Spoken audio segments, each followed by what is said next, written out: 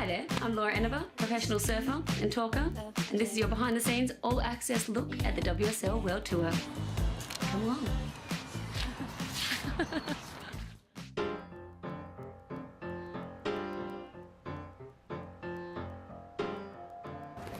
look like I've just woken up because I have. Coco, Juju and I are going to surf. We got a lay day off. Waves are fun. Sun is shining. It hasn't rained in like 4 weeks. So it's paradise. Paradise. This is awkward. Hi. Do you think I could borrow your leash, please? XO Coco Ho coffee store. Okay, I'll try. She makes it pretty damn good. And it's free. Free of charge. Oh, you're gonna like invoice me at the end of the month with all the coffees and juices you made me. That invoice. So yeah, 15 cocoa lattes. That'll be $35.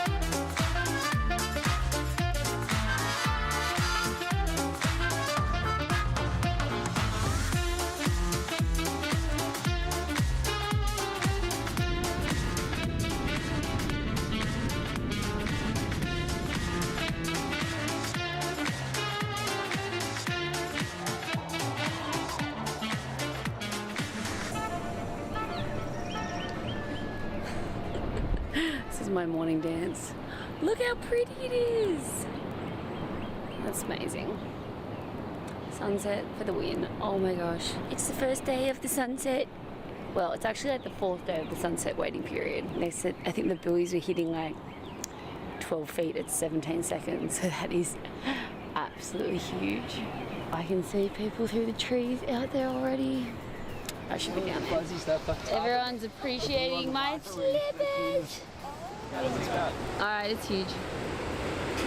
It's huge but pretty, hey?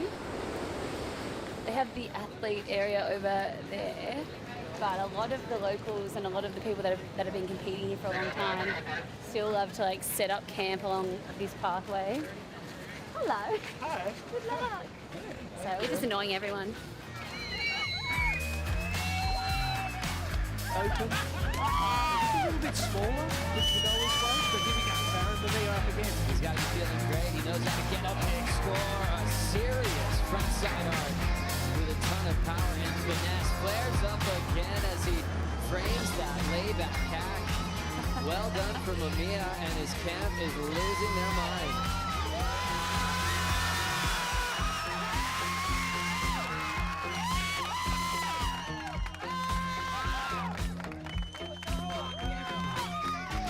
Happening, right? It's happening. Connors basically combo right now. Wasn't he like a 9? Yeah. 9-5. 9-5. He needs to go for broke on every single section. Big committed carve to start. Quickly off the roof. With a He's lively really pushing the issue on this wave, so Barron elects to go. This wave steepens up. He gets stuck right in under that lip. Just beautiful technical approach, and then to hammer home that kind of oncoming section, the juggers have it. 30 seconds to go. Aaron Mamia, 20 seconds to go. Into the countdown. It is official. The local boy here from the North Shore of Oahu, Baron Mamia.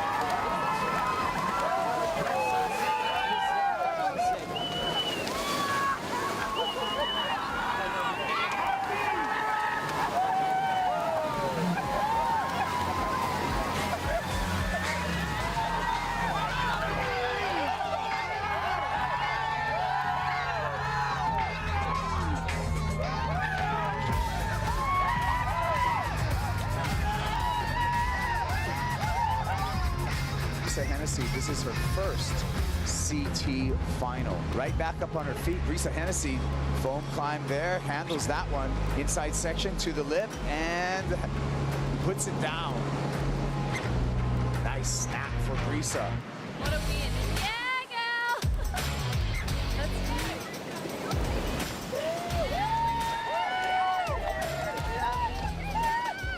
Sorry, baby.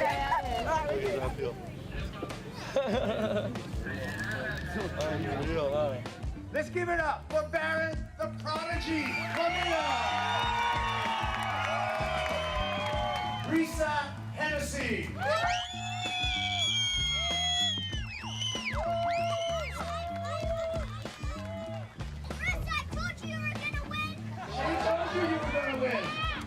Good job. What a bloody day. What a day! We did it! Sunset event is done and dusted. Risa Hennessy winning the women's and Baron Mamia, the local boy. It was so cool seeing like all of his mates just like going crazy on the beach. And now it's time to go have some fun. We got a few days off before heading home.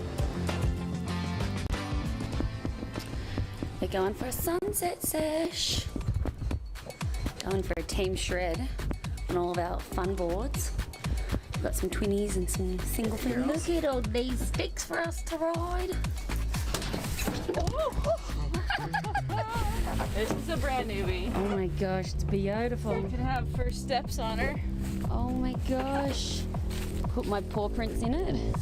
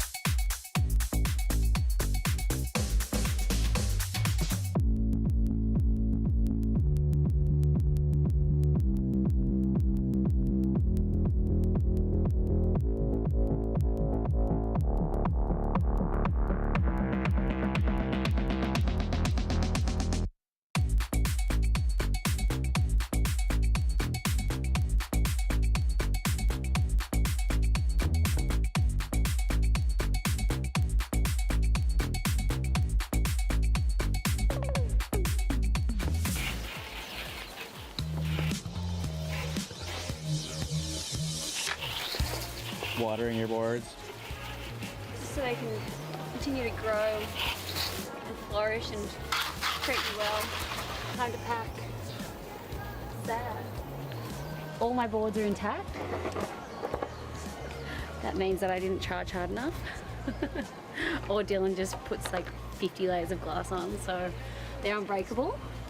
Because I eat a lot. I haven't been able to travel for like 2 years, so first surf trip back. It's been awesome. Definitely got a lot of surfing in, a lot of talking, maybe too much talking, but it was good. It was a very entertaining couple of months. Just waiting for the perfect time.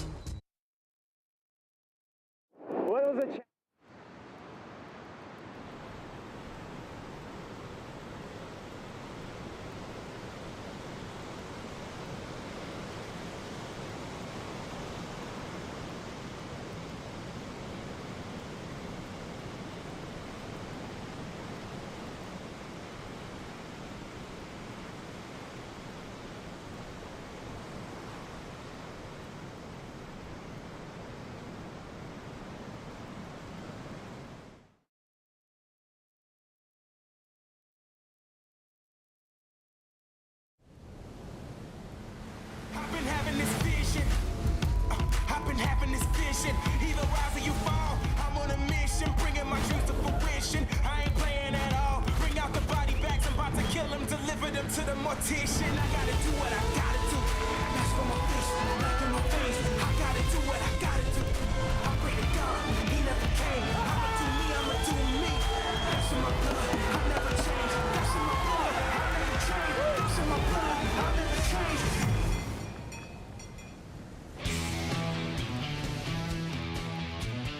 Good morning. You're watching the Rip Curl Pro Bells Beach as we check out the early morning conditions. A lot of movements from Bells Bowl up to Winky Pop, assessing both locations. And it looks like the stage will be set at Winky Pop for the second day of competition on the third day of the waiting period. Jack Robinson getting down to the beach. He'll have Kolohe Andino and Jadson Andre. Connor's been here early with Micro, along with two-time world champ Tyler Wright. Man. And a former runner-up, Tatiana Weston-Webb. Rookie Jake Marshall is preparing for a big day, and a three-time world champ Mick Fanning standing by for competition, the elimination round. Kolohe looking for a big result at Bells. He's hoping to really crack the quarters for the first time in his career, and Sally Fitzgibbons trying to survive the midseason cut as she's sitting 17th in the world for the first time in her career. But a two-time Bells champ is looking confident coming into action this morning. Thanks for being with us all around the world. Joe Turpel with a legend of the sport, Wayne Rabbit Bartholomew. Bugs, you've seen everything in pro surfing. It was a fun opening day yesterday. We've seen some new names really step up the high performance game, and we've got a good balance of the experienced athletes like Kelly and Mick Fanning still ready to go today. We sure do, Joe, and good morning, everybody. It's going to be a wonderful day. Winky Pop is where it's going to be. We've got the commissioner about to tell us what's going on, but Joe, yesterday was awesome, and I think today is going to be even better because Winky Pop is a world-class wave. Super high performance. Let's see what Jessie Miley Dyer is thinking for the day as we say a big good morning to Laura Enever. Happy Tuesday, everybody. Yes, a bit of a change of scenery here today. Jessie, down here at Winky, what is the plan for today? Yeah, so we're going to be running all day down here at Winky, and it's cool to be down here. Like, it's a bit of a change of a scenery for sure, but looks really fun. There's still a fair bit of swell in the water, and it's actually held overnight, so we've got a big day. We're going to finish this men's round. We're going to go straight into the women's opening round, and then we're going to do men's elimination round, women's elimination round. So, fair bit of swell in the water. It looks really, really fun. Wowee. Surfers, get your couple of wetsuits ready. It's going to be a great day. Thank you so much, Laura. Massive day planned. So surfers that made it to the round of 32, they'll have a day off. Looks like it'll be focusing on finishing this round, which is Heat 9 getting going this morning. Connor Coffin, Coyote Belly, and Joao Chianca. And then we'll see the opening round for the women. Both little elimination rounds are on deck for today, which will be great to see at Winky Pop. Bugs, let's take a look at the Surfline forecast and see what we have in store for today, and also what we could have later on in the week. That southwest swell picking up for Monday into Tuesday. Today's Tuesday. Talking about wind issues, that onshore flow. Well, the surfers had a lot of fun with that energy yesterday. Yeah, it doesn't seem to bother them, and Winky Pop's even a little bit more protected from the southwester too as we go deeper into the valley. The surface conditions quite smooth down there. It's not too bad at all, Joe. Also looking at the size of the waves today, starting off 4 to 6 feet. It'll just slightly touch down this afternoon. It'll be pretty consistent with that wave height throughout the day today. I saw some sets earlier this morning on dark. Looks incredibly rippable. It looks like things start to clean up a bit as we get closer into the weekend. As you see, 5 to 8 foot surf planned for tomorrow. Still onshore, but shifting to offshore on Thursday. 4 to 7 feet, and when you see that yellow color from Surfline, looks like we'll have good conditions right before the weekend as we look forward to a full day of action today. You can peek around the corner and get a little look at the lineup to see what's going to be possible. Big difference comparing it from the Bells Bowl, what we had yesterday, and looking at Winky Pop conditions today. Biggest difference in maneuvers compared to what we saw yesterday. Bugs, what are you expecting? Well, first of all, Winky Pop really handles at all tides. So we've got a lot of water on the reef this morning, but it handles it. And what we don't have is those big, long dead sections that when it's not big enough at Bells to break and connect from the bowl all the way through to the shore. You've got that big sort of nearly like a big gutter and it goes very flat. Well, you don't have that at Winky Pop. It's a complete wave. However, there are two distinct takeoff spots at Winky Pop, and that'll make, I'm just thinking, you know, it's a perfect place to have a game plan. You look at surfers like Connor Coffin, who's brilliant on the ball, who quarterfinaled in his rookie start back in 2016. You might think maybe for someone like him, he loves the ball. He probably wanted to really lay down a big open face hook going 100 miles an hour. But I talked to him this morning. He loves Winky Pop just as much. He loves that down the line feel, this point break. He felt very confident on his JS Tractor surfboards in the warm-up session. And he's fired up and ready to compete. He's taken on Caio Ibelli and Joao Chianca. Chianca, in part of the big rookie class this year, comes into this event number 23 in the world. And Caio and Connor are actually classmates in the rookie year that they had back in 2016. Caio beat Connor by 1 place to earn the Rookie of the Year honor. And look where they are today. Connor featured in the final 5 last season, finished number 4th in the world. And Caio Ibelli is just outside the top 5 picture here in 2022. Yeah, so, you know, we have 3 very distinct stories going on. Caio Ibelli really looking to try to break into that big 5. You've got Joa and Connor. Connor's sort of in the middle of the pack. Joa just outside the bubble. And we saw yesterday a lot of, not desperation, but a little bit more sort of intent with the surfers on the bubble. It's so true how intense this feeling is of stop number 4 of the year. We've never had pressure like this at Bells Beach. Thinking surfers might be falling off the championship tour. Brand new format with the mid-season cut. That cut happens after Margaret River. The cutoff is 22. Glenn Microhall really aware of that as he's focusing on Connor Coffin in this seat. Yeah, look, it's really interesting. The coaches, I think, are going to come into play in a huge way today. The game plan will be important. These 2 takeoff zones will be very interesting to see how surfers play it out with priority, Joe, in a 3-man situation. So true. Sometimes it could feel like a crowded lineup. Who's going to be the most selective? Who's going to force the first wave of the matchup? The happy guy with the big beard, Ryan Fletcher, always a pleasant sight to see Fletch. Big part of the Rip Curl team. That's been around for a very long time. And he'll be supporting Connor in this heat as a Rip Curl team manager. As Caio Ibelli, what a story he's had. He got the call up to the Jersey this year because Gabriel Medina took some time off. He wasn't supposed to be on tour this year.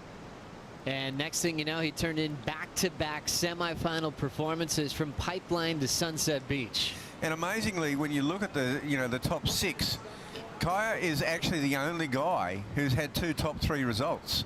You know, we've got 3 different winners. We've had 3 different runner-ups. Caio Ibelli's had 2 third placings in the first 2 events.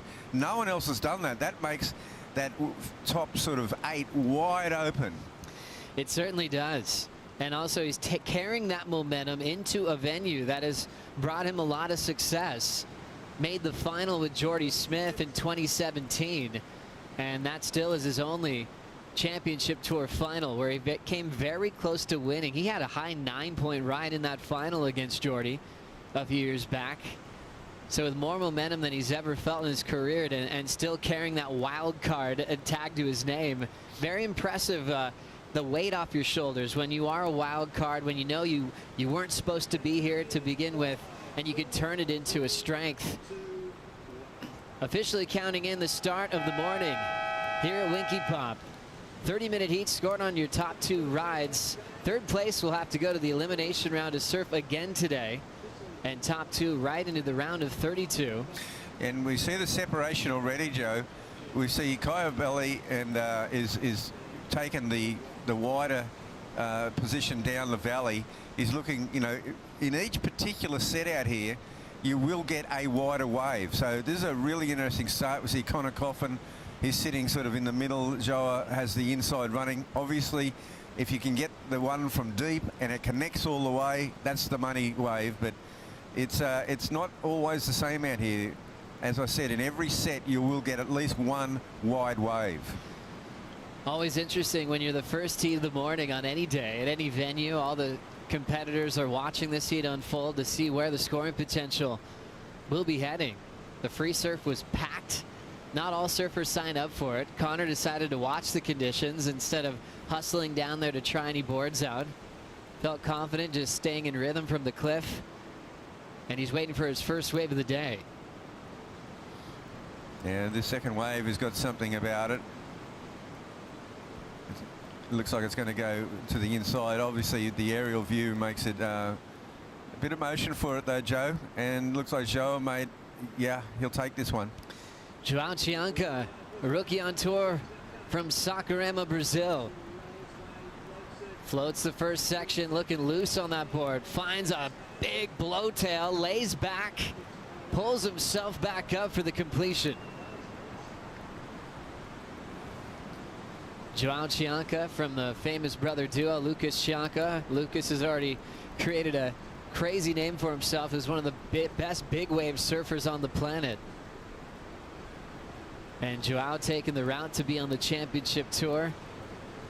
As we take a look at the opening wave of the morning, Bugs. Yeah, and this is the thing about when you take off from deep, you're going to be racing down the line. We're seeing a lot of floats to try to get the sections together. Then the one blowtail, really trying to make something out of not much of a wave, really. It's not a lot of scoring opportunity, but this is a pretty nifty move. I mean, what a recovery.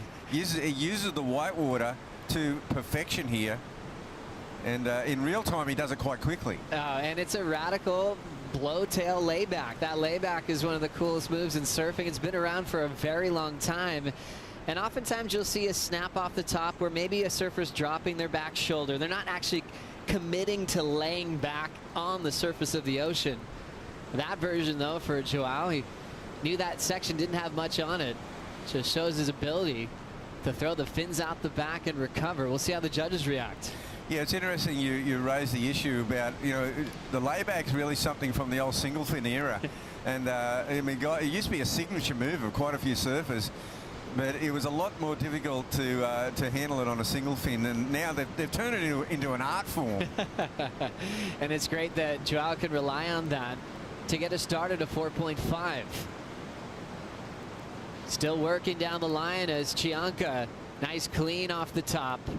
Floats the next section, hard off the bottom. There's the vertical. Driving into that whitewater section again, into a double up for a bonus hack. Joao stays on his feet. A very aggressive start. Two waves quickly against Connor and Caio. Chianca happy to put up some big moments in his rookie debut. Impressed everybody around the world at Pipeline. Julian Wilson talked to Dave Proden about it at the lineup. He brought up Chianca's name and saying he was so impressed with the rookie. Former rookie of the year in motion, Caio Belli. Speed float to come around the corner. Nice clean layback snap. So that was the version of layback where you're not committing to laying down on the open face. Just kind of leaning back on the finish. And Coffin getting started. Real powerful, great style. The Santa Barbaran jams the finish to get his opening score here of heat number 9. Wow, what a great exchange. All three combatants out there getting waves under their belt. Connor and Caio on their first wave. Joao gets an opportunistic one on the paddle back out. He got a lot of volume in his maneuvers, and let's see how the judges break down the quality. Almost seems like we might see some different equipment compared to what we saw yesterday. Bugs, what do you think? Maybe a couple epoxies in these types of conditions this morning? Yeah, epoxy would go really good out here at Winky Pop. And this is the wave for Joao. It's his second wave. As he paddles back out, he gets his wave, and the amount of maneuvers he gets on this is unbelievable. And he comes over a double up section. He gets one more in here. There's a double up section, and he finishes it up. It's a pretty, as I said, it's volume. Now, Caio Belli's wave here, it's a pretty classy ride. Look how slick this board is, Joe. He maintains his speed, and here's just a great float, keeps the speed going. Lovely layback snap. Not quite the extent of Joao's first one, but a very clean one. Connor on a bigger wave. So it's a set wave, but it's got a little bit more bump on the face. He's got to manage this one. Looking down the line, always looking down the line at Winky. That next section's the important one. No major maneuvers yet. but you know he's going to finish here with a solid finish there by Connor Coffin. So powerful, so clean with his maneuver choice. Made the switch a couple of years ago to JS Industries. And he's loving the flow he's feeling under his feet. Nice solid finishing move for Connor Coffin. He has so much success in his career around the world, but specifically here at Bells, he was always supposed to do well here. We'll never forget that debut at Bells Beach where he beat Joel Parkinson. We had an old round 4 back then. He beat Mick Fanning and Jordy Smith in the same matchup, then to ultimately go down in the quarters to Mick, where Mick had a couple of big 9s.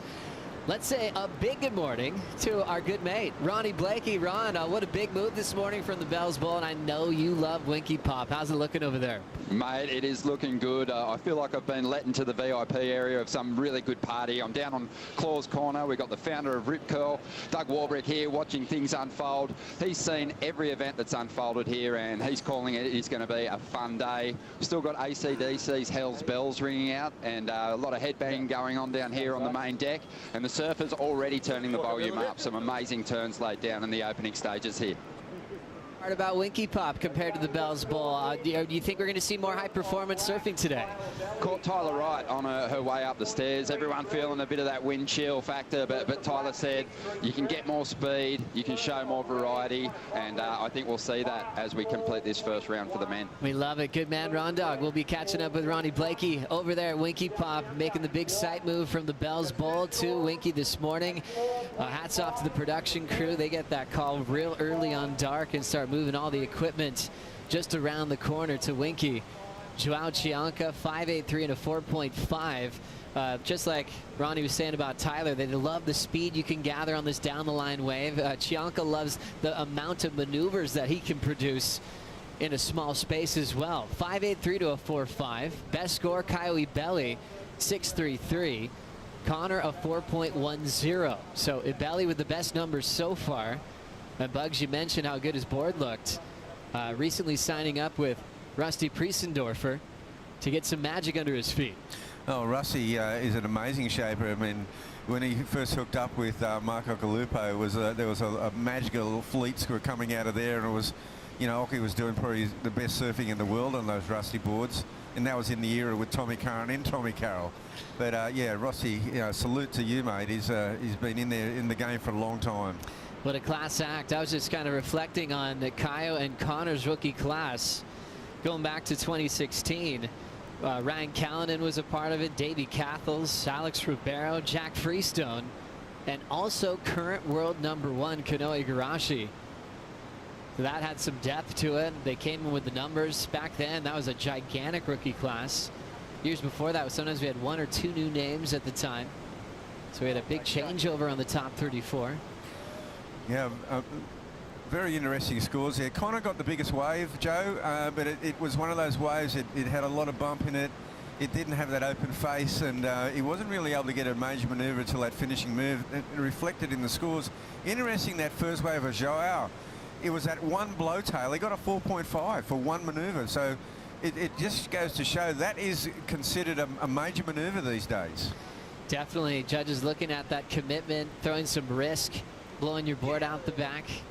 And we'll see if Connor will make an adjustment here. 4.10 is opening score. Interesting for Connor, he hasn't won an opening round this season. And as we approach the midseason cut, it's going to happen right after stop 5, which is next at Margaret River. It's going to be top 22 showing up at G-Land, plus a tour wild card and 1 event wild card. So we're going to see 24 men in the draw at G-Land. The tour wild card will surf from G-Land through Tahiti, I guess, and with an outside shot to potentially get in the final 5. Connor's up now.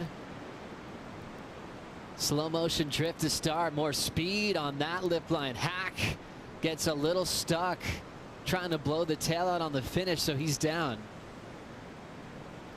But Connor's in that 5-way tie for 18th, just above the cut. He did move up 9 spots from his quarterfinal finish in Portugal. Here comes Kaio. Off the bottom, clean. Roundhouse cutback. Blow tail reverse for a combination. Little whitewater inside wall. He still looks interested. Throws the tail again above the lip. Ends up losing the finishing move. But I love the roundhouse to an air combination. And looked like he did it in his sleep. Looked so comfortable changing gears there. Yeah, it'll be interesting to see whether, you know, that was a wise move, whether he'll get penalised, docked a little bit at the end of that one, Joe. He already had sort of amassed a pretty good backup score, I feel. You know, it's as you were saying before, the board looks so slick under his feet, though. And he's got this great connectivity of his major manoeuvres, reading this wave super well, throws a tail, comes out of it, a little bit of a dead section there. There's not much he could have done about that. And I think he felt he needed to squeeze a bit more. And then to Connor's second wave. Yeah, as you said, there's a bit of a sleepy start to this one. And he starts to get going here, goes into his rhythm, and just sort of loses it there. It seems like his foot may have slipped off the side. You know, you were mentioning before he elected not to have the warm-up out there. And maybe he's having his warm-up now, but he probably needs to, you know, get something on the board, because these two guys, his opponents of the Brazilian duo, have actually put a couple of scores on. Kaya Belly's still got a 5 on that, so I kind of do feel he turned a 6 into a 5, but the 5's not a bad backup right now. Not bad at all. Ibelli missing the finish, turned it into a 5, 6-3-3 start. As he leads the heat, Connor Coffin, slow start in Hawaii when he's expecting a lot out of himself at Pipeline and Sunset. Remember, he's won Sunset as a QS 10,000, as we used to call it. We'd call that a challenger these days. Went down early there, but picked up the pace in Portugal. Connor has had a great success in Peniche, making a final at the CT level. He's won a QS, or a final to the QS, I should say, to Jadson Andre years before. So he tends to find a lot of success in Europe, and that was crucial. Moved up 9 spots just ahead of the cut, but he knows how close it is. As we watch Joao Chianca. Nice healthy frontside wrap, drills it again. That whitewater line's gonna disappear. Open face, big snap to drift for the rookie. He's having a blast this morning here at Winky Pop. Ripping these small sections to pieces. Needs a 5.51 to get the lead off Ibelli. And they'll be looking to try to improve on that 4.5 just to make a little bit more daylight between him and Connor Coffin. Joao is so upset with the result in Portugal. He actually lost to Connor. And that board that he was riding got some damage from his fist. As we take a look from the water here. Yeah, Joao, he's a pretty busy surfer. I like this wave, how it comes into this second section here. A bit of a fluffy whitewater section, goes over this lip. The wave stands up. And, you know, he elects not to go for the punt. Just finishes it off cleanly. Really building his performance. What nice clean move there. That board also looks like it's performing well for him, Joe. And he just utilises that foamy section there, and he knows this section here's the money one. Just a tail free sliding tail at the top of the wave there. Just said, you know, these little decimal extra 0.1, 0.2s can make the difference. Joao Chianca said that the whole year off with the pandemic was a blessing in disguise for himself. He says he probably wouldn't have qualified if he didn't have that break. He surfed so much. He said the waves were incredible in Saquarema, and he got to really work just purely on surfing, and everything completely changed. He spoke more about that with Proden on the lineup. You can still check that out and listen to Joao Chianca talk about what it means to stay front and center at Backdoor and Pipeline with his major sponsor. Starting to feel more comfortable at Waves at Pipe. It's amazing how much he's learned in a short period of time. But he's looking for a big result. He's taking the lead off Kayo. Last score is 6.10. Kayo down to second. Connor Coffin with priority now needs a 7.23 to avoid an extra heat today. As we wait for the next set to come through, it's time for a Bonsoy Brew break. Action continues right after this.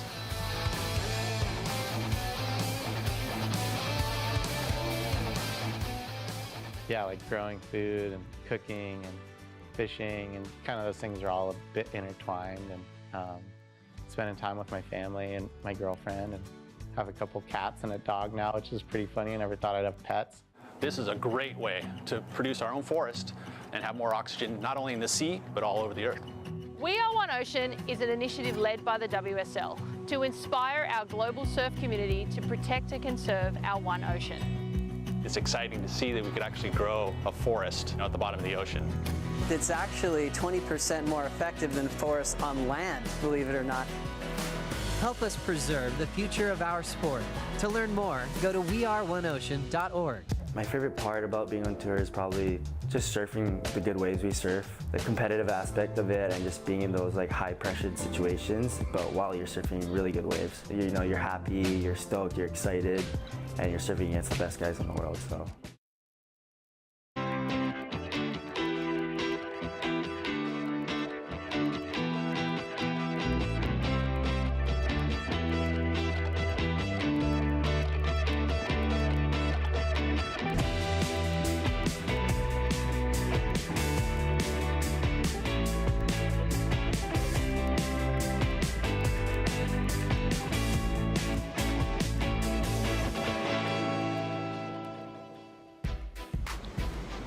You're watching the first heat of the morning, opening round, heat number 9. We finished 8 heats yesterday over on the Bells Bowl. Made the switch quickly to Winky Pop this morning as we have plans to finish this opening round for the men's.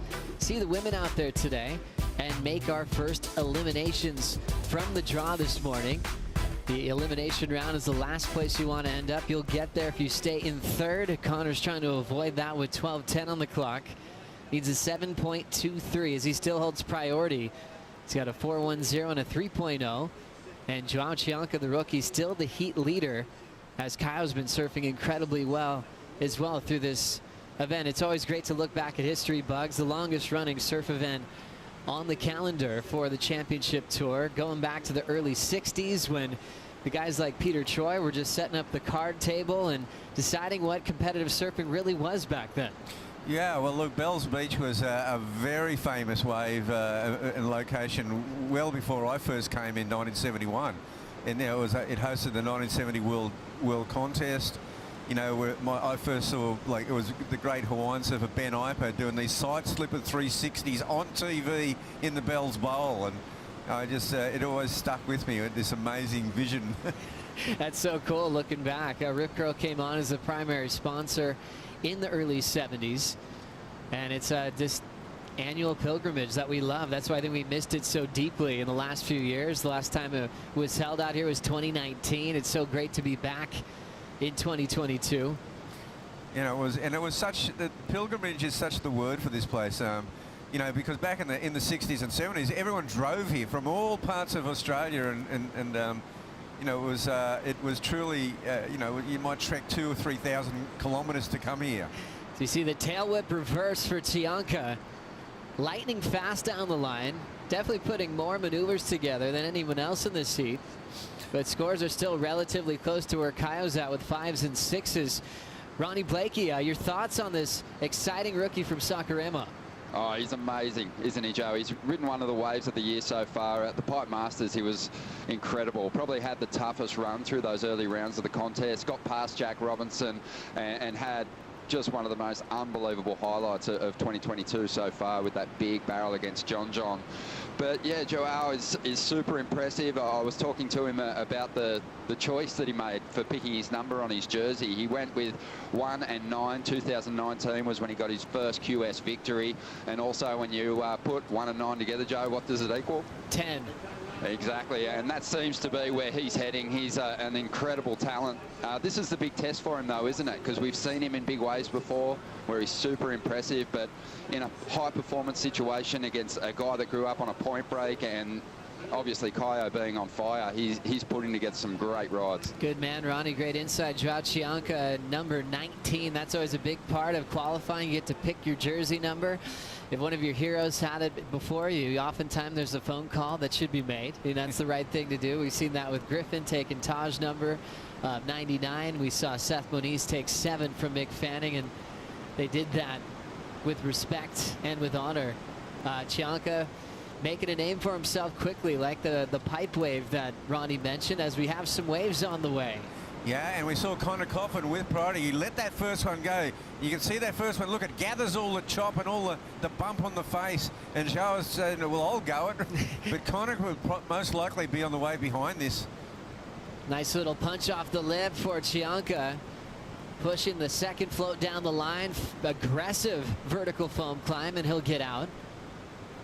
So Joao on his way back out didn't have a whole lot to lose, just taking that last wave to see if he'd double up. And now we'll see what happened with Connor's wave. Kyle kicks out with 8:25 to go. Yeah, well, let's just see. Connor Coffin's paddling back out there. I'm not certain what did happen on that occasion. It looked like there were 2 or 3 waves in that set. I think Kyle Belly looked like he was on the 3rd wave of the set. So yes, the 2nd wave of the set. Something happens here, Joe.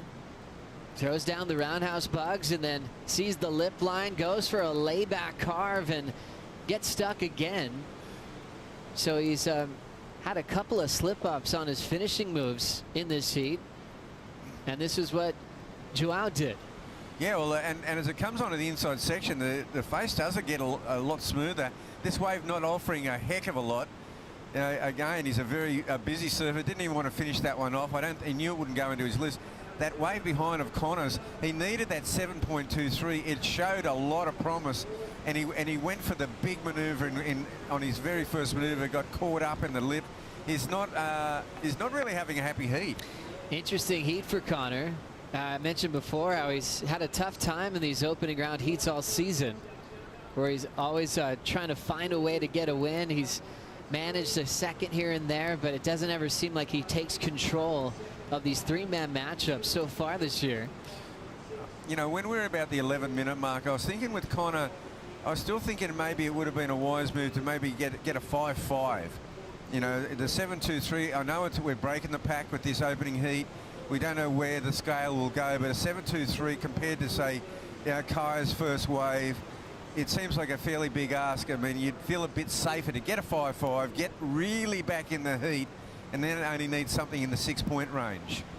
Yeah, it's interesting talking heat strategy and how you're going to set up your game plan for all of these matchups. Connor obviously went there with a big plan as he was chatting with his coach all morning. 6:25 to go. It's time for the Harvey Norman recap. It's all about Joao Chianca with an aggressive start. Tons of maneuvers, having the most waves in this heat over Kyle and Connor, and he's been fighting his way all the way to the lead. Yeah, he's really started this heat on fire. 6.10 and a 5.83. Kyle's been more paced, but similar numbers to Chianca. 6.33 and a 5.0 is keeping him in an advancing position. Yeah, just surfing, just slick surfing with a lot of speed, a lot of precision. And Kaya and Joao gets another wave here. 2 good waves in around that 6-point range has put him in good stead. He's looking loose on that finish. Tail blow off the roof. Exciting finishing move on a 1-foot wave. Chianca looking aggressive and inspired this morning at Winky Pop. It also shows you there's a lot of different ways to get scores. It's not necessarily the quantity of maneuvers. It's all about quality as well. Chianca's doing a lot on his waves to get his 5s and 6s. Kaio's keeping a very smooth finesse rail line, really putting together speed, power, and flow. Exactly, and the criteria is rewarding him. And for someone who, you know, wasn't expecting to be on the championship tour, there's been some really good signs by Kaya Belly for the year 2022. So we take a look at one of the founders of Rip Curl, Doug Claw Warbrick, with the hat on there next to Micro and Fletch. Started Rip Curl with Brian Singer, and look what he's created. An incredible story with the Ultimate Surfing Company. Yeah, well, I mean, you know, going back in the day, I remember when Rip Curl was in, it was a little shed in a side street in Torquay with no branding. And I remember walking in there. We'll go back to this story in a minute. Speed turn for Ibelli. Rock and roll float in transition. Needs a 5.6 to take the lead off Chianca. And this one's going to leave him behind. Yeah, won't go into his top 2. So and Rip Curl, I walked in this little shed this day in this side street of Torquay, and there was Sparrow in there actually cutting out a wetsuit. And it sounds so primitive, but to me it looks so sophisticated. You know, he had the glue, he had the thread and the needle. I mean, it was very basic. but as core as it gets. But they were great wetsuits. Oh, fantastic. And you love that. You know, they started off with surfboards as well, just all the things you need to go surfing, and created one of the greatest brands in the world. Kyle Belly, 3:30 to go, paddling back out. He'll be back of the line for priority. Nothing changing to his top two, focusing on Connor needing a 7.23. We talk a lot about the scale changing dramatically over the years. A good example of that was in 2017 when Kyle made the final with Jordy. There was 112 scores in that event that were 8 or better. We call that excellent surfing. 112, 2017. 2018, there was 16 scores throughout the entire event that were in the 8 to 10 point range. The message was clear. They were going to save those excellent scores for special moments. You're seeing a lot of 5s and 6s. It's almost seemed like the new 8 is a 6.5 these days, but it keeps a lot of room for surfers to go for broke and really separate themselves with some really radical surfing. Yeah, and hence my call there on that 7.23 required by Connor Coffin. We know it's well within his wheelhouse, and you know that wave that he took then showed a lot of promise. He didn't get past that first section really. He went too big, but you know it'll be interesting to see. You know, Winky Pop is the kind of wave where I can definitely see 8-point plus rides throughout the day. 2:15 on the clock. Connor trying to come from behind and maybe win his first opening round heat this season. Sitting number 18 in the world, coming off the best year of his career last year, finishing number 4 at the Rip Curl WSL Finals at Lowers. Yeah, a great season by Connor last year. Interesting, we saw it yesterday. We're seeing it from the very word go today. Those surfers that are just outside the bubble in that 23 zone, really putting on a good show out here, surfing with a lot of intent. Connor sitting just inside the bubble in the danger zone. We can see the whole field feeling this new type of pressure. Even when Chianca went down to Connor, we saw that emotional outburst for losing that heat, because he knows he's running out of time in this rookie year to show up at G-Land. So a great inspired start for Chianca in these rippable conditions at Winky Pop to take control of the lead. 7 waves ridden, scored on his top 2 just out in front of Kyle, now approaching the final minute. Yeah, well, Connor's sort of dug himself into a bit of a hole here, because now he actually does need a major set wave and somewhere close to that excellent range to be safe, and it doesn't seem like there's much on the horizon, Joe. And just thinking back of those mistakes, those falls that he had the opportunity, especially on that bigger set wave where he tried to throw down that layback power carve. That would have made the difference in this heat. If he stays in third, he'll be surfing again today after the women's opening round. Yeah, well, I know one surfer who'll be kind of stoked in that second round, and Mick Fanning absolutely loves Winky Pop. Oh, he's been so dangerous at both venues throughout his career. Didn't have the best opening heat yesterday, so he's looking to bounce back. Kaio Ibeli in motion. Now waiting for an inside section to show up. Ibeli stepping on the gas, going for the punt. Just a little forced reverse. Probably not going to factor in, but he'll keep second spot over Connor as we run out of time. The Brazilians take the top 2 to move on to the round of 32, and we'll see Connor Coffin in the jersey again in the elimination round later on today.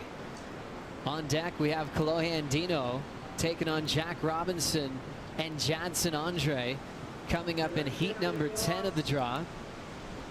But a brilliant, smooth performance from the Brazilians to move on to the next one. We will take a quick break. When we come back, heat number 10 begins, and we'll bring in a very special guest. The CEO of the World Surf League, Eric Logan, joins us for the call coming up next.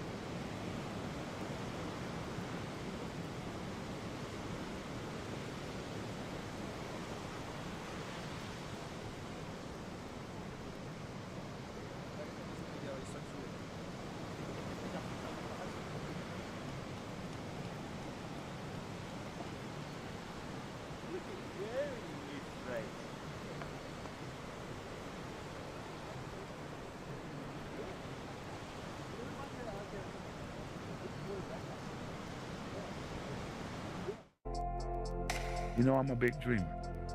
That's why I tell kids, you gotta dream it before you can become it. Dream. This is my way of leading. It's beyond basketball. I've just put every bit of who I am into surfing. This is why I am the best player in the world. Showtime.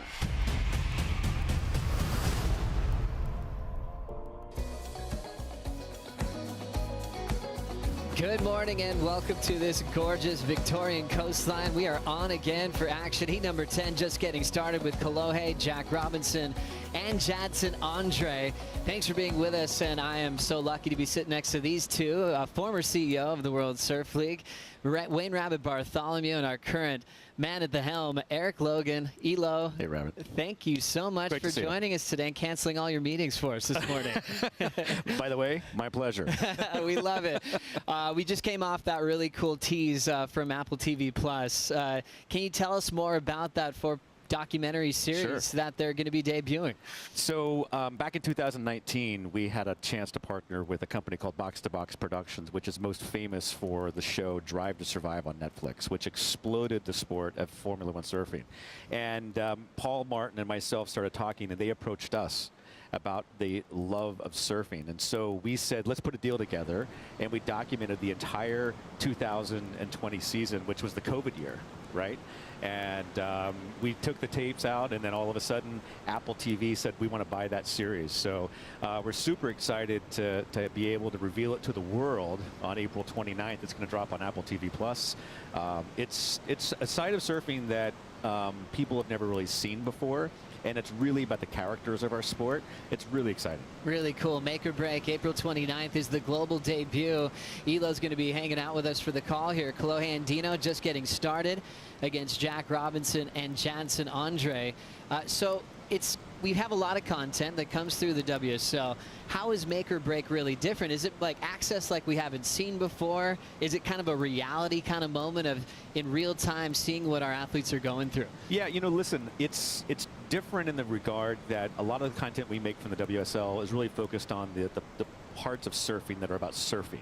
This is really character driven, and to have a third party come into our world with full access. All of our surfers gave so much of their time. Their surfers were like, just follow me everywhere, and they were calling the producers. And I learned so much about our surfers. Even our veterans who have seen clips of it learn about the surfers as well in a way that they haven't seen before. And you get emotionally invested in what it's like for them to be on tour, the sacrifices they make, the work that they do, and the heartbreak of losing. And it follows everything from Pipeline, when we had that famous shark incident in Honolulu Bay. We have all of that all the way through the first ever Rip Curl WSL Finals. It's interesting because obviously being here on hand and on tour last season, Bugs, you as well, you'd see the box-to-box crew working with big mics, and they're everywhere. They talked about being with, the Drive to Survive crew and having that access to their personal lives, and how sometimes that would be challenging, and the stuff they would get was just remarkable. How is it with the surfers opening up, and were they really allowing this crew to go into personal spaces? Our surfers were amazing. In fact, we were commenting like halfway through our first season, they had shot more footage than they did the entire first season of F1. And that's a testament to our surfers, the surfers' families, and the coaches, and they leaned right into it. And what it really is, Joe, and Bugs, this is what you did so effectively when you were the CEO, was create this platform for the sport and for the surfers. I mean, that's why we do what we do, is we try to create a platform for them to demonstrate their God-given ability.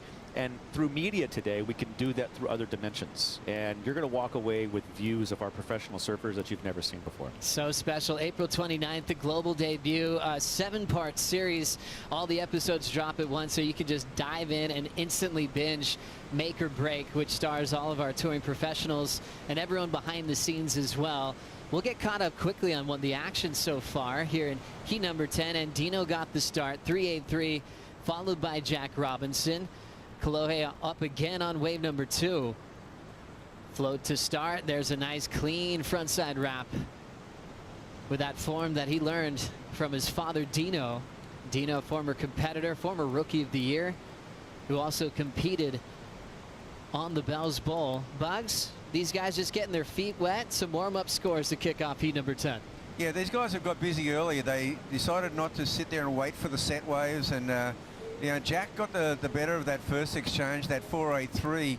He just looked, it was a slightly, more together wave from start to finish, but Kolohe looks in fine fettle though. He looks to be really loose and sharp. Probably the wave itself is holding the score back. And then fighting for the finish there. That was his opener, 3.83. This was the start for Jack Robinson Bucks, 4.83 on this one. Yeah, just as you see there, a little bit slicker, kind of like that Kaya Belly sort of look about it in the previous heat. The board looks very, very fast and sharp underfoot, utilising every section there, and he more than connected the dots. So this first couple of turns here, look how slick the board looks under his feet, Joe. So clean, riding a sharp eye on this one. Those clean rail lines, such a calm approach. You always think about Jack and slabs and big hollow waves, and he reminds you quickly how talented he is in the small wave game as well. I feel like that was a lot of the critique he had to get past in the wrong way. The media was saying, can he surf small waves? An interesting question to ask a professional surfer in the top 34. Jack looked straight at that and was like, well, yes, I can. And he's turned in some really beautiful combos in 1 to 2 foot waves, Bucks. Well, he showed the world in Mexico last year what he can do. I mean, obviously, beautiful sand bottom point break helps, but he has done a lot of work. He's born and raised in Southwest Australia. Those slabs, and he looks so good at Pipeline, Chopu, Cloud, all the amazing breaks. Can't wait to see him at G-Land. Yeah, man. But he's got to get there first, and he's kind of just. I'd say Jack is here looking for a result, Joe. Oh, it's so cool. One of the coolest things is seeing surfers grow up on tour. Elo, like Kolohe Andino, qualified 2012. He was a little kid. Yeah. He was a young teenager. He had a lot of hype. He had a lot of those crazy moments that he would expose to the world when you have a tough heat loss and punches board. And you look back at that with maturity this year, and he feels like a new man as we look at live action. Jadson Andre getting his opening score here at Winky Pop. Off the bottom, big, powerful vert to finish. Good timing for the Brazilian.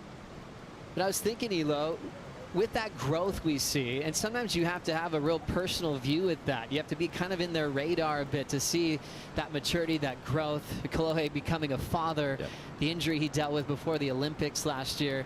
It feels like make or break's a great opportunity to let people in to that story that can be hard to get to without a show like that. Well, and it requires a lot of time, and that's why they're on tour for the entire season. And I think one of the best ways to say to our surfers and our surfer family that it was such a success is that as I started seeing cuts of season 2, we started taping, for example, obviously Pipeline with Kelly's, historic run there. We were just capturing content. They hadn't called us and said we wanted the second season yet. And so all of a sudden, as Kelly starts doing this, we start reaching out and they're like, yeah, we want a second season. So, the fact that we've picked up, hey, Bugs, you want to talk about Jaddy here real quick? Now, look, Jaddy, no one takes him lightly in the heat. You don't know what he's going to turn up with, and he is a danger. Always a danger. Jadson Andre, look at how sharp he looks here. Vertical. And I think he's going to get rewarded for this, Joe. Oh, his timing was brilliant. A lot of power. Watch him square up so vert, Bugs. This always going to look great. Wow, 12 o'clock and drives it down the face. Clean exit, no hang up whatsoever. What a class act coming out of the 2010 rookie class with Owen Wright, and then Kolohe on this one, Bugs. Yeah, Kolohe's he's picking off these 2-footers, surfing them brilliantly. I think it's just sort of holding back his score, but I think he's just trying to build up his performance, get that backup score. We know Connor got in trouble in that last heat by, it got away on him. He kind of needed that 5-pointer to get in the game.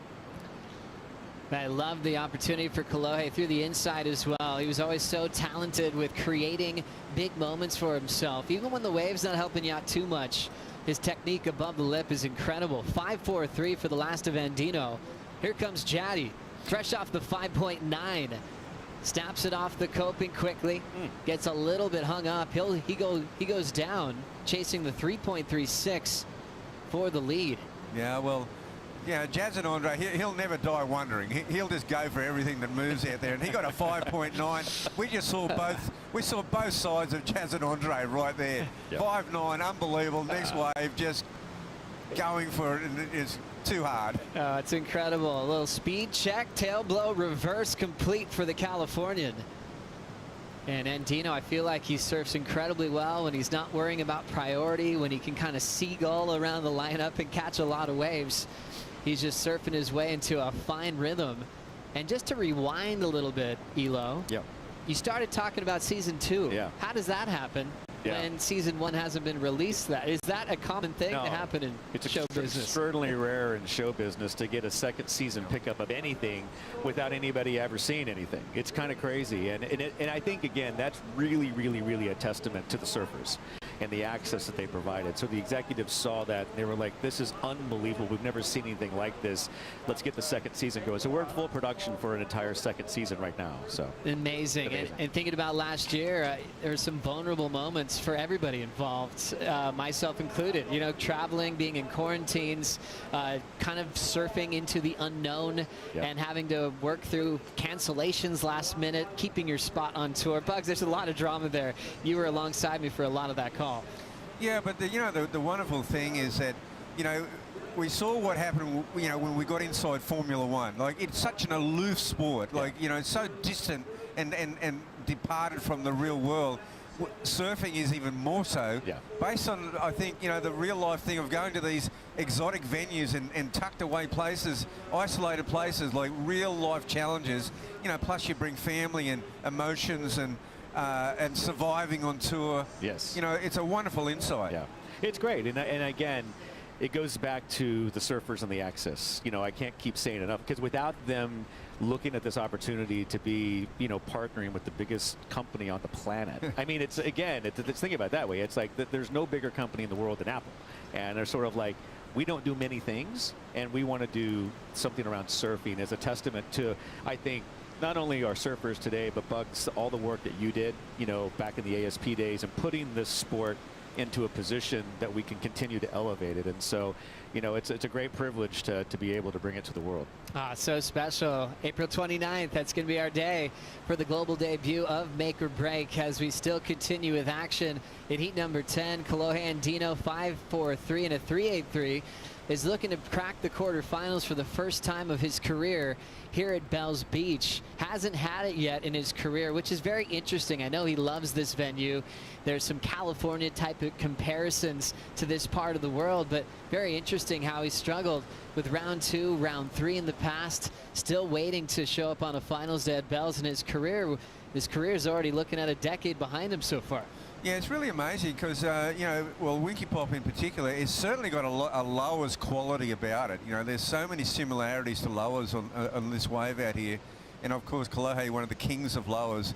But, interesting heat. It's really poised right now because Jack Robinson, he got the better of that first exchange, that 4.83. That score has now been eclipsed by both Kolohe and Jadson. I feel they've all got one keeper in there. Kolohe's last wave, the 3.83, didn't improve on his score, so I think maybe he might look for a better quality set wave now. Jack is, he just sort of lost it on that one. Snapped a slide and a fall for Kolohe, still out in front. Jack still second. Andre not far behind, holding priority. We're going to keep Elo around after this break and really dive into the story of the mid-season cut. We'll be right back after this.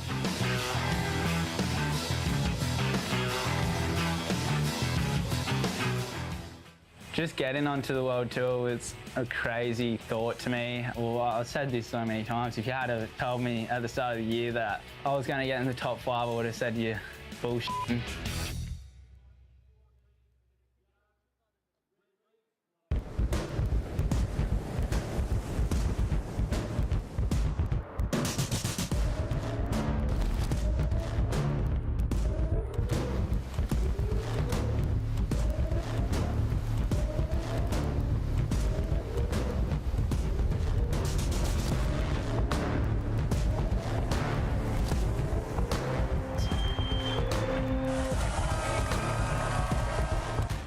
Yeah, you want to win the titles and stuff, but I really look forward to the performances having some good battles with guys and bouncing off each other, then you're putting on a show for everybody. And then that leads to the event wins or the titles, whatever it be. Then that comes after that. You're watching the Rip Curl Pro Bells Beach, stop 4 of the World Surf League Championship Tour as we are well underway. It's a brand new season. We've had different winners. We've got Kano Igarashi holding the yellow jersey for the first time in his career. A lot of changes happening as well, and that's something you got to get used to being confident with as a CEO of the World Surf League or the ASP, with Wayne Rabbit Bartholomew running the helm and creating this idea of what the Dream Tour really was. Now, Bugs, did you ever get pushed back on making changes when you're running the show back then? Oh, you betcha. I mean, particularly, you know, the whole package was, you know, I looked at Tajbar and Andy Irons and I said, you know, these guys are entertainers, you know. And so we had to build something, a structure, the format. So the best 2 jet ski assists, that all came in as a package. And, you know, the purists said, no, you can't do that. But it was the venues. You know, we went to these amazing venues, like places like Kira was like a 300-meter paddle back. You know, I mean, obviously Chopu working with Brock Little and Remana and Poto and the Tahitian crew. I mean, they were already doing jet ski assists for safety. Yeah. But now we were doing it as part of, like, let's get the rotation. Let's get them back in the lineup. We got rid of that best 3, got rid of that 3rd wave. And, I mean, that's a whole story of that. But, you know, it basically was an entertainment package, and also to bring in a free surfing element, like them to be just free to be artists. Well, and you think about it now, it's sort of like the surfers today don't even think about a 3rd score, you know, and the fans just have accepted it. And then, by the way, we get into some heavy situations, the surfers are asking for jet ski assists. They're like, can we get a jet ski assist? Where back in the day, it was like you couldn't do it. So true. As we continue on with this one, Andino unloading off the bottom, frames up the first snap really well. Down the line speeds, looking fun, trims it off the top, deep bottom turn, layback hammer as he stays on his feet. That just looked enjoyable. I want to go surf. Thanks, Kolohe. 5.43 and a 3.83 in his top 2. The 3 is going to be gone with now 11 minutes on the clock. But yeah, so interesting. Things that are so normal in professional surfing, like top 2 waves that also Bugs was a part of changing that game. As we go back to the first turn, Rabbit, what'd you think? Oh, well, this wave, look, it's a much bigger wave. Look how clean the face is. And Kolohe just absolutely goes nuts on this wave. And this is, you know, to me, the best wave ridden so far this heat. A full-on, full-blooded set wave. Here's Jaddy on his wave. And, you know, he gets a 4.93. This is a really good one for Jadson. Bit of more chop on the face. It's not going to bother the Brazilian. And we're seeing a really amazing heat going on here. Jadson has still got a little bit more in this one, Joe. Just got caught up. Wasn't able to ride out of that. Sort of probably turned a 5.5 into a 4.9, but it's still a keeper. 4.9 gave him the lead for just a moment. Then the bomb that Andino just rode, a 7.5. A healthy score to get his lead right back off Jaddy. Robinson to 3rd with priority. Now he's a 5.97. So we're seeing bigger scores from the first heat of the morning. Things are getting very exciting as we're here at stop number 4. What a great opportunity to have CEO Eric Logan with us. We talked about change with Bugs. That's all normal now. That's all real time. Top 2 scores. We can't thank you enough for seeing your dream, Elo. Now the restructure of the tour. Can you run through what we're going to be feeling in 2022? Well, you know, when we started the pandemic, went into the pandemic, one of the things we definitely wanted to do was execute the first ever Rip Curl WSL Finals. And if you look at this, it's a pretty simple way to sort of organize the competition. And what we've tried to do is flip the schedule so that we would start at Pipeline versus always ending, allowing us in September to surf, you know, anywhere in the world possibly. It's a great time of year, as you know, Bugs. A lot of waves are on, but that's when we'll do the Rip Curl WSL Finals. This year, the most significant thing we've been talking about is the mid-season cut, where we will take a chunk of the men and the women, and they will be relegated down to the Challenger Series. We spent a lot of time on the Challenger Series, making sure we've got world-class venues. I mean, we're starting at Snapper Rocks in Magic May. And then we're going to go to Haleiwa. We've got Hossegor and Biarritz. It's a great tour. The beautiful thing about it is now we have the regional qualifying series below it. So surfers don't have to go chase around the world to get points to qualify. They can stay in region, and it actually helps promote more participation to get to the Challenger season. And so, you know, the big pressure point we're feeling right now is the cut. But there's actually layers beneath it that help organize the competition, Bugs, that really promote more surfing as it comes through. You know, what I like about it, Joe, and you know, Eric, is that the first time this happened about 12 years ago, it was kind of ill thought through. But now you guys have, what you've done is, like, because whenever you make a big change at the top, you always, you know, easily get a bottleneck somewhere down the bottom. The first time it happened, it was more like a cliff. Yeah. They fell off. This is, you know, clearly, it's really from the bottom up. Yeah. You know, you've actually secured a pathway. Right. I really like the fact that, you know, regional surfers, without those big sponsorships these days, they don't have to go to Chile for a one or QS3000 or Costa Rica or Israel. I mean, they can stay home, you know, and then they can qualify in that Challenger Series. That is the best thing that's ever happened. We're really I love excited. it. I'm a huge fan of it. Well, thank you. I mean, there's been a heap of people, and these ideas have been around the company a long time. And really what our team and the leadership team and everyone has done has put a lot of hours into thinking through just that and learning from the things that have happened. I mean, I think what you were attempting to do, Bugs, was the right thing, was try to really get back to the core of the Dream Tour. 'Cause I think it was 48 at the time when you did the first cut. And a lot of the criticism is that it didn't work then. And, you know, whether it did or didn't, what we're trying to approach is that bottom-up thinking about how we actually communicate to the young generations of surfers. You can have a career in professional surfing for both men and the women. What's the dream going to feel like? What's the vision for once the tour becomes smaller starting at G-Land? What can we expect? Well, I think what we'll see is we're going to see our ability to run on one swell cycle. And, you know, we're going to get, you know, for our mass market fans are like, I don't understand, but basically for our core surfers, they'll understand what it means. It means when we get a great swell, we're going to be able to go all the way through an event without having start or stop. Let's take a look at Jacko here. We got some live action. Speed float. Robinson off the bottom.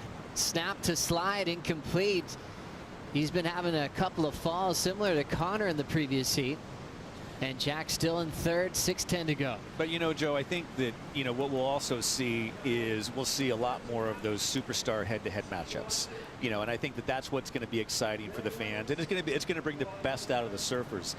And just on the CT level, if you think about sort of the discussion, you know, you have starting at Pipe and all the narrative and excitement for Pipe. And then right around Portugal, we have this new narrative that we haven't had in the tour since Bugs, which is, can you make the cut and requalify? I mean, right now we would be just talking about Bells and the history of Bells, and now we've got Bells and the history of Bells and this amazing location, plus surfers that may not requalify for 23. And then you'll have the cut, and then as we get to G-Land, we're going to have this tight field of men and women, and then it's all going to be about the chase for the final 5. And so what we've tried to think through as an organization is, like, what is the overall year narrative going to be leading to crowning our world champion? Beautiful, and this stuff doesn't happen overnight. That vision came a few years back.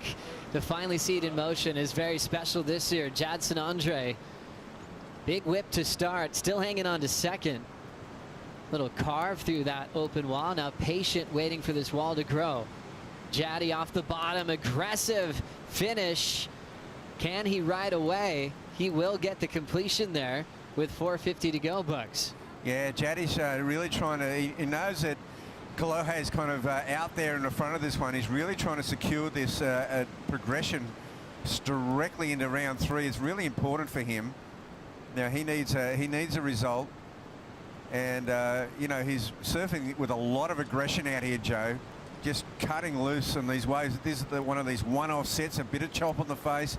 He's got a little bit of a double up to go over here. He'll have a much smoother progression on this wave now, and Jaddy finishes off that wave. Just has to wrestle with that white water.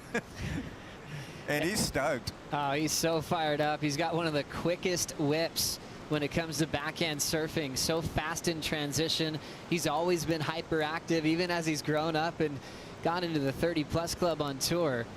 I just remembered a time when he qualified, and he was so confident at the time. He actually didn't wear a leash on purpose because he just knew he wasn't going to fall. He just had that kind of bravado when he came onto the scene against the best surfers in the world. That win was a long time ago now in Brazil, but I think he's a surfer, one of the favorites. He makes you smile. His energy is electric, and even for a guy at this stage of his career, it doesn't feel like he's ever going to slow down, Elo. It doesn't, and I think that you know, I think he's a great example of somebody when you think about the cut, it's a challenge, you know, and I think that, you know, and Jaddy and I have talked about it, and I've talked to a lot of the surfers, and there's a lot of mixed emotions based upon where you're sort of sitting, and I think that's healthy for our sport. You know, I think that is a healthy thing for the sport, and you know, going through this year like we did last year, running the first ever Rip Curl WSL finals, we learned a lot. We take those learnings, we're going to apply them again this year. We'll execute the cut this year, and we'll see how the reaction and how it goes. As we see the first turn for Andino, the heat leader, just casually kicking out, still out in front with 2:45 to go. And I think the fear before in the old days was a big profile surfer could disappear on the old QS, as we'd call it. Right. The coverage wasn't there at the time. The waves weren't as good as what we have on the Challenger Series. And now we've got this elevated Challenger Series with CT venues, Snapper, Hossiger, and beyond. That now this is going to be a whole nother channel for their profile to build for guys like Jaddy if he ends up being there in a couple of events. And Joe, what we did with the calendar is that we spaced the CT calendar and the Challenger calendar so that the world of surfing can focus on the Challenger Series and not conflict or run into the CT. And so that is where the exposure on the Challenger Series bugs can really be elevated. So we'll schedule this such so that like all of us will be focusing on the Challenger Series in a way that the QS never had that focus outside of maybe the US Open.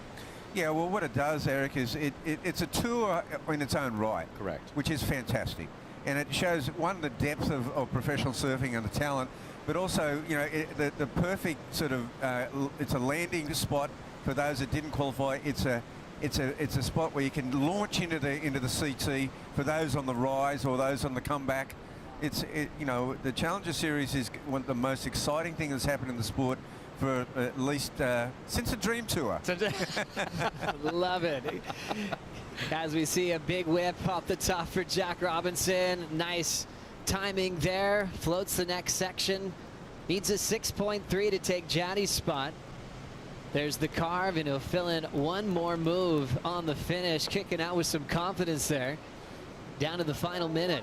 And if we go back even a little bit further down the list, with the QS Regional, what the beautiful thing about them is these guys and girls, they used to have to travel to these one-off events to actually just maintain their seeding. Yeah. So they could get into next year's events. Yes. That was a very expensive exercise. Right. So now that is completely accessible for the stay-home guys, the ones that don't have the sponsorship, and obviously those coming into the career path. Well, and I think that that's one of the most exciting things about this restructure that the whole team's worked on, is that it now provides, and just look at the talent on the women's side. I mean, my goodness, it's like, imagine now you really lean into that pathway for these young girls and young boys. It's just going to help fuel the talent level, you know, for years to come. And that's what I think we're the most excited about, the bottom end of it, Bugs, to your point about what it does for the future of the sport. So true. 10 seconds to go. Jadson is going to take this one into the beach. Jack Robinson still waiting to see if he did enough to move into the top two on his last wave. Was it a 6.3? Let's take another look, Bugs. Yeah, well, he knows he needs a score. He started out so well in this heat. Beautiful phone climb there, board beyond the lip line and looking sharp again. Oh, he's just put this one together well, Joe. And he's maintained his speed down the line. And fits in the finish. Jack Robinson feeling it. And the reaction from the panel is in. A 7.33. Robinson goes from third to second at the buzzer. Jadson will be surfing again today in the elimination round. And Andino with a solid win courtesy of his 7.5. Eric Logan, our CEO of the WSL, thank you so much for the insight and your time this morning to break down all the exciting things this year. Well, and by the way, thank you, Bugs, for everything that you've done for pro surfing on the executive side for sure. You know, everybody knows who you are in the water, but I want to say on behalf of all the surfers and everybody at the organization, thank you for the foundation you laid for us. Well, it was a collective effort. The Dream Tour. Thanks so much, gentlemen. Action continues here at the Rip Curl Bells Beach. We'll be right back with more. Heat number 11 is coming up next.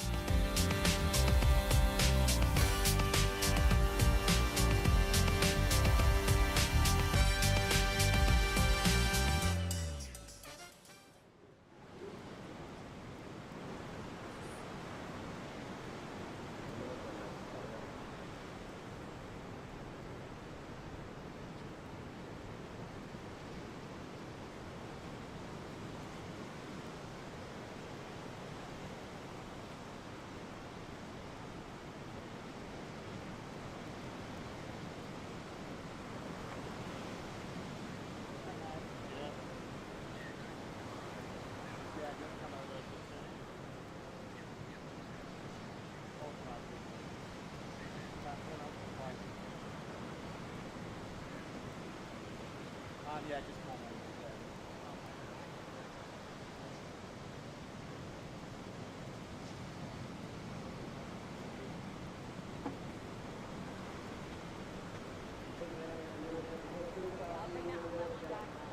thank you.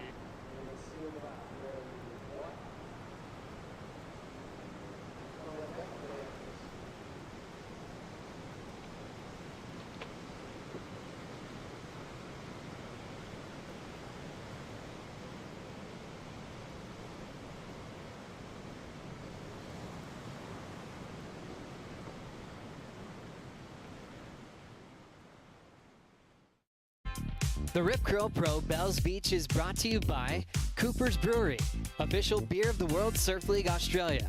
By Dometic, official camping gear partner of the World Surf League Australia. By FCS, official surf hardware of the World Surf League Australia. And by GWM, official automotive partner of the World Surf League Australia.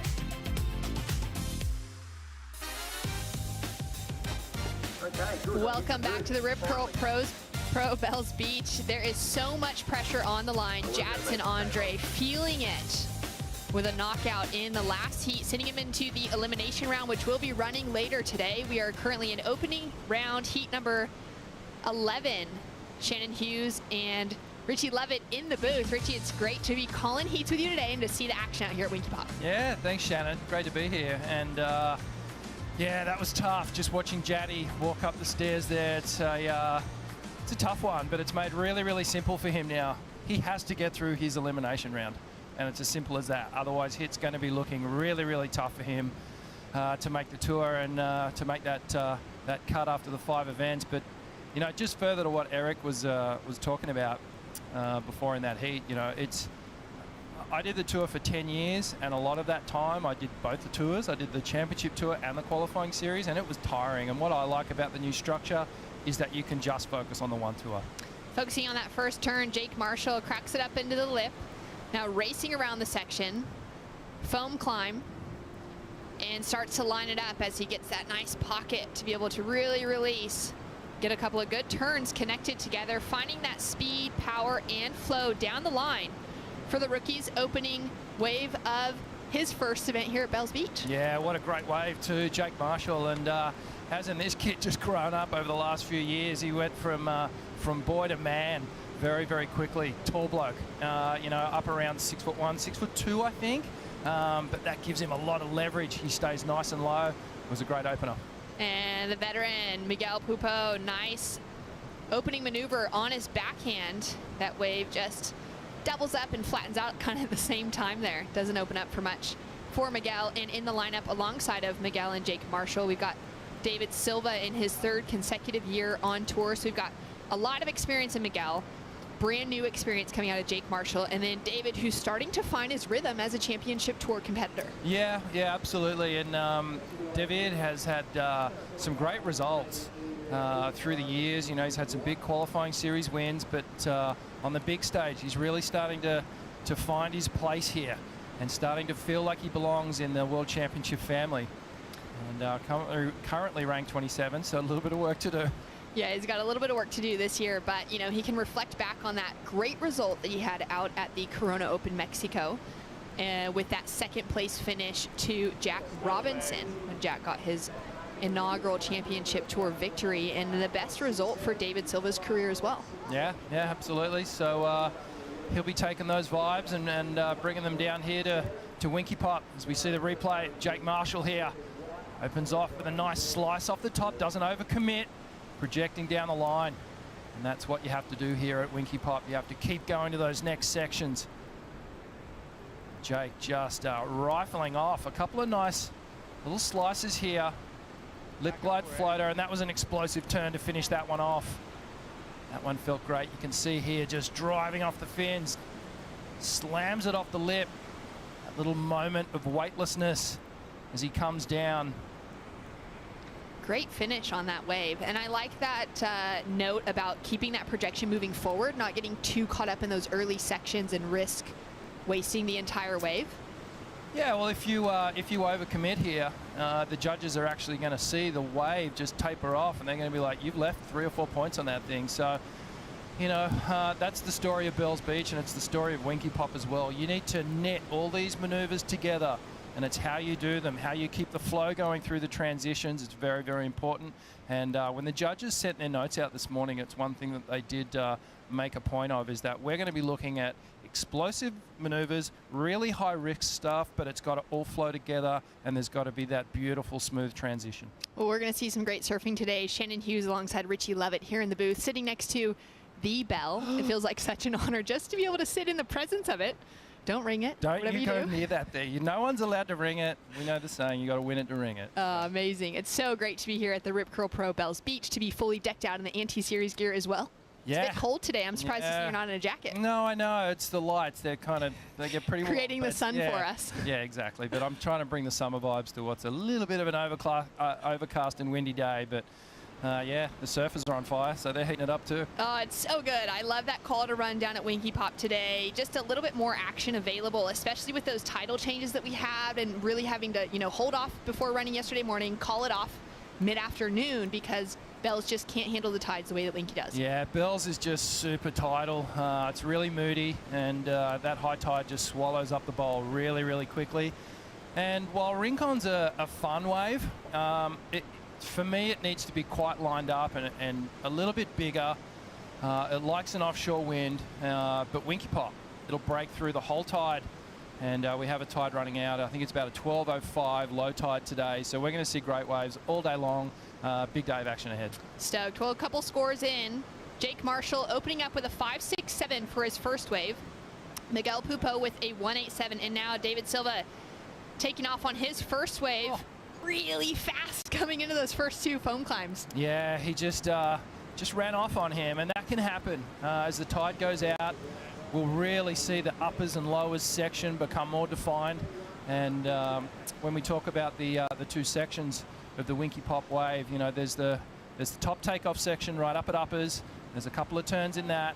And if you link it all the way through, you get a bonus 2 or 3 maneuvers down on the lower section.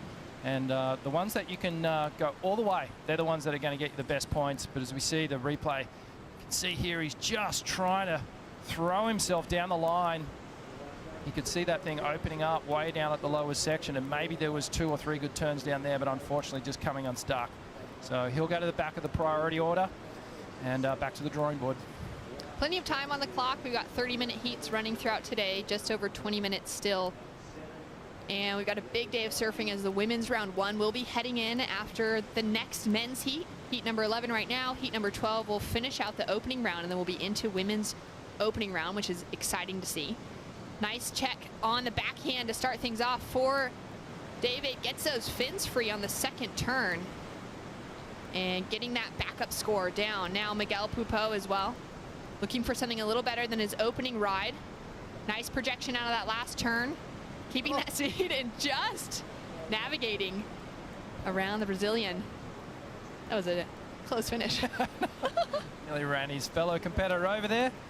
But no, 2 pretty good waves. I did like how David just, you know, snagged one of those little outside waves. He got a couple of turns off, a couple of good turns off actually before he fell off. So after that first wave, he sort of bounced back quickly, and that's good for the confidence in the heat. Knit together a couple of nice turns, which he did. Scores to come through for David and Miguel. Another set rolling through. Great to see how consistent it is out here, creating a pretty equal playing field, equal opportunity for everyone in the lineup. Yeah, lots of waves down here at Winky, and you know, you still got to pick the right ones though, Shannon, because sometimes, you know, you don't want to pick the ones with too much wall and going to close out, or the one that doesn't have enough wall. It's only just going to give you that 1 or 2 turn combo out the back. So you've really got to, wave choice is pretty critical. As we see the replay here, David Silva slams that first turn really quick, and on the second one extends it a little bit more, and unfortunately just got caught up on the third one. It would have been a nice 3-turn combo if he finished that last one. And then we saw this from Miguel Pupo getting that backup score. Yeah, so Miguel, just one of the nicest guys on tour, always a smile on his face, and one of the smoothest surfers to come out of Brazil in my mind, and just has such a fluid sort of action to his turns. And you can see here just up and over, drifts over that whitewash. And if you can just imagine the water flow under his board in that turbulent water, as he saw, he just had to manoeuvre right at the last minute to get out of the way and make sure he didn't run over his buddy. Yeah, some great fluid style coming from Miguel. Drops through a 4.23 as his second scoring waves moves him up into the lead. David Silva dropping in a 3.87 for his last one. So they are now ahead of the pack on Jake Marshall, and Miguel having a look again. First snap to start things off with. Wave goes a bit flat, and he'll be looking to get himself right back in the mix. And you were mentioning, you know, wave selection being so crucial out here at Winky Pop, making sure you're really picking to the ones that are going to open up. What is it like, Richie, to be in the lineup here? Is it easy to see those waves that are going to hold, or is it a bit tricky sometimes? No, it's pretty obvious when the good ones come to you, especially in a lined up swell. It is a lot easier to see the lip line and where it's going, and that's what all these competitors are doing. They're constantly looking at the wave. They're constantly thinking, what is this thing going to do down the line? They're anticipating the type of stuff and type of maneuvers they can do on that wave. And that comes with time out here as well. Just spending a lot of time out at the Winky Pop wave and knowing which waves to catch, spending a lot of free surf time out here, getting to know your equipment and trusting that it's going to work out here. So today's a little trickier with this onshore flow. The lip line's broken up a bit, the swells are broken up a bit. So I actually like that these guys aren't sitting around too much. I think Jake's playing it really, really smart right now. He's got the best, or he's got the single best wave. So it's good that he's holding priority right now, because in his mind, he's just going, okay, I'm going to get another decent wave, and I'm going to be way out in front, because those guys haven't even matched me for a wave yet. Yeah, absolutely. But, yeah, on the other hand, the two Brazilians, they're going, okay, well, we don't have priority. Let's just keep catching waves and let's see if we can put a decent score on the board. Start linking things up. It is an interesting one taking a look at this field, because Jake Marshall is a rookie on tour. This is his very first heat out at Bells. He didn't surf yesterday because it's still in the opening round. So first heat ever out here at Winky Pop, getting to know the wave as he's going. And then we've got two surfers in David Silva and Miguel Pupo. Now David's first year on tour was 2019, so he got to compete out here. Had a 9th place finish, so made it through a couple of heats. But then for Miguel Pupo, who's been, you know, on and off tour since his rookie year in 2012, he's never made it past round 3 at the Rip Curl Pro Bells Beach. You see, you can come here for so many years, and if you never make it past round 3, then all of a sudden round 3 becomes this giant hurdle, this giant mountain that you need to overcome. And you need to climb it. So, you know, hopefully he can do it in this event. And well, you know, Jake Marshall, he's been around for a long time. You know, he's been trying to get on the championship tour for so many years. Great to see him finally score his spot now. Well, with that last one, we saw Kalohe Andino take away, and he's down there with Laura Iniver. Yes, Kalohe just telling me that you put your bells boards away this morning and your lowers home boards came out for Winky. You got busy, stayed patient, and took the win.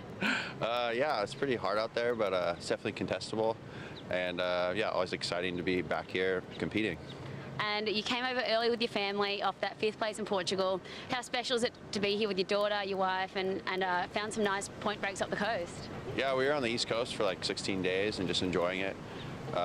Checking new spots out. Only been a snapper really on the East Coast, so it was cool to check it out. And yeah, my wife likes it here, and my daughter. I got my mom and dad too, so it's extra special. I've never done good here before, so I was thinking hopefully I'd have the, you know, hometown mother juju that would work good. So yeah, I'm excited for the next round. And how special this new chapter of your life, traveling with your wife and daughter, and you talked about it last year on your socials and how excited you were for it. How cool is it to be doing it now? Yeah, it's insane. I mean, I have like instant perspective. You know, win, lose, or draw, my daughter's always going to be there, and she's the most important thing. So it's pretty cool just to have that right in my hands to hold her, and you know, whatever happens, she's there, and nothing else really matters. It's pretty rad. Amazing. Well, you're in form, and we can't wait to watch you go through the rounds. Congrats. Thanks so much, Laura. Love hearing from Kalohe and that new just that new experience and kind of outlook on life competing on the tour, but also having his family and a little girl now. Yeah, it's a leveler, isn't it? When you have a kid and you're traveling around the tour, you start to realize just how difficult it is actually to travel with a young one. But you know, it's also inspiration too. You know, he came in, he said, it doesn't really matter, win or lose, I've got my daughter there. But you know, it's inspiration to do well for her. And Kalohe's in form. You know, he's ready. I feel like this year, more so than any other, he looks He looks sharper. He looks like he's making better decisions in heats, and I think he can go a long way. Jake Marshall using priority, getting that second wave now under his feet, looking to back up that 5, 6, 7. Opens up with a nice wrap, goes up into the lip on the second turn. Now working his way through to the inside section as it begins to stand up for him, keeping so much speed and momentum moving forward, and puts a powerful punch on the finishing turn. Yeah, it's always great, isn't it, when you see a surfer finish off with that big hit on the inside, and that's what Jake's done on both his rides now. It's interesting, that wave was really soupy, had lots of whitewash on it, and as we know, it's hard to surf. Miguel Pupo, nice opening section in front of him. Works his way back on that second turn, and now patient as he looks for the inside double up. He's going to make that connection really smooth, put on the finishing touch, and redirect back for a frontside finish. Yeah, that was pretty cool. Another good wave there for Miguel, and that first turn, a little bit more commitment there, a little bit more power. Judges will be picking up on the degree of difficulty on that one. But, and good wave for Jake Marshall too. We'll break the replay down in a minute here. And while we were chatting to Kolohe, David Silva got a pretty decent wave too. Here As we take a look at it. Yeah, I love this this air angle here from our drone. You can see David Silva on his backhand, just staying nice and tight in the pocket.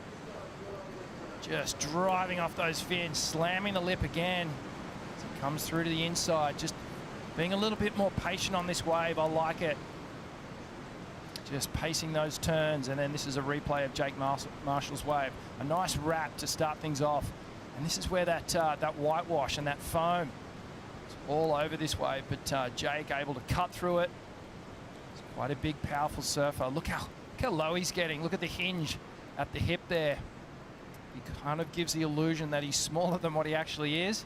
And a beautiful looking wave here for Miguel Pupo. High risk maneuver there to start things off. Wraps it around back into the whitewash. Again, just pacing himself. Now he gets the urgency, wants this final section and slams it shut. And a funky little floater there coming left to finish off. So That's scores right. to come through. David Silva dropped in a 4.27 for his wave, which had him in the lead for a moment, but it's all changed again as scores are in for Miguel and Jake. Jake in the lead with a 5.17 to back up the 5.67. And now Miguel Pupo with a 5.00 comes through as his highest wave, moves him up into second. David Silva chasing a score as we go to the Bon Soy Brew Break.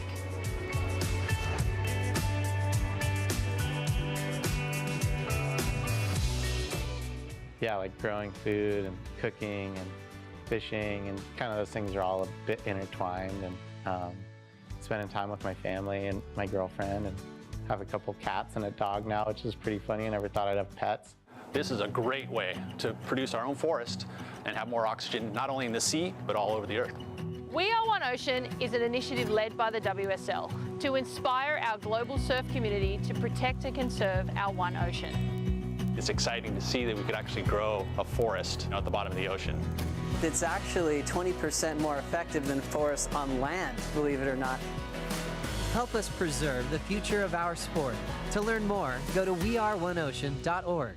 My favorite part about being on tour is probably just surfing the good waves we surf, the competitive aspect of it, and just being in those like high pressured situations, but while you're surfing really good waves. You know, you're happy, you're stoked, you're excited, and you're surfing against the best guys in the world, so.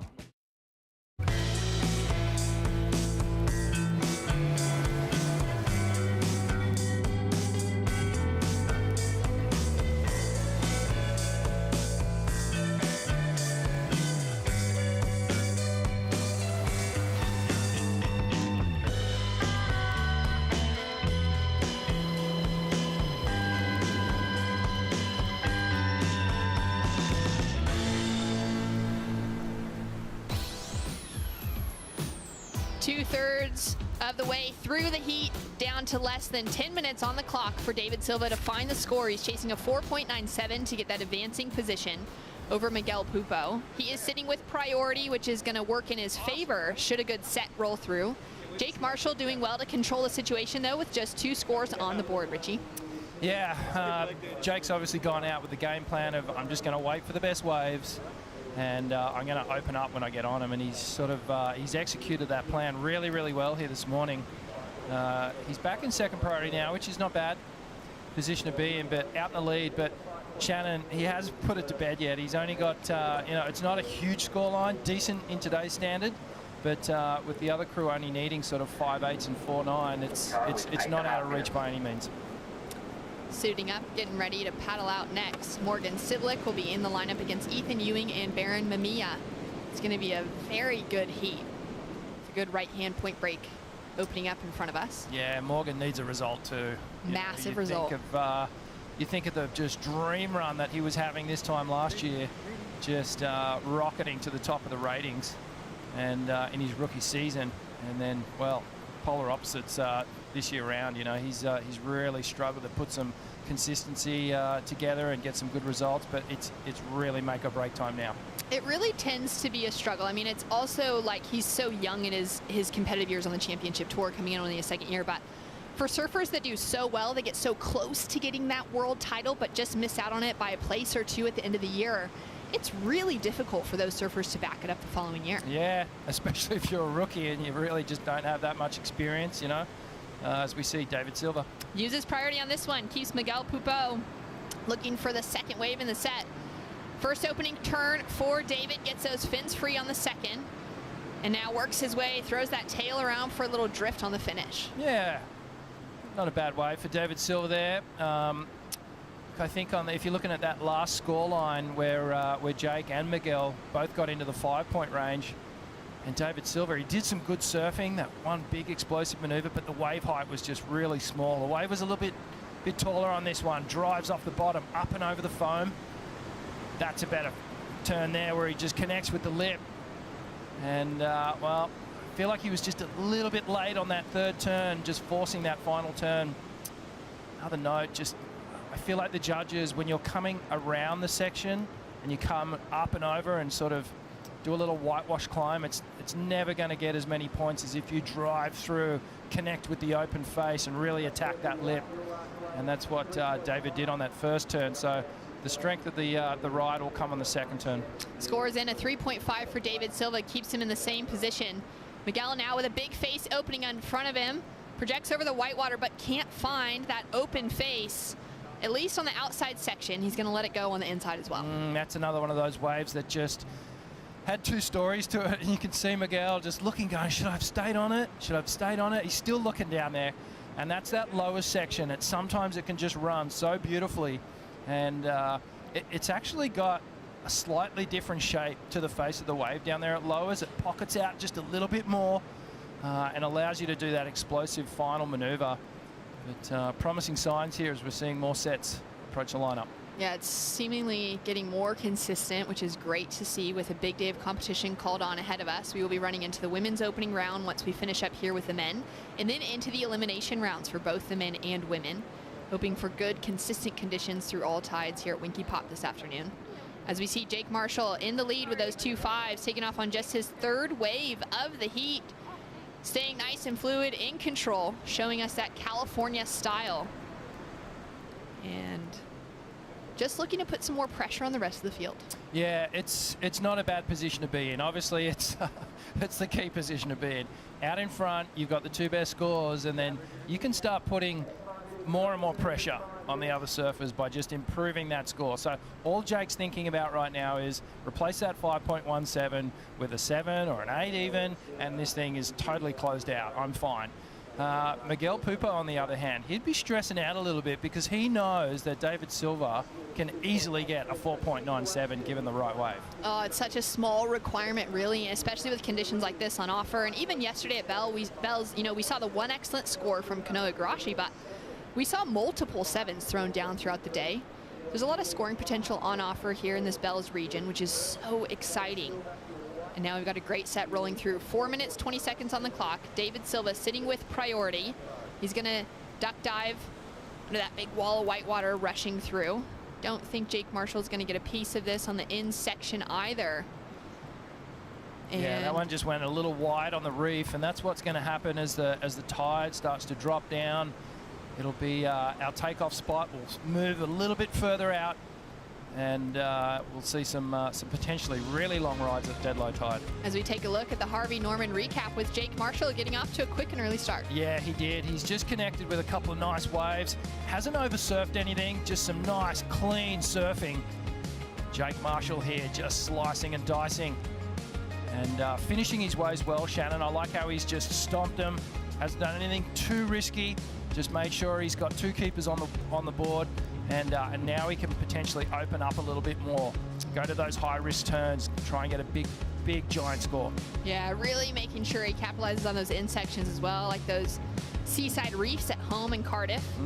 Really making sure to just make the most of it. And then we saw Miguel Pupo get himself in a position that's currently in those top 2.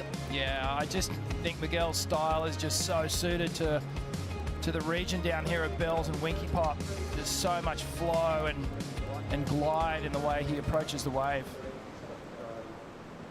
And a paddle now from Miguel. Solid size wave opening up in front. He's going to make it around that first section with ease and now square it up.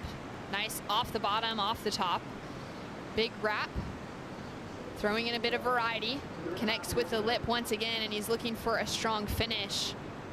Could that be the score that's going to put a big question mark over David Silva, who's now having a look on the second wave in the set? Great opening maneuver.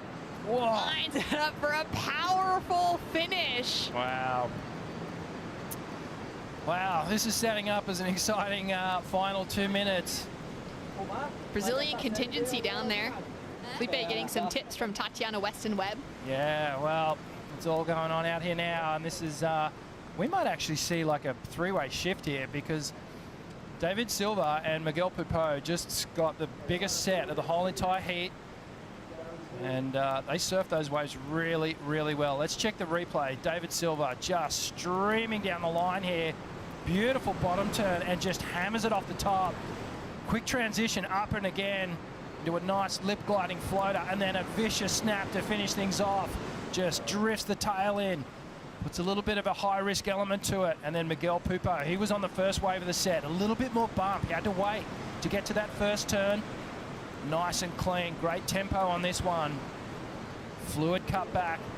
It was a little late, Shannon, to that third turn, and then the fourth one, he got it up and over the roof as it was closing out, but a great exchange there. We're going to see 2 decent scores drop. Very exciting. Coming down to the final minute, Jake Marshall currently in the lead, but we could see situation changes. Miguel Pupo requiring a 5.84 to take the advancing position over Jake Marshall in the lead. David Silva chasing a 4.97. The 2 fathers in the lineup between Miguel and David looking for scores. Waiting for scores, not even looking anymore. They're just waiting to hear the announcements. Felipe giving a little advice from the shoreline. Wow, decent set coming through as well. Jake Marshall could have another opportunity. David Silva now up and riding, still waiting for his last score. 30 seconds on the clock, and he goes down. Where is Jake Marshall? That's the question. Yeah, Jake Marshall may even need a score here. He hasn't gone yet. 20 seconds on the clock. A strong paddle now from Jake with an opportunity in front of him. Really frothy wave, though. Not going to have those clean sections. Is he going to have anything that's going to give him the scoring potential as he flies down the line? Great critical maneuver to finish off with. David Silva with scores coming through has dropped in a 7.00 for his previous wave. David Silva jumps up into the lead. Jake Marshall with a score, and still waiting for Miguel Pupo, currently chasing a 5.84 to go from third into second, and he gets it with a 5.90, 0.06 above his requirement. Jake Marshall down from the lead into third on the buzzer, and a score to come through from Jake, but he is chasing a 5.24. Richie to go from third into second on that last exchange. Wow, this is crazy. What a finish to this heat. And there's the man himself, Jake Marshall. He kind of did everything right up until those final moments. You know, he was on the best waves, surfed them really well. He had his scores. And then our two Brazilian surfers. This is just a look at the final wave here from Jake Marshall. Critical final turn there. But is it a 5.24? Not much happened in the lead up to that final turn, Shannon. So, well, anxious moments here for Jake Marshall. He'll be just feeling, he'll be hoping everything will be crossed right now. Just going, please give me that score. That was it. I mean, you called it a few minutes ago and said David Silva could get the score he requires. He could get into that close to excellent range on a single maneuver, anything like that, and he's gone and got that 7.00, jumps him into the lead. Jake Marshall was sitting in a great position before that exchange, and scores are starting to drop in from the judges now. It's not going to be enough. He's chasing a 5.24, just waiting for that to average out. But so far, the judges not quite giving him the nod, and it's a 4.07, unfortunate for the San Diegan, going down in third.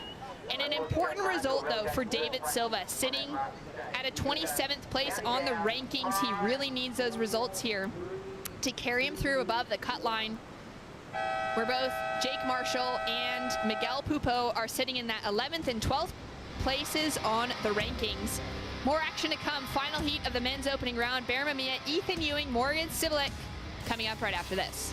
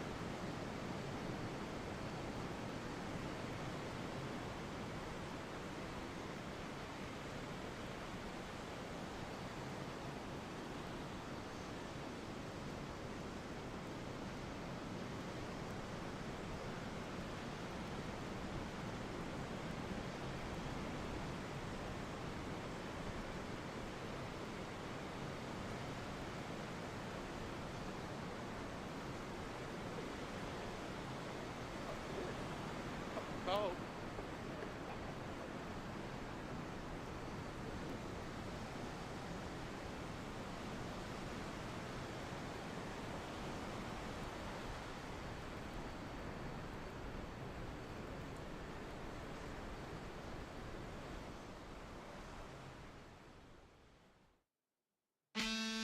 Oh my gosh, look at this thing. Oh my god. Gilmore up again. Setting up on the inside, an amazing read. And a huge end section turn. Driving through an impossible section, Kelly makes it. No holds barred for Courtney Conlon. As he asked for the 10 and gets it. Drives out and celebrates. Blakey flips into the reverse, and she loves the feel of it. Owen Wright, your Tahiti Pro Choke Wood champion. What a moment. Corruptly, and he easily stops it. Your 2021 World Champion. Keep an eye out for the Hydro Flask Let's Go moment on finals day. Baron Mamia now off to an early start down at Winky Pop. World number 2, tied with Kelly Slater to take away that first place, that yellow jersey from Kanoa Igarashi. Baron now going down the line and up into the air on that final maneuver, and he's gonna pull it off. And wow, the beach for an opening wave. Put the pressure on Ethan and Morgan. The Hawaiian is here to play, take the Aussies down. I love seeing this stuff, man. It's just so cool when you see that sort of no pressure approach to riding waves and no pressure approach to a competition. You know, Baron really doesn't have too much to lose here, and that's the way his surfing's coming through. A moment there discussing the finish of that heat. That was a crazy one. David Silva getting the lead from third into the lead. Jake Marshall going down in that last heat as well. And Baron, let's take another look at this one from the Hawaiian. Yeah, so a little sleepy at the start, but gets around the section. Nice tight snap to start things off. really aggressive cutback into the whitewash, and then he saw this section and just went, of course I'm going to hit it. Full rotation. The front foot slips all the way to the nose of the board, and that's why whenever you check out one of our tour competitors, they wax all the way to the nose, and this is for the exact reason they do it. Watch this, gets the grab, look at the width of the stance, gets the tails engaged, gets the fins engaged again, swallowed by the whitewash, and Barron was pretty much doing the splits there, so he was able to ride out of that one super clean. And well, another note on the judges today, they said progression is going to score, and we're going to see Barron drop a good number here. That's the way we want to see heats open. A 7.00 on the scoreboard for Barron Mamia. Getting out to such an exciting year on the championship tour. He's not even a rookie, but he's had these opportunities, these wild card and replacement opportunities, taking out the win at the Hurley Pro at Sunset Beach at home for Barron, and now he's out to a quick start. Ronnie Blakey, you're down there just soaking it all in. I sure am. For me, this is the heat of the opening round. You've got the current world number 2 out there, a wild card right on top of the world and starting with a big bang. You've got Ethan Ewing. It's not lost on the Australian crowd down here that he's the highest rated Australian at the moment, and this is a big important event for him. I think Ethan is starting to reach the hype, the expectation, and putting in those big performances. And then you've got Morgan, who's coming off an amazing year in 2021 and really looking to reclaim some of that form, and the pressure is right on him. I spoke to a friend, he did an interview the other day, and they said that Morgan's just not feeling like he's got it at the moment. So being really honest with his position at the moment, he's trying to surf his way back into form, trying to get some of that confidence back that saw him challenge for a world title at the end of last year. Yeah, that's such interesting insight, Ronnie, and it's such a good call out too that Ethan is sitting as the highest ranked Australian, but he's only in there at number 14, which is kind of a shock given that there's so many Aussies on the men's field at the moment. What is the story with that? But, you know, it's going to be a good opportunity for him to bounce back through these next 2 events. So I think that anyone who is a big fan of surfing is a big fan of Ethan Ewing. His style is incredible. His rail surfing, it might be the sharpest in the world at the moment. So if he can put it together, he can find some clean walls, I think we're going to see big numbers drop. Absolutely. And I mean, taking a look at the Aussie field, though, there's been such a push behind from Surfing Australia to really get that team working together and to start moving up those rankings. Yeah, I think we saw it last year on the Challenger Series as some of the competitors roll through. David Silver with a big smile on his face, obviously. But yeah, during the Challenger Series, we definitely saw the Australians coming together. I think at the championship tour level, sometimes it becomes a bit of an individual pursuit, but getting right behind each other. But obviously, again, no friends in the lineup right now. Everyone desperate to get to the top end of the ratings and really relieve some pressure on themselves. For surfers like Morgan, this Bells is a huge event. You don't want to go into Margaret's needing a victory to keep your place in the back half of the year. So true. Thanks so much, Ronnie Blakey. Love hearing the insights from the Aussie on the Aussie contingency. And we've just seen Ethan Ewing dropping a hammer on that last wave. We've got scores to come through. Barron Mamia now answering back on his second wave. He opened up with a 7.00. Now getting the job done, looking for that final section, goes big once again, drifts the tail around, and he's actually got more on offer as he flies down the line, puts on the finishing touches, and what an exchange. Wow, Barron has just connected with 2 of the best waves that have come through all morning, and he's not holding back, just surfing with so much aggression. And his style really suiting the long walls here down at Winky Pop. He's just attacking each one of these little pockety sections and just detonating the lip and showing the progression, which is something the judges are really going to pick up on here. So let's check out the replay. What did you like about this one? Just an aggressive roundhouse cutback straight to the pocket. And then the second one, he puts even more into it, just throwing so much spray. Have a look at Barron's stance there. It's a little wider than most. And he rides fairly small boards too for how big and strong he is. And as we watch the slower replay here, so just gets on his heel side rail and just jams the whole length of the board into the face of the wave. And then lets off the gas, and that allows him to bring that tail right back under his feet. And watch this one just driving through, putting all that pressure on the tail pad. And the fins just feeling all that torque. And a lot of our competitors riding a fairly stiff fin with just a little bit of tip flex. Barron, one of the FCS team riders, and using Felipe Toledo's template at the moment, I believe. And it's definitely working for him right now. So there's the scores from Barron's opening ride, where he went for that big aerial maneuver on the finishing section. Locked in a 7.00 for the average. Now waiting for his second score to lock through, and I loved seeing that slow-mo replay to really see how much he engaged the rail of that board, as you're pointing out. Scores to come through for Ethan Ewing's opening wave as well, and now Morgan Siblick coming off of a Final 5 finish at the Rip Curl WSL Finals, walked away number 5. He's sitting out there with priority, looking to get his first wave under his belt as scores are coming through. David Silva with the buzzer beater finish, gets the 7 on the end and walks away with a win. Down with Laura. Yes, how good is that, David? A 7-point ride, buzzer beater, the last 2 minutes. How did that feel? Yeah, my feel is now is really good. And then the heat is very nervous, but I'm very happy to make my heat and my friend Miguel. And the heat is very hard because the Jake is surfing amazing. I think his start is really good, but yeah, I'm very happy to take it. The 2 minutes is take one wave, still 7 points is maiden, but I'm very happy. And how's your trip been to Australia so far? You got here nice and early. You must be happy to finally have some fun waves. Yeah, this condition is very good. It's very nice to compete this condition, and my board is really good too. And yeah, I'm very happy. And your last event result here back in 2019, a 9th place. You must be looking to go better than that. Yeah, I think so. It's the better for the 19. I think so. It's better.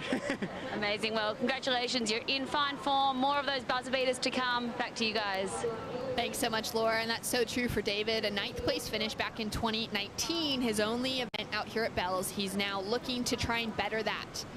And a big finish on the opening round like that will have him with some confidence. Yeah, absolutely. He'll take a lot out of that last heat, and it's that never say never. It's not over till it's over attitude. And here we go, Morgan. Having a look on his first wave, big wrap to start it off with. Now flying down the line, gets a great connection with the section on the second one, goes up for the foam climb and misses the opportunity.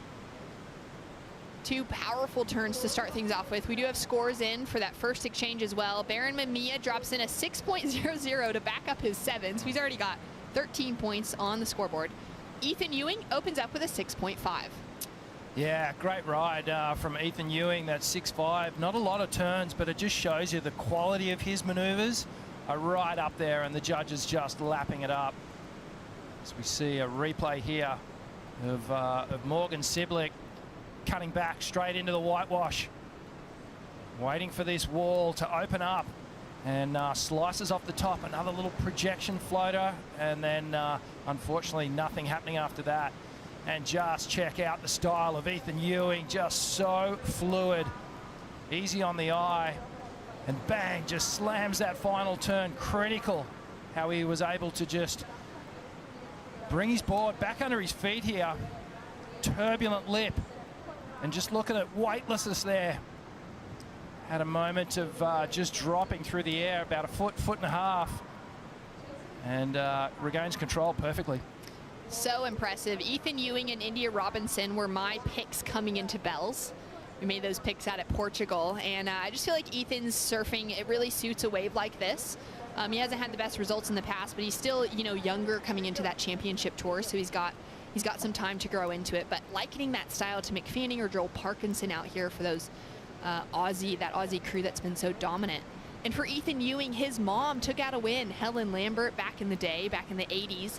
Ethan lost his mom when he was just a young kid, and it's great to see him being able to be out here and just represent the family, knowing that his mom took a win out here on this beach. Yeah, that's pretty special. And like you mentioned, Shannon, like Ethan, when you look at Ethan's style and his approach to wave riding, it's, you know, it's current-esque, and it suits these style of waves just so well. Anything that's sort of point-driven on his forehand down the line, he can just really engage that rail, and it's just whenever you watch this guy, it's pleasure. You just want more. Love seeing it. Ethan with a 6.5 on the scoreboard. Morgan Siblick drops in a 3.5, chasing a 3.01 to get that advancing position. And the Swellians have have arrived to support the Aussies. It's going to be an exciting day. Stay tuned.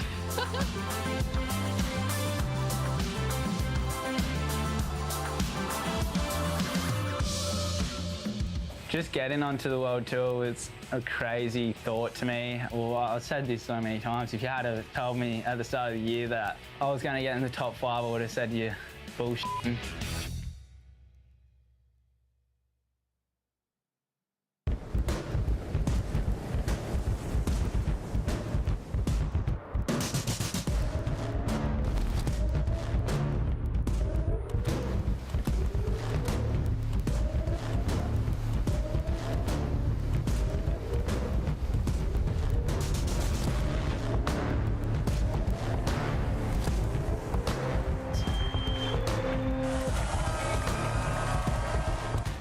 Yeah, you want to win the titles and stuff, but you know, I really look forward to the performances, having some good battles of guys and bouncing off each other. Then you're putting on a show for everybody, and then that leads to the event wins or the titles, whatever it be. Then that comes after that. We're back at the Rip Curl Pro Bells Beach, the most iconic event in surfing history. I feel so honored to actually be here. This is my first time experiencing the event. Surfed at Bells a couple of times before, but it's so exciting to just be down here, to feel the energy, to know the prestige, the history behind it all, and that each one of these surfers wants their name on the bell that is sitting right between Richie and I in the booth right now. Yeah, we're pretty lucky. Strong paddle from Morgan Siblick. He's got to get things going. Halfway through this heat, he's only got a 3.5 on the scoreboard, and he really needs to better that ranking heading into the mid-season cut at Margaret River. He's currently sitting at number 31 in the world. With a couple of low losses at the first few events. It just went so quick, it seems, between Pipe, Sunset, and Portugal. And now there is so much pressure on the line for anyone sitting down that low in the rankings. Yeah, absolutely. And the takeaway I got from watching that little piece on Morgan just then was just how happy-go-lucky he was back last year. You know, it was all like, oh, this is great, and everything's new, and I'm winning, and it's just all fun, you know. And it's a more serious, maybe more focused Morgan Siblick that we're seeing this year, and I'm just wondering whether that's actually working for him, and whether he needs to just eliminate that pressure and go back to having fun again. And maybe that might be the thing that just sort of releases the valve, and he can get back to that winning feeling. I mean, looking at this heat right now, I hate to say it, but he couldn't be in a worse position right now. Look, Mamia's got 2 really good scores, and Ethan's sitting on a 6.5. Morgan's got a throwaway of a 3.5 with 13 minutes to go, and he's in third priority. So he's got work to do. If he doesn't get through this heat, if he gets third, it's make or break in the next heat. Well, another Aussie with some work to do ahead of her, Steph Gilmore. Of course, missed out on Pipe, unfortunately. Had a low result at Sunset. Came back into the semifinals at Portugal, which was really exciting. And will be looking for a big result here and at Margaret River to book herself a spot above the cut line alongside fellow Aussie Sally Fitzgibbons, also sitting low. Surprising to see so many of those veterans. We just saw Owen Wright's name under the cut there as well. There's a lot of pressure on these the vets from the Aussie crew. Yeah, this new tour structure, it was always going to be interesting. It was always going to throw us a couple of curveballs, and I think I was chatting to Ronnie about it when the announcement came through. I was like, you watch, there is going to be some big names down the bottom of the rankings when this cut line happens, and sure enough, it's happened. But it makes for interesting viewing, and I love seeing what surfers do under pressure. It's so exciting, and no better person for Steph to be getting some inside maybe pointers on, some encouragement about the Bells Bowl or about Winky Pop than the great Gail Cooper. That was her next to Steph Gilmore. Gail Cooper with 10-time Bells Beach champion. Absolutely unbelievable. I'm going to go on record and say that's never going to be beat. No, I won't. Not a chance. Nope.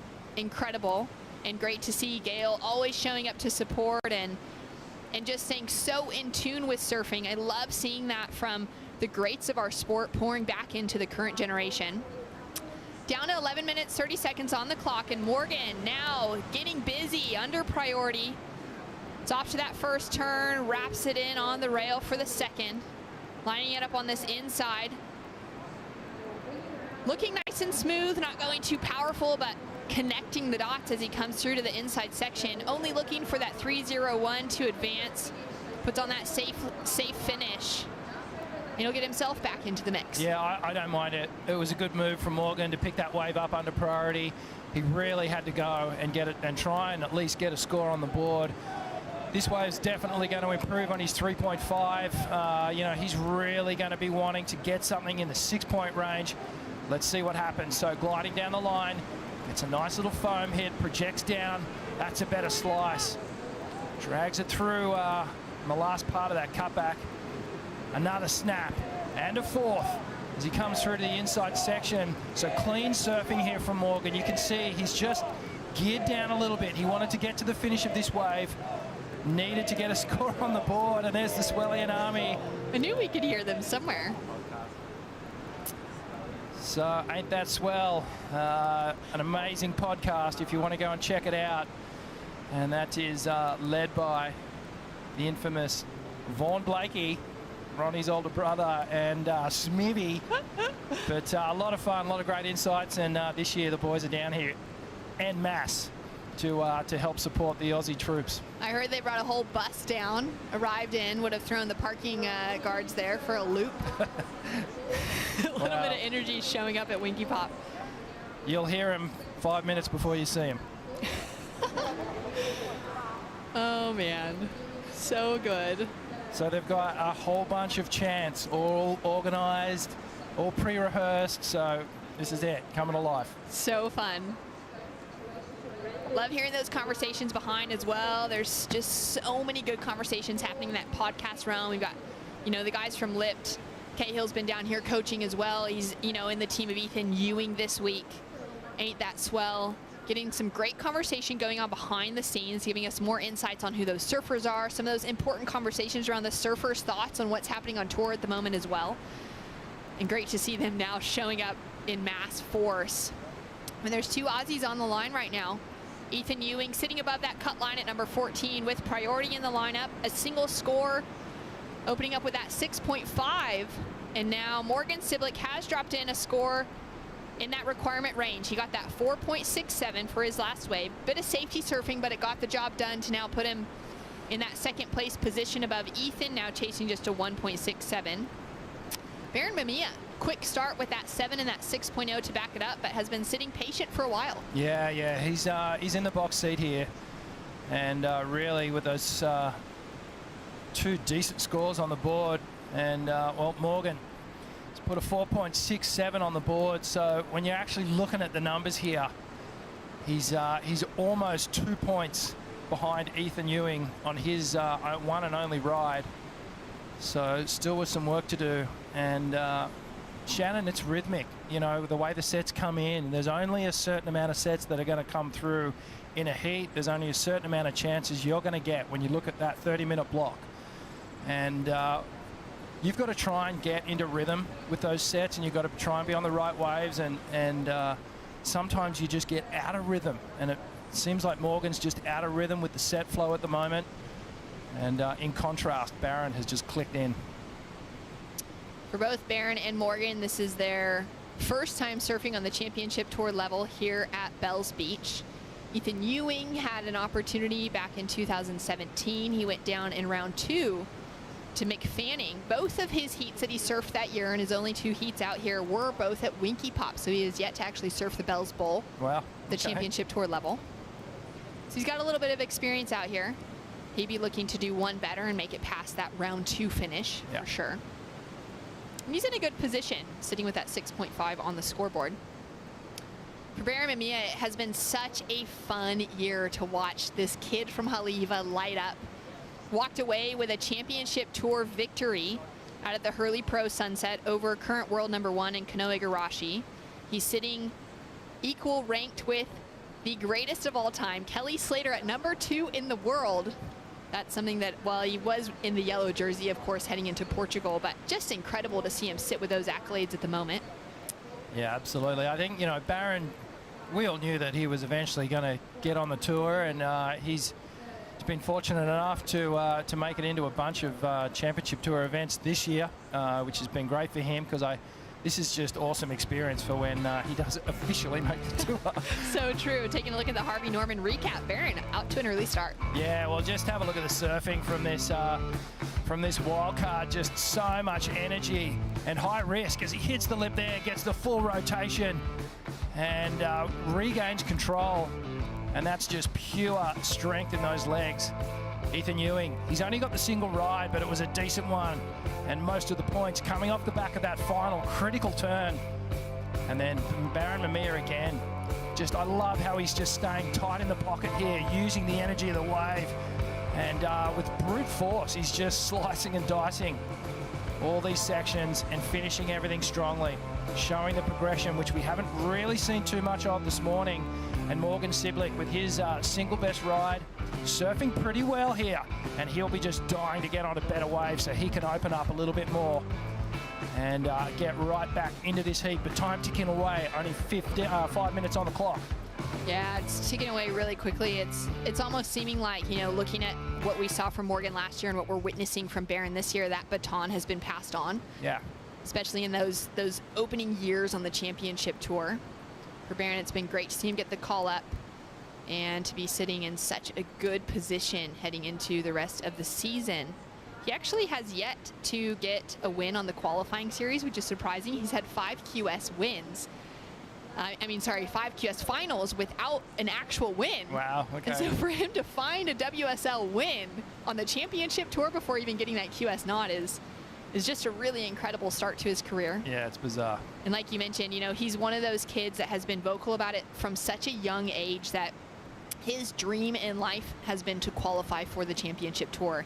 He's known since those early Grom years that this is what he's wanted to do, to be a professional surfer. He's not one of those surfers that came into it a little bit later in life and kind of find their way competing and have kind of had things open up, but he's really had that focus from a young age. Yeah, absolutely. You know, the tour pathway starts at a very, very young age, and you get those athletes that just know what they want to do.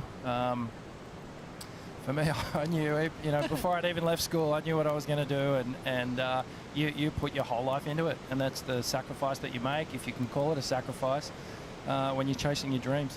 So true. Well, maybe not so much of a sacrifice for Baron Mamia right now. Ronnie Blakey down on the shoreline, and how cool has it been to see Baron's success this year? Yeah, it has been awesome. You know, the road to the CT is so different for each individual. Shannon, I heard you saying that he hadn't had that QS victory, but he had come close. But I think aside from contest results, you've just got to look at the surfing. And Barron's surfing is, you know, it is world class. It is matched up with the world champions, especially in waves of consequence, but we're starting to see it at other venues, high performance waves, especially when the conditions are big. What he did at Sunset in that final was remarkable. Going up against a really tough opponent in the final, getting a little behind to begin with, and then just unleashing. This is a guy who I think is going to figure out the competitive sort of savvy as he makes his way through this season. And once he finds it, that consistency, he's going to be hard to stop, because in my personal opinion, and I know a lot of people agree with me, including you guys, this is one of the best surfers in the world. The results will come. Oh, I absolutely agree with you, Ronnie, and it's just great to see him finding that momentum and getting to surf on the Dream Tour at the world's best waves, and to be able to show his performance levels and what he's capable of matching against the best in the world. So 2 minutes, 30 seconds on the clock. Barron in the lead. Morgan sitting in second. Ethan Ewing, the 2016 WSL World Junior Champion, sitting with only the single score on the board. A great score and a 6.5, Richie, but he's got some work to do. Yeah, he does. With 2 minutes to go, Ethan's going to start stressing a little bit here, and he's thinking, you know what, if I can just put a 4 on the board, then it's going to put a lot more pressure back onto Morgan Siblick, because, well, Morgan's in second right now. So here we go. Ethan having a look. Only chasing a 1.67, getting that backup score. First turn looking good, nice and smooth. Goes in for that second one, throws a big rooster tail of spray and a foam climb to finish. Small wave, but a small requirement. Well, it was a quick shift to plan B, because plan A was sit, wait for his set, and close it out. But with 2 minutes to go, he had to shift and go, you know what? I'm just going to get the score that I need, make sure I get back into that progressing situation here in number 2 position, and put the pressure back on Morgan Siblick. So for sure that's going to net him the 1.67. It's possibly going to come in at around a 2.5 or a 3 in my mind. And then with a minute 20 to go, we'll see how this unfolds. Barron Mamia is going to have a look at this one. Only 6 waves ridden so far, so a slower heat on our hands. Barron with a great opening slash. Now lining it up to find some speed. Projects around the section. And he's now looking for that nice bowl to finish off with and goes for another progressive maneuver on the finish. Ethan Ewing with a score to drop in. Barron to just close the door. Ethan drops in a 3.27. Now puts a big requirement on Morgan Siblick down into third, chasing a 5.11, and a score to come through for Barron Mamia. I think it's safe to say Barron's got this one in the bag, and it's all going to come down to this final 30 seconds. Morgan Siblick just willing Mother Nature to send him something. But hang on a minute. Ethan Ewing down the end section. So he dropped a 3.27 for his last wave, but he's looking to better it now. Put even more pressure on Siblick. Great turn, goes in for that second wrap as he has an opening section up in front of him. Oh, beautiful surfing there. Very smart surfing from Ethan Ewing. And that is going to make the requirement even harder, because that's a better score than a 3.27 in my mind. I think the judges are going to agree with me. And well, that's it, curtains.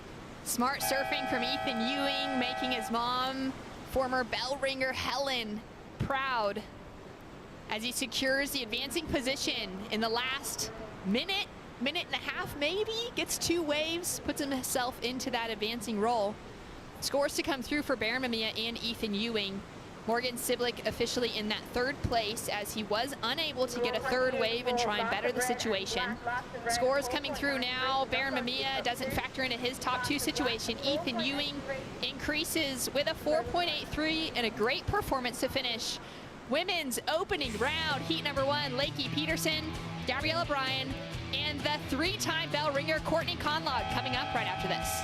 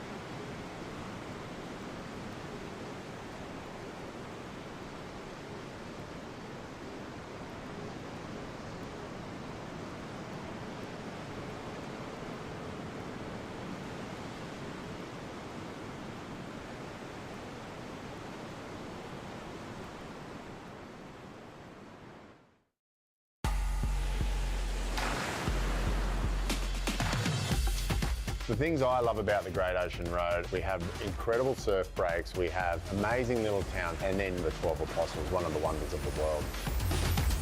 Bells Beach is one of the most incredible waves. There's no other feeling like it in the world. Melbourne is a really beautiful city, but getting down along the Great Ocean Road, it's so different.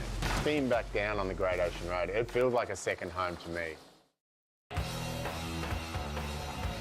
It's time for the opening round for the women here at the Rip Curl Pro. Bells Beach, Lakey Peterson taking on Gabriella Bryan, and this woman on screen, 3-time Bells champ Courtney Conlog. Fired up on this wall at Winky Pop. Off the lip beautifully with some power, and she will go down on the whitewater climb to get things started very quickly here in heat number 1. Keeping the exchange alive is the rookie from the island of Kauai, Gabriella Bryan. Exciting. addition to the rookie class, the Challenger Series champ from last year, getting her first wave out of the way at her opening start here at this famous event called Bells. Lakey Peterson in her second home. Throwing down the wrapping turn. Has that solid frontside carve she's been working on for many years. Slams it shut. And we've got 3 scores from all 3 of our athletes in the first heat of the opening round of competition. Joe Trappell, the former world champ. Wayne Rabbit Bartholomew here for the call. We had some exciting moments this morning to close out the men's round. Now it's time for the women to take the lineup. Yes, the women have graced the waters of Winky Pop. That's exactly right. And focusing on Courtney, she's in that position where we didn't expect her to be in, needing a huge result. With all of her history at Bells, are you feeling pretty comfortable for Courtney coming into stop number 4?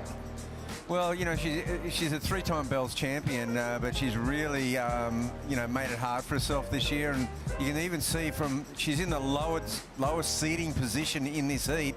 Lakey Peterson came off out of a brilliant start, a second and a third already. Gabrielle Bryan, she's already in the top, you know, rankings with that great placing at Sunset Beach. And now it's up to Courtney to, you know, you don't see her languishing at the bottom of the rankings ever in her career. It's so crazy. Remember when Courtney qualified and she was that young superstar knocking all the veterans off tour.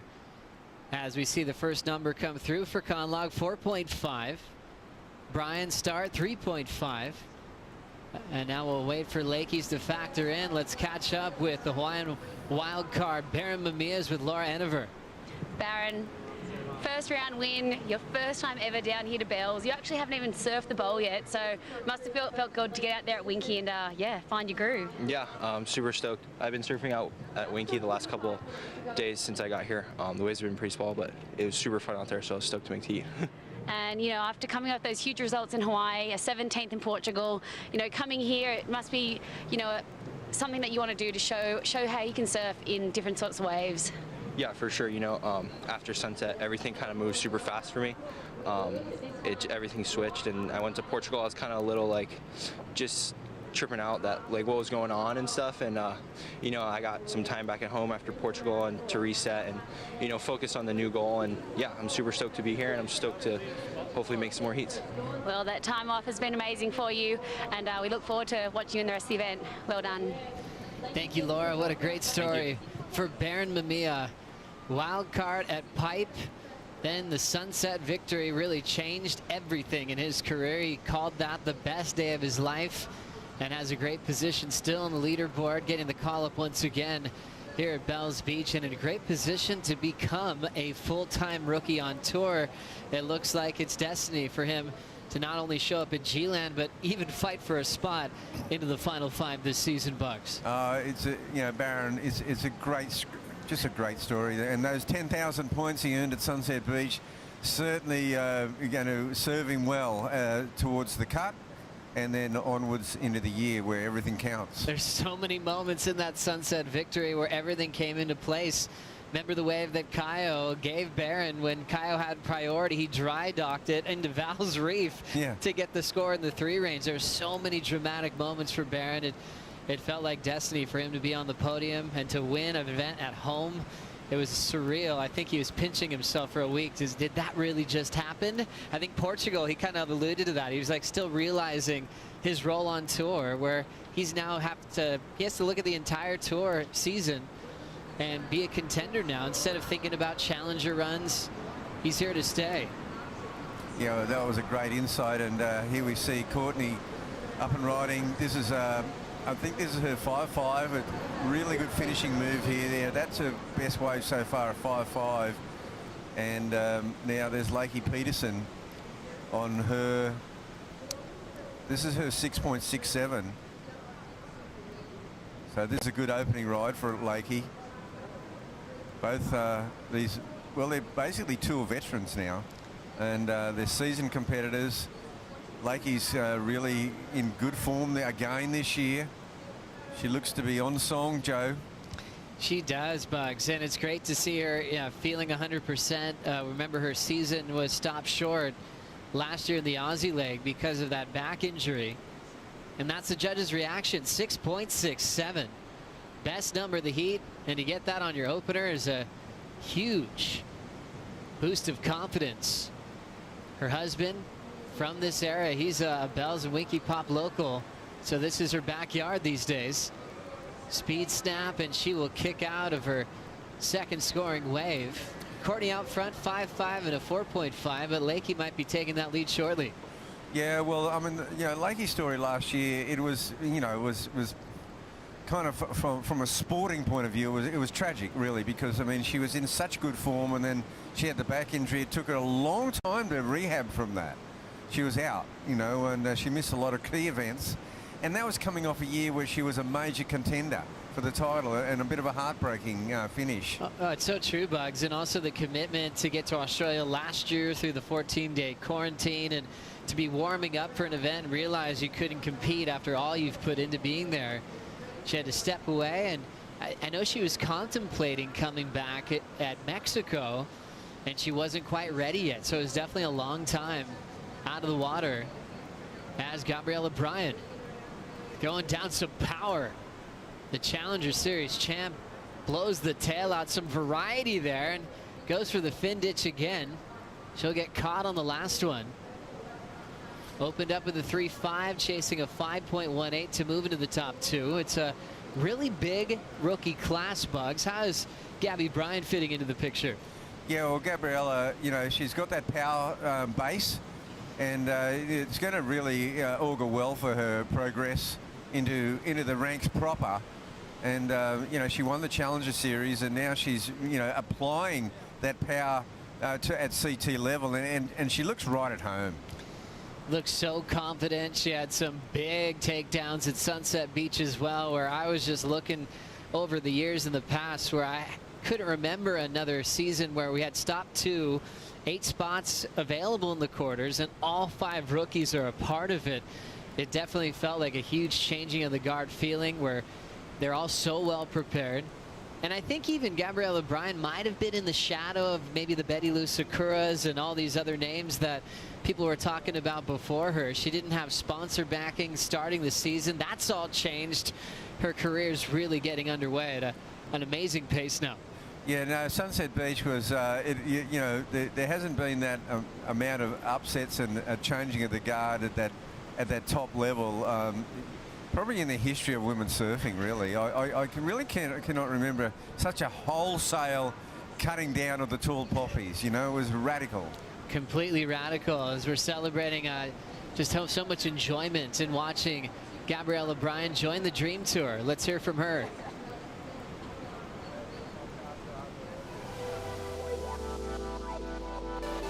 My name is Gabriella Bryan. I'm 19 years old from Kilauea, Kauai. I am the middle child, and surfing is a big part of our family. Ever since I was a little girl, this was my dream to be on the championship tour. I would watch it on TV, watch Carissa, Steph, and it was just like, oh, I want to do that someday. And I started working towards it, and my dream started becoming reality. Showing my best surfing to the world is one of my goals, but I also want to make the mid-year cutoff and get Rookie of the Year. So cool to see her confidence in her voice and in her surfing, coming off a nice closeout section once again. Gabriella Bryan did take second off Lakey. Wave previous of 5.7, so she's just building at the moment, Bugs. Yeah, this has turned into quite a dangerous heat, and you know, it's actually pretty dangerous for Courtney in many respects, because Lakey's already got that 6.67, so that's the high point of the heat, and Gabriella is just keeping busy, and you know, she's shown that she can score the big points. She's now looking to improve on that 3.5 to sort of challenge for the lead. Of course, Courtney's sitting in the lead, but it's a tenuous lead, because here's now Lakey Peterson. Her previous wave was only a 2. Now into this double up section, Bugs. She'll wind up for a nice aggressive vertical snap to close it out. So that 2.0 is going to be gone. Things starting to build in this first opening round heat for the women. Tail drift finish for Conlog complete. Courtney Started off with the very first wave of the matchup, 4.5. And she has the most experience on tour, the veteran, the oldest of the mix. She saw a lot of Lakey growing up in Southern California. Courtney won national titles, then Lakey did in back-to-back seasons. Back to Courtney's last, Bugs. Yeah, well, we didn't see the start of this one, Joe, but she needs a good one here, and it's really lining up well for her. Just a series of snaps and cutbacks, and then she finishes with a flourish. And yeah, successfully rides out of that section. Here's Lakey's last wave, a replay of. And Lakey she, as you said, is her second home. She looks at home out here, Joe. Really does, as she's attacking those sections off the lip, fitting in some nice local knowledge, finding the double up here. Yeah, nice vertical attack on that last one. She comes over that double up section, clean face, and she knows how to finish. The one thing about Lakey is that this year we're seeing a different Lakey Peterson. She's come out on fire, sitting number 3 right now, a second and a third. She's got a throwaway result. She's looking good. Oh, she's looking incredible. It's like she's the one kind of fitting into the mix where things haven't changed too much. We've got a new leader in Brisa Hennessy wearing yellow for the first time in her career. But Lakey's right in the mix, and she probably feels so good that she's not in that trouble seat that Courtney Conlog, Steph Gilmore, Sally Fitzgibbons, they're all dealing with, trying to get a result to make it to G-Land. Yeah, it's really quite a wild ride, really, because you got such big names, and there's only so many can squeeze in. It's interesting looking at the start for Courtney. She worked so hard for a big performance at Pipeline. She was training for a real big pipe.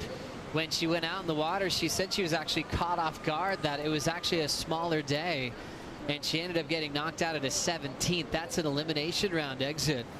She walked away from that. She was put as a favorite at Sunset because we know she loves to charge, and she had to kind of deal with an early round loss again. And I felt we'll go through this wave here. A super interesting situation. Now, Gabriella was leading this heat moments ago, and she got caught up there. Oh, nice recovery, though. Big whip, an aggressive finish. And like you mentioned, it was a recovery. She had a slight bobble before that end section turn, so she really had to try to save that score. She had just recently dropped to third. Lakey's last of 5.6. Courtney's last a 7.33. Yeah, see, that's a... And Courtney leapfrogs from third to first. Gabriella went to second, then to third. Lakey Peterson with that 5-6 backup. We've got a heck of a heat happening right here to open up the women's side of the draw, Joe. Such a classic featuring one rookie, 2 Californians that have been world title threats at some point in their career. Back to Gabby's wave. Yeah, well, Gabby, you know, she's really staying busy on this wave, connecting the dots, so to speak.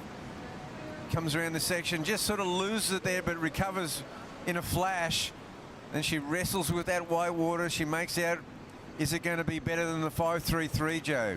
It's interesting, Bugs, how the judges will treat that. You know, we have that one term that's in the criteria, flow. And where there is that disruption of flow on a point break, sometimes it is hard to kind of salvage your score or recover from a mistake like that. Yeah, it truly is. And it's not like, you know, she needs a significant score. She now needs like a 6.58, so a 6.6, that's equal to Lakey's first wave, which was a really good, solid ride. I don't think she's going to get into that territory. So now she, you know, she really needs to, she probably needs to play a bit of priority here and get herself into onto a set wave, you know. But she's going to post her best score on that last wave, and it's going to go close. It's a 6.23, not enough to lift her, and now, but she only needs a 6.05 now. And what a brilliant recovery from that little mid-phase bobble. She belted that finish, and judges were forced to give her the 6.23 for that effort. Still third, Lakey second, Courtney in the driver's seat of this heat with a 12.83 total as she's looking to defend her bell from 2019. It's time for a Bonsoy brew break. Back for more after this.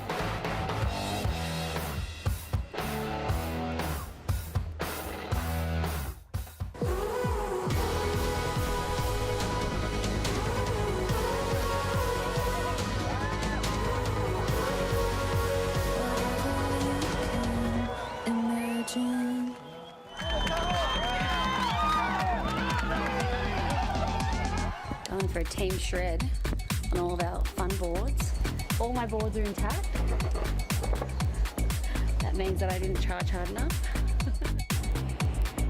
I can see people through the trees out there already. I should be down there. And now it's time to go have some fun. We got a few days off before I'm heading home. I think it's so cool to see all the progression in women's surfing. It's really just taken off, and it's super cool to be a part of it. Yeah, if I can just leave a mark on surfing as someone who worked hard and never gave up, that would be pretty special.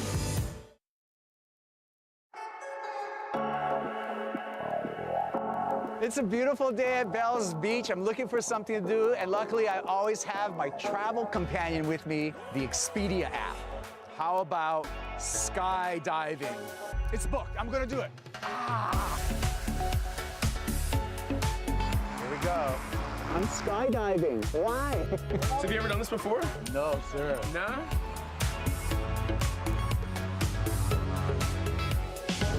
right, here we go. Are you ready? Here we go.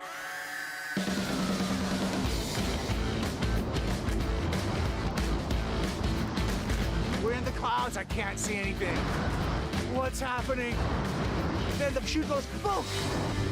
Back up. Ah! Woo-hoo! And then I see. Oh, yeah! And then we landed. Thank you, Expedia.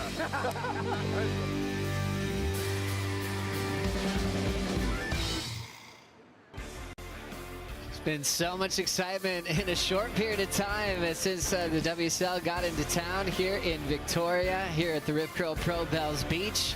Kaipo using that trusty Expedia app to jump out of a perfectly nice plane just to get a view from the sky, Bugs. Would you do that? Oh, that was outrageous. I loved it.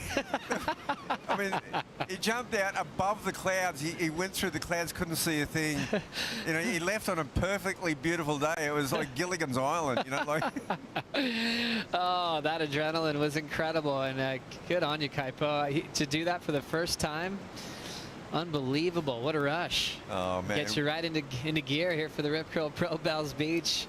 Courtney Conlog is one of those surfers that isn't just here at the contest site when she travels. She's been on tour for over a decade, and she does stuff like that. She'll go mix it up a bit. She'll meet local families. She really enjoys her time around the world. And more Bells champs in front of us. Sally Fitzgibbons went back-to-back. Her first ever CT win of her amazing career was here at Bells, and she ended up going 2 in a row. Minutes remaining. She's going to deal with Tatiana, who's featured in a Bells final more recently. That was a significant one. 2018, she was runner-up in the final to Stephanie Gilmore. Yeah, there's some pretty tense moments coming up here. I mean, Sally needs a result. Courtney needs a result. Tatiana, she's in the 5. She's looking to consolidate her position. As we saw Tati talking to Ross Williams, who competed here at Bells during his career. I remember talking to Ross at the start of the season. I was like, hey, are we going to see you on the road this year? And he said, you know, I don't think so. I'm going to do most of my work from home.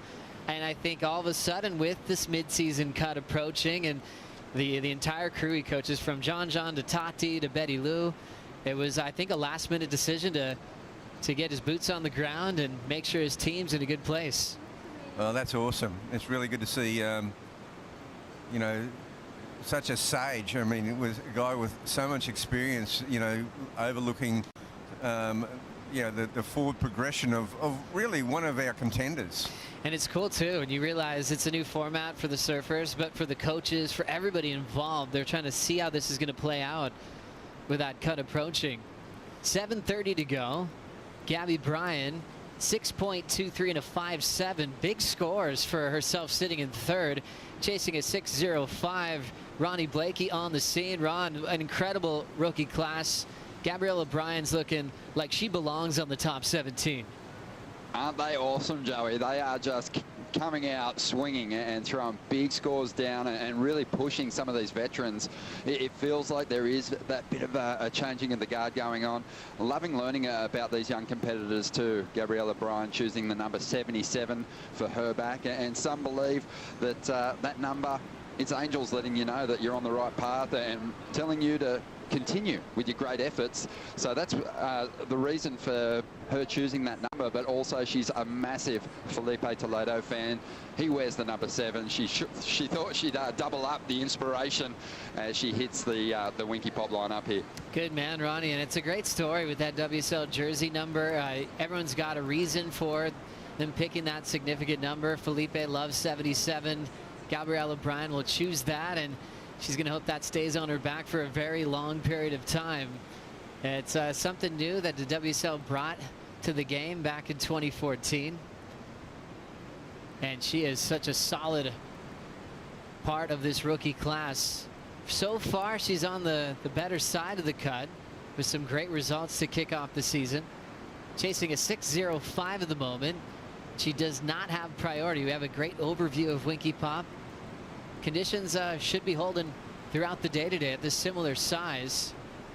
And Bugs, the one thing you were hoping for this morning is we'd be able to run through the tide, changing our venue from the Bells Bowl this morning.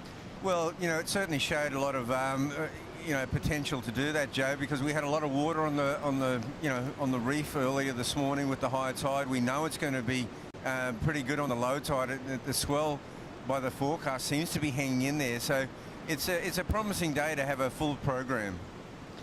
So we check out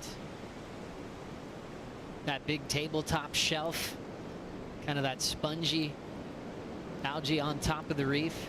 Yeah, and there's little holes and crevices all along there. So, you know, when we saw Sally walking out, she was sort of walking a little gingerly. Like, you've got to be careful, even walking along all that the seaweed, because there's little crevices underneath on the low tide. It's quite a walk, and then even when you get into the water, you still got to walk out further, and then you actually can't. Well, there you go. Tatiana's just skipping over there. She's got confidence, but yeah, you'll see her slow down a bit as those big crevices start to appear. Yeah, because once you hit the water, then you're feeling your way along, you know. And that's why those surfers wax the top of their feet. And Joe, I know this is, I don't know if you know this, but there is the odd sea urchin down there. Ooh, you don't want to find those. Those don't feel good. Yeah, so the routine is wax the top of your feet. The bottom of your feet are obviously touching all the slippery stuff. So you get out in the water, then you rub the bottom of your feet on the wax that's on the top of your feet, and you can make sure you'll be solid on your first ride. If you don't do that, sometimes you'll slip right off on your first wave. Yeah, so you see Tatiana now, you got to just sort of feel your way along there, and you know, it's kind of like when you go out through the keyhole of J Bay. If you don't jump off, you've got to feel your way along on the bottom. And there's just enough water for her to paddle out now, but this tide's still going out. And she's coming into this event with a lot of momentum, Bugs. Oh, certainly is, and you know, the momentum built from last year, you know, in that final 5, and just her performance. Tati was runner-up in the world last season, fresh off the win in Portugal. Coming up next as we catch up to Lakey Peterson, hard off the bottom, great connection off the top. Whitewater approaching, she jams it. Super smooth, stays on her feet. Looking for a 6.17 for the leadoff Courtney. Yeah, I kind of felt like she surfed a little bit within herself on that wave. She's probably feeling pretty solid in that second spot. Gabriella, you know, she only needs a 6.05, so her last effort was a 6.23, so she knows she can do it, and her opponents know that she's just hovering right there. Another good wave. She's got second priority. Courtney Conlog should be looking to close out this heat with a win. She really needs to you know, go directly to round 3 and bypass that dreaded round 2. Exactly, and that second round, the elimination round, will happen later on today. Back to Lakey's wave. You felt she could have pushed a little harder on this one? Yeah, I felt she surfed within herself that first move. Here's a solid maneuver there, and even the finish here looks, it's pretty sort of conservative by her standards. So just going through the motion, she had a nice clean wall, so she probably felt, hey, no need to over surf it. She was able to get that gem of a wall off the pack. Yeah, she'll still improve on a second wave here. She had that 5.6 to move forward on. As Lakey Peterson will in fact take the lead with that last score, 6.47.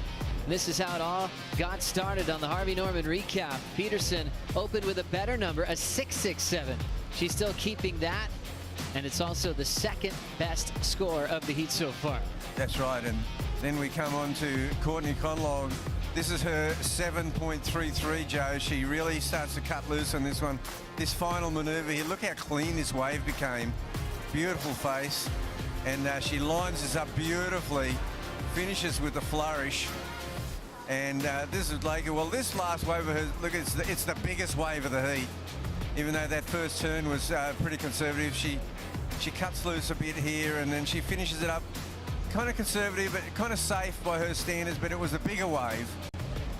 And judges certainly love bigger sections, bigger waves, so she just really attacked what was in front of her and probably realized she could get a decent number for not having to push too hard. Courtney drops to second with priority. She'll throw priority away.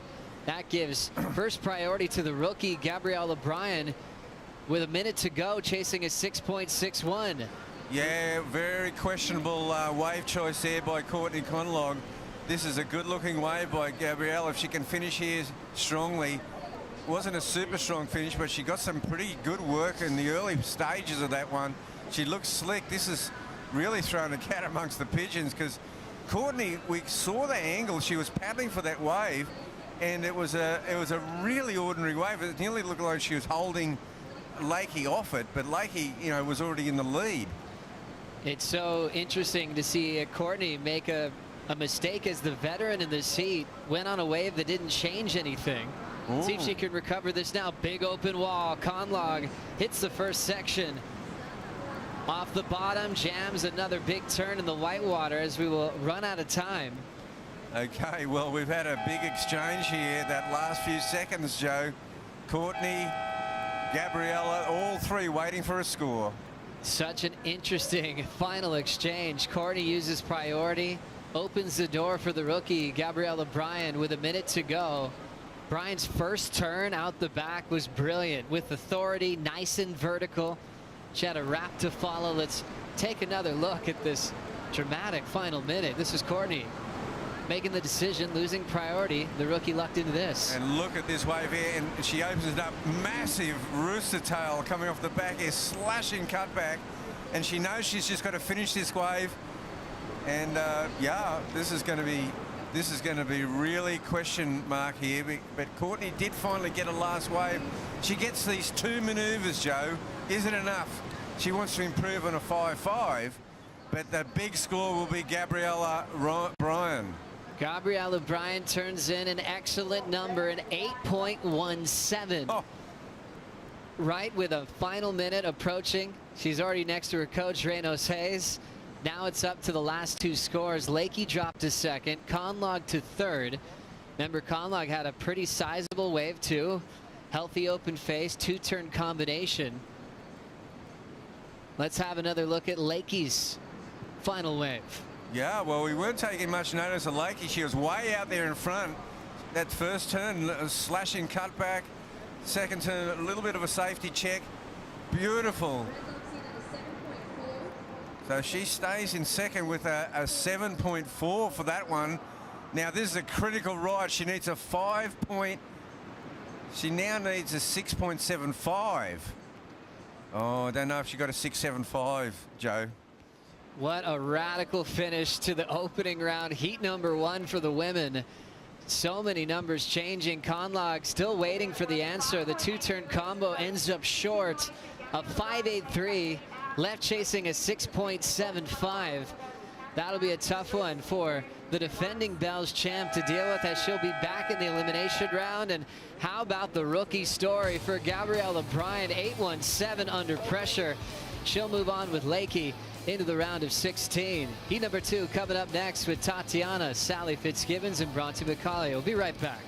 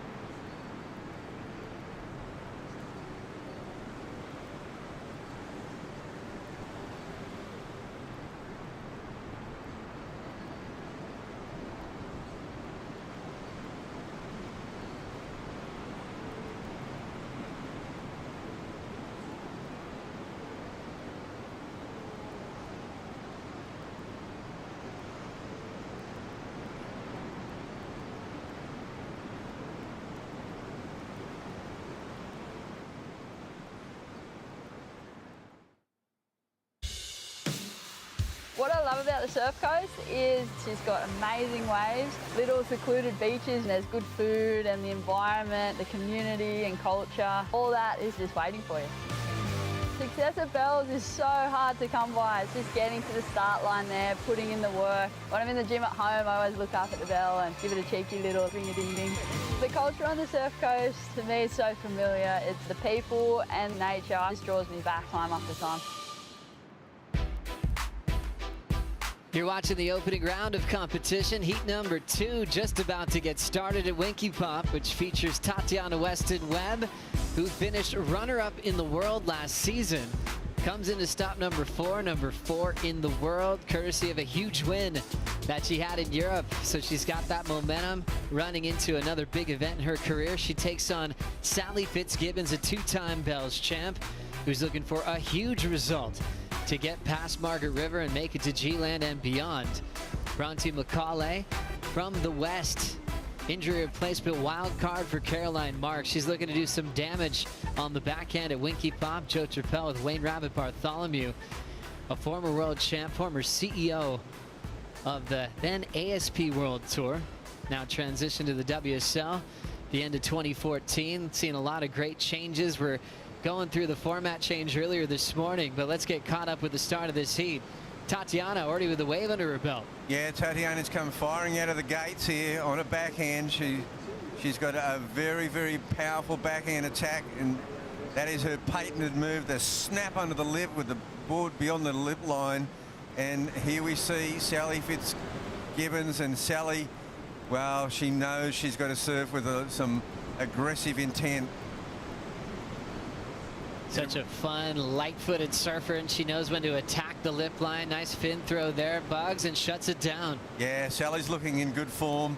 And now Bronte, as you said, a replacement for Caroline Marks, and Bronte raised at Margaret River. She's got a solid repertoire.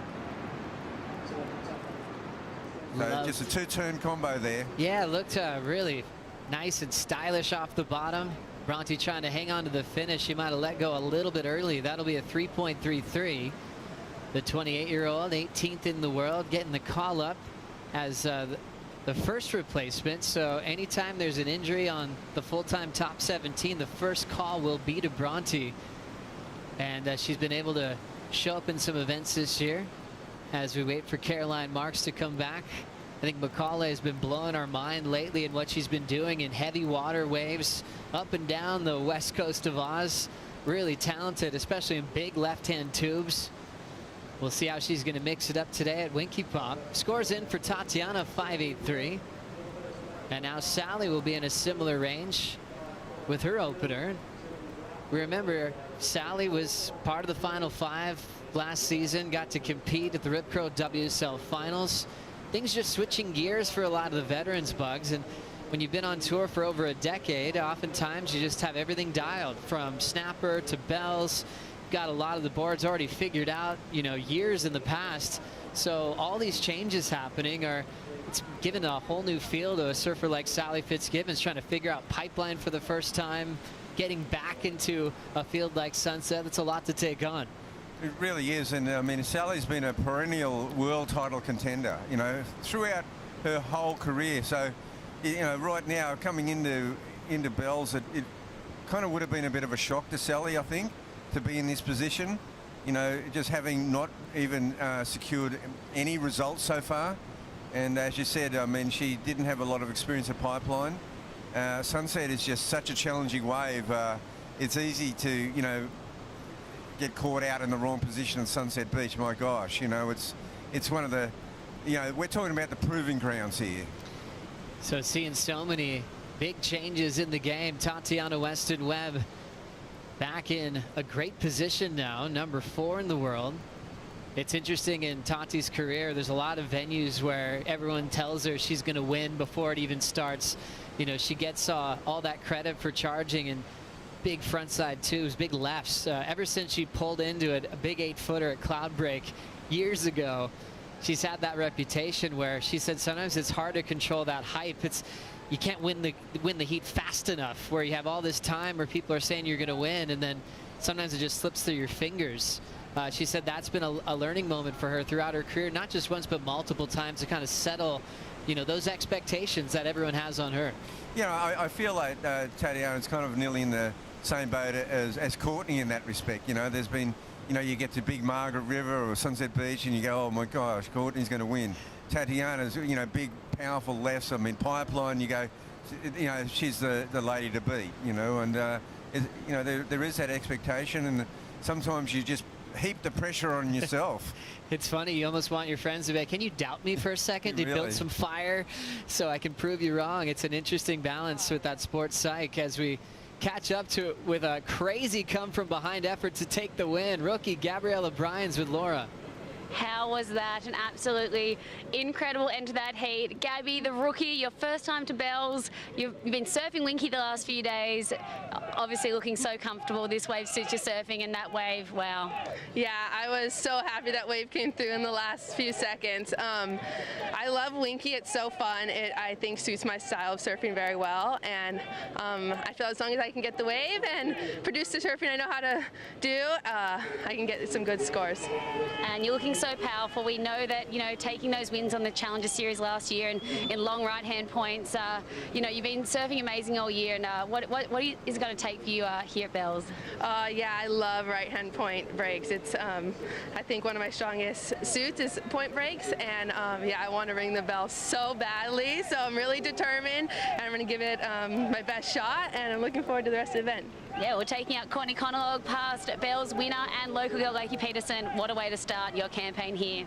Back to you guys. Thank you so much, Laura. So fun to hear Gabriella Bryant's confidence, her enjoyment to be in the game, and I think she knows what she's capable of. Already set her sights on a win, and that would be a huge statement as a rookie on tour.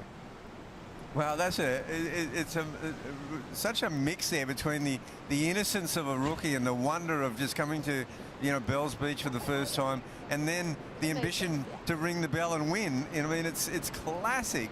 She's certainly not scared. I mean, and she held her poise on that last wave and got an excellent score. And sometimes it's just enjoyable not to hear I'm taking it one heat at a time. We're off that statement. Let's just think about the win, how badly you want to take this one out and take down your heroes. And Gabby Bryant, if you missed that, it was a priority gift that Courtney gave her. Threw down an excellent score to take the win at the buzzer. Moving down the line at Winky Pop, Sally Fitzgibbons frames up that fishing down carp. She had to kind of fish for her rail line there, and she'll get out of the end section. Yeah, and we also saw a Bronte Macaulay wave that is really going to be a significant score. Bronte Macaulay, tons of experience. She's had a spot full-time for a number of years against the top 17. And the score the Bugs was referencing comes in at a 6.10. Let's go back to Sally's wave first. Yeah, it's a bigger wave, Joe. It's got that bit of a crumble on the face, and she's having to work with that. That's a nice slashing turn there. And again, she goes into a rhythm now. She's ahead of the break and finishes it off Sally style. It's a patented move, and here's Bronte Macaulay really liking this one, Joe.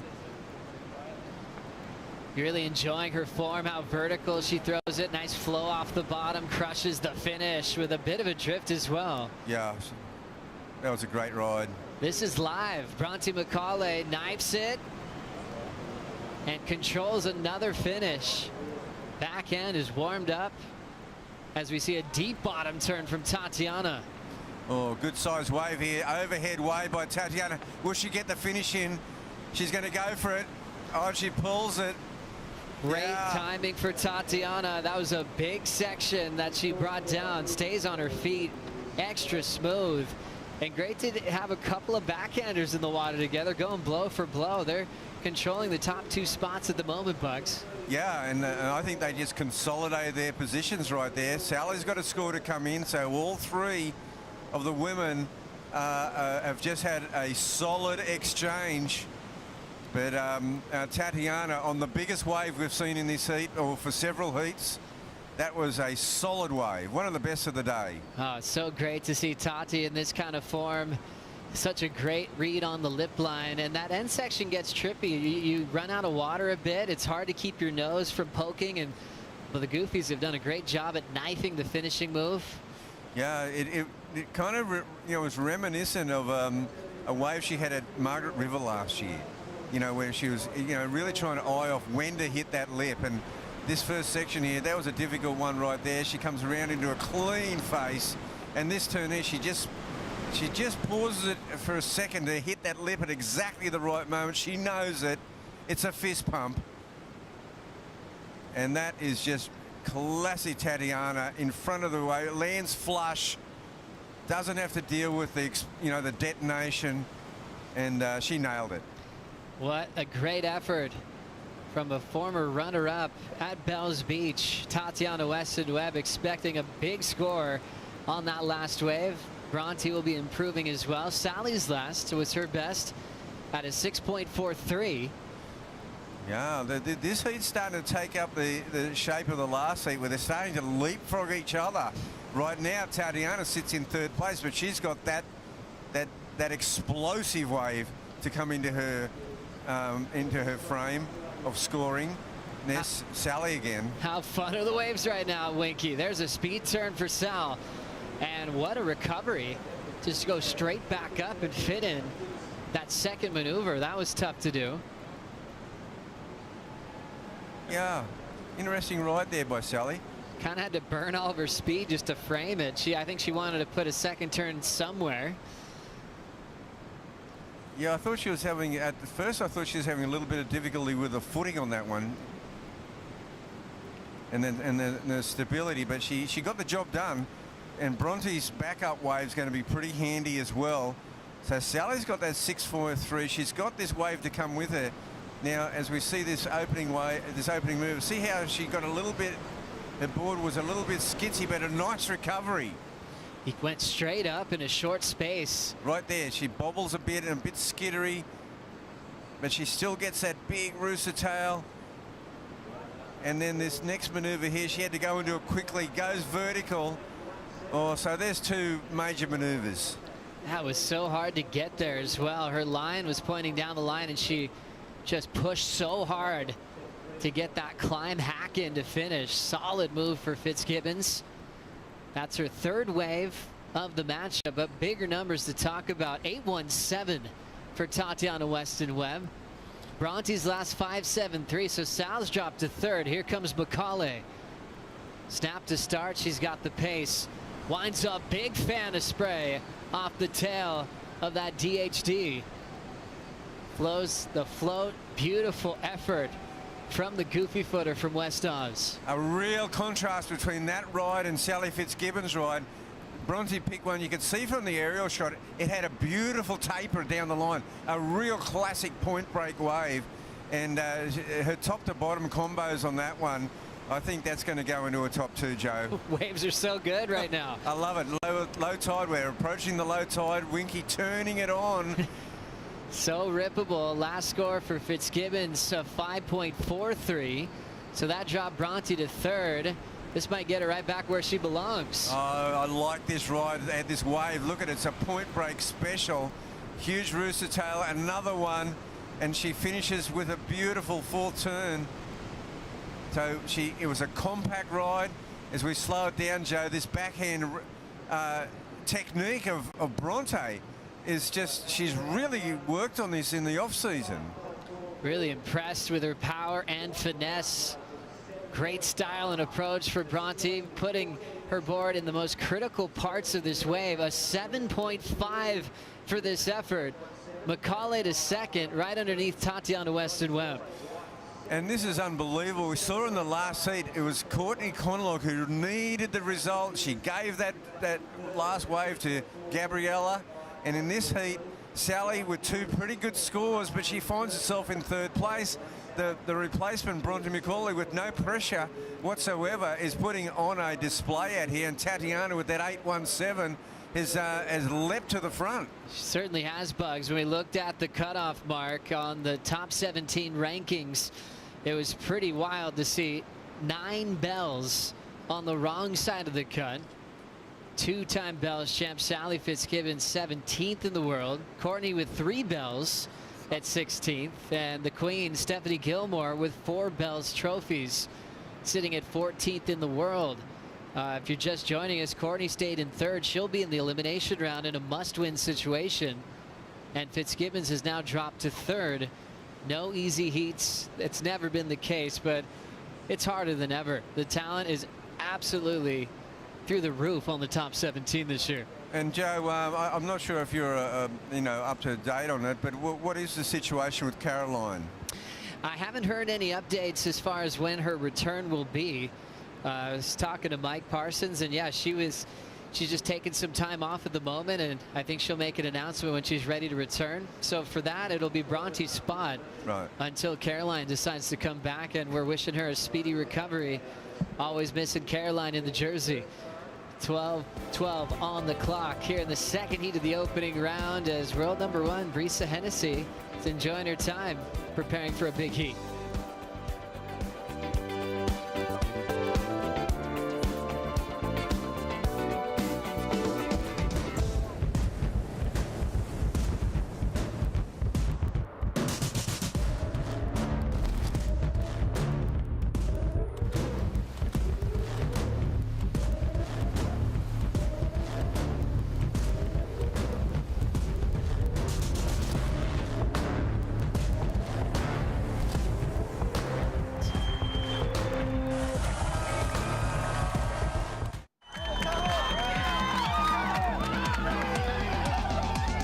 Going for a team shred on all of our fun boards. All my boards are intact. That means that I didn't charge hard enough. I can see people through the trees out there already. I should be down there. And now it's time to go have some fun. We got a few days off before I'm heading home.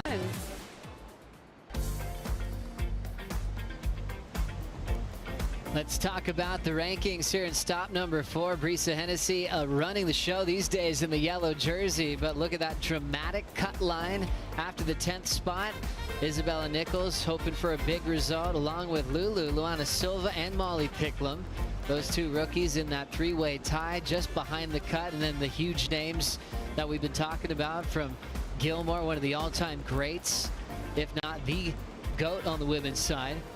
She needs a big result at bells, along with this woman here, Sally Fitzgibbons, 3-time runner-up in the world.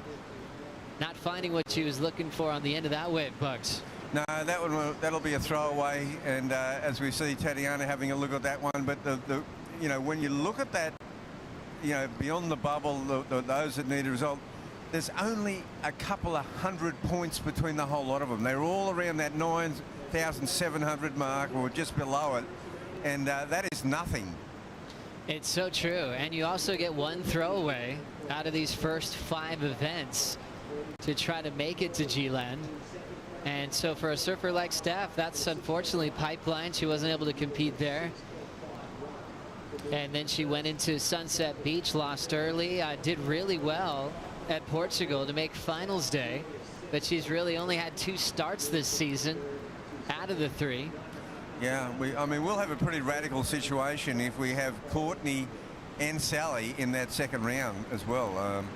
So it's going to be a pretty intense day of surfing here at Winky Pop. We are moving through round 2, I believe, Joe, so it's going to be all on today. Especially for a local hero, the excitement today for India Robinson as she takes on Joanne DeFay and another rookie, Luana Silva.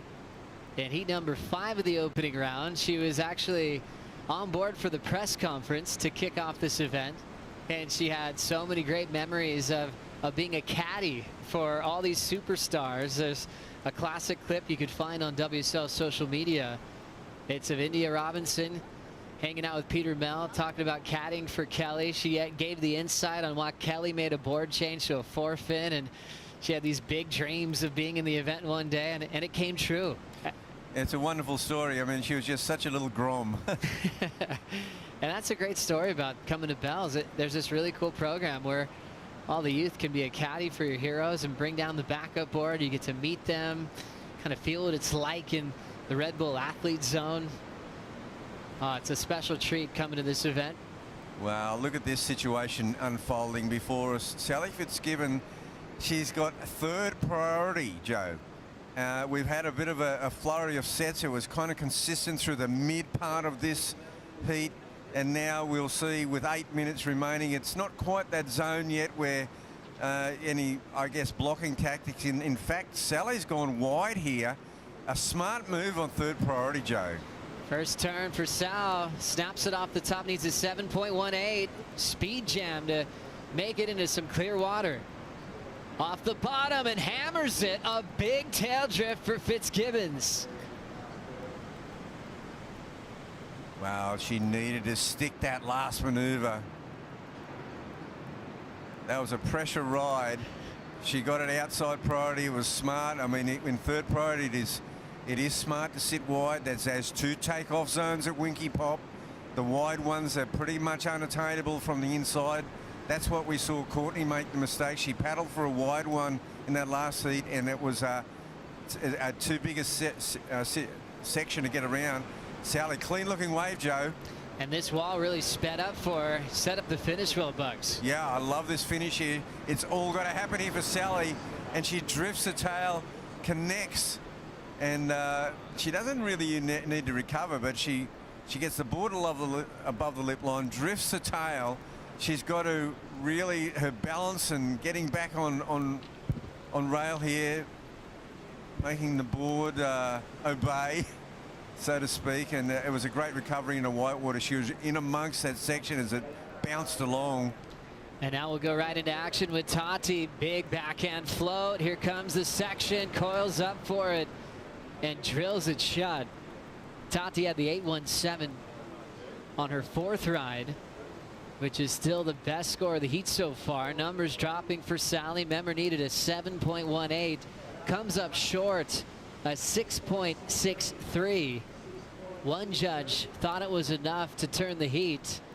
They dropped the high and the low. She'll stay in 3rd, now needing a 6.98 to move on.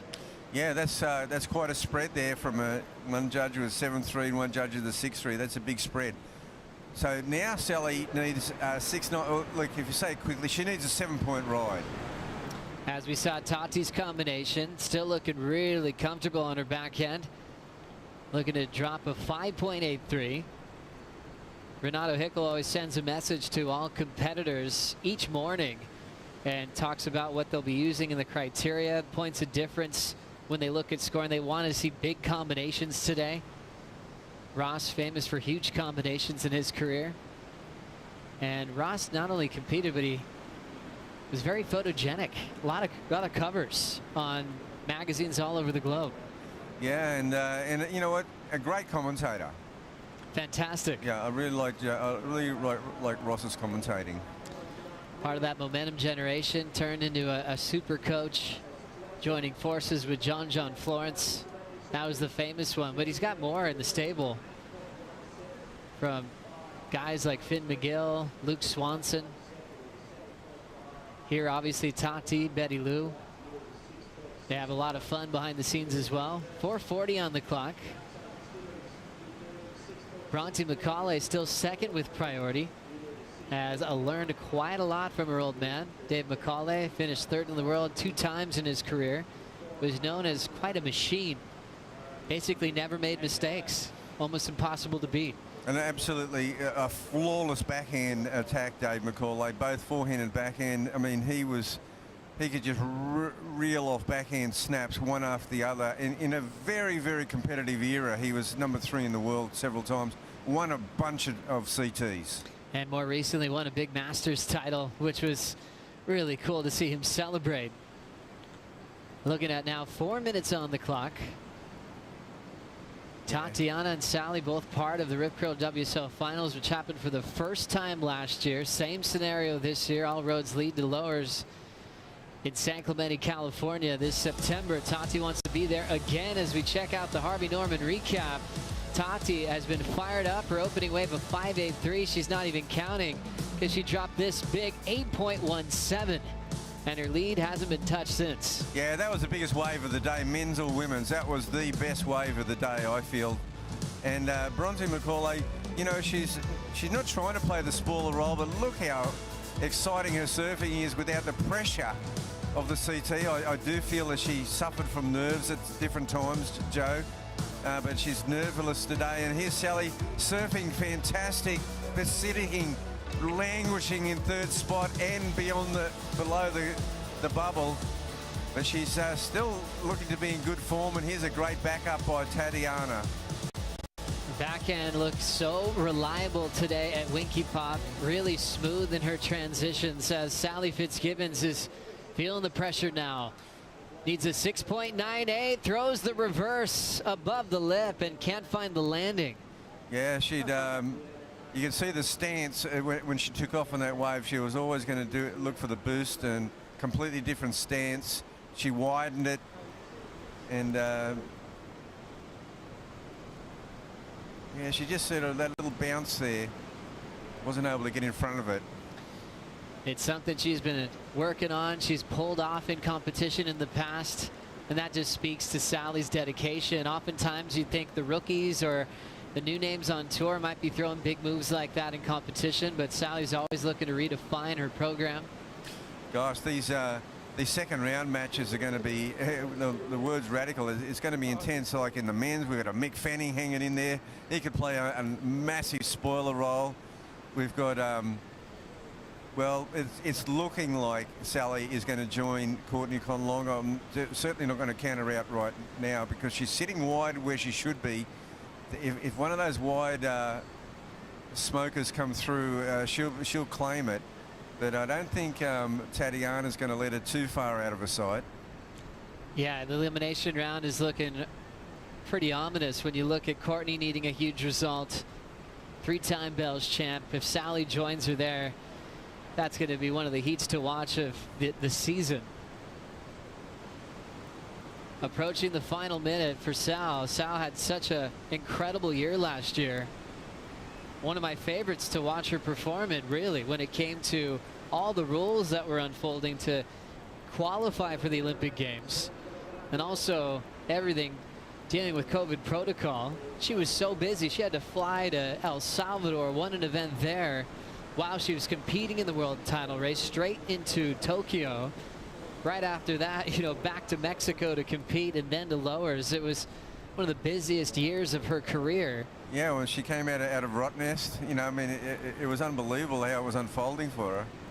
Yeah, the big win there, it was just, she put in so many great memories. And you wonder, is there a recovery period of time to kind of find your form again? Sally's never really questioned that. She always loves energy, loves a challenge. But this year still looking for a major result. 15 seconds for Sal to avoid the elimination round, and that wave's not going to help her out. No, you're right. Last year was a massive year for her, and everyone thought, you know, she was made for the Olympic Games with that attitude, and didn't quite happen for her. But this year, different story, and she knows she's just going to have to, you know, hold her head up and take on that elimination round, because she's actually in good form.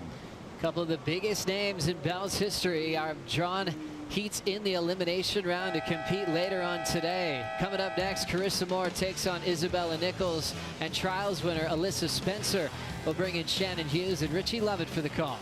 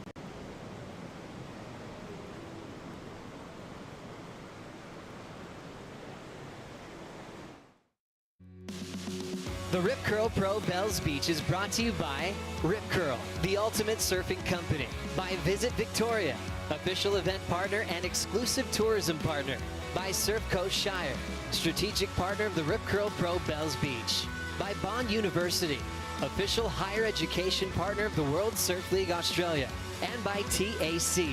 Drive safely through the home of our wildlife. A safe drive saves our wildlife. Got a big day of competition ahead of us here at the Rip Curl Pro Bells Beach, and Tatiana Weston-Webb has just walked away with a win over two very tough competitors, Bronte McCauley and Sally Fitzgibbons. Tatiana walking away with a 14.10 heat total over Bronte's 13.60, advancing through alongside of her, and Sally Fitzgibbons just shy with a 13.06.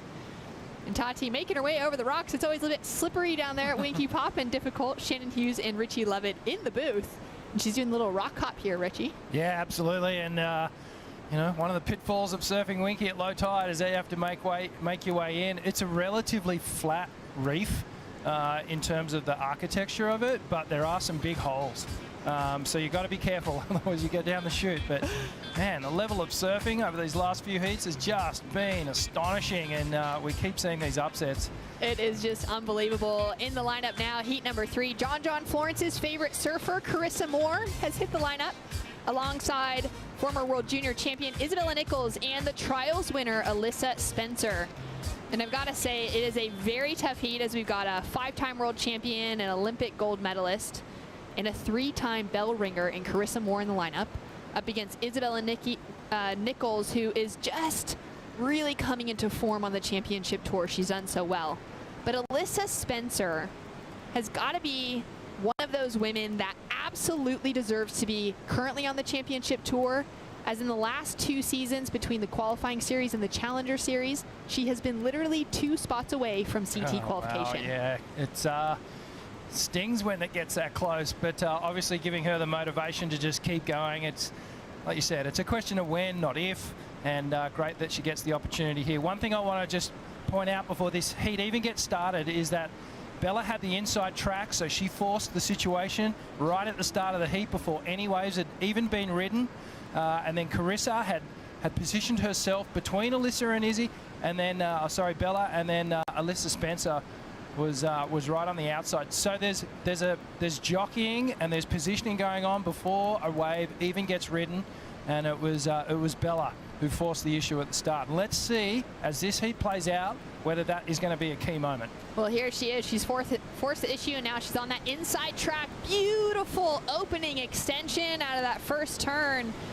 Nice into the pocket on the second, finding that little race line down for a powerful finish from Isabella Nichols, and what a way to take control. Bella's just got the most beautiful wrap, and she's been spending a lot of time down here when she has time, and she's been spending a lot of time down at Winky as well. So I've been actually working with Isabella now for years, just through FCS and equipment, and just watching her progression over the last few years, and in particular last year. She just had such a great rookie season, making her way into a couple of finals and finding her way up against Carissa Moore more than once. So Carissa has basically the lion's share of the victories, so she'll be wanting to get one back. Great way to start here. Look at that carving turn. I love how she held that inside rail just for a little extension. It's a nice clean snap. Wave goes a bit frothy, but that first turn is where most of the points are going to come through. She was able to get a nice little tail waft to finish things off. But watch this. The rail transition from the heel side, from the toe side to the heel side. Look at the head and the arms following the turn. Incredible stuff there. Beautiful form. So what happens is the eyes lead everything. So the head leads, the arms follow, and then the lower body comes through. And she just held that power really, really well. Yeah, that was absolute textbook technique, style on that opening turn from Coolum Beach, up a little bit north of here on the east coast of Australia. And flying down the line, Carissa Moore, the 5-time world champion, the Olympic gold medalist. Nice opening turn, big wrap for the second, and up into that closing section. Looking very composed out here at Winky Pop. Well, how could you not put Carissa Moore in your fantasy surfer team? She was the first one I locked in, and you know, she is just so good to watch. It doesn't matter whether it's at Bell's, Pipeline, at Beach Break, whatever. She is just a pleasure to watch, and it's hard to just see how anyone's going to beat her given the form that she had last year. And well, she looks like she's just picking things up where she left off. So exciting. Scores in for first of Isabella, a 7.00. We'll see how this one compares. Yeah, streaking down the line here, and Carissa just eyeing off this section. Doesn't overcook it because she knew she wanted to get to that turn there. Fast wrap off the top, and then she had to make that quick adjustment to get that final turn in. And again, just the back arm a little higher on that one, but you could see she just redirected the turn so quickly, and she was able to get up to that third snap and finish off clean. That was potentially just a one maneuver section, and she got the two in there. Yeah, so impressive to see that combination squished together. 6.17 for first of Carissa Moore, and a kick out from the wild card, Alyssa Spencer. Had a great opportunity flying over from California to compete in the Rip Curl Trials ahead of this event. She's competed in it a few times in the past, has come runner-up to Kobe Enright, who's had a number of opportunities to compete here, and now we're seeing Alyssa walk away with that win and get in the mix. But with 21 minutes on the clock, we have one of my all-time favorite surfers, Megan Abubo, calling in from Hawaii. Megan, the 2000 Bells winner here. How special is it for you to be able to witness such great action out in the lineup? Having me. Hi, Richie. Hi, Megan. Great to see you again. You too. Bells was my favorite event on tour, believe it or not, as a Hawaiian, besides the events at home. It's just such a special place. It's iconic. You know, there's nothing like pulling up to the parking lot at Bells with your Ugg boots on and just putting your wetsuit on and surfing. There's so much energy. There's so much history. And there's nothing like listening to Hell's Bells playing in the background while you're getting ready, you know, to surf in the morning. So good, so exciting. How cool is it for you to see fellow Hawaiian Carissa Moore in the lineup again, looking for another bell for her trophy case? Oh, it's incredible. Carissa's my favorite surfer person. I love watching her surf and just do her thing. And, you know, there's a lot of history with Hawaiians at Bells Beach, from Sonny Garcia to John Shamuka, Shane Dorian, Rochelle Ballard, myself, and Carissa definitely taking on that torch after all of us. It's good to see Hawaiians with so much presence at Bells Beach.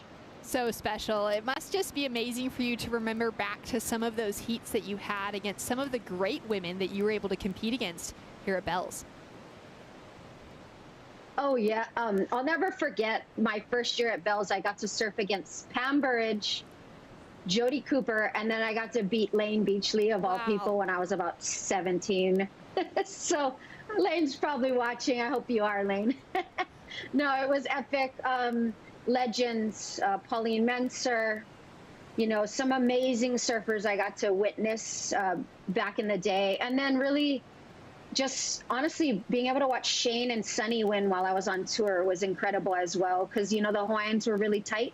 I used to stay with Shane Dorian every year with Dragon, and that crew over there is so supportive, and just being able to support your fellow, you know, countrymen and women was real special, especially in such a cold place. And we're sort of fish out of the water there on land at Bells, but in the water we find our place somehow. Megan, I'm keen to just get your thoughts on experience out here at Bells Beach, and I know you would have been down here many times. How long was it before you really felt comfortable with the wave and all the lineups and all the different moods at Bells Beach and Winky Pop? It takes a couple years, Richie. I always put a lot of time in out there, and I would surf Rincon, like you said, sometimes Winky Pop, the Bowl, because you never really know what you're going to get. They'll say, oh, the swell's looking perfect, but then you could end up at 3-foot high tide Rincon. You know, you never know. So it takes a lot of time out there, a lot of free surfs, and just getting to know the different facets of each wave, and also being comfortable. You know, back then we didn't always get jet ski assists, so it was a true test of fitness. I mean, even with jet ski assist, there's a lot of water out at Bell's, and at Winky, both waves are long. Your legs can get really tired. But I definitely, it took me a few years to get in the sync with it. But then after that, I just felt like I was paddling out at Sunset Point, honestly. Sunset Point, or, you know, sometimes Pupukea. So I just would always, my mind frame at Bell's would always, I would reiterate it to somewhere at home. So I'm pretty sure everyone does that when they surf Bell's. They think of it, you know, they match it with someplace at home to feel comfortable. So special. Can you talk us through what it was like to win back in the year 2000? Yeah, it was pretty incredible back then. We were a little crazy on tour. We were sensible. SunSmart actually sponsored it. We had a lot of fun. The press conference was interesting. There was probably not an energy drink next to me. There was probably something else. And it was just, you know, everyone would go out, and back then we'd have the rock food, and everyone, I remember dancing with Bugs, you know, Rabbit. I know he's on set right now. This was even before he was CEO, just when he used to just come and like be at all the events, and everyone at Rip Curl was always so supportive.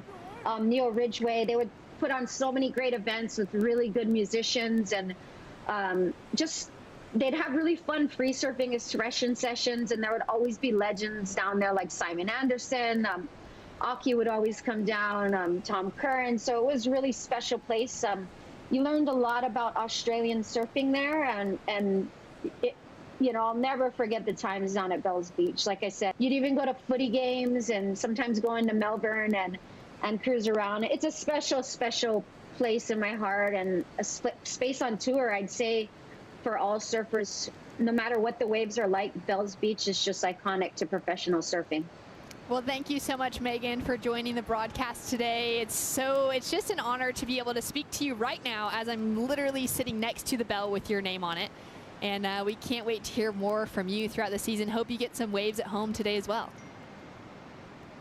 Oh, thank you very much. I'm hoping to. Actually, tonight I'm going to jump in the water somewhere. But you guys are doing a good job. Good luck to all the women out there. You've made us all so proud, our generation. You're really raising the roof of women's surfing, and we're just delighted to watch you from all over the world. I know our entire generation and before mine is super proud of you right now. Thanks so much. That's so touching, and we look forward to seeing you again soon. Out in the lineup, Richie, we've got so much action that's been unfolding. Isabella Nichols currently sitting in the lead with 15 minutes on the clock. She's got a 7, backed it up with a 5.27 for a convincing lead. Carissa Moore now sitting in second with priority with a 6.17. We're going to take another look at this one from Isabella Nichols. Yeah, great aerial shot here of Bella. Her timing was just a little off on this second scoring ride, and that's why it didn't fetch a super high number, but still 5.27.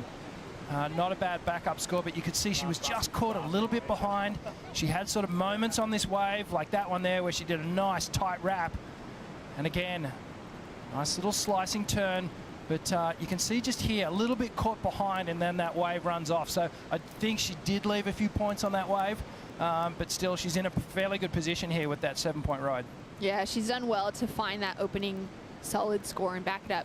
Putting the pressure on. Carissa Moore is in a good position at the moment. You know, she's now just looking for a backup score. But for Alyssa Spencer, the wild card, she's sitting with 2 attempts, but nothing over that 1-point range. So she's really going to have to tap into what she knows she can do on her backhand out here. Yeah, it's an intimidating situation when you're coming up against the likes of Carissa Moore, and the hardest thing as a wild card or a rookie is to just, you know, black that out and just put it behind you. You know, you're surfing against your hero, but you've just got to turn that into I'm surfing against just another competitor. Yeah, that's such important insight for Alyssa Spencer, the wild card. With 13 minutes 45 seconds on the clock, we're going to take a Bonsoit brew break and be back with more action. Sally Fitzgibbons into the elimination round coming up later today.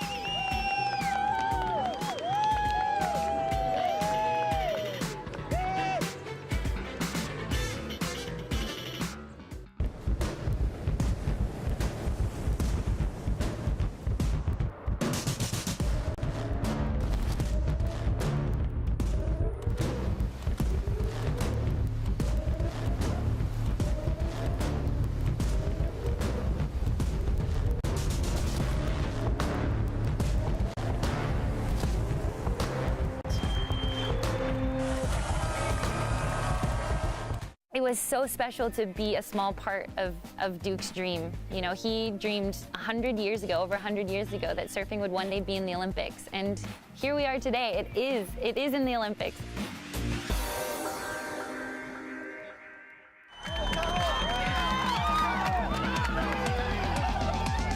Going for a team shred on all of our fun boards. All my boards are intact. That means that I didn't charge hard enough.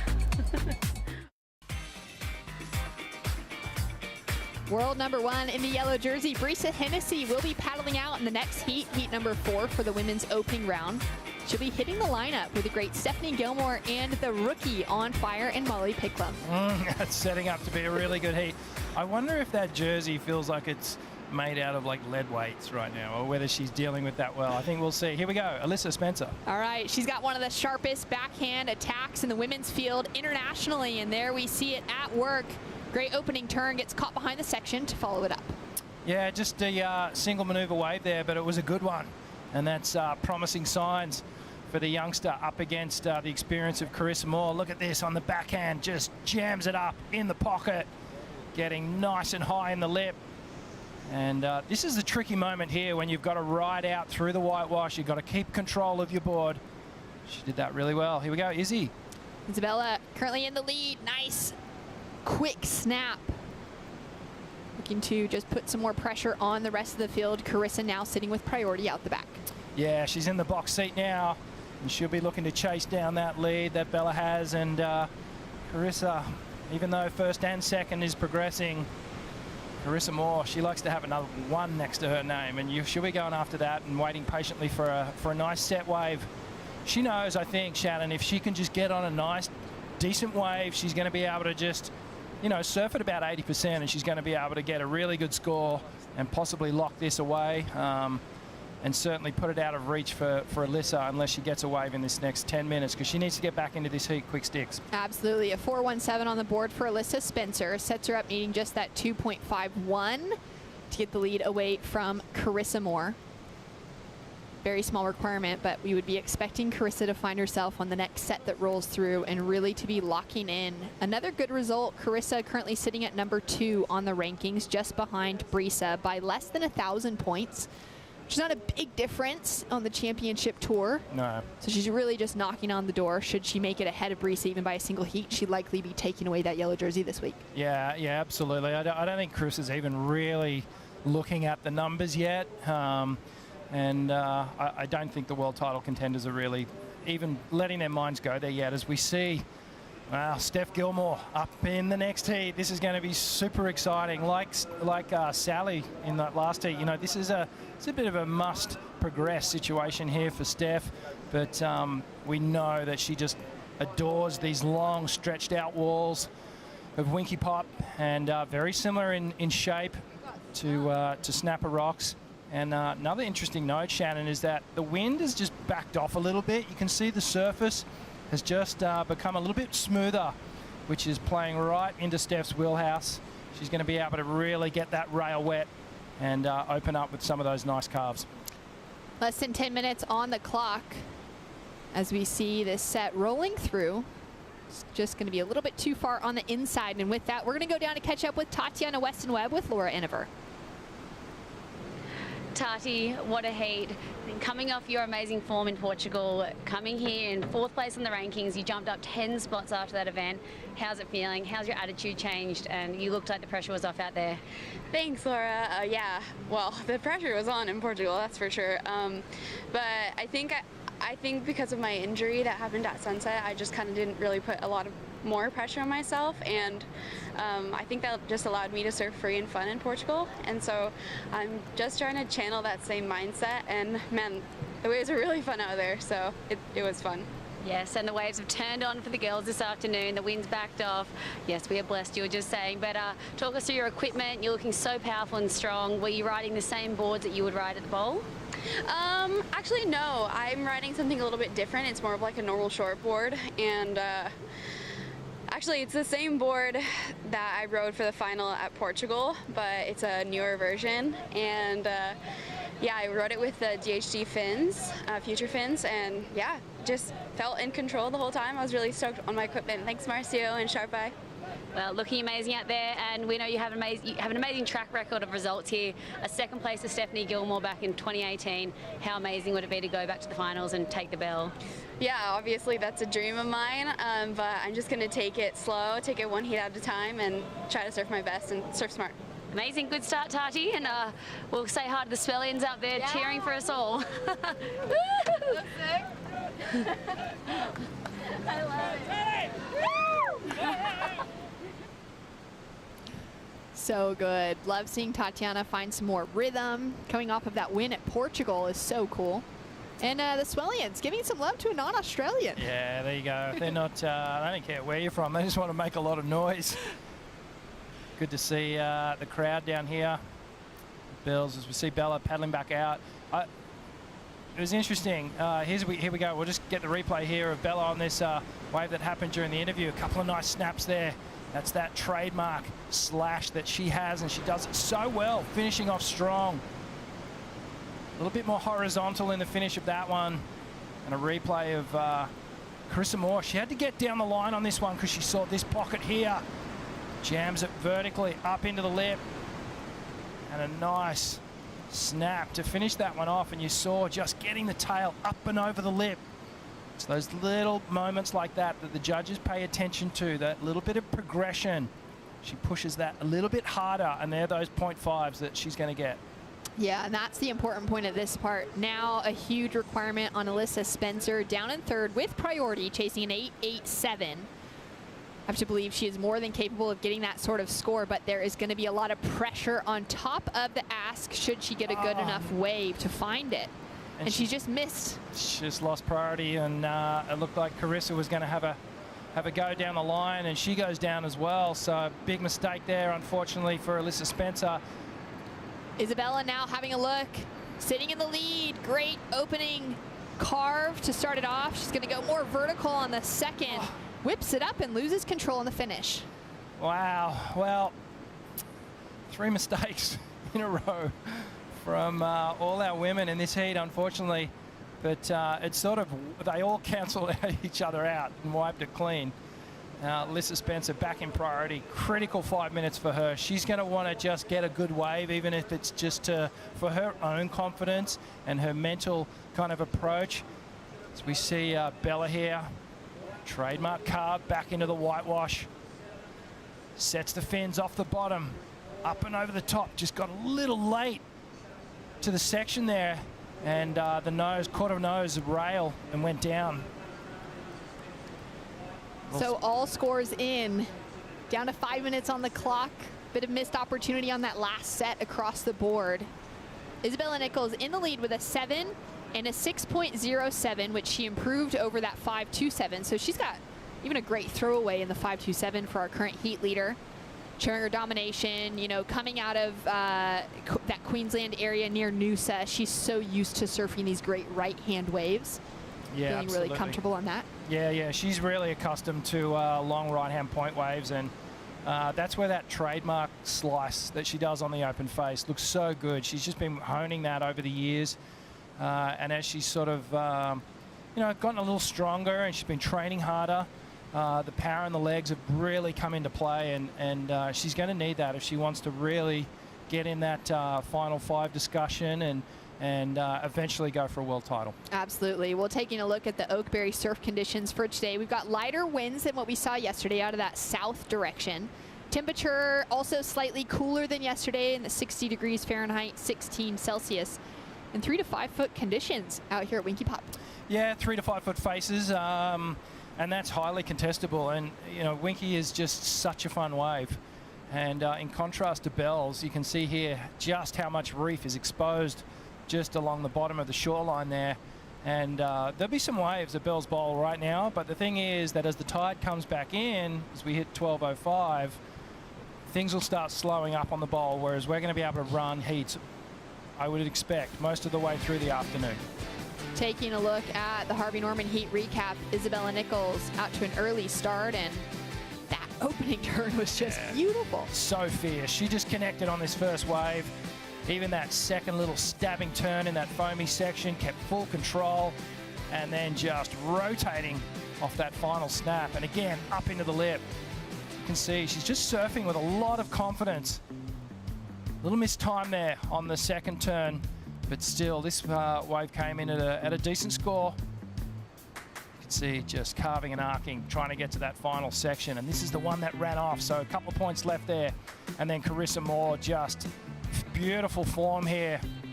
So much aggression and flow, and that was an aggressive turn there from Bella as well. Just critical snaps. I love how high she positions the board, up into the lip. And as I mentioned before, a little bit more horizontal on that final turn, but kept full control. I like that just comment to her surfing with confidence. You can really see that coming through. And, you know, for her, she would be feeling like this is a tough matchup. She surfed against Alyssa many times on the qualifying series, and now Carissa Moore up and riding. Looking for a score to take her into the lead above Isabella Nichols. Nice, smooth surfing, puts on a powerful finish as well. Sitting with those 2 6s on the board. And now waiting for scores to roll through. Can really see that intent on her face. Yeah, it's game time whenever Carissa puts on the jersey. And this would, if Bella actually gets the win over Carissa, it'll be a little mini victory for her, even though they both advance, because up until this point, Carissa's had a number. But she may turn it with this wave. Just timing, biding her time here for that opening turn. Getting down the line here, and I just love how compressed she was as she came down out of that maneuver. Just keeping the center of gravity really low. Watch this, up and over the roof, gets the fins right out the back. And staying nice and low. Smaller target for that whitewash. I love seeing really her intent within that wave, because she's not going to let Alyssa have any opportunity here. Now, Carissa Moore obviously went on to win the Olympic gold medal, as we see a paddle. See if Alyssa's able to get into this one. There we go, on her backhand. Just swinging past Carissa as she paddles over. Solid size wave, standing up in front of the wild card. Great opening snap. She's now looking for that transition around the section, up into the second.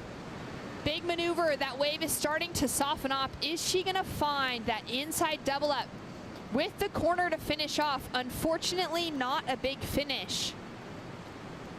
But for Alyssa Spencer, a well-surfed heat. Got that 417 on that single big backhand snap earlier on, and now with a score to drop. Yeah, that'll feel good, just getting that wave in the final moments. You know, perhaps a little consolation prize so she can walk away and feel like she did do some good surfing in this heat, but it'll be elimination round time. It was her very first championship tour heat in the ocean. She has had that wild card opportunity at the Surf Ranch in California, and now for her to get a feeling for, you know, being in those natural conditions. Anytime you get experience surfing against the likes of Carissa Moore, she can take away a lot from this experience. This was one of the bigger waves of the day, actually, and that was a beautiful backhand snap just right under the hook. And she did some more nice turns as she came around this final section here. Great style, great composure. And she is going to be one of the women to watch. Many years of tour surfing ahead of her. Isabella Nichols taking the lead over Carissa Moore in second, and Alyssa Spencer going down in third. Brisa Hennessy, Steph Gilmore, and Molly Picklum heading out for heat number 4 right after this.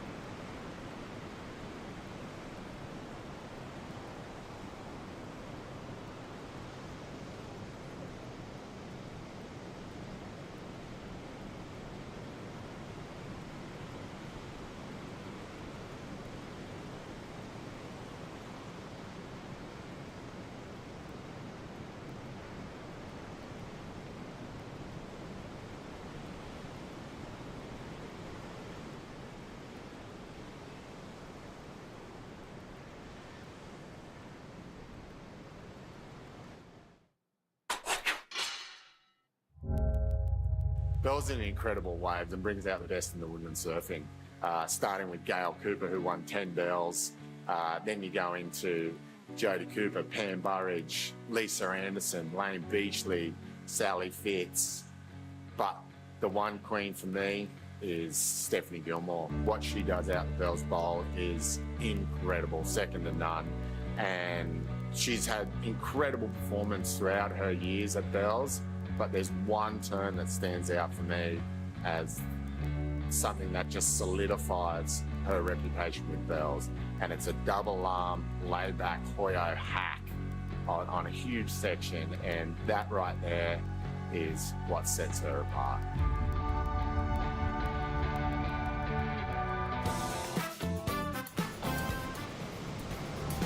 Stephanie Gilmore off to a quick start, up into the lip to kick things off. Nice carve back on that second turn and lining it up for a great finish. Is she going to ride out of it? Not quite. Steph, unfortunately, not making that final turn, but some good signs in those opening two turns. Have a look at this, up and over that little foamy section. She glides down the line, and there's that trademark wrapping turn that we've grown to expect and love from Steph, and just going a little too high, just overextending on that third turn, and that's such a shame, because if she had made that, that was a huge score and a great way to start. I mean, she got a 5 even with the fall. Great to see it from Steph Gilmore, getting off to a quick start. Now she'll be looking to make the adjustments on that finishing section for the 7-time world champion. She is up against current world number 1 in Brisa Hennessy, who just recently took out her very first championship tour win at the Hurley Pro Sunset Beach just 2 stops ago on this year's championship tour. And the rookie who got the late call-up, Molly Picklum, to the 2022 championship tour after the young Katie Simmers of California decided to not take her spot on qualification and went straight into Molly. And she has just shown that she deserves to be part of this year's rookie class. Yeah, Molly Picklum's one of the rising stars to come out of Australia, and she's got an amazing bag of tricks too. You know, she's one of this new wave of women coming into the tour that have the airs, that have the carves, that have the power hacks, and they're keeping the veterans honest. Yeah, it's so exciting to see that sort of youthful energy coming in. And we've seen a lot of that come through in different generations as we, see Brisa, Steph, and Molly matched up. We've seen the likes of Lakey Peterson coming in with that air game early in her championship tour career and hot out of the juniors. Sally Fitzgibbons bringing that in early on. And we know that most of these women can go to the air in big ways, but it's really now taking that transition. And someone like Molly, I think, is really going to fly that flag well and start bringing it in consistency in her heats throughout her championship tour years. Yeah, and, to get to that point where you need to be that confident, to be able to pull those airs in a heat situation, you got to be able to do them time and time again, and your make rate needs to be right up there. So it's something that Molly's been working on for a long time, and getting a little work done in the pool just to perfect those airs and perfect the technique, and also working with Micro Hawk quite a lot. Yeah, working really tight with that pack. It's been great to see her just get in the mix with some of those really crucial players in the championship tour over the years, like Tyler Wright as well. Molly Picklum started out her season, well, she got a 5th place finish at Sunset, which was fantastic. And we're going to take a look at more on who Molly Picklum is. My name's Molly Picklum. I'm 19 years old and I'm from Central Coast, New South Wales, Australia. My nickname's Pickles. I'm surprised I don't even have it on the back of my jersey. I get called it so often. Picklum, backdoor beauty. I think making myself happy this year will just be giving it all I have, and I definitely think it's just harnessing what I've learned in my past years and not letting the tour be all intimidating to me, because I know I'm meant to be there and I know I have the abilities to do such a good job here. Molly has said that in a few different post-heat interviews where she knows, listen, the rookie class is here to play. There's 5 women this year. That is hasn't happened, I think, since 2012 on the Women's Championship Tour. That is a giant rookie class. And they all have the confidence, and they know that they deserve a place in the lineup and in that top 10 conversation heading into the cut. Yeah, it's pretty unique to have that type of confidence at such an early age, and without a whole lot of experience at championship tour level. You know, if you'd be mistaken that, you know, she thinks she's been on the tour for like 5 years the way she talks. Totally. But yeah, I mean, she's got the minerals to back it up, and well, her technique is exceptional, and I just hope she gets a chance to open up in this heat. A little sleepy the start of this one. 22 minutes on the clock, and Steph just with that 4.33. My mistake earlier, I called it as a 5, but plenty of room to move here yet. Yeah, quite a sleepy start to this. Now Molly Picklum, as we're on the topic, has just been really hungry to get more time in the jersey. So after finishing out at 9th place in Portugal, she flew straight home to the central coast of Australia and went straight into the regional QS, where she took a 2nd place at the Sister Revolution Central Coast Pro and won the Pro Junior. I mean, she wouldn't have even been able to beat jet lag by a couple of days. And then straight in the jersey for the QS 3000, walked away with a 2nd to former championship tour surfer Macy Callahan, and then smoked the junior field with some great up-and-coming talent out of Australia. Yeah, when you got back-to-back meetings, sometimes you can get on a bit of a roll and start making the magic happen. So yeah, you know, it's no secret. Molly's MO has just been make the tour, and then once you're on the tour, let's get in there and upset some of the big names, and hopefully in these next few events she can really open up. She's, I think, sitting 11th on the tour right now, so she's not safe, but she's certainly doing better than that lady on the screen right there. 7-time world champ. Steph needs to make this heat. Yeah, Steph's currently sitting at number 14 on the rankings, and it's been a bit of a shocker again for the vets coming into this opening round, where we've already seen in the first 2 heats Courtney Conlog and Sally Fitzgibbons go down in that 3rd place spot, which means they are delegated to the elimination round, which will be coming up later today. Those are both former bell ringers and absolute favorites paddling out here at Winky Pop, as we see Brisa Hennessy in the yellow jersey. Nice 2-turn combination to kick things off. Goes in for a big wrap on the 3rd. And a softer section opening up in front of her. We've seen that from the last couple of waves coming through without really standing up, but she's doing so well to just hug that pocket. She comes in for a good finish. Yeah, it was a nice tidy wave from start to finish. No mistakes, didn't oversurf it. As we see up and riding Pickles. The Pickle straight up into the lip on that first turn. Can see that speed and aggression within her approach, and she's got a good section opening up for the finish. Dynamic. So dynamic. I love seeing her wave selection on that one. Yeah, you know, she would have been taking off going, okay, this is going to give me maybe 2, maybe 3 turns, so I'm going to have to make each one of those count. In contrast to Brisa's wave that had multiple turns, it was more length of ride. She connected them really, really well. But we know from history tells us that the judges, they just eat up that explosive commitment. Here's a great water shot. So Molly starts off, hits that little foamy section, almost drifted the fins a little too much. Recomposes on that cutback, and have a look at that giant finishing turn.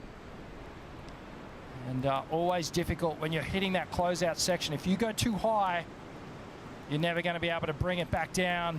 You're trying to ride out of this as you're coming down with the power of the lip. Look at that explosion right behind the tail pad. And you could tell she was feeling good about that one. Great wave from Molly Picklum, kicking things off under 20 minutes on the clock, so it took her a while to find that wave. Scores to come through now. Brisa Hennessy opening up with a 5.33 on this one. Yeah, it seems like Brisa has just found another power notch in the belt over the last season. And she's looking more confident on the board. Her turns feel like they're a bit more aggressive than they were last season. And I think that's why she's out in front at the moment. And bang, just look at the commitment to that final turn. Something's clicked with Brisa over the last 12 months, and it's whether she's been training a little bit more. Okay, live action. Steph Gilmore flying down the line. Speed, grace, power, all things that are so well known to Steph Gilmore's surfing. And showing it as she comes through the end, but just gets bounced off of her feet. She's got that 4.33 on the scoreboard so far, Richie. Yeah. Now yeah, we that was have an a backup interesting score. That was an interesting way for Steph then. Initial thoughts? I just felt like she was always trying to get to the next section, and there was a lot of horizontal work as we watched the replay. Pay attention to the nose of her board. It's always streaking down the line. It's always pointing down there. There's never a moment where there's a full direction change. And that's the judges are looking for that critical nature where there's a lot of commitment. Right there, she tried to do that really aggressive final turn and found herself on the other side of the falling lip. So watch this. She goes really high, comes down. The lip's already starting to break underneath her board, and then it just detonates under her. She did well to try and stay on, but there was just too much power in that wave. So little mistake there from Steph, but she'll be back out the back. Still plenty of time. 17 minutes on the clock.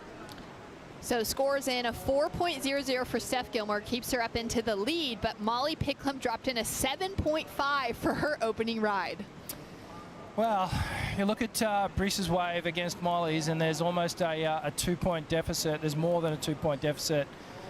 Why? Is because Molly's length of ride was there.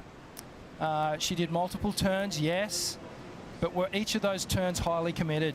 No, they weren't. You know, it was great surfing, but Molly's pushed the envelope on it. She committed to the turns. It was a big wave. There was high risk, and we know that the judges just loved that, and they were going to reward it all day long. Now, when we talk Bells Beach, there's really no better surfer out here than Steph Gilmore. She's got such consistency within her results. The 4-time Bells champion has never placed worse than the quarterfinals out here. It's an amazing stat.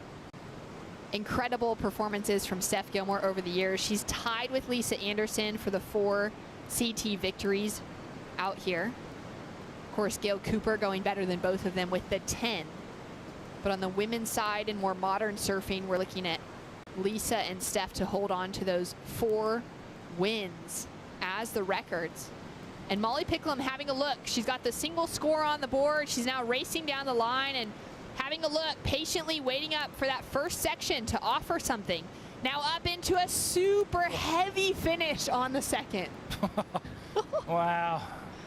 Oh my gosh. Well, you got to give her A for effort. You know, she threw everything at that final turn, but unfortunately was just a little late to the party.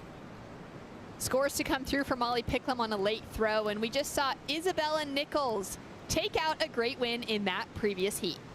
Yes, we did, guys. Isabella, this is your first time competing here at Bells since you've been on tour, your second year, but you actually were in this event in 2018 as wildcard.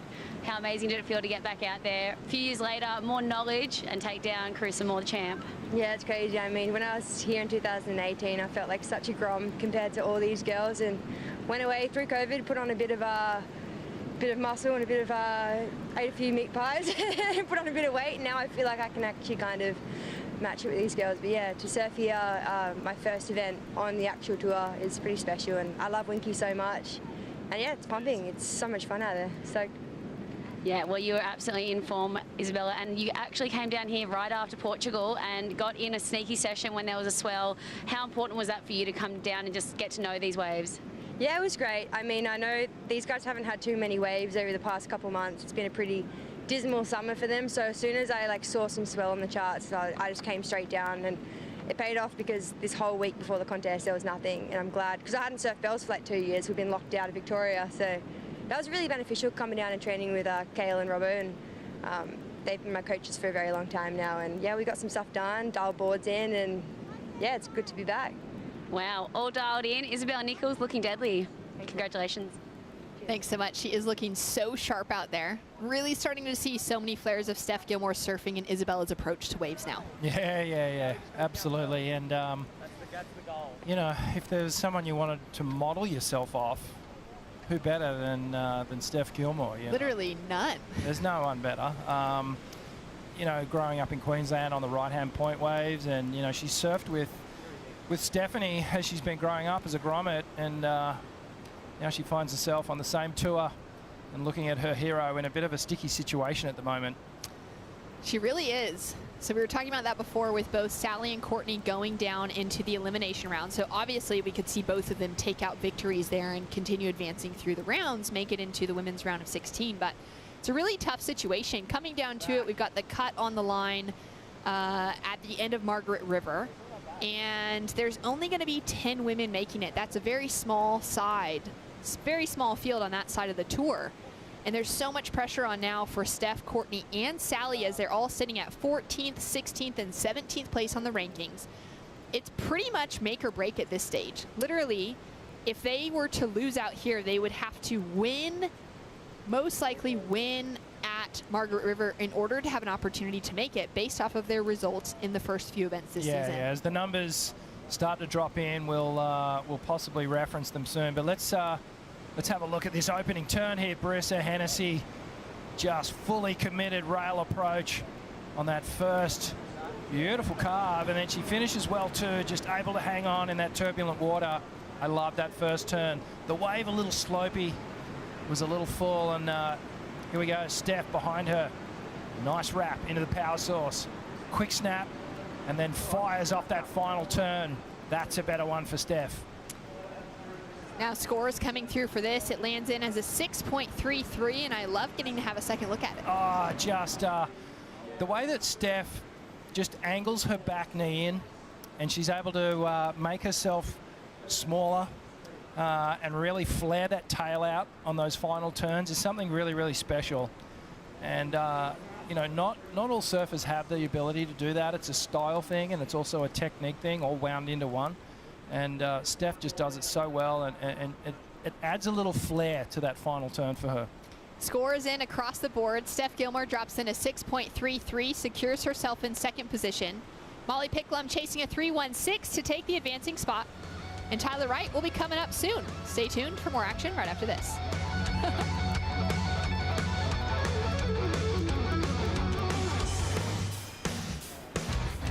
I love the aspect of like bringing people together through food and just sitting at a table and talking about life. And I think that's really enriching to me because I really believe like we're here for connection.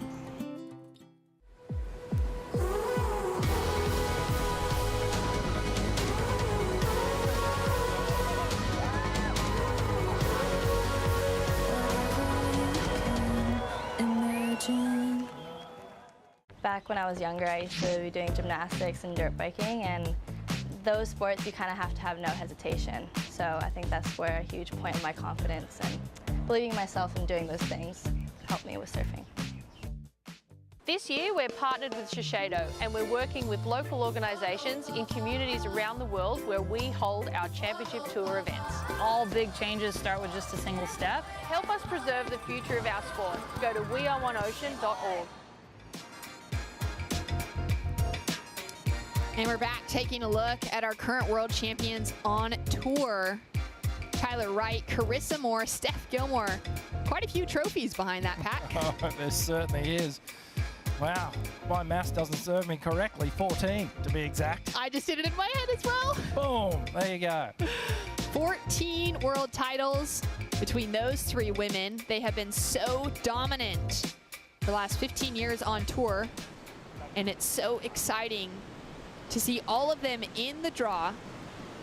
Tyler Wright being the only one yet to get a bell victory to her name.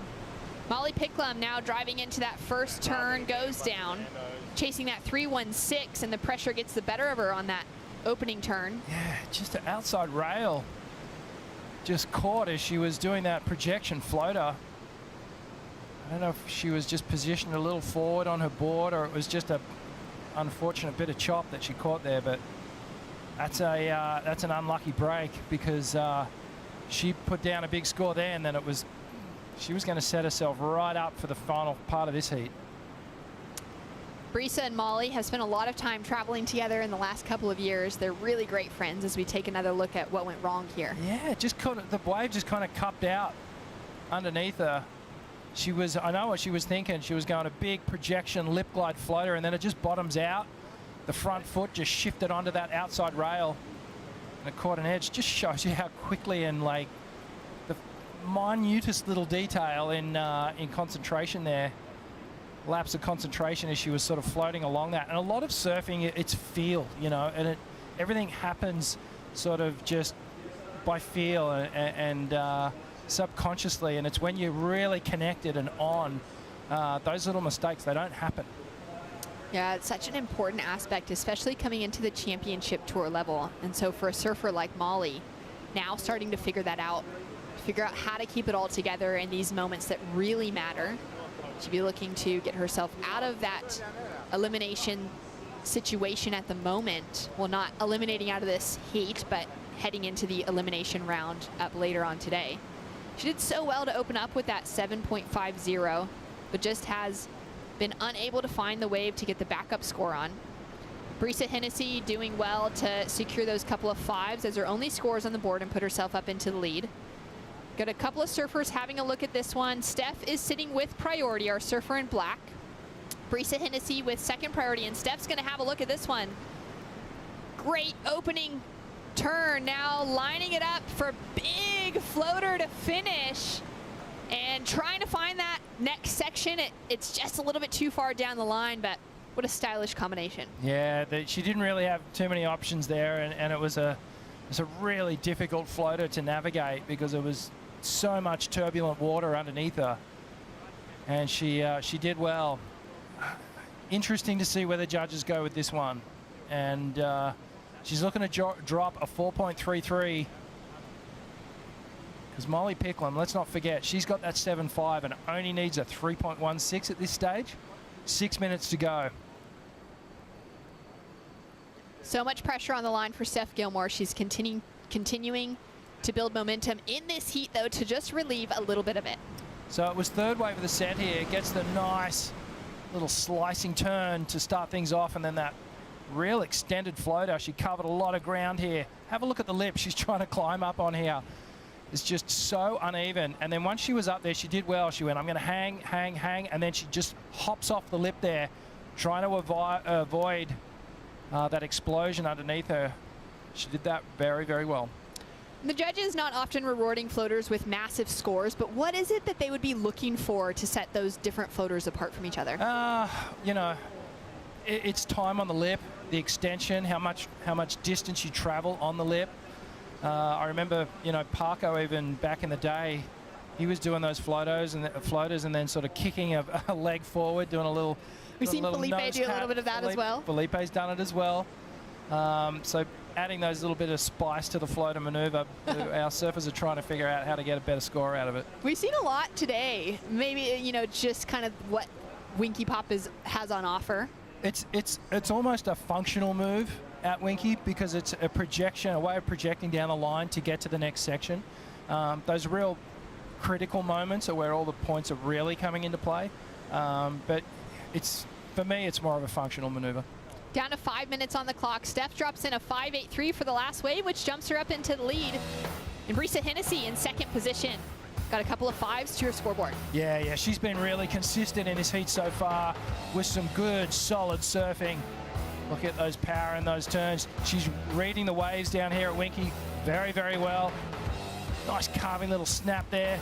Just puts a little emphasis on the tail slide right at the end of that turn. And finishing super, super well. Just her waves have been a little bit smaller. Look at the height on this one from Molly Picklum. Carving back into the whitewash, and it's this finishing turn. That's the maneuver of the heat so far. Highly committed. Brisa Hennessy up and running again. Love the opening carve there. So much power and speed. And just working her way through to this inside section. Another turbulent close out to finish things off, and you can see our women, they're getting nice and compressed whenever in that troubled situation, and they know they really want to make that wave. And here's the fluid style of Steph Gilmore. She's made her way up to the top of this heat right now, sitting in third priority. So our other two surfers, just under 4 minutes to go, they're going to have an opportunity to take the lead as well. 3 minutes, 40 seconds on the clock, and a lot of stress from Team Stephanie. Yeah, well, Darren Hanley looking on. I don't know if Darren's missed a Bells event in the last 20 odd years. He's always had a lot of team riders down here, and obviously he is acutely aware of Steph's position coming into this heat. He was just checking the clock then. And he knows that Steph's not out of danger zone right now. It's such an important factor because even sitting in the lead, there's all the opportunity. Brisa Hennessy in second is chasing a 6.33, which it would be her highest wave of the heat so far, so that's going to be a bit of a challenge for her. Molly Picklum chasing a 3.66 to take the advancing position, but it wouldn't be much bigger for her requirement to take the lead away because she has that 7.5 on the scoreboard. Yeah, exactly. And Steph would know that as well, and so would Brisa. They'd be doing the calculation. As a competitor, you're sitting out there, you're running the numbers. You become a mathematician and you're like, okay, well, if she gets a 5, that's going to push me down into second, potentially third. And it's a numbers game, really, when you break it all down. So Steph, she's thinking, okay, if I get another opportunity, I'm going to try and get rid of that 5.83. And you watch Steph, she's going to try and, if a set does come, she's going to try and force the issue and make the other two surfers go so that she can get up that priority taking right there. Steph's got the most competitive experience out of any woman in the draw this week. Here at Bell's specifically, she had so many great events, never knocking out before the quarterfinal rounds, making multiple semis and 4 finals. The only final she went down, 5 finals over the years. She just had such phenomenal experiences here, that 4-time bell ringer as well. And coming in out of a sleepy start to her season, she missed pipe, then had a low knockout at Sunset. Came back with a semi-final finish at Portugal, which has started to set her up with the momentum she needs coming into these final 2 events.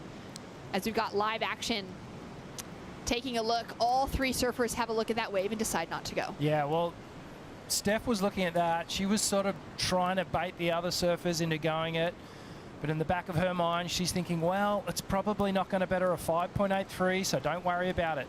This is interesting. Darren Hanley, he looks like he's counting sets right now. So if we get eyes on the lineup and exactly what happened. Here we go. There's a couple of lines coming into the takeoff zone here. Down to 60 seconds on the clock. And the 8-time finalist here at Bells Beach, Steph Gilmore, sitting in the lead. Brisa Hennessy with priority. And now Brisa, it's going to be a tough position for her to keep Molly Picklum off of a wave that could give her the score. These two are great friends. They spend so much time training and surfing together, and now Brisa is going to have to take off to keep Molly out of that wave. Wow. Okay, so Brisa, she's going to lose priority. Is there going to be another wave? That set's just rolled through. 30 seconds on the clock for Molly Picklum to have an opportunity, and just a single turn could get her that 3.66. Yeah. 20 seconds to go. So Steph's going to... Wow, this is interesting. Okay, Molly Picklum with priority over Steph Gilmore, paddling into that set. Molly now connecting a couple turns together, but misses the finish. Wow. Wow.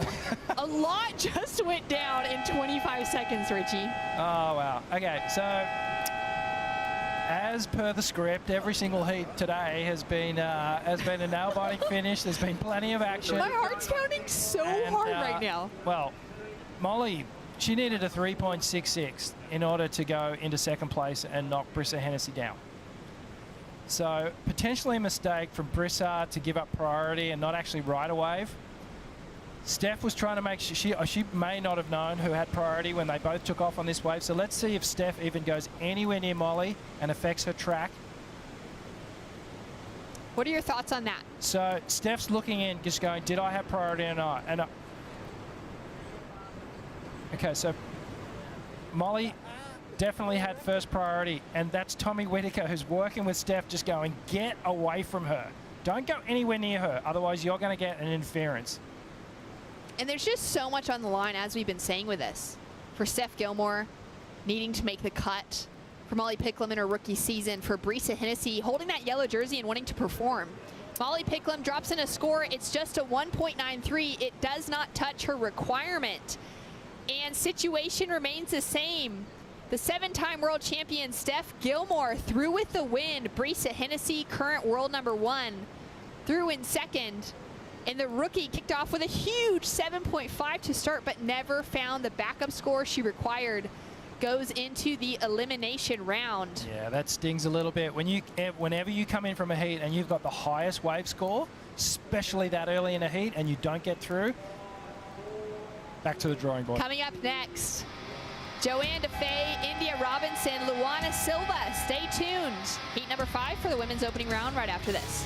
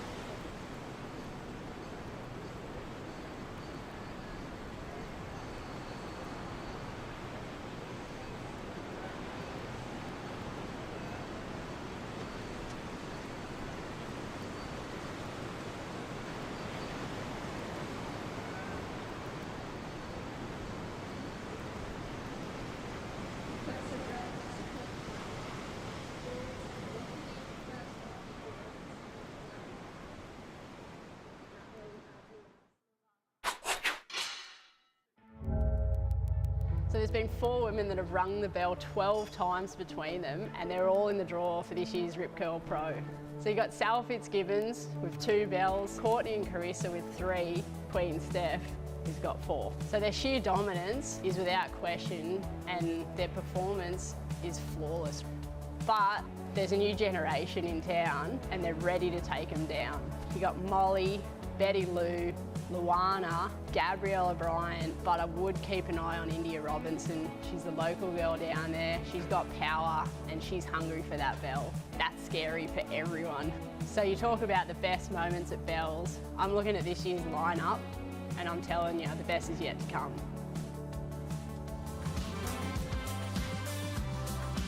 The women's field here at the Rip Curl Pro Bells Beach has the most accolades behind them. It's such an impressive field with multiple taking home bells, multiple world champions. And then we've got some newer faces to the lineup. Joanne DeFay in the water right now. She's had some great results to her past. She's got those championship tour victories. She's been knocking on the door for a world title, and she's had multiple appearances here at Bells. India Robinson and Luana Silva, part of that rookie class coming into the women's field as 2 of the 5. And India Robinson, the local, Winky Pop is her favorite wave of all time. And now she gets to perform out here on the championship tour.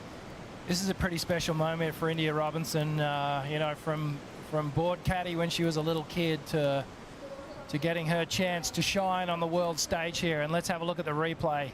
India up and riding here, and beautiful power hack just to start things off. And again, the second one with even more power, driving down the line here. Does she get the finish? She not only gets the finish, she gets the massive blowtail. And well, that was a 6.50. This is Joanne DeFay up and riding. Little drifting snap to start things off.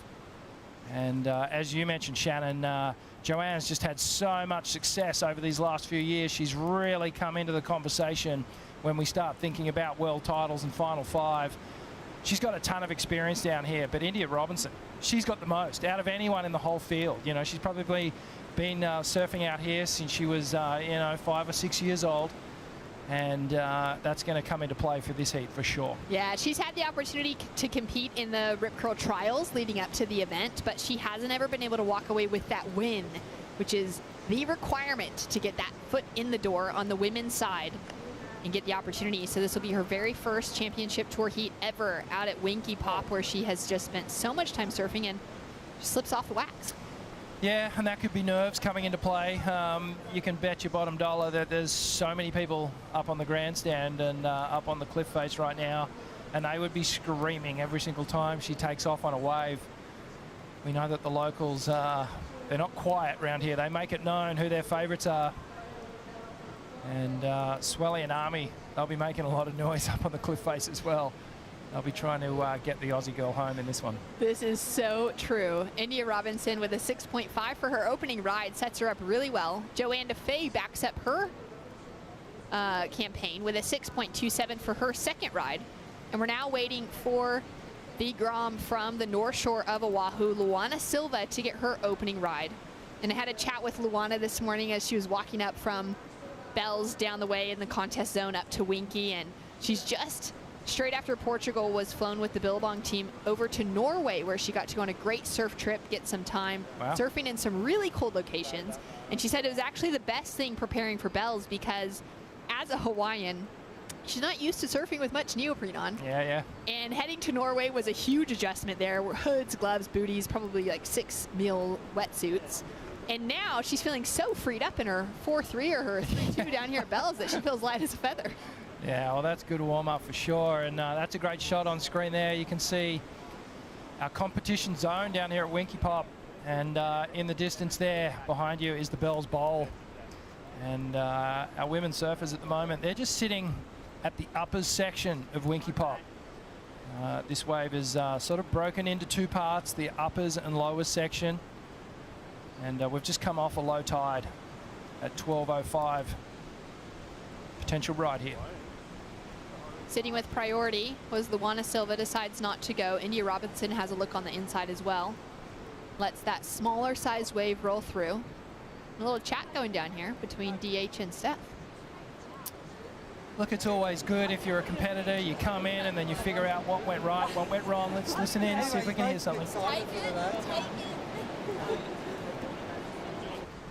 Yeah, in my years on tour, we'd come in and we weren't always with coaches, you know. Actually, none of us were with coaches. It's a little different nowadays. It's different nowadays. You got a full squad and an entourage of coaches, trainers, and, you know, dietitians and family members all coming along with you. But it didn't change the fact that when you came out of a heat, you would break down what went right, what went wrong. Didn't matter if you won or lost.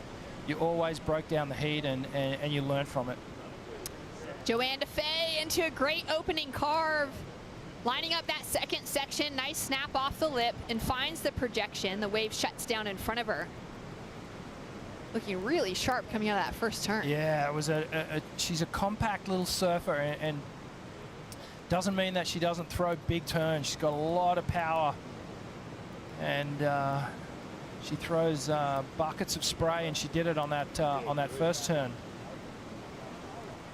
Joanne DeFay has competed in the last 6 events here at Bells Beach. She has yet to make it past the quarters, but she does have 4 quarterfinal finishes. Oh, that opening turn was so crisp and clean. And it was unfortunate that wave just ran off a little bit. But look at here, just leaning into that toe side rail. Now she gets the power, driving off those fins. Leading with that arm and the eyes, and then the lower body following and wrapping all the way back into that foamy section. That's the pocket of the wave. That's where the power source is. Luana Silva now getting her campaign underway. Comes a little stuck on that first turn. Manages to put it together for the finish. Yeah, she tidied that one up really well. The first turn, as you said, just a little sleepy, kind of got caught. And perhaps just a fraction tentative. And then she opened up on the second turn, so that would have felt better. Putting a score on the board for the Grom, who qualified at home in Haleiwa. Puts a 3.50 on the scoreboard as we take another look at this one. Yeah, she paddled hard into this one, streaking through this section here, up and through the lip. Just a quick pivoting turn, but this second one, much better. More critical, staying nice and low.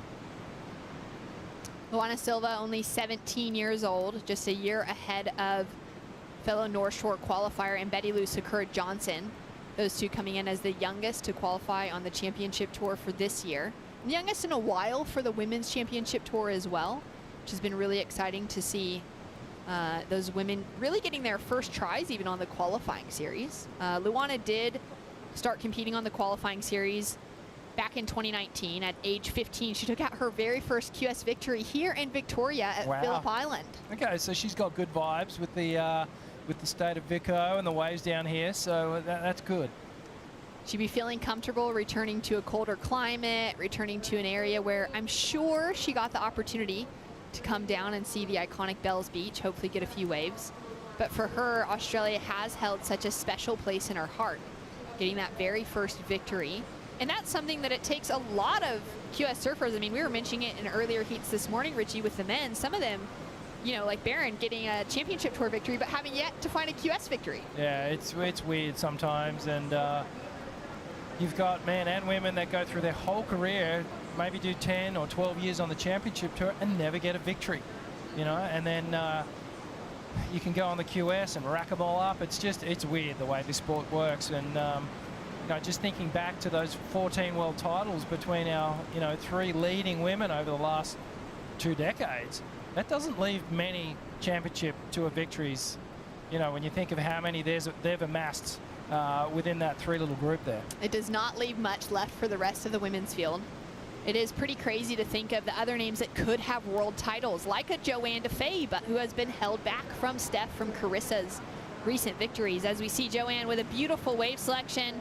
Nice wrap to start things off. Great snap up into the pocket.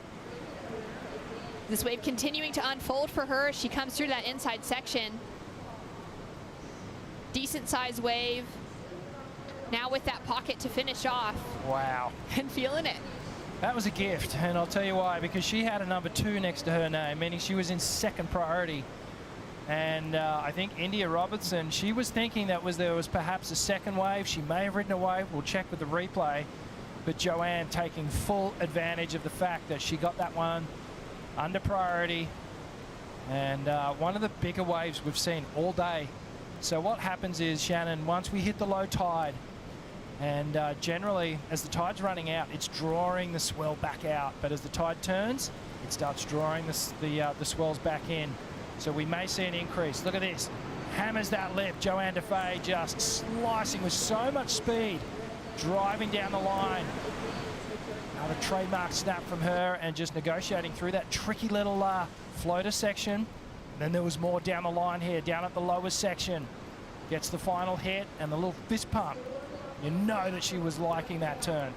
Well, the judges liked it as well, rewarding her with an 8.17. Joanne DeFay jumps up into the lead now with a big requirement over the local and the rookie on tour in India Robinson, chasing a 7.95 to get the leading position. And here she is up and riding at her favorite wave of all time, digs that rail in on the first turn, goes in for a huge tail slide on the finish and pushes a little too hard. Yeah, just overcooked it. I feel like she took off on that wave, and she knew there was only 2 turns in it, so she just threw caution to the wind. It didn't pay off though. 16 minutes on the clock, scores to come through for India Robinson. As we wait for them, we've got Ronnie Blakey down with one of the coolest women of all time, Ash Barty. You just never know who you're going to run into on the stairs at the Rip Curl Pro Bells Beach. Very, very lucky to be joined by a 3-time singles Grand Slam champion in Ash Barty. Great to see you, Ash. How are you? Yeah, good. This is unreal. First time for me coming down here. Beautiful part of the world, and get to watch a few mates do their thing. It's pretty cool. Most definitely. And what brings you down here? I know you've got some connections in the sport. Yeah, it's nice. I mean, to come down and watch Steph, watch Molly, watch a few of the other girls that are my mates, to come down here, watch them do their thing live for the first time. It's so different live than it is on telly, and yeah, something as a fan and as a friend, I really enjoy doing it. Been a lot of speculation about what you're going to get into next. Are you going to maybe turn this talent to surfing? Should Steph be worried? I mean, I think I have the best teacher in the world, but one day she might get me out there one day. I'm very much a land dweller, but maybe one day I'll get out there. Any truth to the rumour that you don't actually even like the beach, that sand kind of freaks you out? Definitely why I'm on the stairs. Put my shoes on, don't need to go near the sand. Well, there isn't much sand here, just rock, so if you feel like heading out, it's a pretty clean run. and a bit cold. I'm a Queenslander at heart. I chase the sun for a living my whole life and my whole career. But no, it is nice to be here and watch the pros do it, watch them let they do their thing, and I get to enjoy it as a fan. Absolutely, and it must be fantastic when they win as well. Steph, a really interesting heat. You kind of started with the fall, but I could tell that you really wanted to push the issue with the inside position at the start of the heat and get a bit of priority, a bit of position on your rivals out there. Yeah, I just knew that, you know, both Molly and Brisa work with micro, so I was thinking, all right, he's probably got a plan for them to kind of put me in the middle, and, you know, if they can team up and kind of get some good scores and put me under the pressure. And so I thought I just have to stay out of that, and if I can be on the inside at the beginning and get a good start or something like that, it'll work. But I kept falling off my last turn, and then there was a bit of drama at the end there with, you know, I might have got an interference, but I guess I didn't interfere, so that was lucky for me. But yeah, I'm happy to make it through. Molly and Brisa, I mean, she's world #1, Brisa, and Molly's surfing incredibly well, so tough heat. Let's talk about what it's like for you to have Ash, a good mate here, and someone that you obviously look up to. Is there extra pressure? Is there expectation on yourself to actually perform in front of your mates when they make the effort to travel to Bells for the first time? Yeah, for sure. I was actually a little bit nervous when I saw you here. I was like, oh my God, I'm going to have to actually, you know, really put in a good show. And I've gone to watch Ash play a few times, and like you said, it's so cool to be able to see it live and to hear it and to just, I don't know, to feel the energy on the beach. And obviously in a tennis arena, it's a totally different story to what we have here. But yeah, really special. So stoked Ash can come down, and I just love how much of a fan you are of sports. Like, doesn't matter what sport. That's all right. I can roll with it. Make it up as but that's the coolest thing, like to retire from your sport and then to just want to go and watch other sports is really special. So stoked to have you here. Absolutely, Steph. Last year, I know that Ash's win at Wimbledon was a big moment for you. You were massively inspired. Bells is really one of our Grand Slam events, so what would it mean for you to win another Bell here and get the victory with your mates hanging around watching you serve? Yeah, that would be really special. Yeah, I guess Bells is probably the closest thing to Wimbledon that we have, but yeah, watching everything that Ash has done. I think winning the Australian Open, that was probably the coolest thing to see you there, and then I don't know, yeah, obviously I'm hugely inspired to go out and just keep trying to win more, and to win here at Bells would be special. I've had a pretty bad start to the year, so I've got some work to do just to make the cut. Well, great performance in the opening round, Ash. An absolute pleasure to have you here, and stick around and let's watch this all unfold. I love it. Let's do it. Back to you guys. Thanks so much. I love that. What a fun interview. Great to see Ash Barty down here alongside of her good friend, Molly Picklum, in that last heat. Ash Barty is her hero. She was wearing Ash's name on her back at Portugal when the women all got to choose their favorite female athlete of all time. And just what a cool thing to have that support down here. Give me goosebumps just thinking about it. Legend, sporting legend, and icon. So special, and you know, Steph would have been pretty stoked to eventually come away with a win there, and unfortunately for Pickles, a little bit more work to do. But anyway, now we see another legend getting involved in the conversation here. Mick Fanning having a chat with Ash as well. Congrats on everything again. Yeah, we'll see you again soon. Have a sneaky listen in. Yeah, we're putting it all together. Yeah. It's going to be so fun. I'm trying to get Gary to come as well. 100%. Yeah, for sure. Yeah, we'll make it as fun as possible with no work. Yeah. Mick's got some work ahead of him. He's into the elimination round. I know. And, well, in his post-heat interview, you could tell that he wasn't exactly satisfied with his performance in his opening round. And when Mick got the wild card, I think everyone's mind just went automatically to 6 to 8 foot Bells bowl, groomed, because that's where Mick is just, you know, really comes into his own and is probably one of the most unbeatable surfers at the bowl. So he'll be looking to pick up the pace here in this elimination round. Heading into the Bonsoy Brew break with 11 minutes on the clock. Tyler Wright coming up next at the finish of this heat. We got more action. Stay tuned.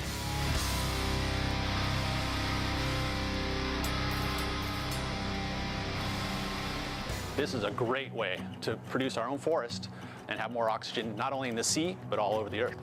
We Are One Ocean is an initiative led by the WSL to inspire our global surf community to protect and conserve our one ocean. It's exciting to see that we could actually grow a forest at the bottom of the ocean. It's actually 20% more effective than forests on land, believe it or not. Help us preserve the future of our sport. To learn more, go to weareoneocean.org.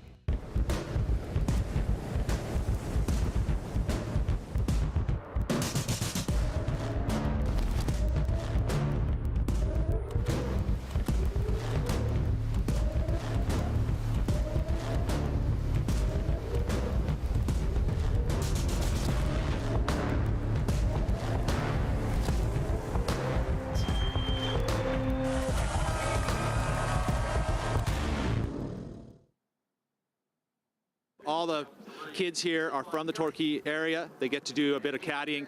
And India, so why did Kelly make that switch? He wasn't liking the thruster, so he changed to his quad fin.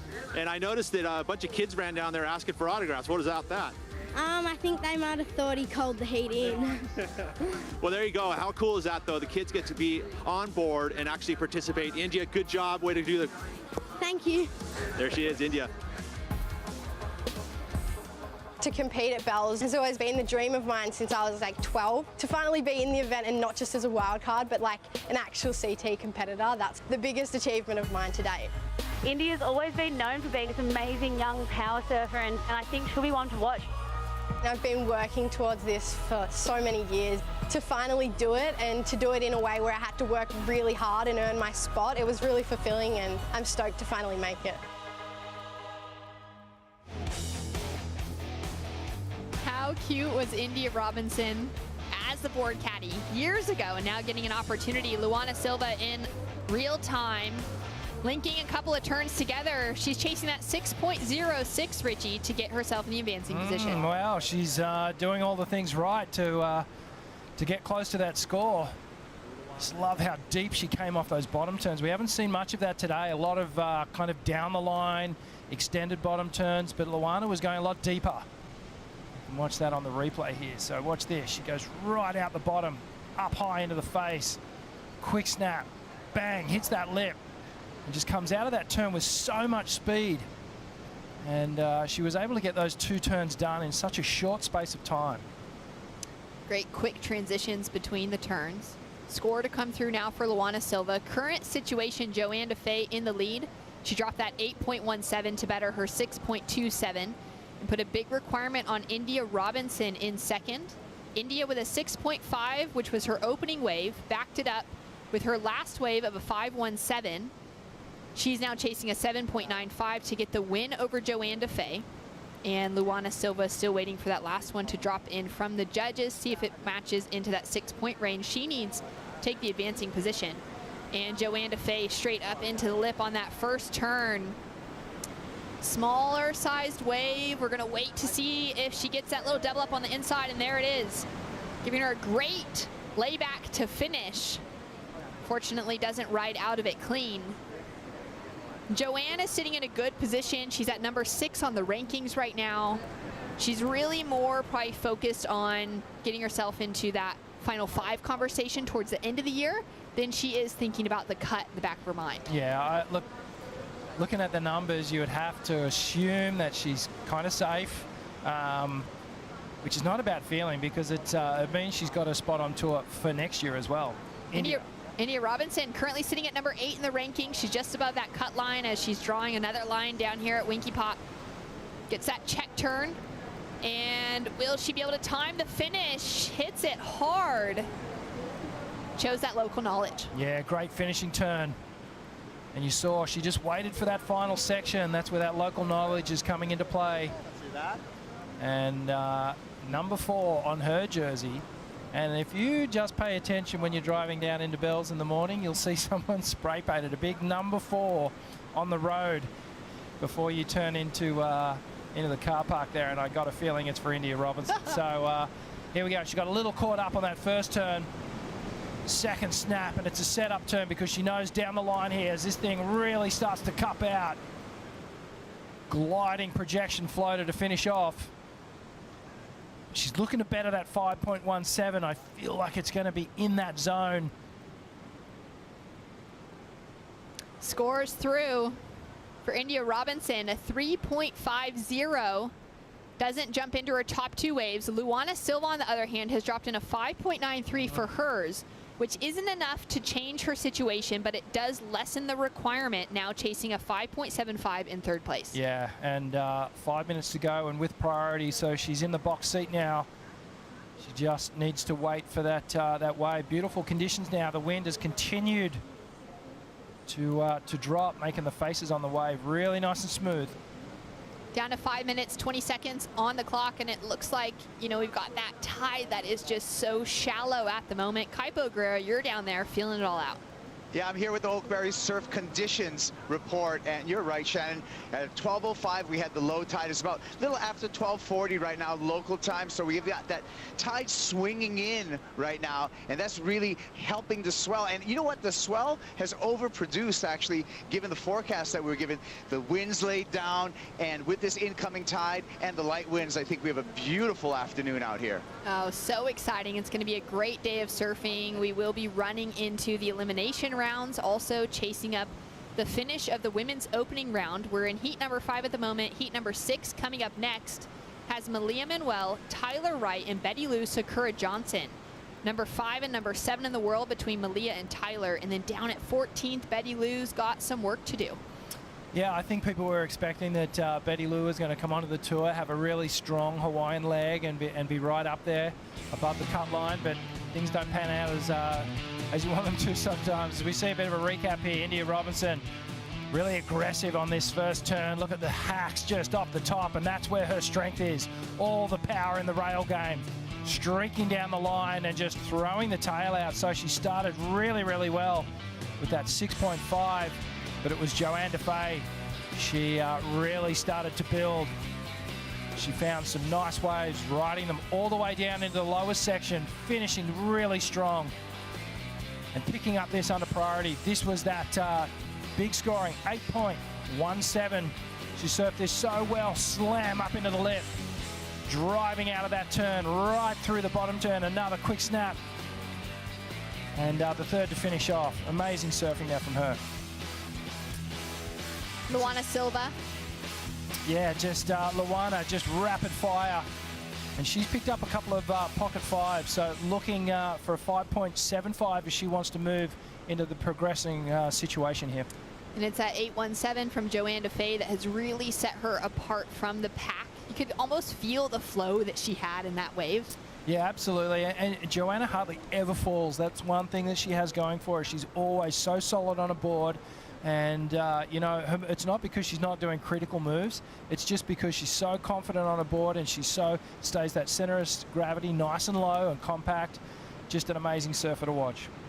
Finishing off at the Rip Curl WSL Finals, the inaugural event at Trestles last September. She walked away with a number 5 finish in the world. She's actually had 3 top 5 finishes out of her previous 7 seasons in the on the championship tour. So she's really been a consistent threat for those world titles and will be looking for that again with a solid start to her year. Nice turn to start things off with. Goes powerful and progressive on the 2nd, up into the lip on the 3rd, and this wave is bowling up for her so nicely as it's just hugging that reef. Goes for the layback on the finish. And wow. Such fun surfing coming out of Joanne. That is just amazing surfing, really. She just connected so well with 2 of the best waves of the heat so far. And it's not like she was safety surfing either. She was throwing everything at it. And I think even with the fall, Shannon, she's going to just get herself a huge score here. She'll be way out in front. This is coming down to battle of 2nd place right now. Let's look at the replay. So Joanne sets that rail, carves off the top, straight back into the power source, and then bang, slams that lip. What Joanne does really well, watch her throw her arms up as she hits the lip here. And that's to sort of de-weight the turn and to accentuate it, put some theatrics in there as well. And then goes for a bit more of an aggressive layback hack on the inside. But unfortunately wasn't able to ride out of it. So see how the arms go up, sort of pirouetting around the fins there. And then that was more of a projection lip glide down the line as the wave started to stand up again, just throwing that back arm down into the face of the wave. I could see what she wanted to do. She wanted to do that big layback power hack to finish off. but unfortunately the wave just cupped out under her. Well, we had a flurry of action there. Luana Silva up and riding. Kind of a 2-point turn for that first one. Now gaining some speed coming off the bottom into the second. And scores coming through across the board, but Joanne DeFay has just dropped on an 8.5 as we take a look at the last lap for India Robinson. Now in a combination situation to take the win, but putting on a great finishing touch, sliding that tail around. And what a performance on the final minute. Richie, every heat we've had together today has been just the same. Yeah, who wrote the script on this one? Because it's happening every time. But great to see a flurry of activity. I love it when these heats come down to the wire and there's a bit of a change up and keeps you on the edge of your seat. But great finishing turn for India. I think she's done enough to stay in second place. So scores to come through for India and Luana. Joanne DeFay, her last wave, even with the fall on the finish, one judge gave her a 9. It comes through with an average of an 8.5. As we're waiting for scores now for this of India Robinson. So an aggressive carving cutback, and watch this final turn. Bang, hits the lip, drifts the fins, and she's able to ride out of that cleanly. So this is Luana Silva. She needed a decent score here. Just a wrapping two-stage cutback. The judges never really eat it up when it's a two-stager, and just a bit late to the party on that final hit. So I don't think that's going to better one of her scores. Well, scores still to drop, but I will tell you this, Luana Silva's will not be enough for her to take the advancing position. It's a 2-1-7, and she sits with a big enough requirement to not get there. India Robinson drops through a score and secures that second place finish. Phenomenal performance from Joanne DeFay, coming off a 5th place finish last year and looking for her very first bell here at the Bells Beach event. Joanne DeFay with the lead. Coming up next, Malia, Tyler, Betty Lou.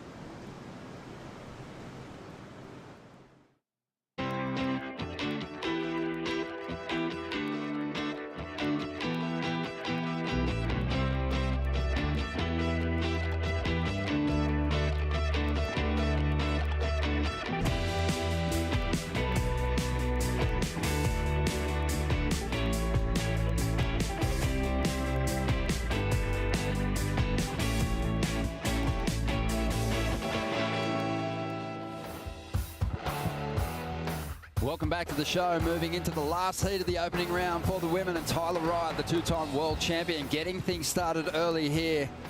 And Tyler just starting to get back to her very best physically, starting to see some of those big, powerful turns that she has used to claim multiple event victories, those 2 big world titles.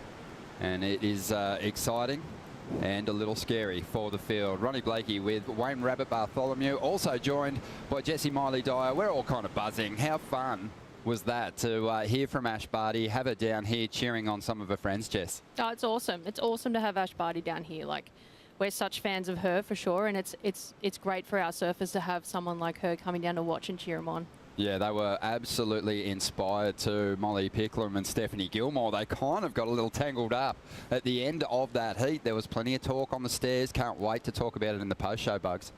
Yeah, that was really close call there. I mean, you know, Steph took off and she was looking around and she didn't have priority. Yeah, no, it was interesting. Very close, but she did survive. But the heats keep coming. The big results. Joanne Defay just got the jump on India Robinson. India is so inspired to do well. We saw that piece on her as a caddy here. That's one of the great stories of this event this year, Jess. It's so good. I mean, it speaks a lot to the development as well, you know, when you see young Groms like India come through and be competing. Yeah, and we've got another Grom here. Betty Lou Sakura Johnson is going to be out there in the white jersey, an absolute phenom. What she did at Haleiwa is still being celebrated and talked about. Overcoming the titans of the sport to earn her place on this CT. She is travelling with her mum. She also is working with Ross Williams, who's been talking about her potential for a long time. This is someone who he identified early on as having incredible talent and already has the size in her turns to compete against world champions, and it'll be fun to see how she goes here at Winky Bugs. Yeah, well, she's certainly an exciting prospect in women's surfing, and she's against two of the chargers. I mean, Tyler Wright, a two-time world champion. Malia is coming off a great result herself, and she's, you know, Malia would be one surfer I would think would be probably overdue to break into that big five, Jess. Yeah, I think so. I mean, she's always there, like knocking on the door, you know, and the best thing as well when you're surfing against, I mean, we call them Groms, right? But they're not. They're young women, and like Betty Lou, she's really going to want to, you know, that healthy rivalry. You love seeing these young kids come up and really challenge someone like Malia, who's also challenging everyone else. Yeah, and Malia's been there herself. Come on as, you know, one of those young guns just firing big shots at world champions, big names. At 14 years of age, she won the US Open, and I guess, you know, she's always kind of talked about as one of the most talented, most stylish surfers on the women's tour, but you know, it just feels like now she's got the order of results around the right way. She's got the big results at the start of the year. Usually we're seeing her final in those events towards the back end of the season. So this might be the year for Malia Bugs. Yeah, well, you know, it's not a matter of time's running out, but I mean, there is this new charge, this new brigade coming through that have really just, you know, shocked the system. And I mean, at Sunset Beach, to see the quarterfinals and all five like rookies in those quarterfinals, Jess, that was like, to me, probably the biggest shock upset day in the history of women's surfing. Well, it was just like their party to be celebrating, like, hey guys, we're here, and all of those young surfers, like all the rookies are fearless, you know, and that's the one thing that really stands out for me, is that they all believe that not only do they belong to be here, but they believe that they should be winning heats, and that's the hardest bit when you're a rookie. And I mean, the other thing is that, I mean, you know, Sunset Beach itself, I mean, it's such a daunting break for them to break through there and to be fearless. And it was really a shock. I mean, I was sitting back going, I couldn't believe what was unfolding. And of course, they've gone on with it. It's a bit of a lot of people have been, you know, speaking about a changing of the guard, you know, and it's probably the first time in a while, like every year I feel like we have this conversation around the women's tour that it's better than ever, sorry, and we have all this talent, but this time there's like a big group of them that are really pushing forward as a gang, and it's really cool to watch. They're all supporting each other, and they love it. They know they're taking on the world. Really different, just with the way that the format changes have come in now. The narrative is very different in the opening stages of a year now. We're not talking about, wow, what a fantastic jump on the field in the world title race. Now it's about just establishing a place at the top end of the ratings. But the big story through these first 5 events has been the mid-season cut. We've been chatting about it in here, Jesse. We want you to shed a little bit more light on it, especially when we're thinking about the women that are outside the cut line at the moment. Yeah, well, the cut, I mean, obviously it's the biggest talking point in surfing right now. You know, everyone is kind of looking at that cut line, and there's definitely a few surfers who, you know, probably wouldn't expect to be under it. And definitely there's a couple who you would have thought would have done, be expected to be doing better. And I think it really speaks to the change in format, that kind of change in strategy, even that you need to really adapt to. And it's going to be really interesting to see who comes out and has shined through this leg. Talk to me a little bit about the numbers.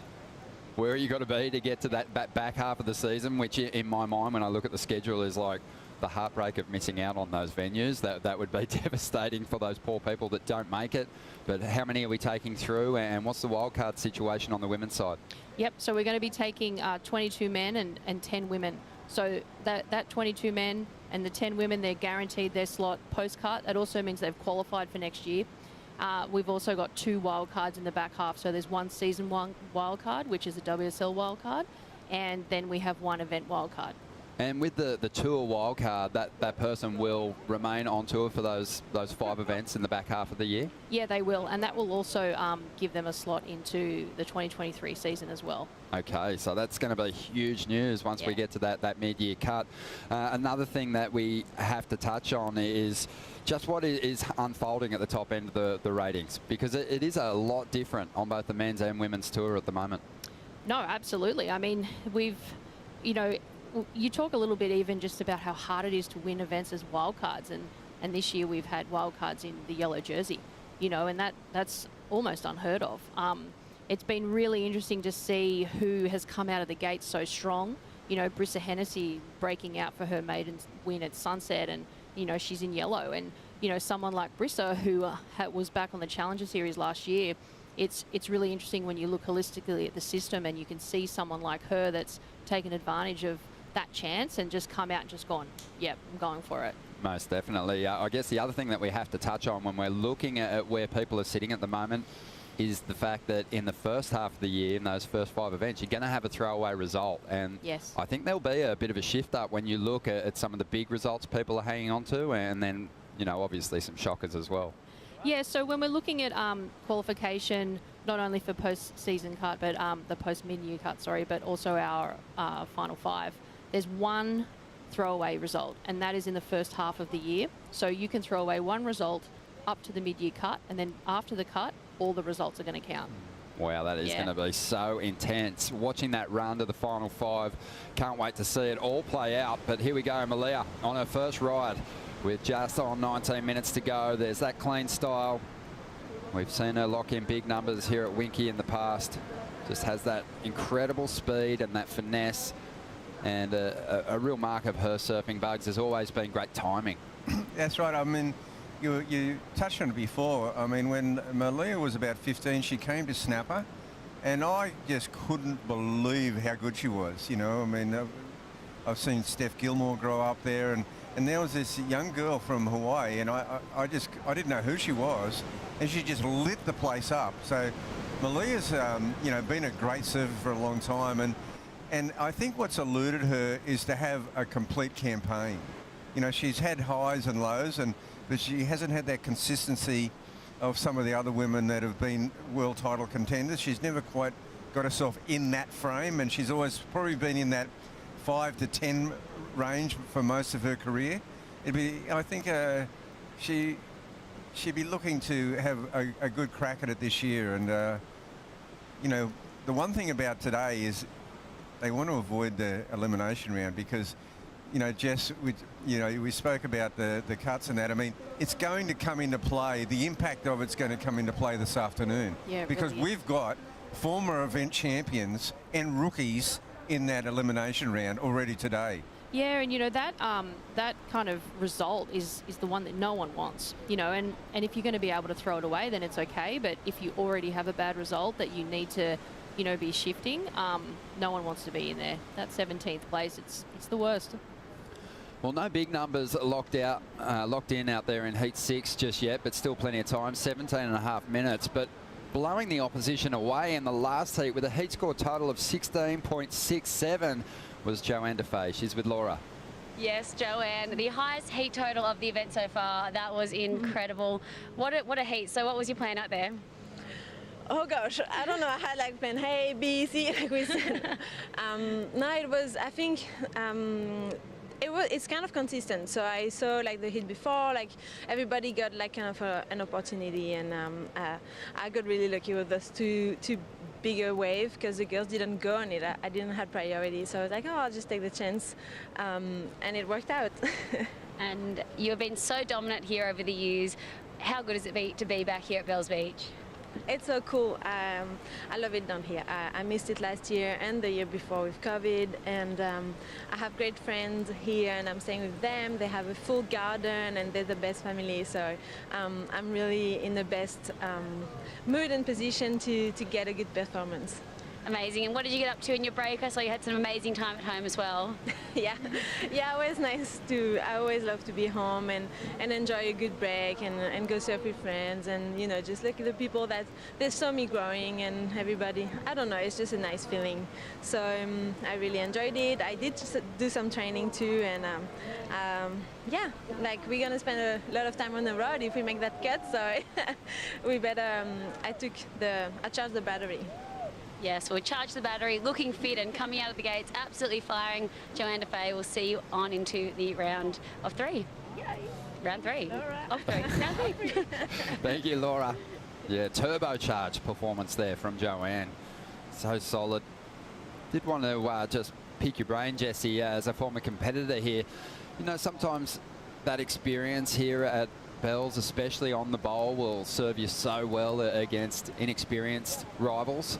But Winky sort of seems to even things up. Is that the case, or is Winky also a tricky wave to figure out?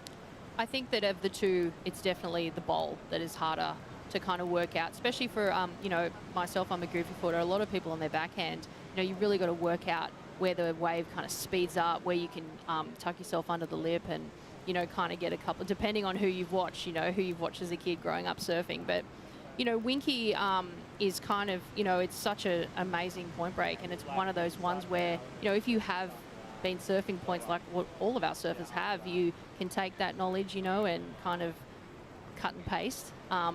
There's definitely people, you know, who you'll be looking at the bowl, and if you've surfed a lot of heats out there, I think you can work it out.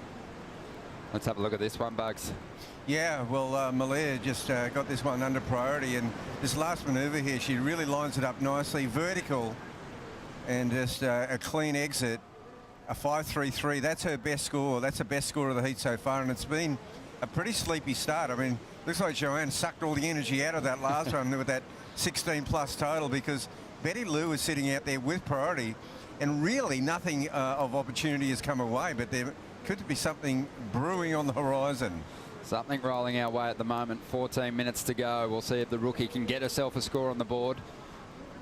It is Mamia Manuel out front at the moment. 5.53, a 4.8 to her name. Tyler Wright with a 5.17. Needs a 5.17 to actually get into the #1 position.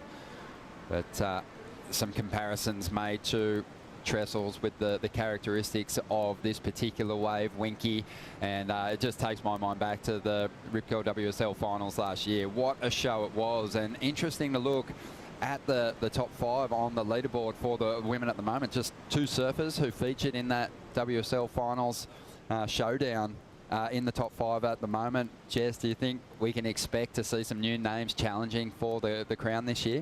You know, I definitely think we will. I think that, you know, of all the competitors down there on the day for the Rip Curl WSL finals last year, it was a really different event. You know, it was a massive event, and had a real energy and kind of intensity to it as well that we, you know, don't always see.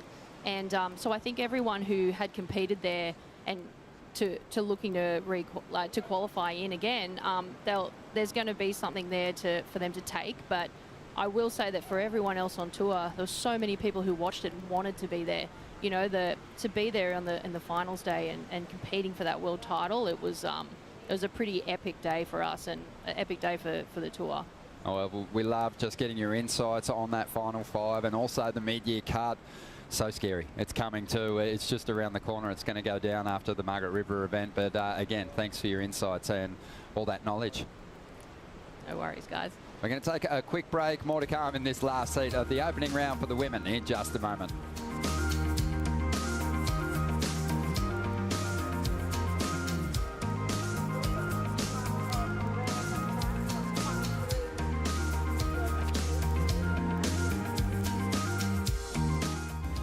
love the aspect of like bringing people together through food and just sitting at a table and talking about life. And I think that's really enriching to me because I really believe like we're here for connection.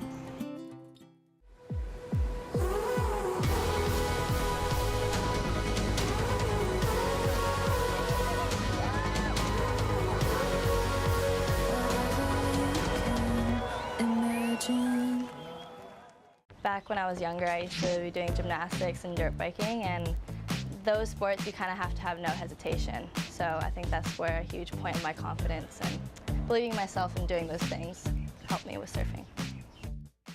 This year we're partnered with Shiseido and we're working with local organisations in communities around the world where we hold our championship tour events. All big changes start with just a single step. Help us preserve the future of our sport. Go to weareoneocean.org. 11 minutes remaining here in Heat 6. Mamia Manuel holding on to the lead. Tyler Wright in second place after a 5.17. Betty Lou chasing a 5.54 to get into that second spot.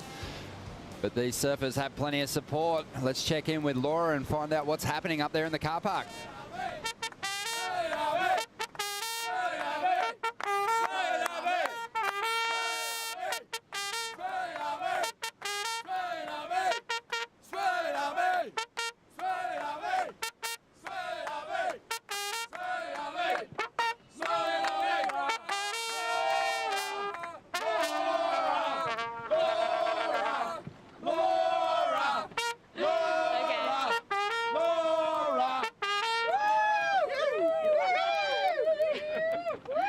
Amazing. Guys, the Swellian Army. Who are you? What are you doing here? We love you. Thanks, Laura. Thank you. Laura, everyone. Laura! Laura! No, we're just super tragic surf fans who love it, and we wanted to come down the beach and get some footy atmosphere cranking on the early rounds. Well, you absolutely have done that. And who are your picks for the event? We don't care. As long as someone wins, we're happy, because it's been 4 years since someone rung the bell. But we're going for Darn India! Darn India! Darn India! There we go. Swellian Army.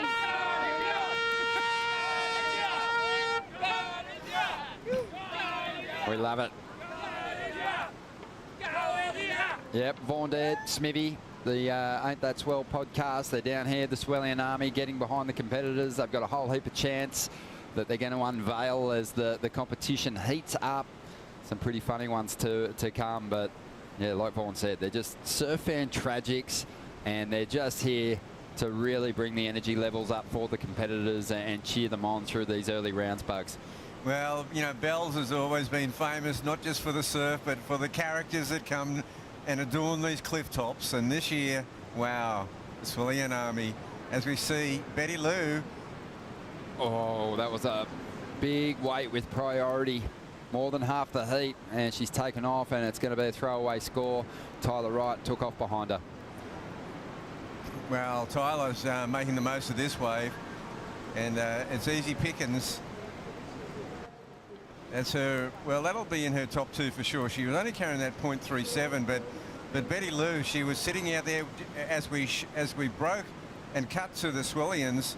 I can see that set coming, but Betty Lou was just too deep. And, you know, perhaps you know, there are two distinct takeoff zones at Winky Pop, that's for sure. The deep ones, you really got to get the ones that, you know, have got the tailor-made, you know, peel off down the line, point break style. And those wider sets sometimes, you see a lot of surfers on third priority sitting wide. They're the ones that go into the valley. Yeah, well, you know, just a little bit of inexperience there shining through, I think, for Betty Lou. She's still got time at this point to turn this heat around. The lead isn't that big for Mamia Manuel. It's a two-wave total of 10.33. A couple of 5-point rides will do it for the rookie. But it has been, you know, a steep learning curve since that big victory at Haleiwa. But what a victory it was. We touched on it earlier, but she overcame some of her heroes' bugs at her home break. It was awesome to see. It was really awesome to see. It was one of the most exciting things I've seen for a long time. And you know, Haleiwa itself, obviously she's a local. She would have surfed it all the time. I know it's one of Carissa's home breaks that she loves to surf. And it's such a high performance wave, but it is just full of tricks.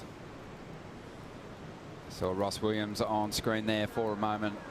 What an incredible job he's done with his stable of surfers. Unbelievable. Tatiana just really one turn away from a world title last year, and obviously John Florence just surfing brilliantly and competing smarter as well. Yeah, I think it was the work with John, you know, several years ago.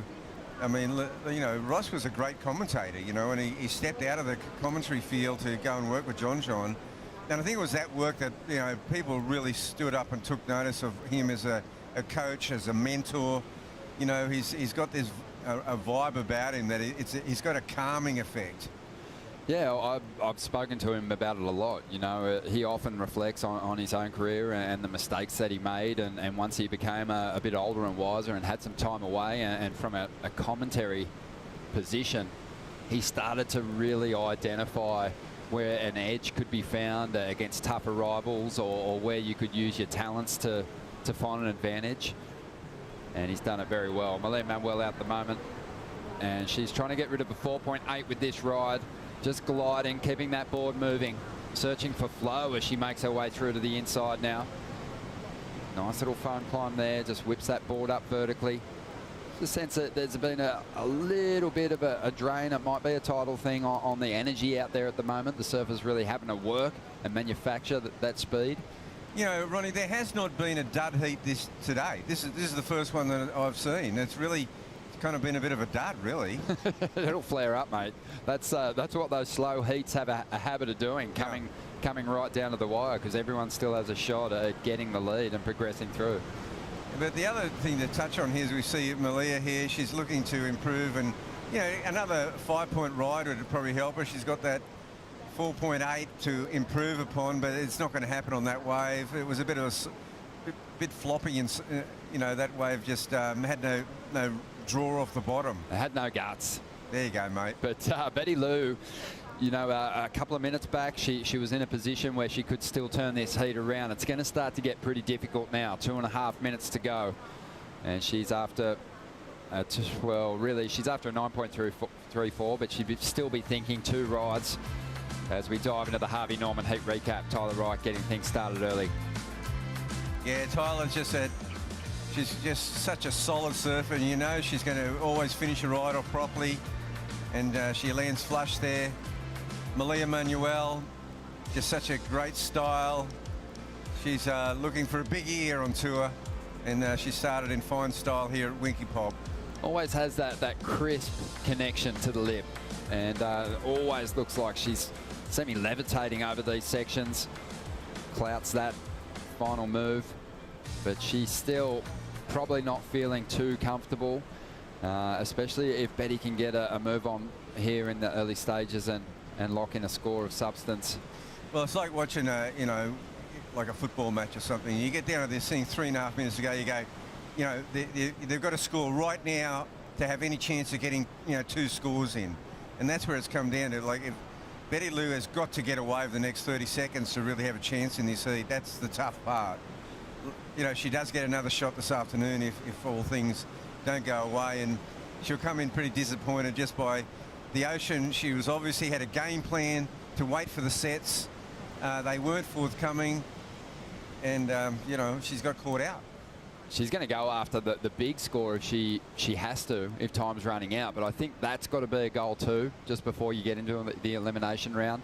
In your first heat at the Rip Curl Pro this year, you want to just lock in some kind of score of substance, just to remind yourself that you're capable of those big numbers. 2 minutes and 45 seconds to go. Malia's keeping busy without priority. Moves to the inside, sneaks into this one. Nice little whipping tail slide to get started. Just flowing beautifully. Great small wave surfing. Doesn't have the big major turn on this ride just yet, but it's all linking together nicely at the moment. So much coming your way this afternoon. The elimination rounds are so stacked. There was some big upsets on the opening round for the men, and in the first elimination heat we'll see Griffin Colapinto, Jadson Andre, and the young winner of the trials, Tully Wiley, who I think just missed out on progressing to his first round heat. But he's got a big backhand. Richie Lovett was making some comparisons to Matty Wilkinson, the way he really looks over that right shoulder on his road to the lip, and he's got plenty of power. So that'll be a fun one. Yeah, Tully here, he very nearly got through that first heat. He no winky pop like the back of his hand. He's probably had 1,000 serves out here. More, way more. Tens of thousands of serves. He's been out there every year since I've been coming down to Bells Beach, so it's going to be a good heat. More numbers falling in for Mamia, 4.1 on the last ride. Didn't go into the top two. Situation remains the same for Thailand. It's a 5.17 to get into first, but time's all but run out here for Betty Lou to turn this heat around. If she's going to do it, she's going to have to do it on one wave. Yeah, one absolute screamer. But just touching on that next heat, Griffin, Jadson and Tully all had pretty decent heats. None of them had a shocker. They were just pipped, each one of them. It's a great point. So they're showing form, and that just means it's going to be a very tough battle to see who makes it out of that one into the round of 32 as time starts to wind down here in the last heat of the opening round for the women. Some great performances across the board today, Bugs, from the women. Yeah, the women have been standouts today. I mean, those first 3 or 4 heats, the scores, all 3 of the ladies were absolutely ripping. Like lots of 7s, 8s and 6s in those heats, and it was a very high level. And then, of course, Joanne DeFay, who we heard from earlier on, with the biggest heat score total of that opening round, 16.67. And it looks like Betty Lou's not going to get that opportunity at that huge score, the 9.34. So it'll be a big recovery that's going to be called on to get her out of that elimination round. Mamia, though, the busiest surfer in the draw. Great finish there, just whips that tail. And that's got to feel good. Yeah, well, Mamia really went hunting in that heat. She was very active and not waiting around for the set. It was the right option. Well, more fun coming your way as we dive into the elimination round for the men here at the Rip Curl Pro Bells Beach right after the break.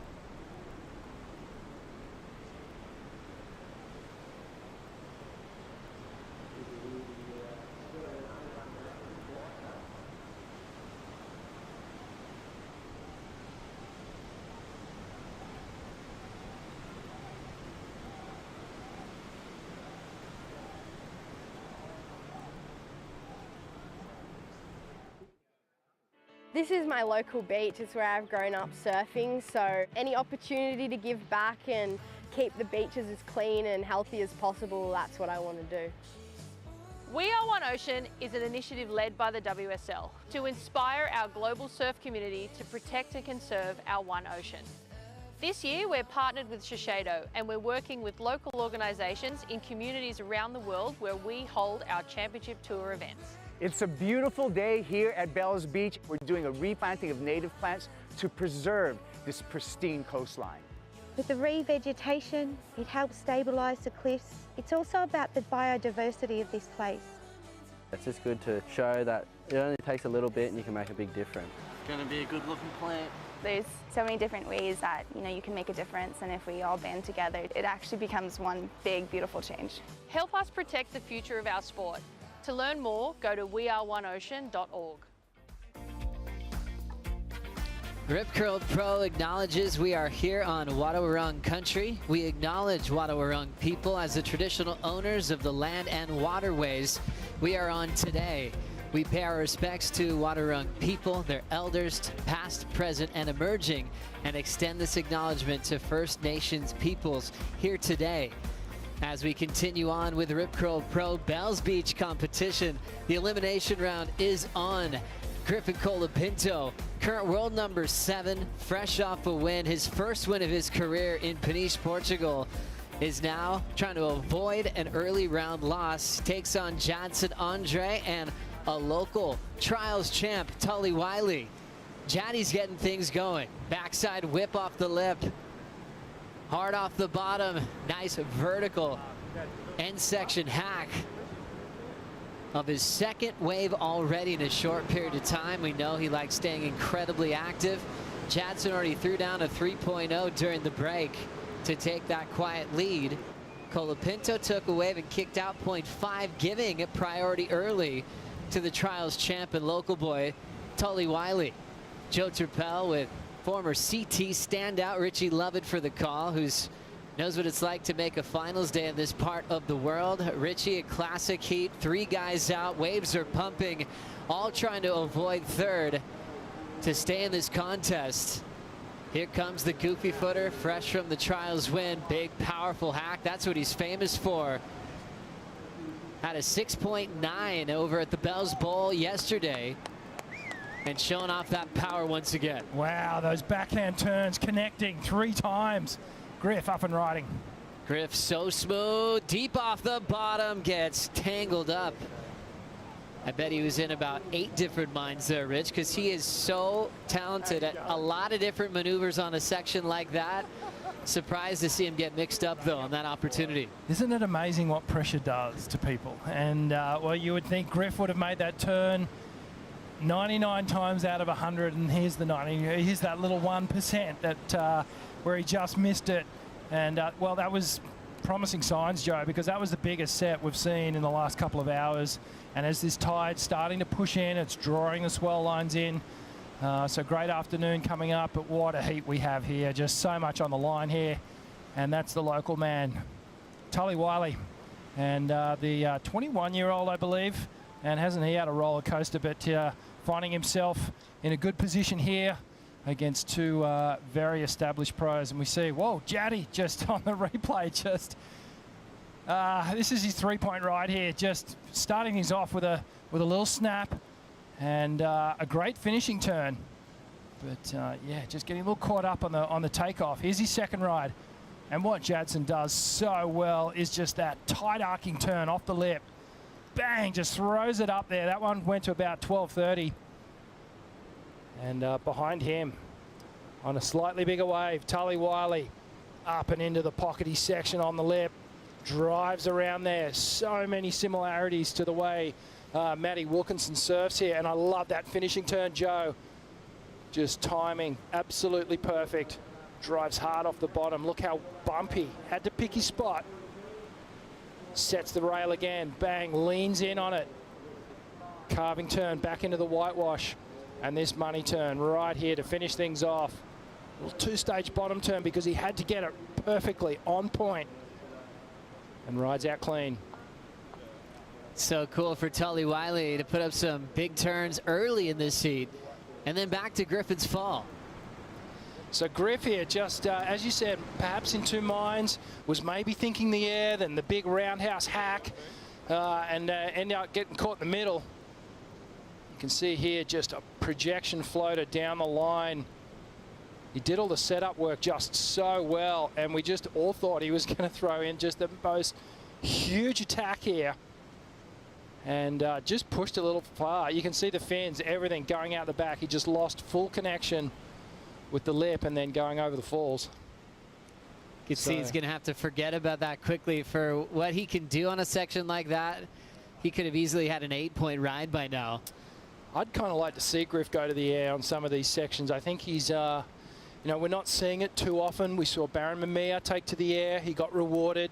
We've seen Philippe do it, but not many of our surfers have really gone to that approach, and I feel like Griff, he's got such a good make rate that he could set himself apart in this heat just by going to the air. Well, we've got Kaipa Guerrero down there on the scene. Who's everyone going for in this heat, Kipes?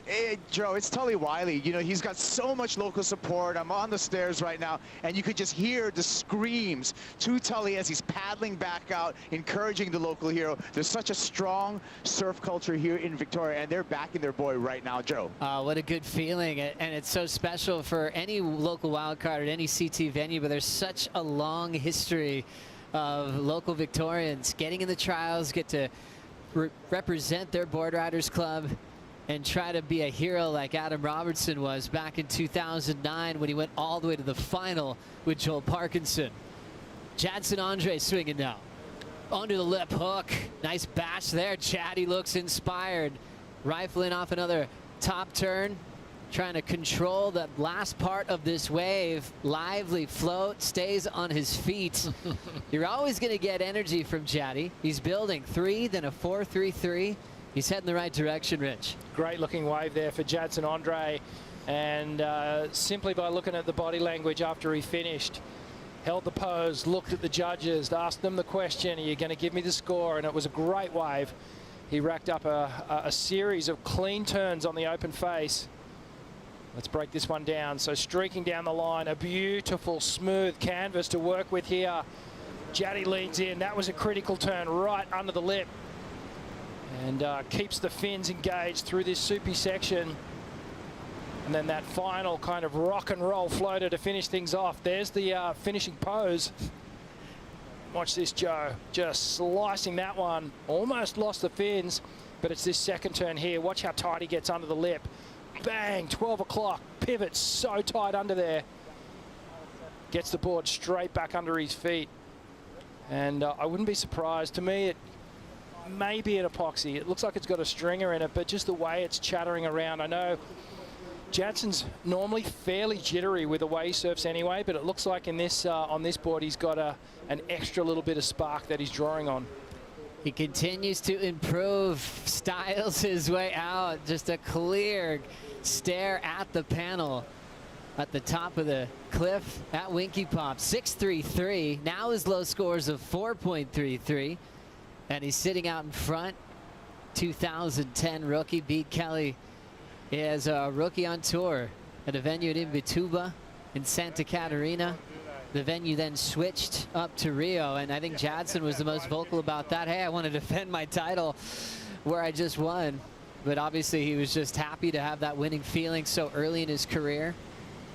His manager, Pinga, at the time said, hey, if you make a semifinal at this event, I'm going to throw you a big party. There's all these cool little incentives that he had planned for him. Jadson's like, all right, what am I doing? I won. And he's like, oh, I said a semifinal. And he actually made him even more hungry. Yeah, he actually outdid their goal that event. But he had a lot of support at the time. He learned English that year, and we got to understand how funny he actually is, but still so dedicated to his career. It even feels like with Jadson being in the tough position he is with the cut approaching, he still has so much surfing left in him. Well, here's the thing, you know, Jadson's been on tour for a lot of years now, and more than once he's been on that bubble situation where he's had to make some clutch heats. He's had to draw on all his knowledge and all his experience to make it through those clutch moments when the pressure is really on. This is kind of new pressure to to Tully Wiley, because he hasn't really had that much experience in CT competition. And well, Griff's doing okay, and I feel like he's going to perform well in this heat. But Jadson, at those clutch moments, he seems to be able to find something. And if that last wave's anything to go on, he's rife and ready to go. What a cool balance we have in this heat. We've got Griffin fresh off his first win of his career. The best feeling he's had in this amazing career that's still just beginning. You know, we talked about Jaddy, the requalification goal that he has. Tully's just going through the jitters of his first ever CT event. But focusing on Colapinto, there's a whole lot that goes into his performance. Obviously, he's a super talent coming from San Clemente, California. but he's been very visual. He's working on his mental confidence. He writes journals that he shared with us on his social media that made him a bit vulnerable there, and he was so happy to maybe inspire the youth coming behind him. But this was that road to victory in Peniche. It was a smaller finals day. He got past Felipe Toledo in the final, got past John Florence in the semifinals. It was amazing to watch, and I didn't hardly get any sleep that week because it was the time zone differences were brutal. There we see Griff, but you know, Griff's settled into what works for him, and he's doing, as you said, all this mental work.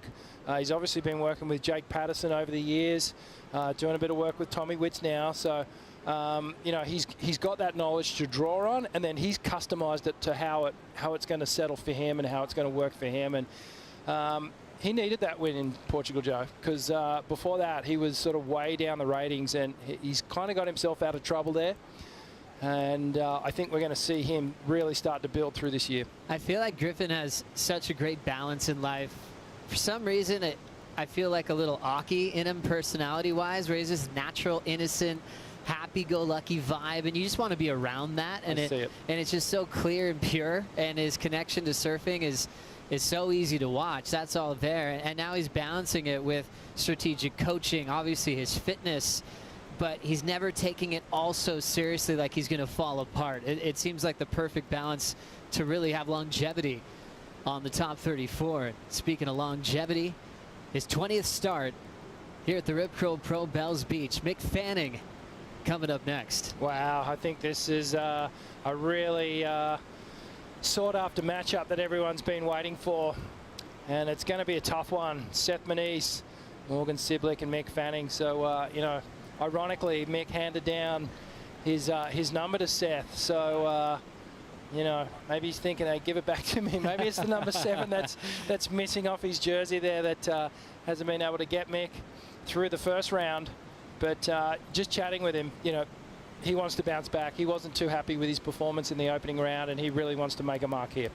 You can see his partner Bree in the background, his baby boy, Xander. I think that might be the most special part for Mick, is being able to do this in front of his family. And he wants to do them proud, do himself proud. He mentioned that in the press conference and through a series of interviews since the announcement was made that he'd be coming back. I mean, back in 2018 when the final was finished with Italo, we didn't know if we'd ever see him again.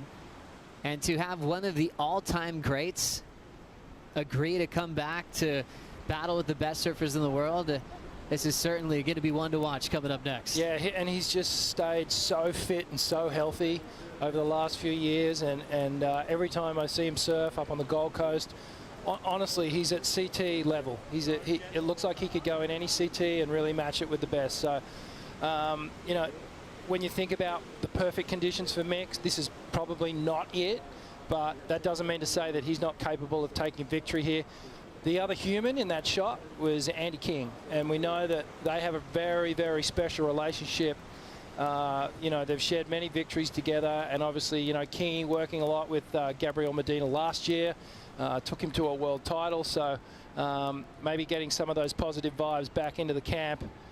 And of course, Mick Fanning riding his signature FCS fin and a very popular template with many of the world's tour men and women. And just a little bit on that fin, Joe, it's a really highly raked fin, which means it's leaning right back. And that's great for power surfing. It's great for extending those big carving turns. And you can really power up on that fin, and that's why it's so popular. Makes sense. That's what Mick wants on his surfboards. He wants a fin that he can just roll over, and it's going to go with him at 100%. That's his favorite feeling in the world. Just sinking that rail with finesse and power. And Winky Pop, he loves it, just like the bull. He had the final out here with Taj Burrow back in 2014, which Mick won. That was his 3rd bell. 2015, his 4th bell. Won in a tiebreak against Adriano de Souza. Jaddy out front, 18:25 on the clock. He's hoping to surf a complete season. It's going to come down to this in Margaret River to decide if he's ahead of the mark. He's got to be a top 22 in the world to continue on as we check out the year. We scored at Pipe, maybe one of the best events in history. It's definitely going to be up there where Kelly took victory.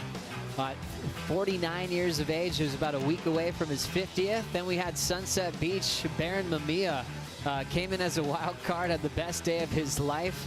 Headed to Portugal, another first win situation for Griffin Colapinto. Leading us into stop 4, Kanoa Garashi holding the yellow jersey. All things head west, and all focus will be on John Florence, who's the guy to beat at main break Margaret River. Absolutely. His performance is rarely matched when the conditions are on and it gets above that 6 to 8 foot zone. He is just super hard to beat, but it can be done. We saw Felipe Toledo last year take the victory in some real waves of confidence. In consequence, I think it was some of the biggest Margaret River main break we've ever seen. In fact, some of the surfers were saying it's the biggest waves they've ever surfed. So that's saying something, and we're excited to get over to Margaret River. But let's focus on Winky Pop down here in Victoria for now. Little paddle there for Jaddy, but he's already in the back of the order for priority, so he wasn't afraid to make a committed effort for that one. Still out in front and first. But it's interesting throwing the schedule up, Rich. We're really just staying in these first 5 events. It's like you really can't look past the cut till we get there with so much on the line.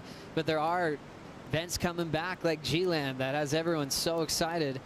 Also, El Salvador will be popping up as a championship tour venue for the first time.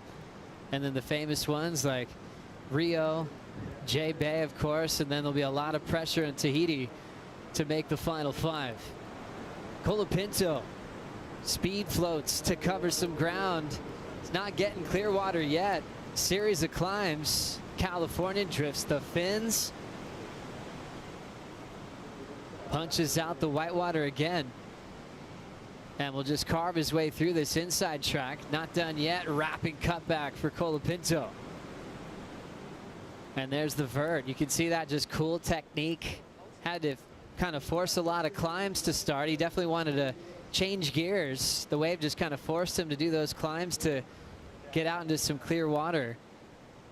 His best score so far, 15:45 to go. It was a real down the line kind of wave, even to the finish. You know, we've seen so many times our surfers have finished on a big closeout section, and they can hammer that real dynamic turn to put the exclamation mark on. This was all about down the line, a series of long projection floaters up and over. They're actually fairly high risk, and the probability of that turbulent water knocking you off is quite high, but Griff able to keep his control. And that was a nice turn where he sort of flicked up and over the foam there, kicked the tail out a little bit more. Now he starts to get all the wraps happening. And as it starts to bowl out, he gets that final hit. But you can see that wave just tapered into nothing. It went to 1 inch at the end. So he didn't get the big explosive finish.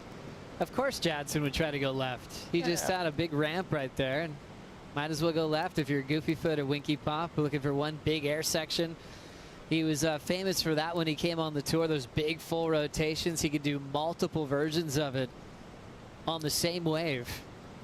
Yeah, you read my mind, Joe. I was just thinking that it was rare to see Jadson on a left in the early stages of his career where he didn't do an air reverse, you know, and I think it got to the point where he sort of overexploited it, and the judges were getting a little bit tired of it. And they're like, okay, dude, let's see some rail work, let's see some real power hacks. So Jaddy's had to evolve over the years, and he's certainly done that. Well, and the crazy case was the versions of that air reverse he was doing was so radical, but he did it so much, like you're saying, that it kind of deflated the intensity of that move. He was so good at it. He'd be inverted, he'd be upside down, he'd land hard in the flats, and his consistency was out of control. He just pulled that off so much. He kind of toned it down, started working on overall performance. I remember one year he got to J Bay a couple of weeks early, and he was just ironing out his backhand, trying to figure out where to perform on that long point break. He definitely was committed to his craft and improving each and every season on tour.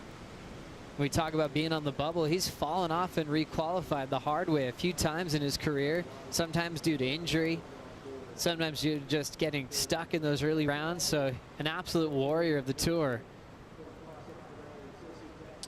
Well, there's an important word that the judges have in their overview, and that's called variety, as we see Griff. Griff just up and out. And it's that variety that you need to bring. If you're just super repetitive, the judges are going to get a little bit bored. They want to see you mix things up. They want to see your whole repertoire. Exactly. 13 on the clock. Jadson still leads. Griffin in second, and Tully Wiley waiting for a score. We'll take a bonsai brew break. We'll be right back.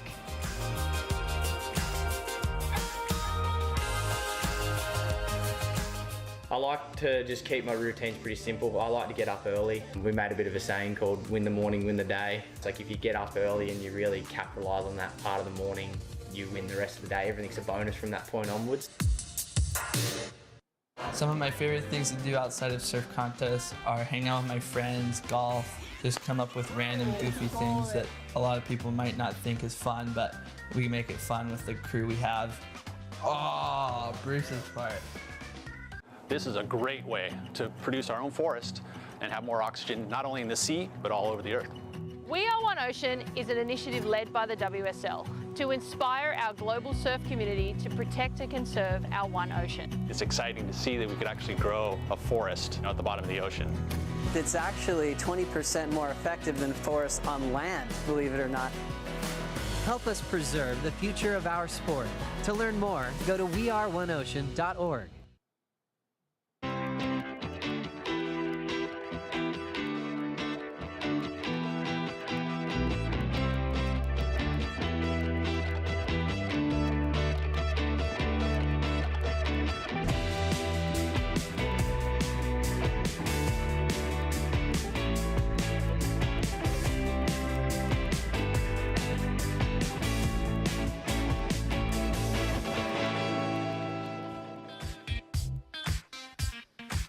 Griffin Colapinto, fresh off his win, doesn't want to slow down in the elimination round as he's up now.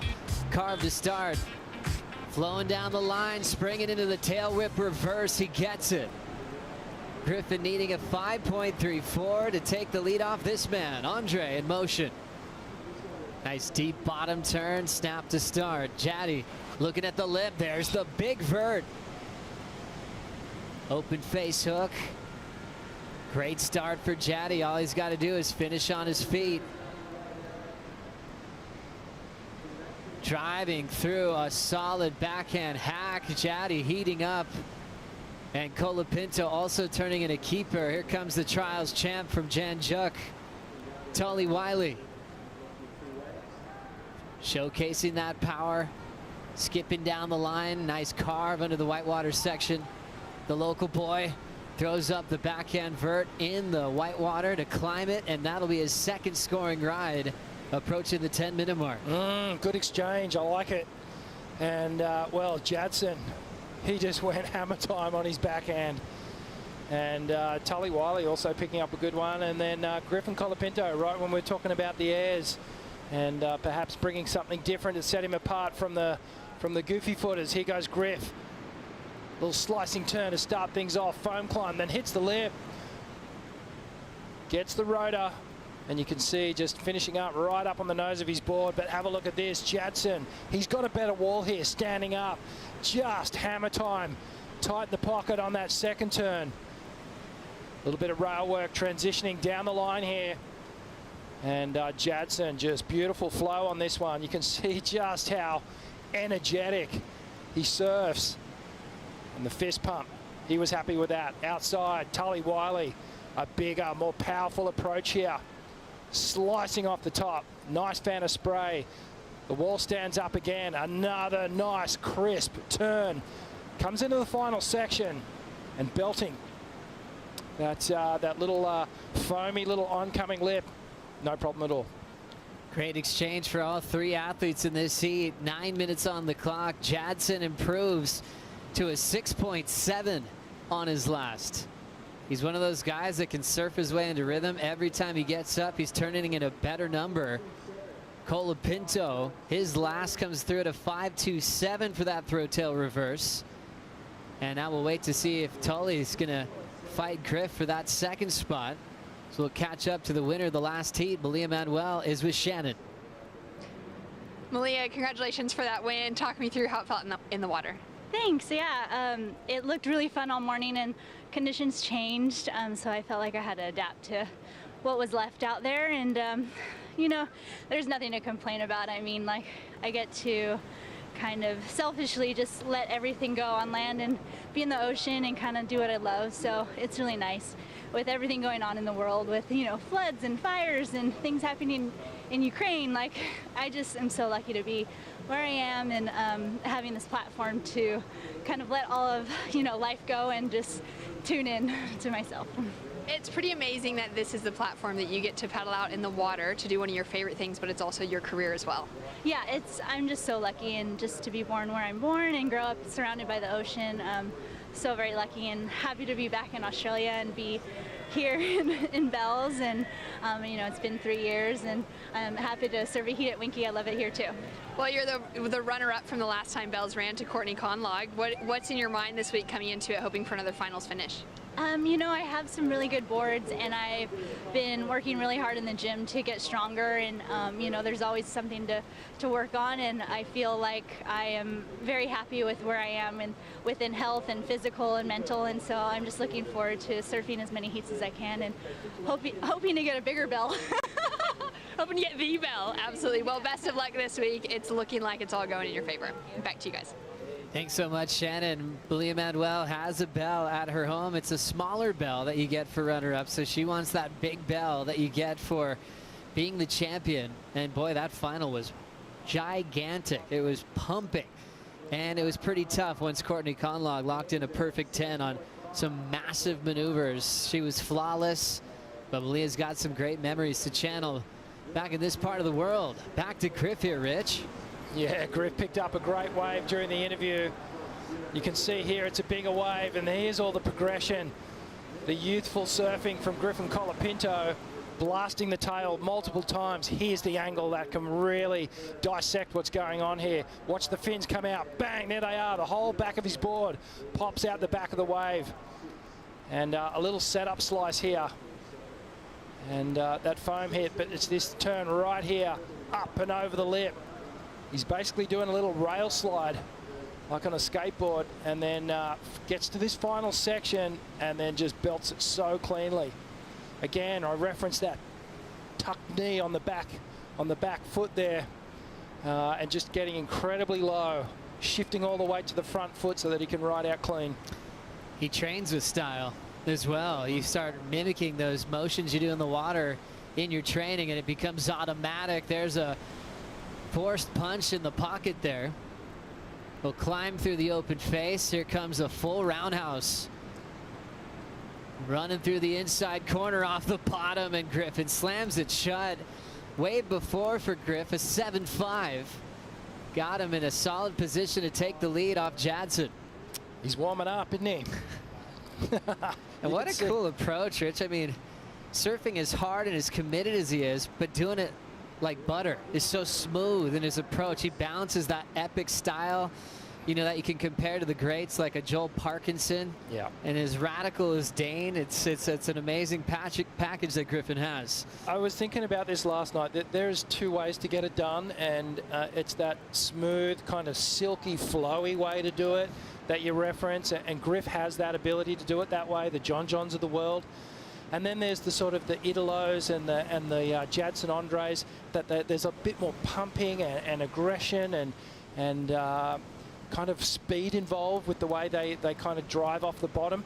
But as we see here, Griff, you could just see him setting up. I actually thought he was going to go to the air here, and he just stayed connected, but still it was a very dynamic turn. Yeah, it's a cool balance, isn't it, on how you become a world champ or get big scores. I mean, you think about Ethan Ewing, you'll never see him pump his board down the line. Nope. It's just rail to rail from start to finish. It's unbelievable. It's like artwork in motion. And then you see someone who's just going to give you all their energy in the world, and you can feel that too, and you can see why that gets big numbers as well. Yeah, and it's different ways to generate speed too. You can lean in and just put all your dependency on the rail and fin and keep it engaged in that longer turn. Or again, you know, you pump, and you pump for speed, like, you know, you're pumping the accelerator. So there's no right or wrong. It's just a different way of approaching the wave, but there's definitely a different look to it. Jaddy up and out. Colapinto did take the lead, 6-8-7, 7-5. So His 6th and 7th wave just got him the lead as he surfed his way into rhythm. Quick story on the wildcard, Tolly Wiley. So when he was 16 years old, he broke his leg, and then when it healed, it didn't quite heal correctly, so they had to re-break it, reset it. And it took him out of the water for a really long period of time. And, you know, he's just been so committed to coming back to the sport and to sort of get to a really high level, and he's achieved that. So it's really awesome to see him competing in this event. And if he does end up going out, I mean, this is a real achievement to him to win the trials and to make it into this 2022 Bells Beach Classic. And stoked to see him here. Well, it's also at a time when he broke his leg and then had to re-break it. He was on the brink of so many things. Being 16, being super talented, he had to watch all these opportunities disappear in front of his eyes. So he had so much time out of the water. And when you hear about Tully's dad, who actually works at Rip Curl, Cale Bell Warren was saying Tully's dad could fill a room with energy. He's like the ultimate motivator. And sometimes if Tully's not available, they'll just hang out with the old boy and just get stories. The mom's a school teacher. They're a really loved family in this part of the world. As we check out the Harvey Norman heat recap, Tully Wiley getting an earlier start than he did yesterday. Remember yesterday he got the 6.9 on the Bells Bowl, but it probably felt good just to get a couple of big power turns at the early stages of the matchup. Yeah, he's been surfing really well. You know, he's committing to his turns. He's got everything to be proud of here, but just so far it's been Griffin and Jadson that have just been pushing a little bit harder. They're really bringing the experience of that CT competition into play here. The turns just have a little bit more spice on it. And Griff in particular, he's been staying really busy. You can just see with how much precision and speed he's surfing with. Coming into these final sections, just blasting the top. Surfing so well, especially in his last 2 waves, the 7.5 and a 6.87 got Griffin out in front. Here comes Tully with 1 minute to go. Snap to slide off the whitewater. Little stuck on that effort. He's going to try to fight through it since he's running out of time. He'll be late to the end, and he'll be staying in 3rd with 50 seconds on the clock. So much support on the cliff for the local boy. And he's got support from former event wildcards like Adam Robertson, who's running the Board Riders Club and Surfing Vic these days. Jack Perry was there. There's this backup Dahlberg that was actually originally for Jack Perry, who competed in this event. He then gave it to Adam Robertson. Robertson then has given it to Tully Wiley as a backup board. So that's still how connected that they all are to the story of the local boy being in the main event. I love that, and it just goes to show you there's a board that works for everyone, and it needs to get passed around and have a few lives. But big moment here for Jadson Audrey, Joe. He really needed to get through this heat. Looks like we will lose Tully, and great performance from Griff. Tully Wiley stays in 3rd, but he definitely showed up and threw down some big turns. Jaddy moves on to the round of 32, and Colapinto keeps his run alive as world number 7 into the round of 32. Mick Fanning coming up next against Morgan Siblick and Seth Moniz.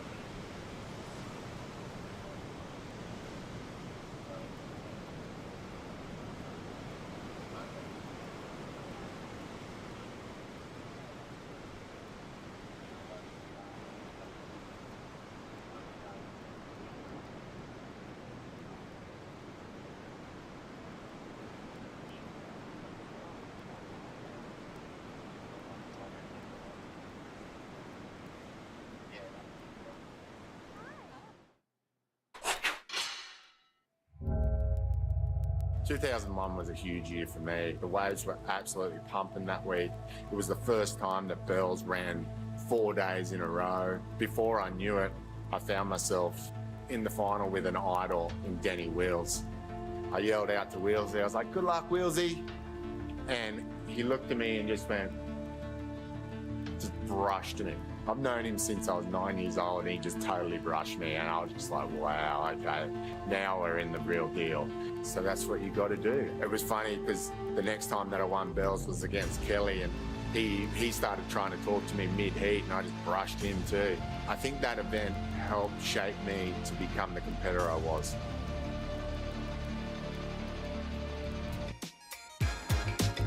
So great telling the stories of Mick, but even more incredible to hear him relive all those special moments in his career and learning so much from that first major final he was a part of back in 2001, meeting up with a friend of his, Danny Wills, and next thing you know, he learned a lot when Danny looked out to sea. It was not time to chat, and Mick used that for the rest of his career. You talked about the cyborg mode that he gets into where he's not even flinching. He's got headphones on and nobody is in his space. He's seeing the ocean, his warm-ups, that's all he's focused on, and he quiets all the noise around him. What a treat to see Mick on a wave right now at Winky Pop as he takes on Siblick and Seth Moniz. Speed turn, a powerful hack, an aggressive start on a smaller wave for Mick Fanning. Promising signs, Joe, that last turn. And interesting. Mick chose to take the third priority from the takeoff spot in this heat, letting Seth Moniz and Morgan Siblick both have the inside track. But he was the first to ride a wave, and he took that one that slid under the two youngsters. And perhaps, you know, will it be a keeper? Maybe not, but he just wanted to get going, and that last turn on that wave, that was pretty ferocious. Oftentimes at the start of a heat, you'll see surfers hassling out of position, trying to demand that inside. Mick has always said when that's happened in the past, he'll let them go. He's like, go ahead and take it, I'll answer back. Just a nice read on positioning, got him a start quick here, Rich. Yeah, up and over that first section, and then whap, hits that last turn so quick. And that's good signs for the rest of this heat. This is just trademark Mick Fanning as he attacks the roof of that thing, puts the board perfectly at 12 o'clock. The big fan of spray, he's already riding out of it. Spray still falling behind him. Look out if he gets a decent set here. He looks like he's ready to go. Now it looks like we have more waves on the way, and getting tangled up is Siblick and Seth Moniz. That was the hassle we were referencing at the start that Morgan and Seth were dealing with.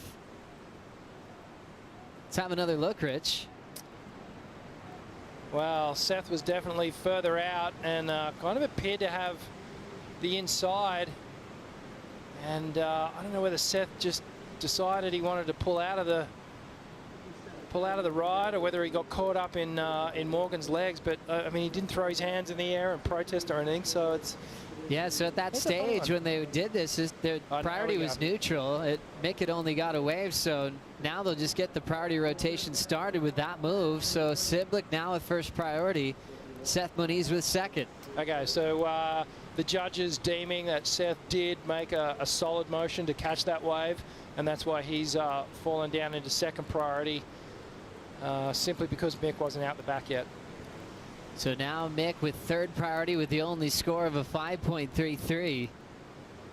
Always interesting when you see hassles end up like that. Last thing you want is to start with any sort of interference at the beginning of your heat. But priority rotation getting started. Seth Moniz wearing the original number of Mick Fanning, number 7. His family has 7 people in it. You know, it's amazing to see all of his brothers in the water. His sister, who's a world champ, as a longboard multiple times. His parents are always down on the beach of Waikiki and giving people their first great moments of their surfing life, catching a wave, giving them soft tops and lessons, taking them out in canoes. It's a really special family that always treats you with aloha and respect. Mick Fanning in motion, backing up the 5.33, up and out, as we see him establish this early lead. Siblick's story, we were mentioning the other day, Rich, how much early success he had in that shortened season, being a part of the Final Five and finishing 5th in the world. Not a lot of rookies could say they had that much success in their first lap. No, no way. He had it was a dream year in 2021 for Morgan Siblick. And you know, before he knew it, he found his way into the finals, and that's just an incredible achievement.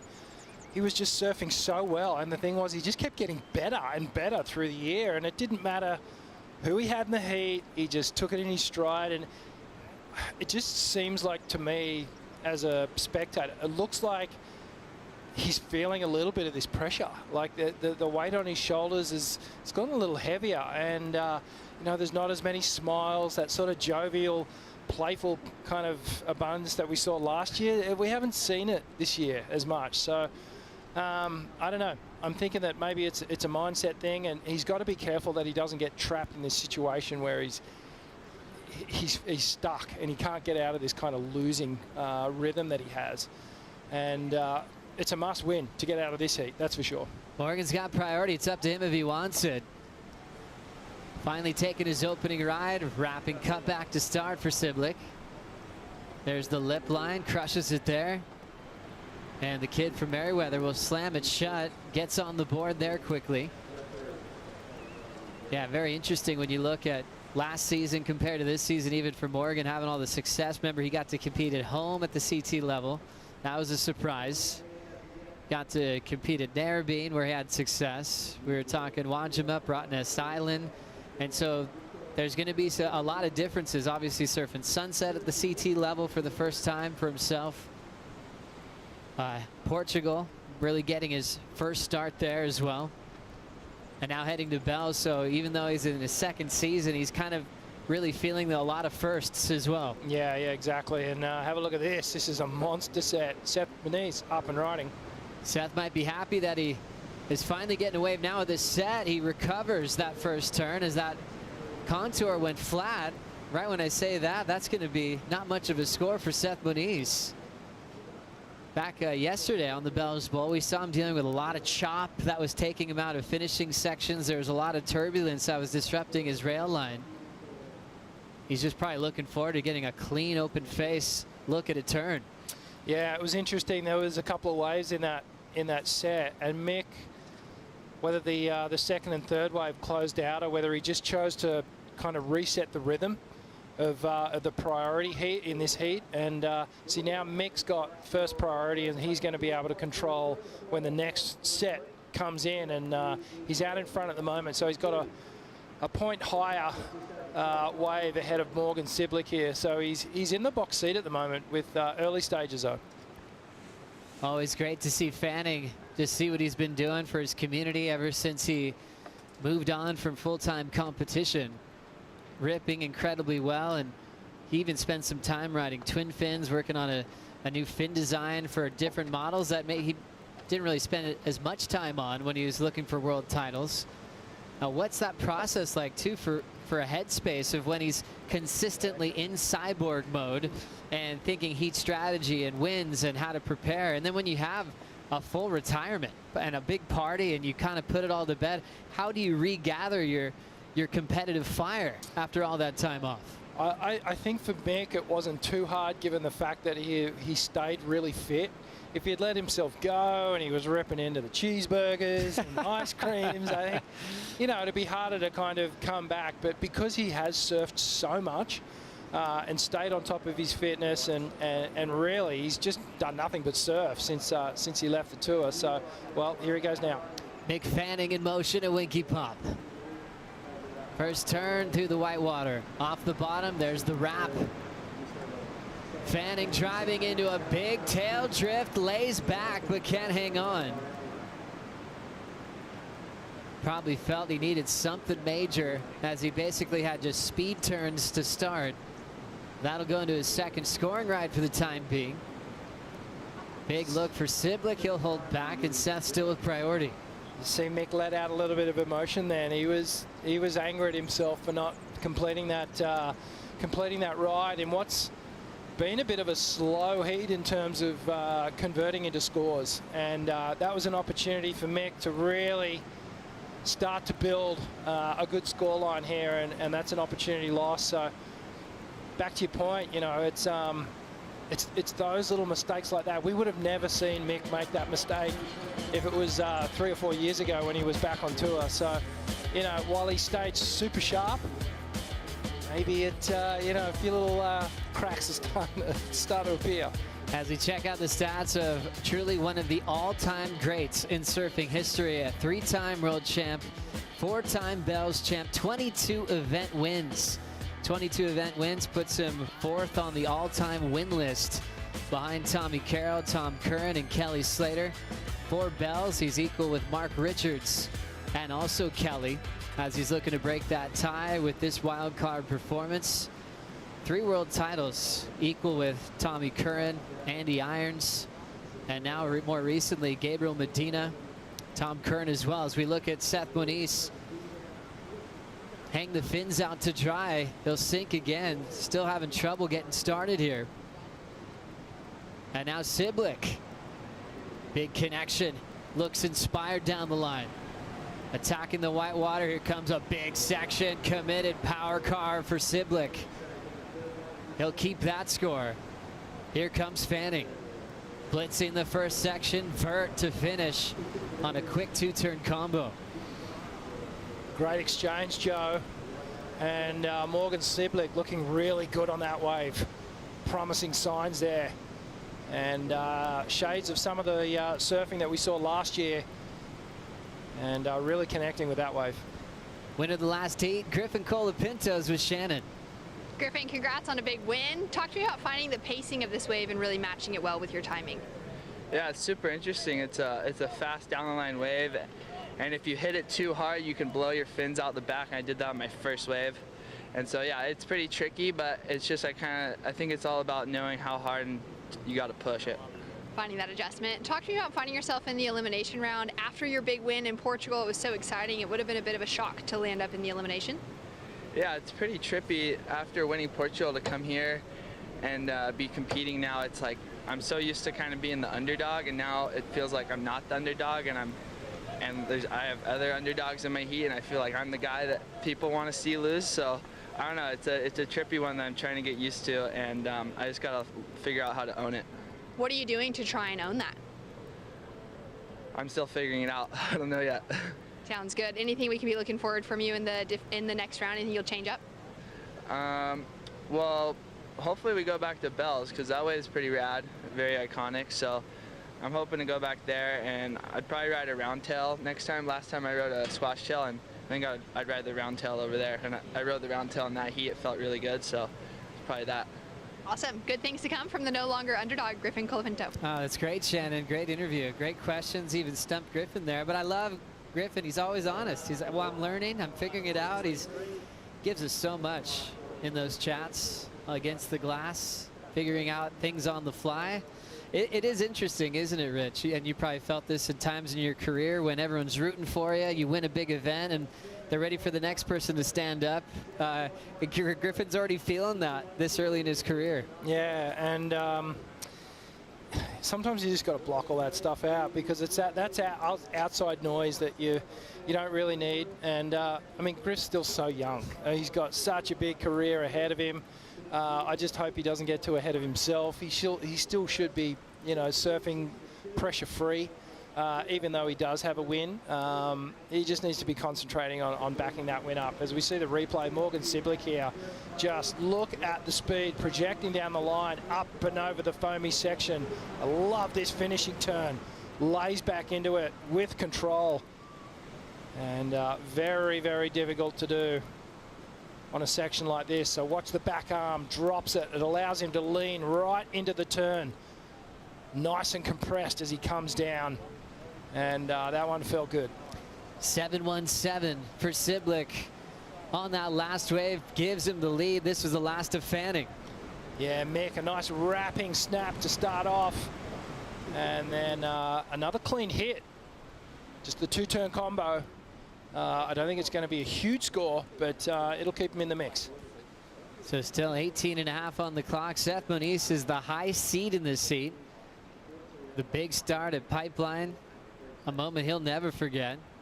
You saw how close he is to Kelly Slater. They had a warm embrace even before the final started. Tears were coming out of both of their eyes once the horn went off. You could see that special connection that they had, sharing the lineup in unbelievable conditions. And then he surfed all the way through to the quarterfinals at Sunset Beach, which is keeping him in rhythm with a solid ranking on tour. So he wants to capitalize here at Bells to keep that momentum hot. Still waiting to really put a solid wave together.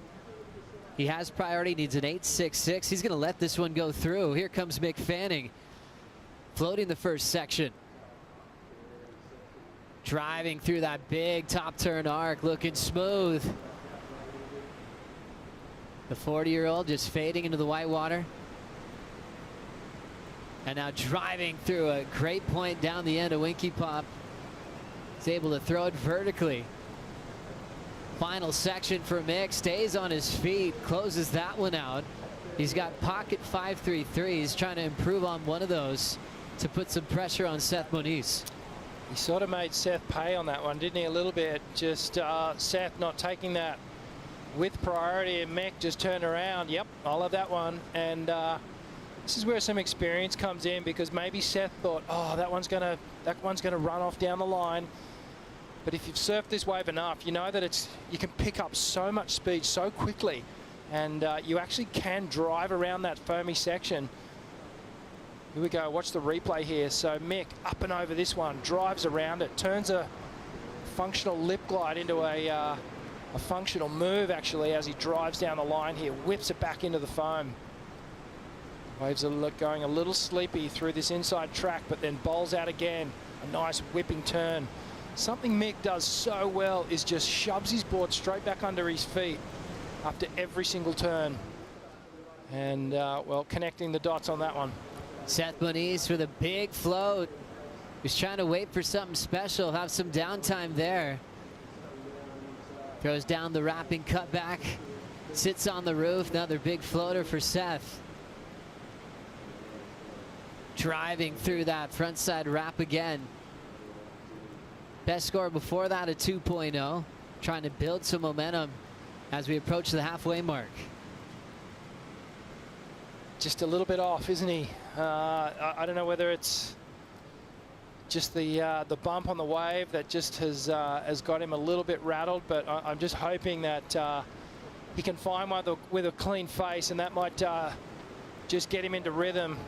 That was a nice projection floater there. You can see just sort of missed the timing on that second turn. Gets the wrap and then eyes down the line. Another floating section.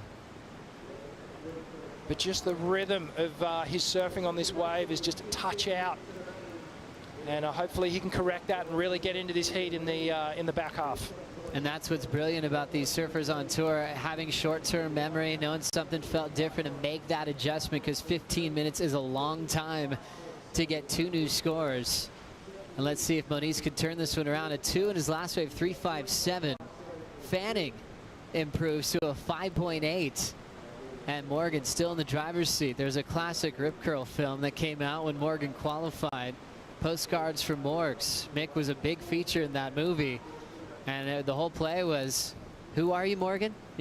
Morgan was calling up Mick, saying, Mick, let's go surfing. We're teammates on rip curl. And Mick was like, who? It was a classic. If you guys haven't seen it yet, it's all time, and it's really cool. They actually get a real heat together after making that move. They said they both had a lot of fun, and it was a sort of Siblick's debut. Mick was happy to be a part of it. And I don't think anyone knew at the time Morgan was going to have that kind of success last season. No, I think he surprised everyone, including himself. And there was one scene in that movie when they go into the rip curl store and get a bunch of clothes, and they didn't. The guys working in the store didn't even know who Morgan was. Yeah. They're throwing all this stuff on Owen Wright's lap, and Morgan's going, okay, I'll take all this. And they're like charging him at the cash register. It's a classic film. So good. Well done, Nick Paulette, Vaughn Blakey, who put that one together along with Rip Curl. Seth Moniz, 7.56 is the requirement. Fanning still second. starting to think of how you define an all-time great at a wave like Bell's. It's the longest running event in surfing history. It's really hard to compare eras in any sport because so much can change. And in surfing, it's more drastic than ever, with surfboards changing drastically. From the early stages of this event was all on longboards, and then, you know, the twin fin era. So with MR having 4, Mick having 4, Kelly having 4, you know, you look at Mick and his consistency, his winning percentage being the best, but you've got to just throw your hat off to all those legends having 4 bells apiece. We'll go more into that in just a moment. 12:50 on the clock. Siblick leads over Fanning and Seth. Be right back.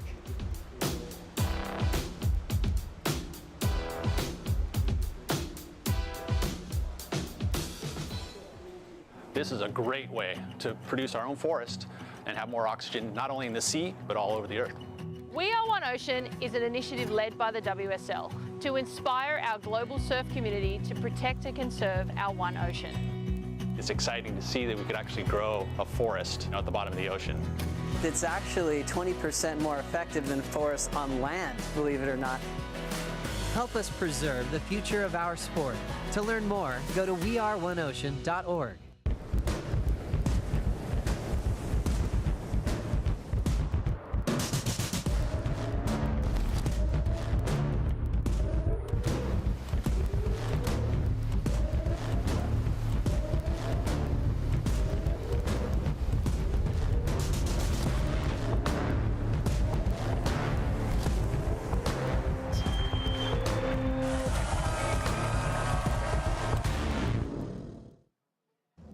The Rip Curl Pro Bells Beach is brought to you by Harvey Norman, official lifestyle destination of the World Surf League Australia. But is it Bonsoy, the official golden halo of health? By Boost Mobile. Stay connected with Boost Mobile on the full Telstra 4G mobile network. And by Oakberry. Fuel yourself with the official acai of the World Surf League Australia. Welcome back to the Rip Curl Pro Bells Beach. I'm here with wild card Tully Wiley. How cool was your first experience here at Bells? Yeah, it was amazing. Just to get some waves. Like, we haven't had waves in ages, so just to get some fun waves and just to do it in front of all my friends and family was just pretty incredible. So yeah, I'm stoked.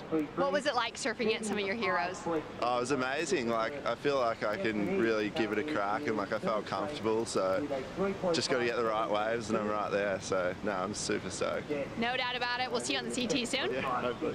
Back to you guys. Thanks so much, Shannon. Great to hear from Tully Wiley. What a legend. And great to see him represent. Felt confident just getting that roll going from the last couple of days. Powerful goofy foot. Rumors have it he loves to charge as well, finding bigger waves up and down this coastline.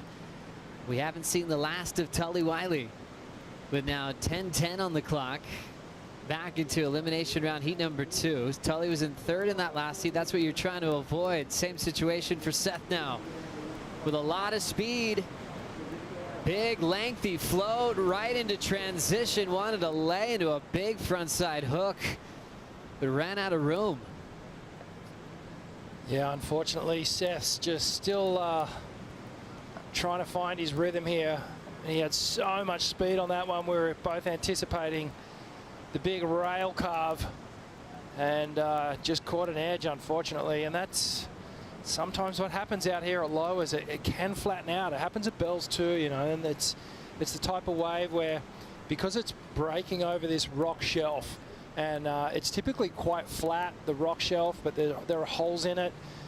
So the wave behaves in a really, really unique way. You can see here he's just streaking down the line, and just dug it too hard on that inside rail, and well, come unstuck. And this was during the break. Morgan Siblick, well, just lights up the lip on that first turn. A nice speed wrap to follow up, and a third as he gets to the finish on that one. So Morgan really looking solid now in this heat. He's really building, and look at the technique, flawless, not overcommitting, because he knows there's more work to be done here down the line. That is his trademark hack that took him to all those great heat wins last year. That soupy section just grinds through the lip on that one, finishes strong. with a nice little foam punch to put the exclamation point on it. This feels good for Morgan Siblick, probably feeling some great memories of all the success he had last year as he's trying to put himself in a great position to make the midseason cut, sitting much further back than he had hoped for here coming into stop number 4. Here comes Fanning. First turn, clean open face hook. The 4-time Bells champ drills the whitewater. Just skipping through the flats. Now he's got an inside track. Jams it 2 times, and he will step off. Fletch loves it. Bree in the background, his son cheering him on. What a cute little baby boy. They are so happy to have Mick said he loves being a dad. Enjoying every minute of it as Siblick staying super active now. Nice healthy energy, clean layback carve. He's found a nice rhythm in the last 10 minutes. Yeah, hasn't he just? And it looks like that was just a quick ride from Seth Manise there. And Mick and Morgan continuing to build, and I can just sense something in Mick. There's a little bit more flair. The hands are starting to fly a little bit higher. He's starting to put a little bit more power and emphasis into each and every turn. And that is danger signs, especially for Seth Manise. Let's have a look at the replay of Morgan. Belts the first one off the top. Wrapping turn back into the power source, streaking down the line. Projection foam climb, and then wallops that last turn. Again, going for that little backhand layback hack to finish things off. And then look at this full wrap back into the pocket for Mick Fanning. Resets back up and over the foam. Starting to warm up, jumps over this little crease through the wave. But he saw more work down here. And you can just feel the energy starting to really rip into this. Mick Fanning looking to better a 5.33 with that wave. With so many great memories he's had at Bells. Remembers all the great heats, the classic matchups he's had in the last 2 decades.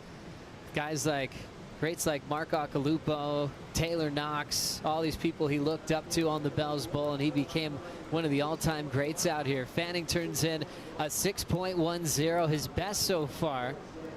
Strengthening second. Siblick's last of 5.7. He'll throw that one away because he's got 2 better numbers. All pressure on Seth. Now needing an excellent wave to move into the top 2 and avoid elimination. He needs to strike, and he needs to strike really, really soon if he wants to get back into this heat. He can do it on one wave, but it would likely be one of the highest waves of the event so far. We know he's capable of it. But going with the percentages, I'd say it's going to take 2 waves, and when you consider it's going to take a minute and a half, 2 minutes to paddle back out, he really needs to engage and hit the trigger pretty soon. Remember that crazy air that he threw down at the U.S. Open in Huntington Beach? It was upside down, it was radical, it was dramatic, and it begged the perfect score. He has those wild moments where he could pull off the impossible. Seth would have to channel that now with 5 on the clock. For Moniz, he wants to keep tabs of the title race and show up at the Rip Curl WSL Finals. He already has those kind of intentions with the brilliant start he has. He's feeling really safe for the entire year. For Siblick, he's under pressure. And I think for Mick Fanning, it's just about showing up for his family, being proud of himself. He was in the event at Narrabeen last year, and that was just really quick, surfing those closeout conditions. This is where he wants to end up on top once again. Harvey Norman heat recap. We saw a flurry of action. Siblick really found his feet about the halfway mark. 7.17, backed it up with a 7.67 in consecutive waves. Let's just look at the waves that Morgan's picked for himself here. Lots of open face, lots of smooth open face, and it's allowing him to really get those rails wet. Surfing with a lot of speed. Mick, he's just picking the eyes out of it as well. Finding some good pockets. A little bit more disjointed compared to Morgan's waves, but he's getting the turns done. He's picking his moments, picking the time just to explode. And we're starting to see shades of the old Mick Fanning. As we get down the line with some more live action, Siblick forcing a couple of turns, nothing changing to his top 2 there with 3.5 remaining. Fanning still counting a 6-1-0 as his high mark. A guy that's had so many big 9+ rides at this venue. He's had a series of finals out here. We talk about the 4 wins. He's had 7 total finals. 3-time runner-up at Bells as well. It's a lot of noise in his trophy cabinet right there. The seconds were to world champs from Kelly 1 year at Joanna, where he pulled off that alley-oop and recovered to beat Mick. Also lost to his good friend and probably fiercest rival Joel Parkinson in the 50th anniversary edition of this event. Lots of hardware. And then you'd add Italo for that more recent final. But the Joel final with Mick was a classic. It was at a time where you just wanted those two to be in finals together. It was at Bells, 2 of the greats. They had so much in their rivalry. The waves were pumping as well. Remember the end of the final, they're down at the Winky Pop button after the final exchange. Yeah, it was absolutely cooking, and just the perfect canvas for these guys to put on such a brilliant display. Here we go. Come on, Seth. Seth Moniz needs something huge to come back. Big wrap. Here's the section, hits it hard. Definitely his best scorer in the matchup. Still 2 minutes to go. Probably has just enough time to maybe sneak another wave. He's not giving up. Look at how hard he's paddling. Instantly, he looked better on that wave. Looked more comfortable on his board. So yeah, I'm hoping he hasn't left his run too late, and he gets another chance to give himself the opportunity to at least move into second place, or maybe even take the lead with a huge score. But you know, we always want to see these heats go down and have a good battle between all the surfers. Seth's had a few opportunities that unfortunately he's just let slip by, but it was great to see him just connect with that last wave because he looked good. Seth's coach, Reynolds Hay, is also the coach of Luana Silva, and she's enjoying her rookie year on tour. Minute 20, numbers locking in for Seth, a 5.33.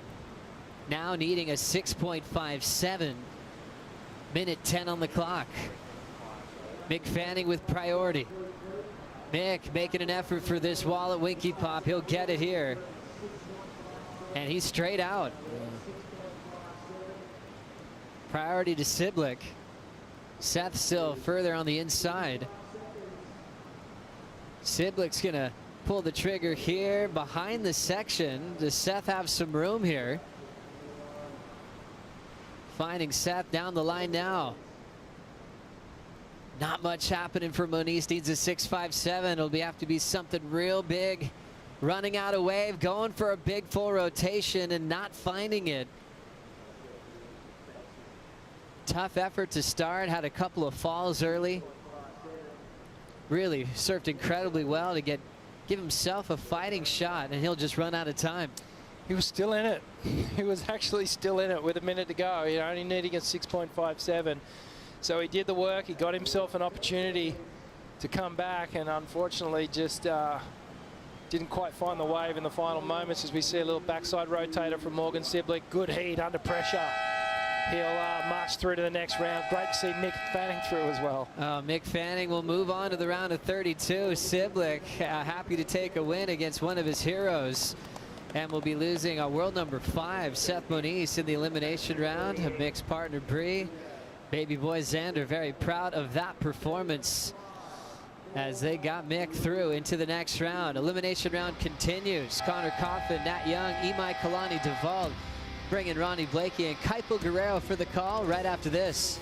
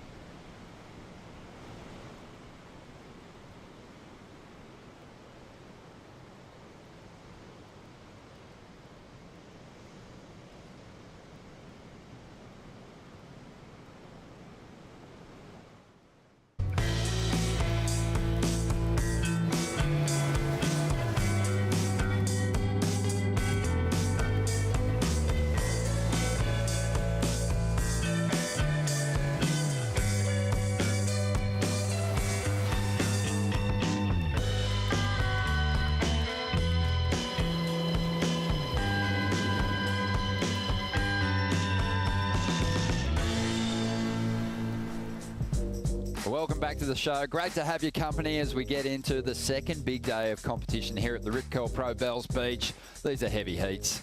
The second round is always so brutal. You're only saying goodbye to 4 surfers. And yeah, we just said goodbye to one of the best in Seth Moniz. He's been on an amazing run, Bugs. Kicked off the year with a second place finish, but he's gone worse in the next few events. He's going to have to fight his way back at Margaret River.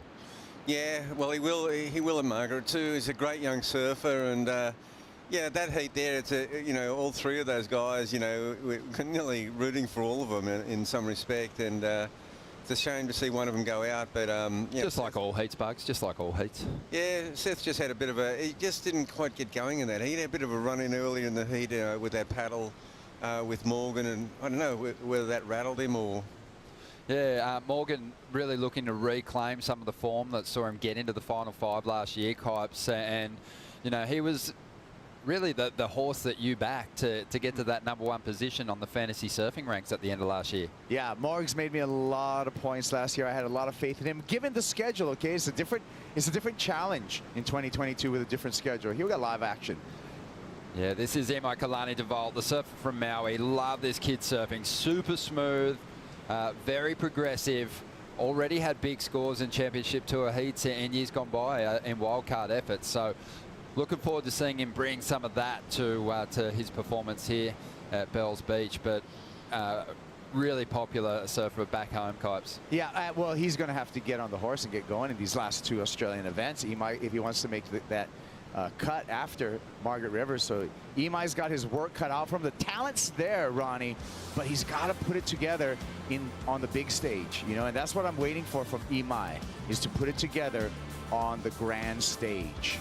Well, having a look at the lineup for Elimination Round Heat 3, Connor Coffin. He'll be looking to bounce back. He was another one of those surfers that featured in the Rip Curl finals at the end of last season. Nat Young, who has had a runner-up finish here at the Rip Curl Pro Bells Beach in the past. But Connor loves a right-hand point break. Let's see if he can put this one to use. And just has so much speed as he hammers that oncoming section and has the speed to project down the line, find some clean face once again. Notice that onshore has kind of kicked in again, and there is a bit more bump on the face for the competitors as Connor looks to drive his board through these last couple of turns. Just squeaks them in. But yeah, definitely a bit of a shift up in the conditions there, Bugs. Yeah, that was a pretty good set. It was an early wave in the set. It carried a lot of chop and bump with it. Took him a while to get into that the clean stuff. Kaipo, I mean, that wave then, it did some sort of flicky turns, I thought. Yeah. And the conditions changing out here. We had a little dream window at Winky when the tide was draining and the wind backed down, but now challenging this incoming tide as well as the wind kicking back up, Ronnie. Yeah, this was the wave, Bugs. Just talk us through what you were referencing before. Well, look at all the chop on the face. I mean, he's really finding it hard to find a clean section, and he's surfing it well. He's had to get his hair out of his face a bit. And this turn here, that's pretty good. Pretty quick and a little bit flickier than he normally does it. He didn't get the carve on, but I think he's thinking down the line the whole way here. And he's kind of down the valley. That's a leg burner. Yeah, not a bad effort. A 4-point ride to kick things off. Well, the second elimination heat incredibly stacked. Going into that battle, Morgan Siblick was pretty open and honest about where he was sitting on the leaderboard. We're going to cross to Morgan in a moment, but just watching this next set roll through and looking to get himself into position is Nat Young. Great to see Nat back in that CT jersey full time and goes to that just devastating backhand. He always looks very at home on a right, especially one with a kind of a slopier transition than your typical beach break or point. Nat just has the variation on the backhand to turn in a lot of different types of backhand moves. Imai goes searching for a second score. Nice release in the tail. There's some of that progression that we spoke about earlier. Yeah, that's what I want to see from Imai. That's what I want to see. Just the quick surfing and the progression, like you said, Ron. Yeah, waiting on those scores to come through. We'll see some replays in a moment. Right now, though, let's hear from the winner of the last heat. Thanks so much. Morgan, I'm going to go straight to it. You got a lot on the line with that mid-season cut coming up and a lot of work to do. How are you feeling managing it all? I'm feeling all right. Yeah, it's pretty, yeah, definitely a huge change having the cut, and feeling a lot of pressure, and yeah, I feel like that's been translating throughout my year, and yeah, I haven't really felt like I've surfed a heat or been in a good rhythm in a heat until literally that one just then. So yeah, it's a lot of pressure, but yeah, we'll see what we can do. I'm feeling good, and I feel like I'm surfing all right. I just need to convert in the heats, and I'm hoping we get some good bells towards the end of the comp, and yeah, that'd be nice.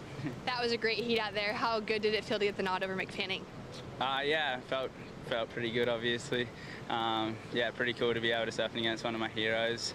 Surfed against him in Narrabeen as well, and yeah, it's always cool. I'd love to get him in a two-man heat though, because that's when it really counts. What's it like walking up the stairs here? You got so many people coming past to cheer you on as you're taking the win. Yeah, it's amazing, and I think everybody's just realised I've been having not the greatest year, so everybody's psyched, and yeah, it's cool. The Australian Army's up there just going berserk. You can hear them from out in the water, and yeah, it's just it's cool to be back in Australia for an event, and my family's down here, and all my friends and my missus and stuff. So yeah, it's cool to have that home vibe, even though we're a little bit away, and yeah, hopefully can get a couple of results to finish it off. Well, thanks so much for the insights. Your surfing is looking very sharp. Keep it up.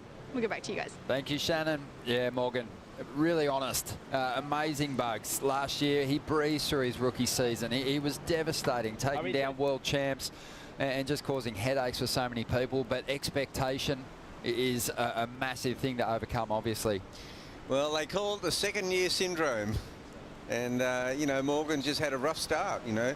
It was just good to see he's sort of holding his head up, and he's, you know, feeling that win. You just sometimes just need that one win to get the engine moving. We talked about it a little bit before that heat. We were going, oh, what a tough heat to get into. But I did make the comment to you. I said, you know what, he might be more comfortable with Mick in the lineup just because they've done so many heat drills together. Mick has been a big part of Morgan's story and evolution performance-wise, and it felt that way. He just looked to settle into that classic old groove, Copes. Yeah, and look at the history with Morgan and Mick Fanning. Look back at the video postcards from Morgan. But let's take a look at this replay right here of Nat Young, and this is a 4.93 bugs, and Nat just fired on the backhand. Yeah, he does look good here, and you know, I mean, he comes from Santa Cruz. I mean, this is a similar kind of conditions to what he'd surf in all his life.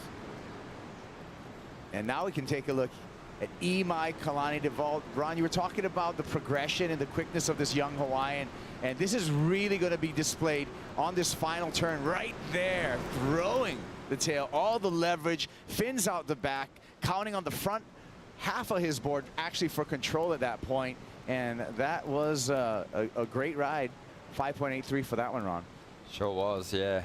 I've always been a fan of his surfing. It's just such a pleasing style to watch, just super cruisy. But as you mentioned, Kipes, he's got to put the foot down because he's in danger of really falling out of the mix and being relegated back to the Challenger Series if he doesn't get a big result out of these next couple of events. Making the contrast between those opening rides, I mean, no one has worked harder for a 4-point ride than Connor Coffin. He really had to, you know, toil with that wave. It was Imai Kalani got a 5.83 for a really short, sharp ride. And here he goes again. Seems to just be settling into the pace of Winky. Got a little tripped up on that last move, but he'll be feeling all right with that one. Just the second surfer that we've seen qualify from Maui. Big inspiration for him was Dusty Payne, who, I mean, I look at turns of Dusty's even now, and they still stand up as being some of the most progressive, lofty airs that we've seen, and also obviously had some serious chops at pipe as well. Yeah, Imai on the replay, you can see the quickness right here. He's got the KT surfboard under his feet, composite construction, made in Maui. A lot of windsurf technology actually in those boards, but it was unfortunate. On the timing here, Bugs, I mean, in slow motion, you can see the quickness off the top, got a good start, but did not get the finish. No, he didn't get the finish, but there wasn't much on offer at the finish either, Kaipo. I mean, it would have just sort of put a little bow on this ride. But I don't think he missed out on too many scoring points in this last part, but he probably got docked a little bit. He's not happy though, but and obviously, you know, I think it would have been, he got a 4.53, so it's not a bad backup. So, okay, he had a 5 that turned into a 4.53, you know. It's how Mick Fanning really kind of got on his roll, isn't it, in that last heat? Put a couple of mid-range scores on and then got a little freed up and started to throw some bigger numbers at us. And Kolohe did the same thing earlier on today. He just got a couple of smaller waves, started surfing, and then he got into, once he got a score on the board, went into the rotation of the priority and then really, you know, nailed it. Interesting, we've got 2 Californians out there, you know, chasing another Bell's title. It's been a while, 30 years since Richie Collins got a victory here at Bells Beach. Prior to that, Curran had a couple of victories, 85 and 90. Nat came so close in 2013, losing out to Adriano de Souza in the final. But he was on a real tear. But I just think of this location, the cool water, some of those right-hand point breaks, Kipes, and you kind of like these guys' chances. Yeah. Yeah, Richie Collins, I think in that final, actually hurt his back in that final and couldn't finish and still won. I think that final was held up in Rincon. Yeah. So Richie Collins, a competitive machine, huh, Bugs? Oh, he so was. He's one of the all-time characters in the history of the sport, and gosh, he wasn't shy about coming forth. Yeah, yeah. He's in Hawaii, so we got to see him quite often, still shaping boards and living the lifestyle. Oh, I love hearing his you know, his vision and his take on things. You know, his take on world affairs according to surfing. The Skeletor. I love it. Yeah, his daughter Mia Collins, great surfer, and yeah, it is always fun reflecting on those classic finals here. It was Martin Potter that was left out there in the lineup to try and chase down the score. He just couldn't find it. Luckily, Potts had already collected a bell, so I know that sits in his house, nice and proud. Actually, I think he shared it around the place. I remember ringing the bell over in France one year when we were partying with Potts. But 20 minutes remaining here, and we'll see if one of these young Californians can break through. But Hawaii's had a fantastic relationship with this location too. So many winners on the men's and women's side, but we'll get back to that as we see Nat on the attack again. One thing I love about this guy's backhand is he doesn't pivot off his big vertical hits. He really projects and slides across that lip. And he unleashes his fins with just power. He smashes the lip and then slides. It's not like he just ditches those fins and loosens them up. As Connor goes looking for a decent backup score as well, or maybe even his best number. And this one is flowing nicely, generating some speed now. Plugs a nice little hit on the end section, and we've got some numbers on the way. That was a great exchange. Nat really tore into his, and that was Connor's best effort by far. So that's going to tighten things up here, because leading into this wave, M.I. Kalani had the best wave with that 5.83. So that's going to make these things very, very tight. All their other scores are in the 4s. Yeah, you can see on the replay, Connor Coffin, that rail game, a little bit of release there, come around the section, just paced approach through here, and there's a classic carve that we're expecting from Connor Coffin. Really, really smooth in his approach, and just something that was developed on those, you know, Santa Barbara point breaks and translating really well here to Winky Pop. Yeah, Nat Young. Yeah, this wave by Nat. I love this wave by Nat Young. And Ronnie, you said it. I mean, he doesn't pivot. He projects down the line, always down the line surfing. And he's done that with such a slick ride. Yeah, solid. Nat was, he looked really eager. I think he's happy to be back here at Bells Beach, obviously, where he's had one of his best ever results. But he looked like he was a little bit too on the front foot at Bells the other day, yesterday. He just looked like he was so eager to get out in front of those waves, and it was kind of tripping him up a little bit. Getting back on that back foot a little bit here at Winky, starting to really find his rhythm. Just just under 18 minutes to go, and we mentioned this round. It's, you know, it's thrilling as a spectator to watch it unfold, but it hurts for those that fall out of the mix here. Seth Moniz is with Shannon Hughes. Seth, that's a tough loss. How's it sitting with you knocking out so early here at Bells? I mean, it sucks. Just have a performance like that with someone like Mick, you know, I was really looking forward to that heat, and I just never really had, I mean, I had the opportunity. I was just, you know, kind of just watching them, and I feel like I'm just at a point in my career where it's just, I had such a good start of the year, and then the last two comps didn't really go my way, and I don't know, I'm gonna dig myself out of this, you know. I think it's not my surfing. I'm just, you know, I got to figure something out, what's upstairs. But I'm looking forward to just enjoying Australia and going to Margie's. You know, I really like it over there, so yeah. Well, looking forward to seeing you at Margie's. Definitely a wave that you can just tear apart. Yeah. Well done out there, and we'll get back to you guys. Thank you, Shannon. Yeah, Seth, absolutely shattered, but he's got to reflect on this amazing start. He's still hanging on to a result that a lot of surfers on this leaderboard are desperately trying to chase down, and with that result, if he can add the extras, if he can get another big one, he could just go skyrocketing back up to the very top of the mountain. But it's a long year, and he's well placed for that mid-year cut, and he should be sweet in that respect. Yeah, Ron makes the cut. Okay, then we look towards, and he can still do really, really well in Western Australia. But after the cut, think about the schedule and think about Seth Moniz. G-Land, backhand to Maestro Seth Moniz. Tahiti, he's going to be one of the guys who's going to be the most comfortable out there at the end of the road. So there's a couple of stops that are going to play within his wheelhouse. Yeah, I think the surfing is there, like he said. You know, that was a big heat, and he already talked about just the expectation of wanting to put on a good performance because he was up against Mick. So, you know, maybe getting a little bit of ahead of himself there, but he'll be back. No dramas at all. We're going to take a quick bonsai brew break here. 15.5 minutes remaining in Elimination Round Heat 3.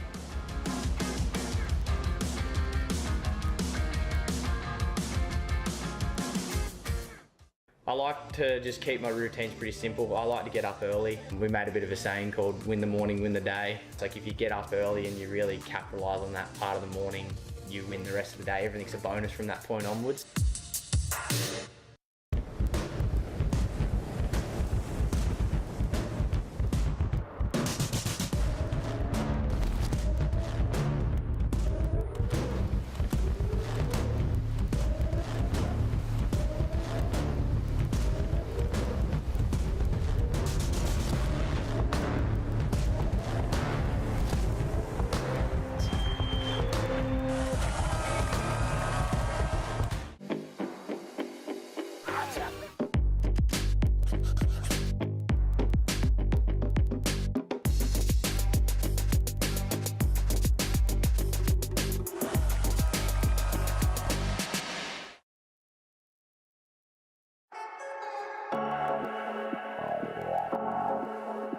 It's a beautiful day at Bells Beach. I'm looking for something to do, and luckily I always have my travel companion with me, the Expedia app. We could turn it up a bit. How about skydiving? It's booked. I'm gonna do it. Ah! Here we go. I'm skydiving. Why? Use the restroom. Nothing like a little storm coming in at the same time, too. So have you ever done this before? No, sir. No? All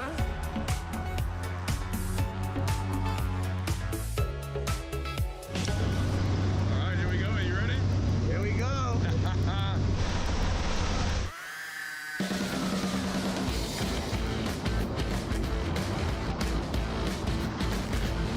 We're in the clouds. I can't see anything. What's happening? Then the chute goes boom. Back up. Ah! Woo-hoo! Ah! And there I steer. Ah! Then we landed. Thank you, Expedia. Thank you, Toby.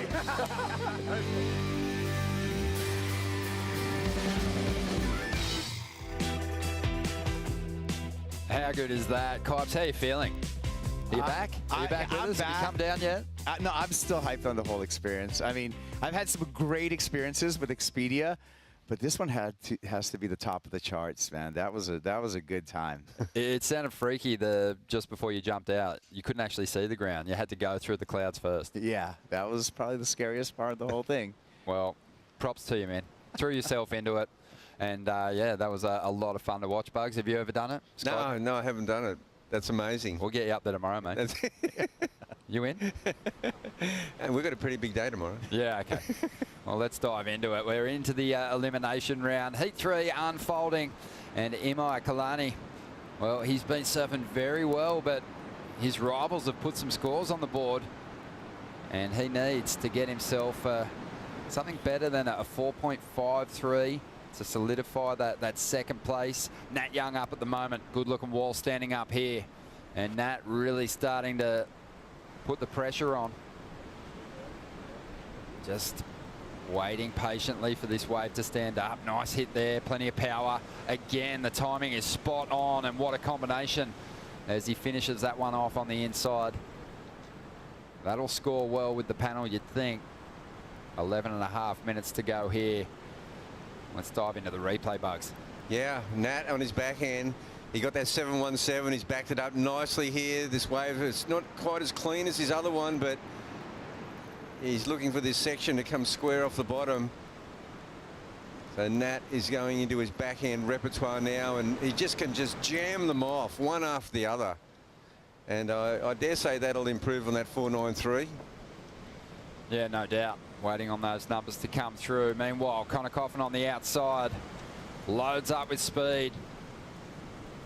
Love those just racy floaters to find the open face again. This section standing up nicely, and Connor gets a decent combo of his own through that inside section. Yeah, well, on his last wave, he got that 603. That wave's not going to improve on that, but I'm just wondering, it's amazing because Nat and Connor had the last exchange, and then they've had this exchange, and Imai Kalani must be just waiting for a good one, huh? Yeah, this replay on Connor, you can see him just chasing it, right? Down the line. Gets a little arc there, but really has to project and get there. But I like the fact that he got the combo at the end. Yeah. You know, the 2-for-1 combo, that's a nice way to end the wave. And we'll see where that score goes, Ron. Really smooth, really clean. I think Nat maybe hit the timing a little cleaner than Connor through that sequence of turns through that inside section. But it'll still probably factor in for Connor Coffin, who's only looking to get rid of a 4, and he is back in third position. Needs a 4.33 to jump up into second. Nat's put a 6.17 on the board, so his last 2 rides have really put him out in front. And Imai's going to be out there just probably seeking a score in the later stages of this heat. Heard a great story about Imai Kalani. Obviously grew up surfing around Maui, competing in Hawaii Surfing Association events on Maui, and at a HSA event at Hokipa Beach last November. More than $10,000 worth of equipment was stolen, putting the event in jeopardy. And Kalani's mum drove down to the site. They heard about it on the radio, drove down there and wrote a check to replace all that equipment out of his own pocket, $8,500. So really giving back in a big way, Imai, and we love to hear stories like that. Nat Young, meanwhile, just trying to up the ante and put more pressure on his rivals. Imai Kalani is going to need a score now of 5.01 because Connor's just put away a 4.8. Yeah.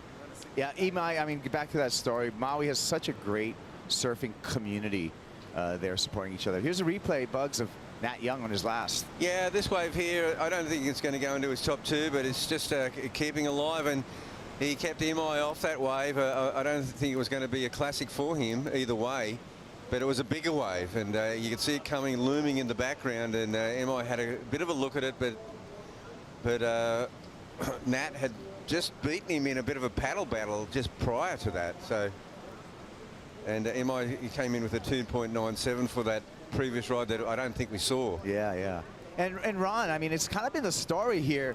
It's sometimes just your rotation, your priority rotation has helped really indicate advantages in these heats. And even though Imai didn't really get a score, he's found himself in the top of the priority rotation right now. 7 minutes and 35 seconds, so he's given himself a really, really good chance. Yeah, that's right. Yeah, we've seen the rhythm work against people at different stages. It's exactly what Imai needed there for his rivals to get out of his way a little bit and give him this shot at progressing, because he's going to be feeling some pressure, Bugs, sitting where he is on the leaderboard and needing a big result. He's come up against two guys who've already put a couple of decent scores on the board. It's going to be a good test for him. Yeah, it will be a bit of a test. I mean, he started this heat well. I think it's just wave choice. I think he's just got to get himself in a decent wave that hasn't got the bump and gets a bit of a taper down the line and more of a point break style wave, because he's certainly got the combination of manoeuvres to get up there in the 6 or 7 point range. On that, staying busy. He's looking for ride number 6 out there. Doesn't tap into that one, just snaking around on the inside without priority, just looking for any opportunities that are passed up. We were talking about Californian champs here. We touched on the fact that Imai, can kind of tap into the great success that Hawaii has joined here, not only at the Bells Bowl, but also here at Winky in particular. I can only remember one final that was unfolded here. Sonny Garcia got the victory, and it was our late great friend Johnny Shamuka in the runner-up position. That was back in '95. It was a really fun day at Winky, super clean, kind of like waist high, and yeah, John was just hammering down the line, Kibes. Yeah, that was a legendary day, and two really good friends, best friends if you would, sharing a final overseas in Australia, right when they're breaking through in professional surfing. That, I mean, for Hawaii, for us as a surfing community, it was absolute. Everyone won that day. Yeah. And Bugs, you were there. You should remember that. Oh yeah, no, that was wonderful. I mean, Sonny and John Shamuka, they were best friends. You know, I'd hung out with them in Hawaii, and they were like this comedy routine. They brought out the best in each other, and then to have that final was just something special. You got kind of like DeVito and Schwarzenegger. yeah, it was. In Twins, the movie. You had the classic just character, and Johnny Shamuka obviously went on to commentate events as well. And yeah, it was just magic. And I think Ross Williams featured pretty heavily in the final series of that contest too down here at Winky. But yeah, Hawaii just seems to have a great relationship here, going back to the first really professional event. It was Jeff Hackman getting the victory. As we see Connor, wow, just showing everything at that big single turn. Almost ripped it around. Yeah, well, he's not hanging on to, first place. He's got Nat's got a bit of a grip on first place, and Connor, he nearly does bring this around. You're right, Ronnie. But MI only needs a 5.01, so it's really, really tight here between second and third. Yeah, it's a slightly lower requirement than Seth was chasing in that last heat, so very attainable, but this heat has kind of played out in similar fashion. X factor right here is the ocean, and here's Imai's chance, Ronnie. Well, let's see what he can do. Just under 4 minutes to go. He still might have a couple of shots at it, but he might only need this wave.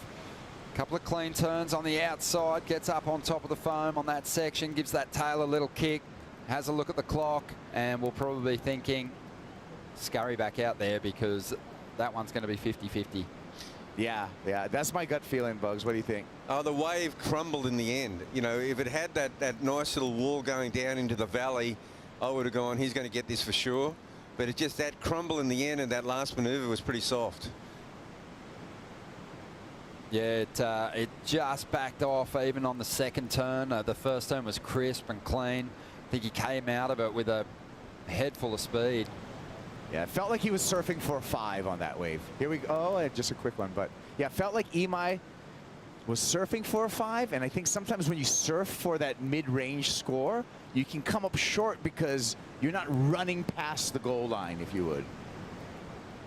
Yeah, 2 minutes, 45 seconds to go. I think what surfers, and it's going to become even tougher when you're down the back end of the ratings, but surfers like Imai, they're going to have to get to that place where they're doing their best surfing with the jersey on. It was like you look at Morgan's run last year, and you know he's doing his best surfing we've ever seen him do in a heat. Well, here's another look at it. Yeah. First turn was pretty dynamic. Second turn was pretty good and had to really force that final turn. So actually having another look at that. Yeah. My opinion's changing right now. I think he's going to get the number. Yeah, well, it's going to be there. That last maneuver, he actually got vertical on it. I thought it, you know, from that other angle, that camera angle, it looked like it was a soft sort of sideways finish without much panache to it, but it actually was pretty decent. It's definitely crisp, that first turn. We're going to see. Even his body language suggested to me when he looked at his clock, he went, do I have time to get one more? And he went back out there. So he was probably thinking about it. And the judges are thinking about it, Ron. We're still waiting for the number. What they'll do in that situation too, Kipes, they have that video replay or their own system that they can sort of reflect on. It's a video angle captured from the judges' perspective. So they're comparing rides from earlier on in the heat. They're saying, you know, how does this stack up against Connor Coffin's 4.8, for example, or even Imai's 5.83, and they'll try and work it out from there. But this has been a bit of a wait for this score. He took off on that wave with close to 4 minutes remaining, and we're down to 1 minute. And he'll want to know pretty soon whether he needs something here, because he's out there with third priority, and little waves like this can provide the opportunity that you maybe need. These are the tense moments right now, because the judges want to get the number right, but you're not getting that information, so it's hard to formulate a plan as a competitor. You might be on the money here, gentlemen. The numbers are starting to come through. They look pretty reasonable. He only needs a 5.01. He's up again. He's not taking his chances, but have a look at that. The result has already come in, and Imai, if he was thinking it was a 50-50 chance he was going to get the score, he wanted to really make sure of it with that last section. But there's a little glimpse of what he's capable of, and I think as he goes on the lookout for big results, as he moves through these contests, he's going to have to bring that earlier on in his heats. But a 5.1 was enough to see him up in a second, and Connor Coffin's got to be baffled here. Yeah, that's the ones that catch you by surprise, right? You're waiting for the number of your other competitors. He's just hearing the news right now, and that is one stoked Hawaiian, Ronnie. It sure is. Yeah, well, it was certainly on the line, wasn't it? It was right there. A couple of judges said no, and a few of them gave him the nod. The average was enough, 5.1. Imai is moving on through to the third round along with Nat Young.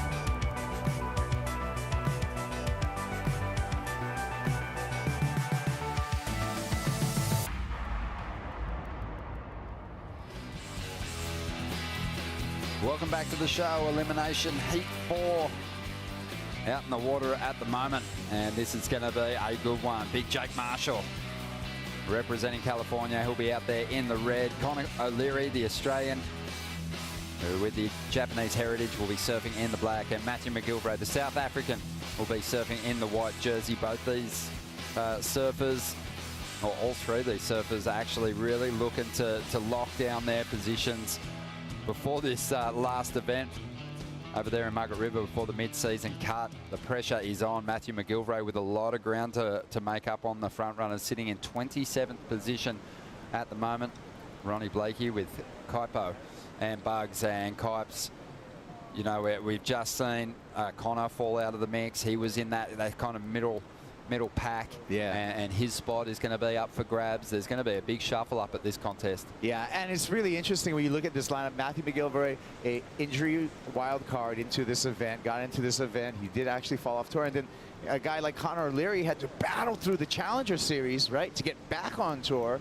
And then you got Jake Marshall, the rookie, on tour, and it took Jake, you know, Jake had a heartbreak year in 2019 where he nearly made the cut, and then finally, 2021, he was able to do so.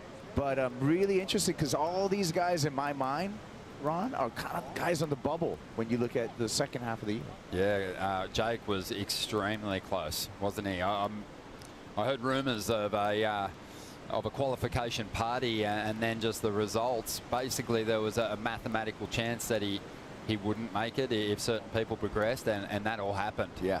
So for him, it was heartbreak. He actually went home, started working in a restaurant. He saved up enough money because he was so determined that when that QS rolled around, that Challenger Series, there was no way that he wasn't going to make the grade and get himself on the CT. He never plans on getting back to that restaurant, even though it probably gave him some great perspective, Bugs. You know, it's funny what you guys have just said, because I looked at this heat and I kind of went, this is the heat of the battlers. You know, I mean, Connor O'Leary has been in this heat many, many times and you know, got through quite a few of them, but it's not unknown territory. It's not foreign territory to him.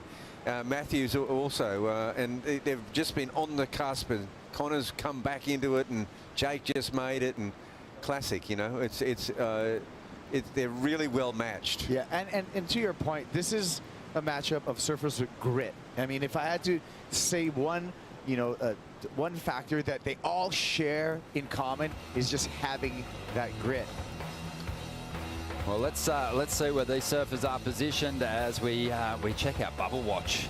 The cut line, there it is at the moment, and as you can see, we've got competitors out there trying to fend off this charge from those surfers outside the cut line. Guys like Connor O'Leary need to make sure they stay ahead of surfers like Matthew McGilvray.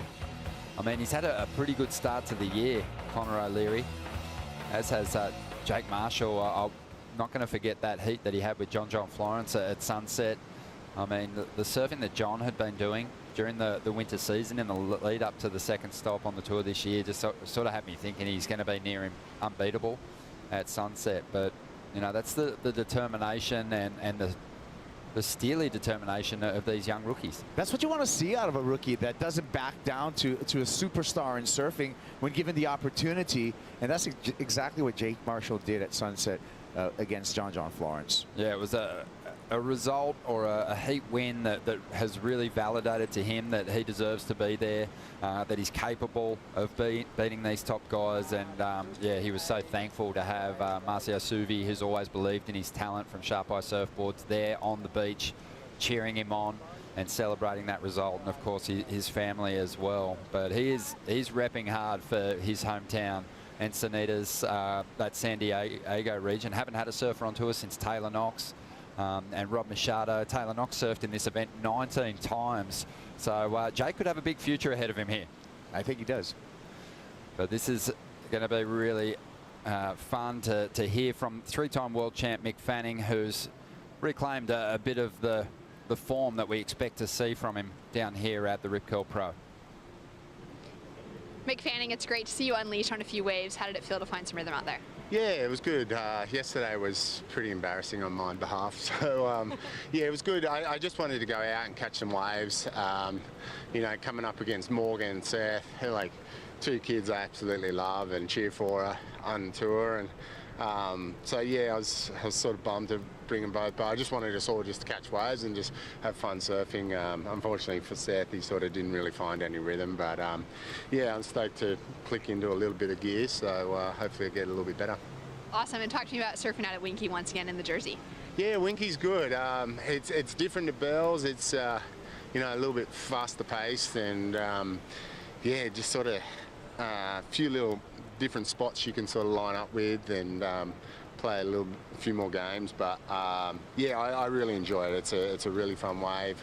It's a wave that I love just as much as Bells. So yeah, just stoked to get another heat out there with only a couple of guys.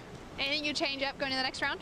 No, not really. I feel like I sort of, the first heat, it was the first time I've come in mad from a surf for a really long time. I was just, yeah, everything that on my behalf was just bad. So yeah, that's probably just keep a little bit of that madness maybe. Work in your favor. Thanks for the honesty. Thank you. We'll get back to you guys. Thank you, Shannon. Yeah, Mick Fanning just back on track, you'd have to say. He's got the car back on the track here at Bells this year, and he'll be a tough draw. And Mick's been doing some fantastic work in the lead up to this contest, really getting involved with the flood relief effort up there in northern New South Wales, Tweed River especially. And if you want to get behind his efforts up there and make some donations yourself, giveit.org.au is the place to do it. They're working with charities and organisations on the ground that will get those precious resources to the people that need it. Mick's also working on a huge charity golf day. That's going to be Friday, June 10th. I'm sure that you can follow him at mfano and get more details on that. But that is going to be a big fun day, and there's going to be plenty of big name celebrities taking part. Seems like it's right up your alley, Ron. Could be pretty fun. Yeah, I think it's, you know, it's going to be obviously a massive fundraising effort, but yeah, hopefully I get a call up, Kipes. I've seen your swing. It looks like you've been working on it. Well, I've had plenty of time, mate. Plenty of time.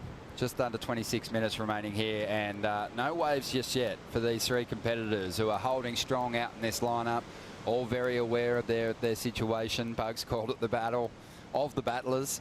Connor O'Leary, you know, he's probably the most accomplished at the CT level. He had a great rookie campaign, and like you mentioned about Morgan Siblick earlier, he kind of suffered from second-year syndrome a little bit, Connor, but I think that COVID period and the time away from competition allowed him to take his performance level to a whole new place, and he made good work of the QS and then obviously the Challenger Series.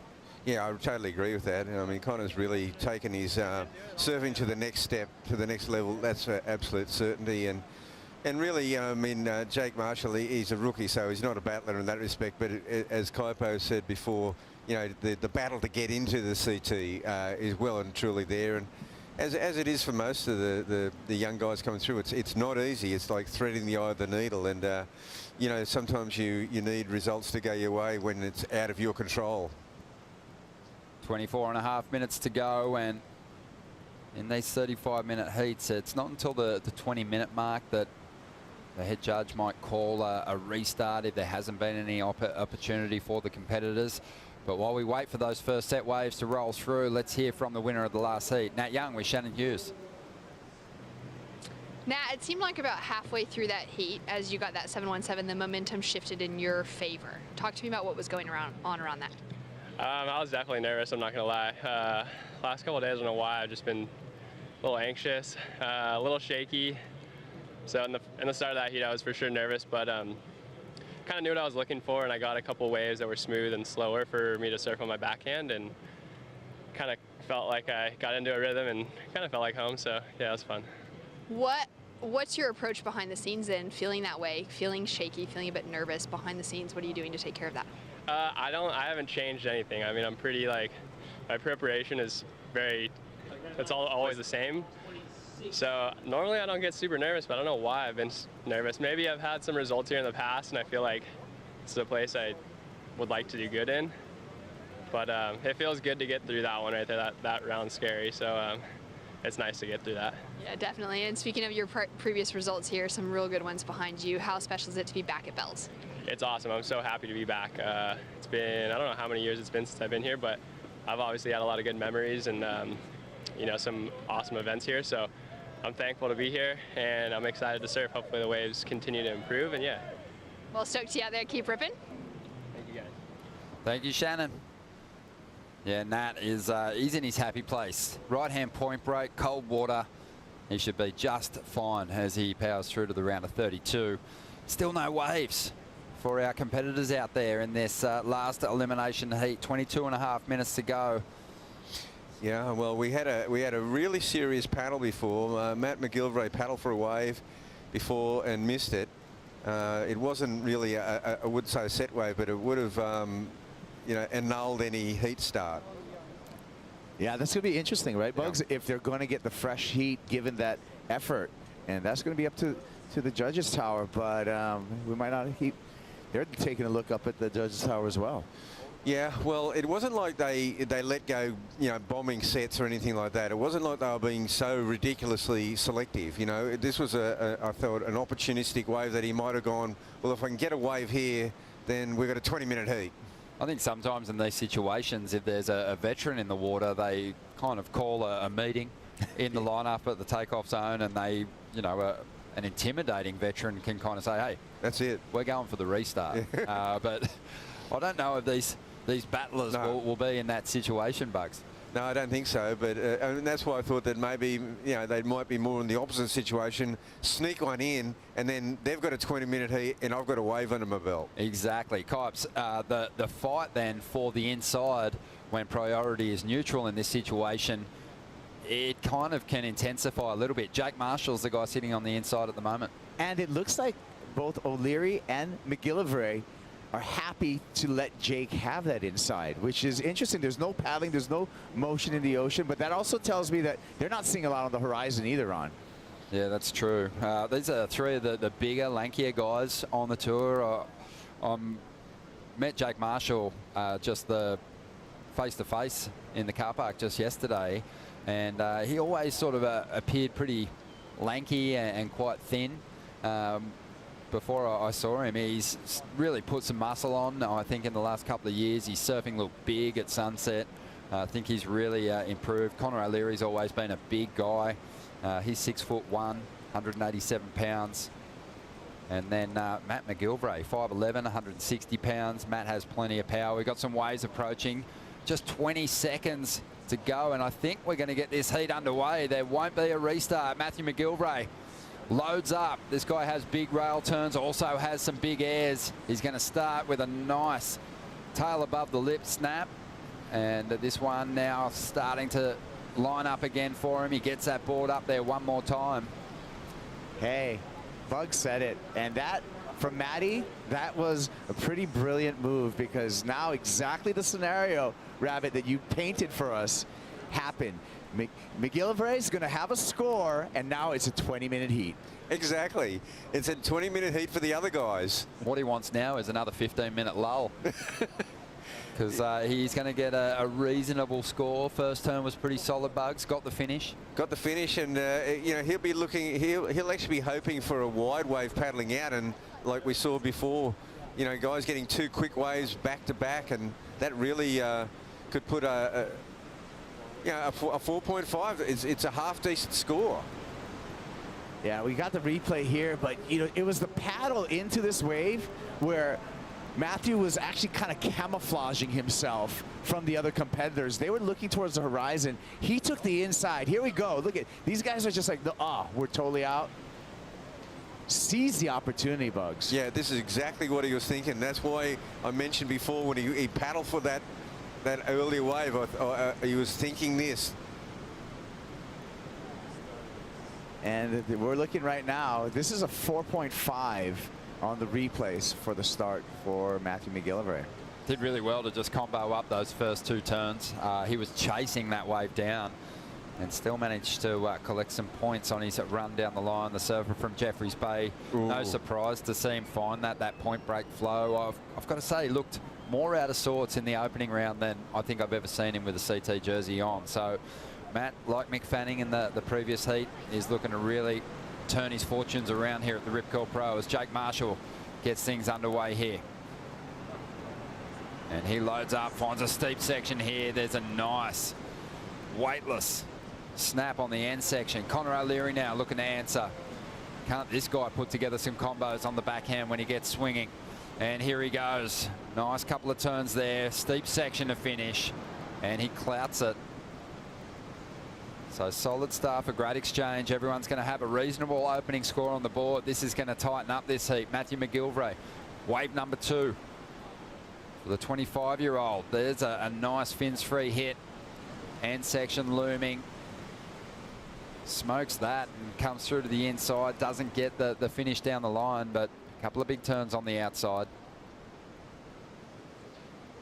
And the race for priority begins.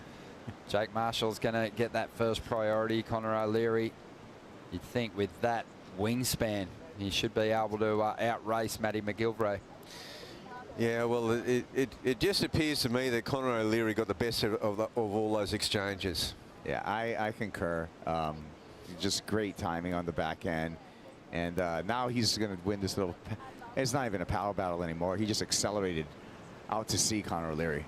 But here's a replay. And you can see just from above a little appreciation of the carves on the backhand of Connor O'Leary. But right on the inside here is where he starts hitting the rhythm and getting busy, dragging his fingertips on the backhand bottom turn and then springing off the top. Beautiful finish.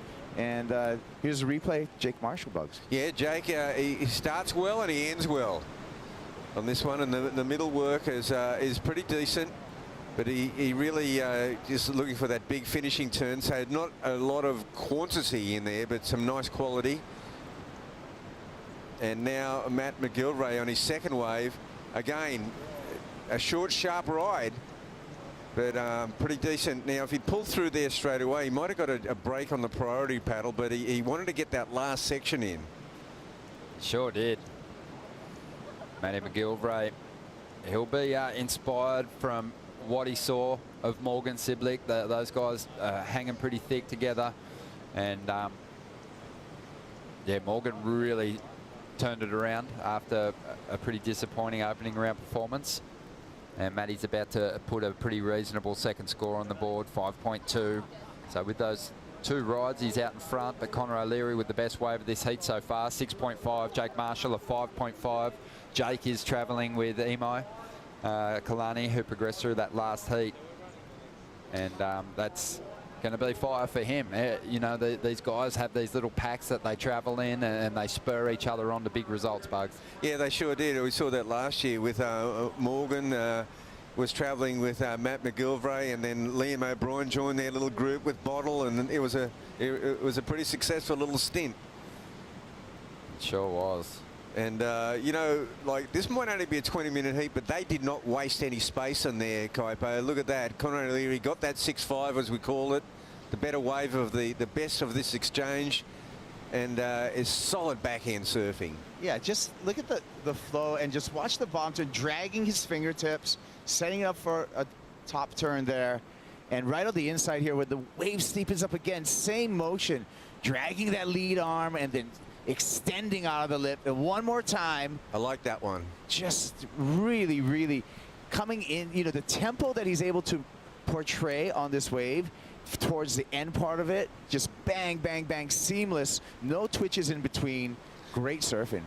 Yeah, cool. I love the fact too that these guys, just with their commitment and their resilience, and they're getting back to this position. I'm talking about Connor O'Leary and of course Jake Marshall, that they've found backing, they've found major sponsorship again, and it's a credit to those companies for that have stuck by them, and the new ones that have come on board.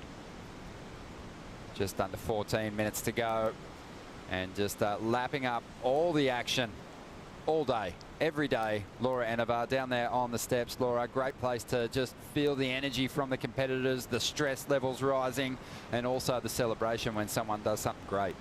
Yes, I'm well and truly lapping it up. I think I've just completed my 800th lap of these Winky Pop stairs. My legs will be burning tonight. I can't feel my feet, but I can see Sally Fitzgibbons warming up behind me. You know, that was that massive lull that just came through then, and it kind of happened around that 3:30 I just feeling. There was a few yawns going around, but we've just seen a flurry of waves come through. The girls are getting out there, they're warming up, they're psyched. Speaking to a few of them, I think they're all going to stick to the same equipment as this morning. Molly Picklum, same board, 5'8", Darren, DNA, Sally as well, thumbs up, she's on the same board, so they're all frothing to get back out there and put on a show. Wow, and Alyssa Spencer also in that first elimination heat for the women. How's the energy coming from Sal? Is she feeling psyched, inspired, or is there a bit of sort of nervous energy coming from her?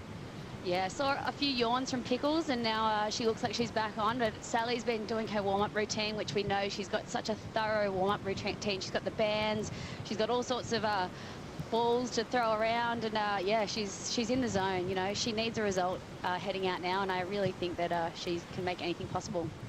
Well, Sally Fitzgibbons smiling in preparation of her elimination round heat, just identifying where the opportunities are out there. It's just around the corner for the women. High pressure situation out there for the men as well at the moment. With heat 4 unfolding, it's Matthew McGillivray holding on to the lead. Connor O'Leary, he's in that second spot, just needs a 3.2 to jump up into first. And the Californian Jake Marshall, a 5.5 to kick off his campaign in this heat. And needs nothing at the moment, but he's going to want a big number. All these guys seem like they're switched on, Copes.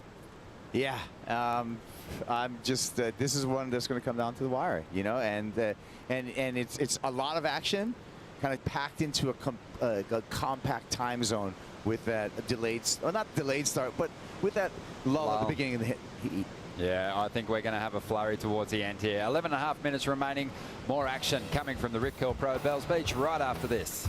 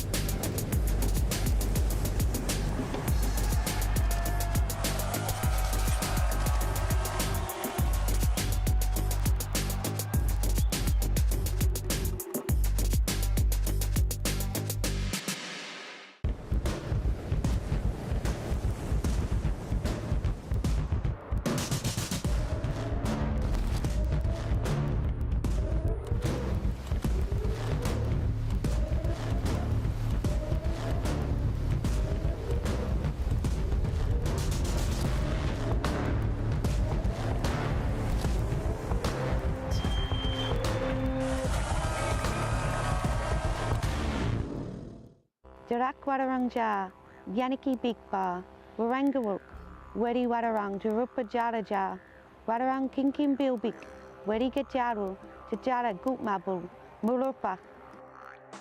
Bells Beach is part of Wadarang country, a small part of land and mouthwaters of the Bass Strait that's connected to the larger country of Wadarang. Bells Beach was originally known as Jarak. This was also noted on an old survey map where a Wadarang fella advised a surveyor. The coastal landscape comprising of a natural amphitheatre, Jarak meaning arm.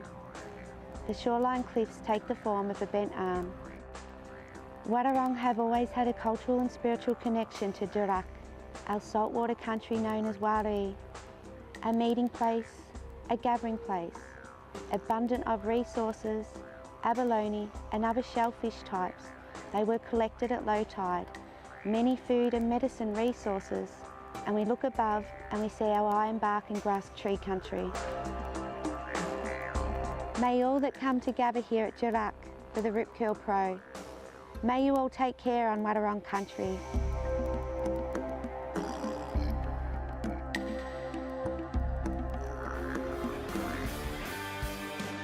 Just under 9 minutes remaining for the men in Heat 4 of the elimination round. And it's Matthew McGillivray out in front. Connor O'Leary in second spot. Jake Marshall is the surfer, sweating on a score at this stage. Needs just a 1.01 to get himself into a qualifying position. As we saw there, Sally Fitzgibbons gearing up to hit the lineup in the first elimination heat for the women. What a heat it is. Molly Picklum, who pushed Brisa Hennessy and also Stephanie Gilmore in that opening round.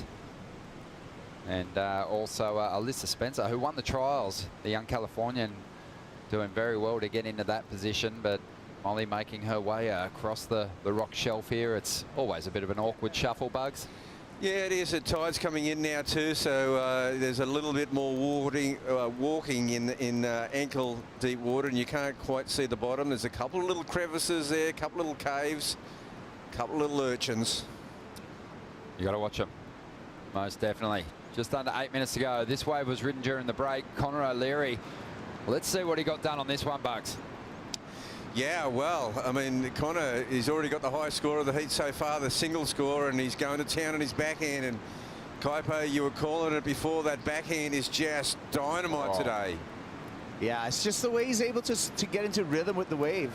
And here we can check out what Matthew McGillivray had going on this replay. Smaller wave, had us to utilize a nice rail turn coming all the way around that. Has to catch back up, looking for a dynamic finish. Gets that one. Well done.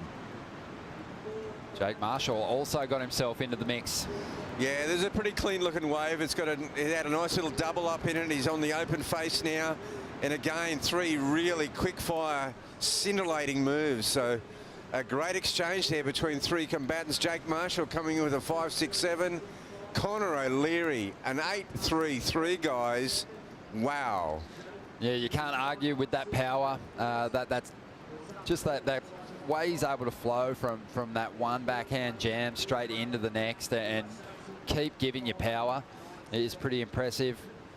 He's well out in front now, and it feels like it's turned into a bit of a battle for second spot now with just on 6.5 minutes remaining. And you know what's really interesting as we look at the score, Bug, is that the tactics and the strategy of Matthew McGillivray, I tipped my hat to him at the beginning of this heat saying, hey, that was a smart move, got the insight, got the advantage on all these guys down to a 20-minute heat, but right now he's finding himself in the eliminating position, Bugs. What happened was that he turned it into a 20-minute heat. He got a wave with 20 minutes and 20 seconds remaining. He got a wave, he got that 4.5, it looked pretty decent. He paddled halfway out, and a bombing set came, and the guys were in a rotation of priority, and they started with a 6.5 and a 5.5, already put him behind the 8 ball. Been a tricky day for Ayres because that wind's still kind of coming from the south. So if you're trying to project above the lip, heading down the line here at Winky, easy to lose contact with your equipment. But Matt McGillivray, he got it done, that rotation. He's got one of the probably best air to flats strike rates of all the surfers on the CT, and it's something that he might be able to call on in the final stages here. If he gets a bigger section, he'll get a bigger score if he can execute that turn. Yeah, well, he only got a 4.57 for that one, so it wasn't quite in that range that he needs. Yeah, he'll need a big turn before it, you'd think, but a 5.97, it'll have to be the best wave that he's had just yet. Let's check in with Shannon Hughes once again. She's found Connor Coffin. Connor, that was an unlucky loss. So tight in the heat total to go down in third. How's it sitting with you now? Yeah, not too good. I'm bummed. Sucks. Bells is an event that I love, and really wanted to get some heats out there. Kind of a bummer today. The waves were tough, and I don't know, it felt kind of a bit unnecessary that we're running this really important round with the mid-year cut. One more event away from this. So would have been nice if we waited for a little bit better surf. It's just really slow with 3 guys out there and not too many steep sections. So yeah, it's just always a bummer when you feel like you don't really get to surf. I was struggling to pick the right waves, and yeah, you might got that wave at the end and got the score. So nothing I could do. I had to kind of fight back. Just didn't really feel like I had the rhythm all day. So that was a bummer. Good luck, Molly. And yeah, it sucks. I just feel like I didn't really get to surf too much this event. So on to the next one, and just gonna try to stay fired up and give it a good crack at West Oz and hopefully get some rhythm there and be there for the next 5 events. Hope to see you do some damage at Marks for sure. Thanks so much, Connor. Back to you. Thanks. Thank you. Yeah, Connor. The one thing I took from that interview was that result for him sucks. Yeah. I mean, he really rammed it home. It hurts. It stings. He just wants to get over to that Bell's Bowl in classic conditions and let those huge, big, beautiful, stylish rail turns go. And he's just not going to get that opportunity. But there's some pretty big walls over there in WA as well. And, you know, Ron, like 33rd interviews, those aren't fun. Those are not fun for the surfers at all. You know, so, and you feel it right there. You sure do. Well, 3 minutes to go here, and Jake Marshall, he tapped into another ride during the interview, and we'll see if he was able to improve on the 5.5 that he had earlier on, push this requirement a little bit higher for Matthew. Well, let's take a look at it. Tic-tacking through the bottom, a nice snap, looking loose off the top. Another carve. We got some variety in turns right there. And still those little like tic-tacs in between maneuvers is contrasting what we're seeing from Connor O'Leary, but still really cool attack off the top, Bugs. Yeah, he's surfing really sharp, Jake. And you know, he's not actually getting the better waves. He's getting these waves that are crumbling down in front of him, and he's just really hitting the sections well. And this wave here, it hasn't got a good finish to it at all, but you know, he did some good work in the middle stages of it. The one that I'm really questioning, though, is I'm really questioning Matt McGillivray's choice of his last wave, because those other two guys went out there and got those 8.33 and the 5.67, and he actually utilised priority on a really small wave when he needed a bomb set. And I just think that was a big turning point on the mistake factor. Yeah, it could be. It could really hurt him. He's definitely up against it now. Lucky for him, Jake Marshall's last ride didn't factor in, just a 4.23, so the requirement hasn't grown. Just a 5.97 as Matt McGillivray's coach there, Jay Bottle Thompson, former CT surfer, who had a looking stoic. Beautiful 10-point ride at J-Bay when he was on tour. I remember that. Oh. But yeah, great point break surfer himself, watching on and probably feeling the nerves himself. Yeah, well, you know, Jake and Connor, they're inside the bubble. You know, I mean, this is a real go forward for them. Obviously, round 3 is going to be the killer round, but for Matthew, this was an absolute must win. Yeah, well, it just means now that if he doesn't find this number, this 5.97, he's more than likely going to have to win the event over in WA to even have a chance at getting up into that above the cut line. Well, he had a breakthrough result there last year. He did, yeah. He's got great turns, Matt. Lots of power. And as I said before, he's got some more innovative stuff he can go to when his back is against the wall, and he's right there at this moment. So we might see something big from him in this last 40 seconds. Time winding down here. The last elimination heat for the men. The women standing by, getting ready to hit the lineup. Sally Fitzgibbons, Molly Picklum, Alyssa Spencer already out there waiting for their opportunities. All right, well, there's going to be a couple more swings, and this is going to be it for Matthew McGillivray. Well, Connor's riding this one in. This probably won't go into his top 2, but what a performance. And he's got to be feeling pretty good about this. Switching back into gear, and it feels like Matt is going to run out of time.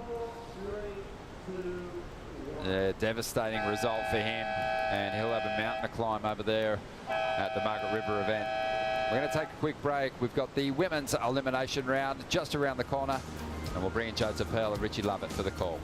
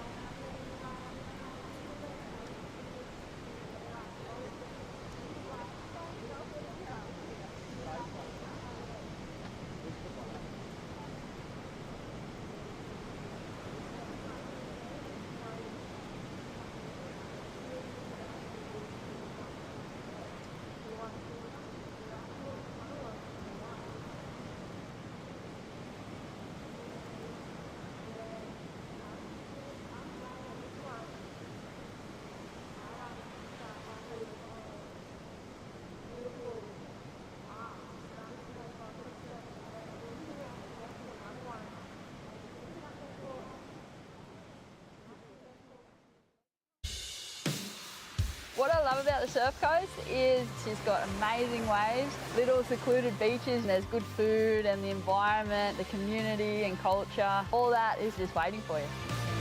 Success at Bells is so hard to come by. It's just getting to the start line there, putting in the work. When I'm in the gym at home, I always look up at the bell and give it a cheeky little ring-a-ding-ding. The culture on the Surf Coast, to me, is so familiar. It's the people and nature. It just draws me back time after time. Tough moment for Matty McGillivray from Jeffreys Bay. Just got eliminated. He'll take a 33rd into Margaret River, and that is just that pain of getting that early round loss with all that hard work and dedication he puts into the sport.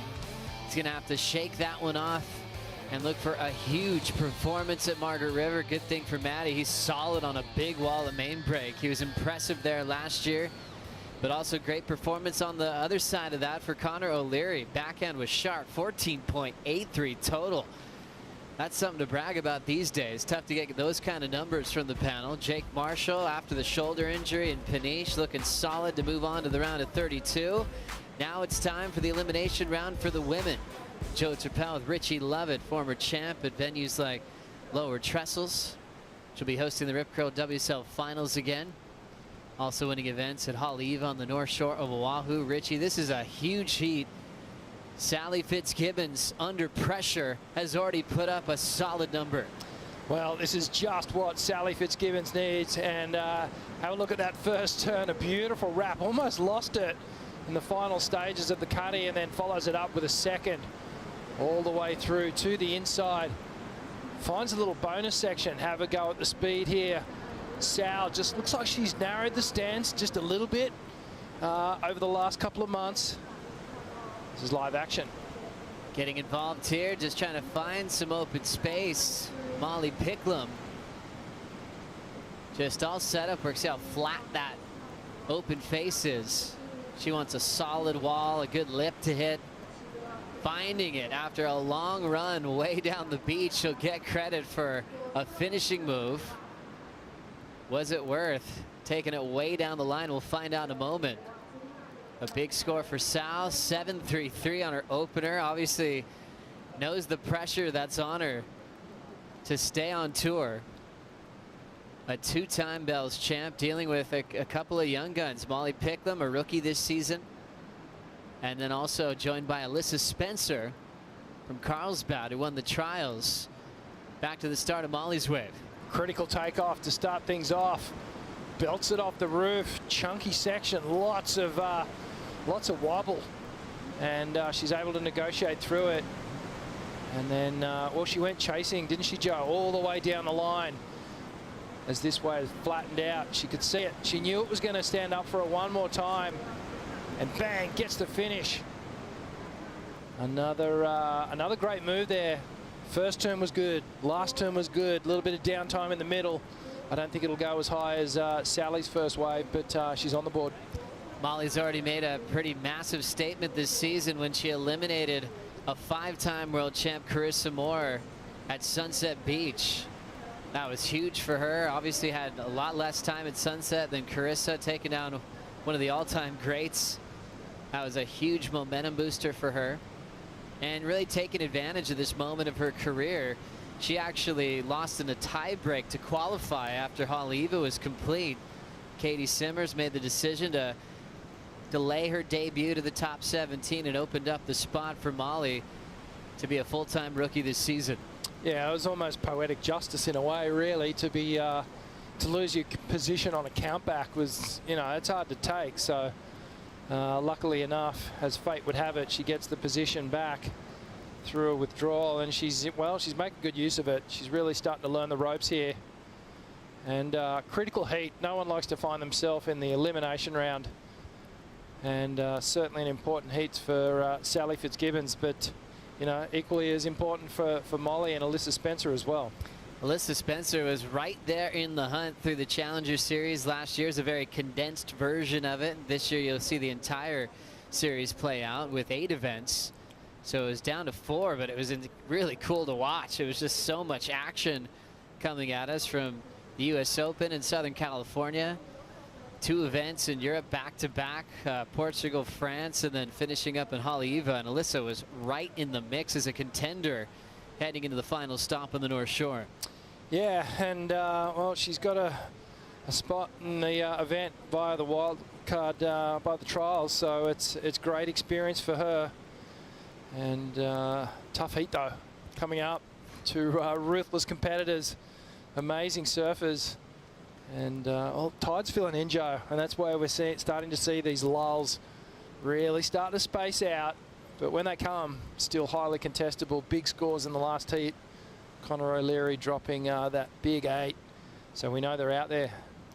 I thought they were about to get a restart in that last heat. McGillivray got the wave right before the 20-minute mark, and Jake and Connor answered. So it ended up maybe backfiring a bit on McGillivray as he was trying to get a jump start on the heat with 20 minutes to go.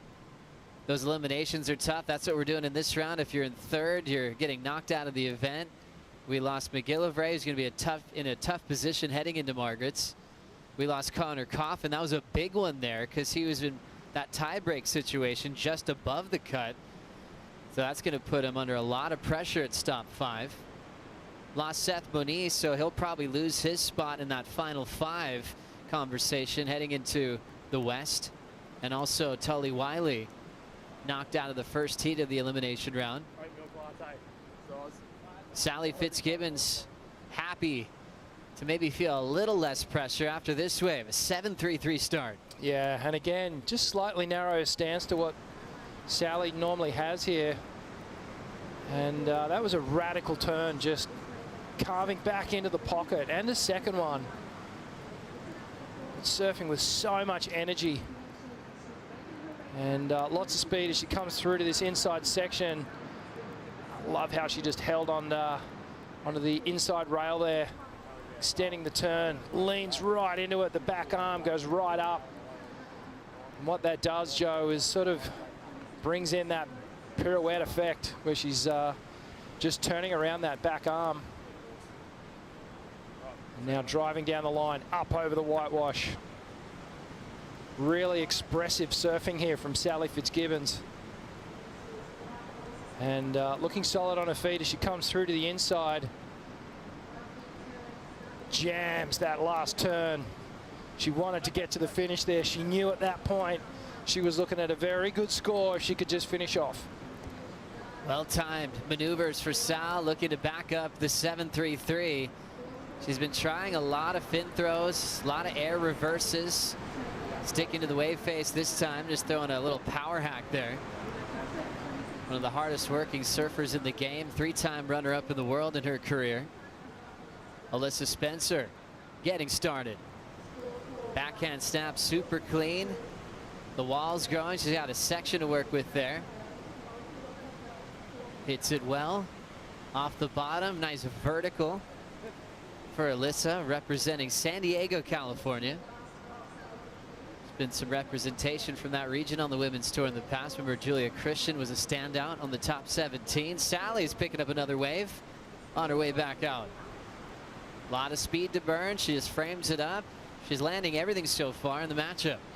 Sal knows the importance of this situation. She was the only surfer out at Bells just a few days ago when the surf was small. She was out there practicing, getting in tune with the area. I mean, she knows it so well. She's competed so many times down here, but still putting in the time. Just getting to know new boards, and she's really starting to click into gear here. I feel like just her form in this heat in particular, she's looking confident.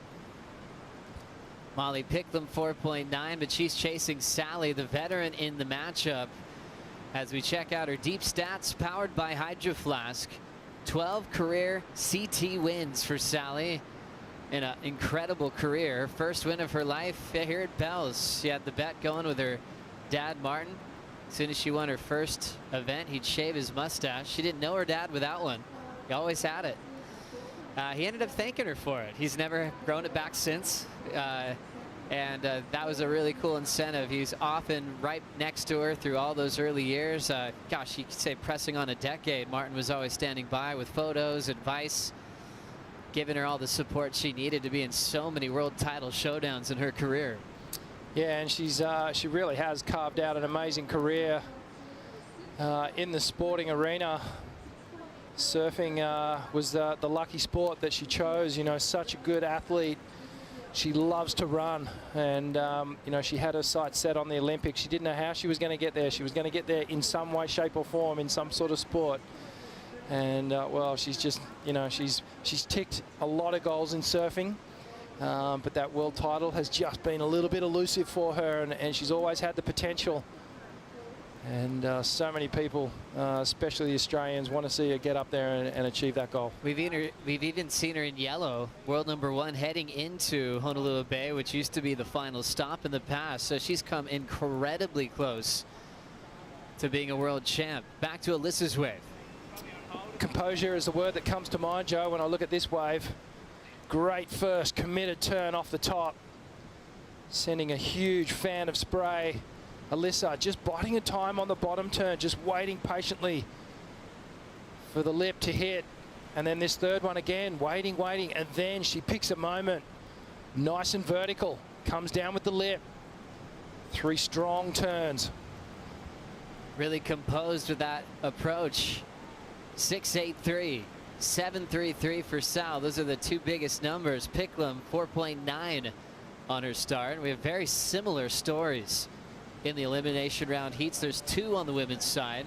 Sally, Courtney, the Bells champs that are under pressure to make it past the midseason cut.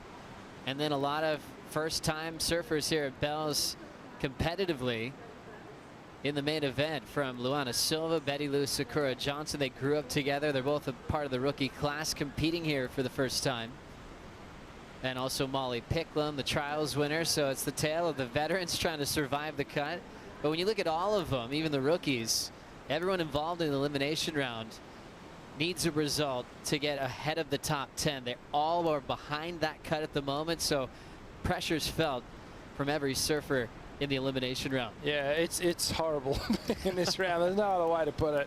No one wants to be here, and unfortunately, we have to start sending our competitors home at some point. And you know, thankfully, we only lose a few in this round.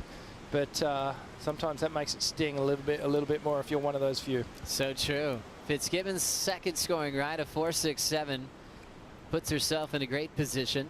We mentioned her back-to-back wins, but she featured in a final a few years later. So 2 wins out of 3 finals here at Bells. And we're looking at those 12 previous starts. There's only been 2 events where she hasn't been at least the quarterfinals. Thing is, those 2 events were her last 2 previous starts out here. So looking at 2019, 2018, those are Sally's worst results at Bells in her career. And you think about Sally when she came on the tour with Coco Ho, her rookie class was insane. They're the rookies that we were hyping up, finishing in the top 5 in the world. And now with her longevity, she understands this kind of rookie class, changing the guard type feel. More on that in a moment. Let's catch up with a goofy foot named Connor O'Leary hanging out with Shannon.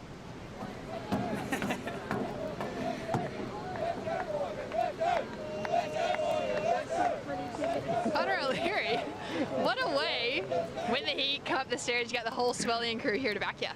Yeah, I could hear them from out the back. It was so funny, like, especially when it was really quiet at the start. All I hear was like them just like yelling my name and cheering, and yeah, it definitely gets you fired up. I was just fired up to get a wave and show a bit of entertainment for them. Oh, good. Talk to me about that 833 with the cheers in the background. Yeah, it was good. I think yesterday it was just all about wave selection for me. That cost me, and yeah, I just kind of wanted to scale it back and just allow myself to let a few waves go, and yeah, managed to get a few clean ones, which is good. Great approach, and thoughts Winky versus Bells heading to the rest of the event? Yeah, I mean, but they're both good. I think the bowl's a bit more favourable for the backside, which is, and I hope we get, you know, some good Bells bowl. There's nothing better than hearing Hell's bells, you know, blaring when you're walking down the stairs. So yeah, to get an opportunity like that would be really cool. But I mean, yeah, they're both unbelievable waves, so not complaining. Well, hey, you're through the elimination round, into the next round on the men's. Well done. We'll see you there. Cheers. Thanks a lot, Shannon. It's so cool to see Connor enjoying this support here in Australia. The Swellians, as they're known as. It's a famous podcast in this region, well, in the whole country. They have these tours where they fill up these amazing arenas. They have the podcast live. It's pure entertainment. There's a bit of drama involved. They just finished up a show here in Torquay. They had India Robinson on, Morgan Siblick, Mick Fanning. The CEO of WSL, Eric Logan, got called up from the audience to join the panel, and it's always incredible here. They're cheering on everybody live, and it definitely gets everybody on their feet and psyched to watch surfing. Yeah, absolutely, and it's entertaining, and they love expressing themselves, that's for sure. But it's, yeah, I'd say at least an M rating. Yeah, it's definitely one of those things that if you're in town and you want to check it out live, you can look up the Swellians. But yeah, maybe talk to your kids first. Maybe they might stay at home. Yeah. But pure entertainment from those guys, passionate surf fans. And you talk to a lot of fans here at Bells, and they'll tell you how many bells they have. They remember their first bell. I met a guy that's been to 30 bells events. As we see Connor getting a warm embrace from the Swellians up on the top of the cliff. At the moment, Sally's out in front of this seat. We'll take a Bonsoy brew break. Back for more right after this.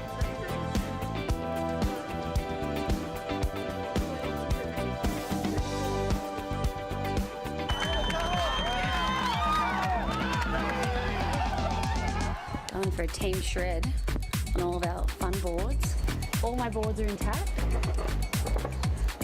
That means that I didn't charge hard enough. I can see people through the trees out there already. I should be down there. And now it's time to go have some fun. We've got a few days off before I'm heading home. We Are One Ocean is an initiative led by the WSL to inspire our global surf community to protect and conserve our one ocean. This year we're partnered with Shiseido, and we're working with local organisations in communities around the world where we hold our championship tour events. All big changes start with just a single step, and I believe in the power of coming together and working together to create positive change. Help us preserve the future of our sport. Go to weareoneocean.org. The Rip Curl Pro Bells Beach is brought to you by Cooper's Brewery, official beer of the World Surf League Australia. By Dometic, official camping gear partner of the World Surf League Australia. By FCS, official surf hardware of the World Surf League Australia. And by GWM, official automotive partner of the World Surf League Australia.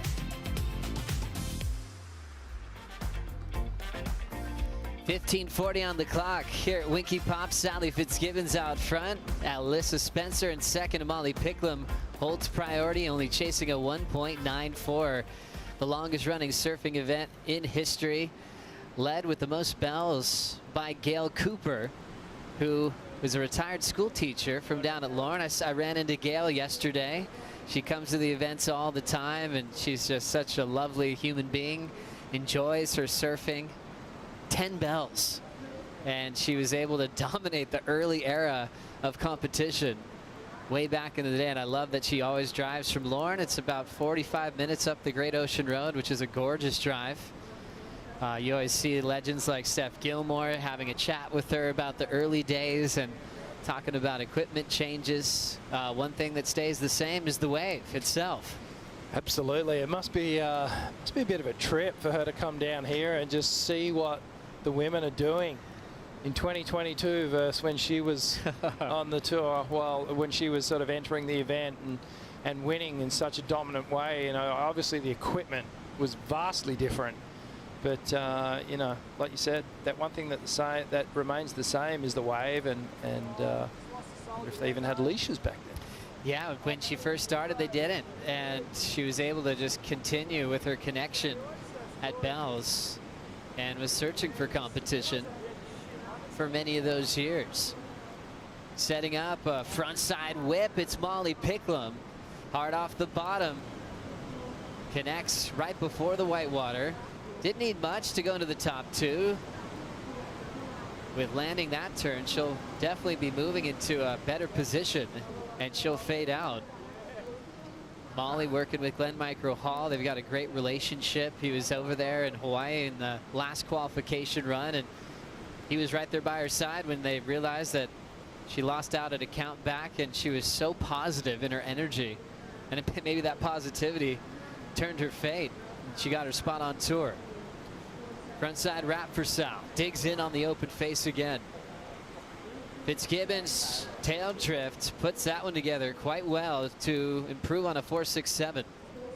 Some great surfing on those last two waves, and well, it's clear, it's obvious. Sally Fitz has found something here. She's really tapping in, looking good now. With each wave, looks really confident. Shannon Hughes has been down at Winky Pop talking to the competitors, ending up in third and eliminated from the event. Shannon, that's a tough task because a lot of people have a hard time moving on from those tough losses. Oh, it's such a heartbreak, and for so many of these surfers today, there's just so much on the line, especially with that mid-season cut coming up. One of those specifically was Matthew McGillivray, who, in true McGillivray style, gave me a very polite decline on the losers interview. But I just wanted to throw in a word to say that, you know, he had so much on the line coming into this. He was ranked number 27 on the rankings on the men's side, and he'd been given those replacement opportunities with the WSL for the first bit of the tour here, and he's not sure what lies ahead. So for him, there was a lot sitting here, especially at a wave like Winky, which on the right day, I mean, even today with that little bit of onshore texture, it's like home at Super Tubes for him. So he would have had a bit of that in mind, knowing this is a wave where he could really succeed. And so it's a tough loss for him, and I think it's been great to see him kind of excel and find some of those moments of momentum through his rookie season last year and into a couple of heats this year, but it's a tough loss nonetheless. Certainly is. Thank you, Shannon. Matthew McGillivray is definitely one of the kindest humans on tour. We saw him go through his rookie season last year in the condensed series, and he had those chances as a wild card replacement. It's a tough place to be. You're not sure if you're preparing for the next event. You're not sure how many people will withdraw. And he got opportunities this year because of a lot of injuries. So we're hoping that Maddie will get another shot. Meanwhile, Alyssa just opened up again. I'm really impressed, Joe. The backhand attack here from Alyssa Spencer. Well, it's just so calculated, and I just love how quiet she is on those bottom turns. There's not a lot of excessive movement. And here's another great wave from Sally Fitz. Just grinding, just picking up the speed and slamming it. You could see her throwing her hands in the air. And that helping to sort of de-weight on that final turn, letting her drift through and over the foam. And this is starting to tighten up here as we're seeing some pretty good scores starting to drop. Alyssa Spencer, the trials champ, 6.83 start, 6.5 back-to-back waves. Only takes 2, and she's been incredibly selective and effective in this first elimination round heat. Sally has dropped to second, Picklum to third. Here goes Sal. He's got the speed now off the bottom. There's that carve to start. Nice open face, big whip off the lip for Fitzgibbons. Tail drift to change up the flow, punches it out again. Massive wave there for Fitzgibbons, looking for her lead back. She didn't like that going down a second, did she? If her performance on that wave's anything to go on, Sal bouncing back, she could see that that one was going to stretch right out down at the lowest section. And it just offered up section after section. Let's relive the moment. She got things going, streaking down the line. Starts off with a nice carve under the lip. Didn't overcook it. That second snap, really critical, and a third. And watch how fast she gets up onto the fourth one. And you could tell just by the body language, look how much extension she gets between the top half and bottom half of her body there. So expressive. And great style. That's going to be a decent score. Sally Fitzgibbons is going to enjoy the sound of hitting the jackpot. 777. Wow. As her high number. Back to first. And on the paddle back out, it's a really good feeling as a competitor when you're stroking back out the back and you hear those good numbers come in. It just puts a little pep in the paddle. Start kicking a little bit. There she goes. There's the kick. It's like, yeah, I've got this. This is happening. And at such a clutch moment, this is where the experience of Sally Fitzgibbons is just is taking control. It's taking over. She knows that this is such a crucial heat for her. and she's rising to the occasion, and that's what true champions do. Such a champion. 2 big bells and 1 little bell. Back home in Truro on the south coast of New South Wales, Sally won back-to-back 2011, 2012. Finished runner-up to Courtney Conlog in 2016, but what a list of names. Talk about Gilmore having 4 bells. She's equal with Lisa Anderson. Lisa getting 4 bells as well. She never went back-to-back. She kind of went every other, maybe a couple years went by. Lane Beachley, a 7-time world champ, 3 bells to her name. She was very dominant out here. We heard from Megan Bubo earlier today, and she had a title back in 2000. She called this venue her favorite on tour. So many great memories.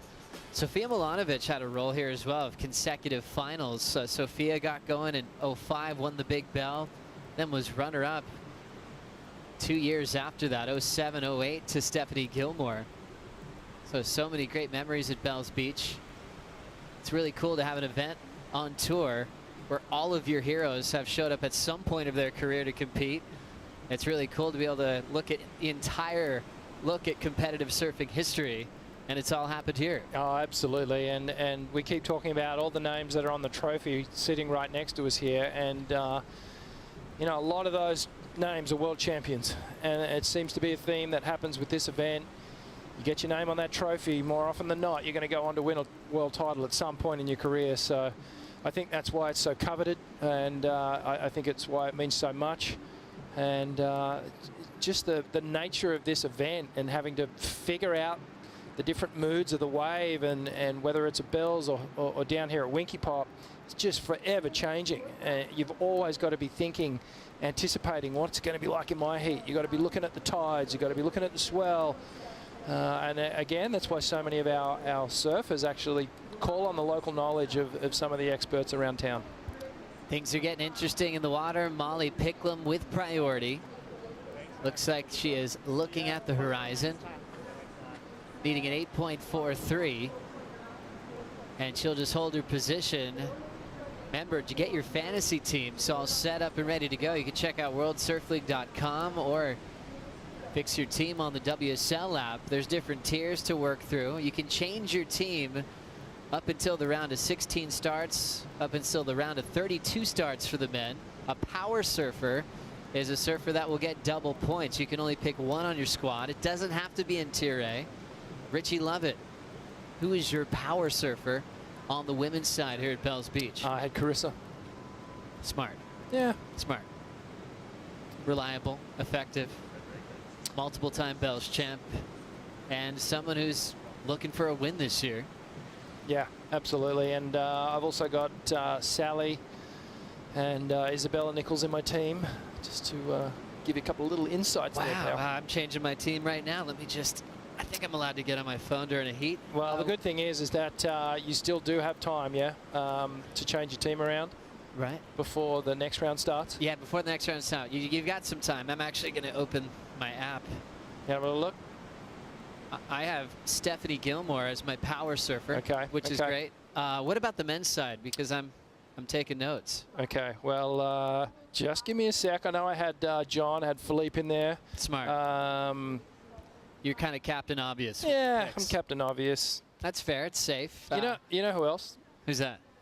Leader jersey, Kanoa. I think he's going to be really hard to beat him. So that's all. That's the Tier A. We've got John and you got Jordy up there as well. Who are you guys going to pick? Still have time before we get to the round of 32. Molly Picklum getting a little bit lost on that section. 2.5 was her last score, chasing down an 8.43.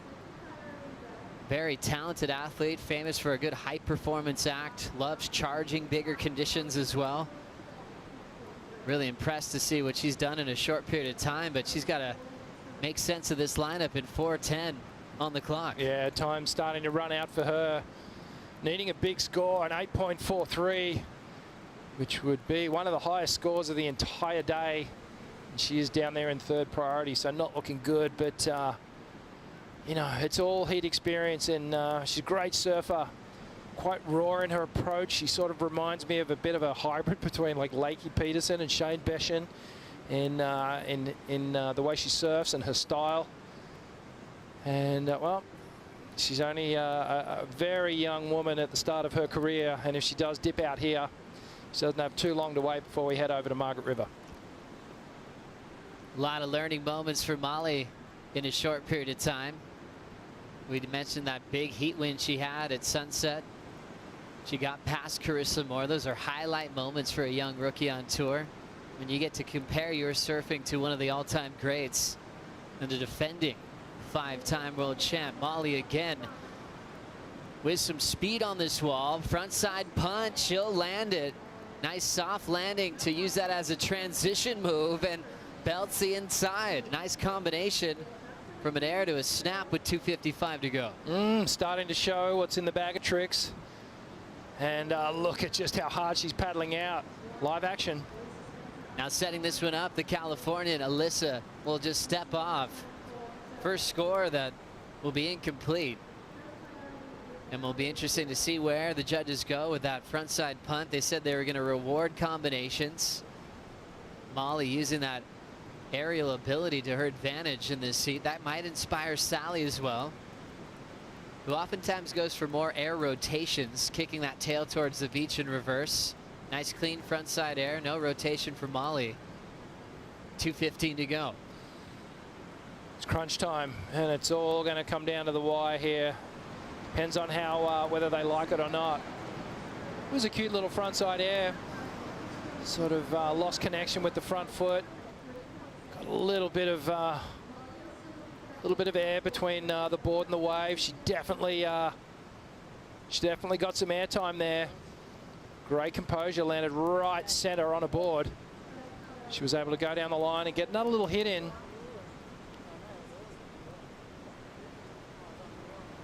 But the judge is not getting overly excited with it, only getting a 3.77. It's just a smaller wave, and just didn't give me that moment where I was just kind of that ooh moment, that ah moment that often comes with a really critical air, and you're just blown away by it. They didn't buy it. They didn't buy it. Cool to watch, though. You saw her technique. Yeah. But yeah, soft section, and even they want to see you ride out. She got kind of stuck there. Took her a second to ride out, but it just shows how talented she is. She hit the last section hard, but if it was a bigger, hollower section, she would have been rewarded. Obviously, the height involved, they look at it all. I just get psyched that she's going for airs and trying to get creative in this space with third priority. Might as well go for it. Needs an 8.43. Alyssa's looking very dangerous. She had such a solid run of the Challenger Series last year. Got upset early at Haleiwa that took her out of the mix. But she's showing how ready she is for the top 17. It looks like she might have more heats ahead of her here at Bells. Yeah, well, it's been all Sally Fitzgibbons and Alyssa Spencer. I love just how clinical she's been. And there'll be some blocking tactics here. Sally Fitz has priority. And she will take Molly Picklum out of that wave and out of the heat. Fitzgibbons looking to wind up, getting inspired for some fin throw reverses. She was switched on from the start, a 7.33, then worked her way to a 7.77 on her 7th ride of the elimination round heat. The veteran, the 2-time Bells champ, safe into the round of 16. As we have more action to follow. Heat number 2 features Courtney Conlog, Luana Silva, and Betty Lou Sakura Johnson. We'll be right back.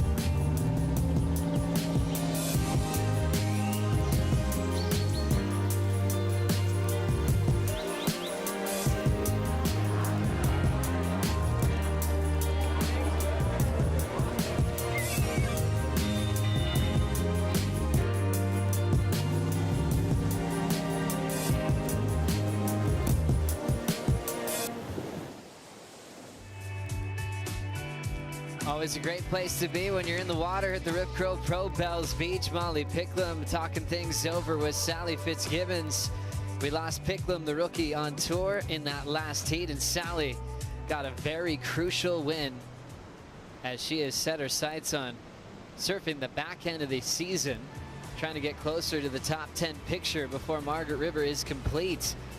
Elimination round continues. Betty Lou Sakura Johnson grew up with Luana Silva on the island of Oahu, and they're both fighting for a spot inside the top 10 against a veteran named Courtney Conlogue. Will Courtney have the same kind of flair that Sally had in the first elimination heat?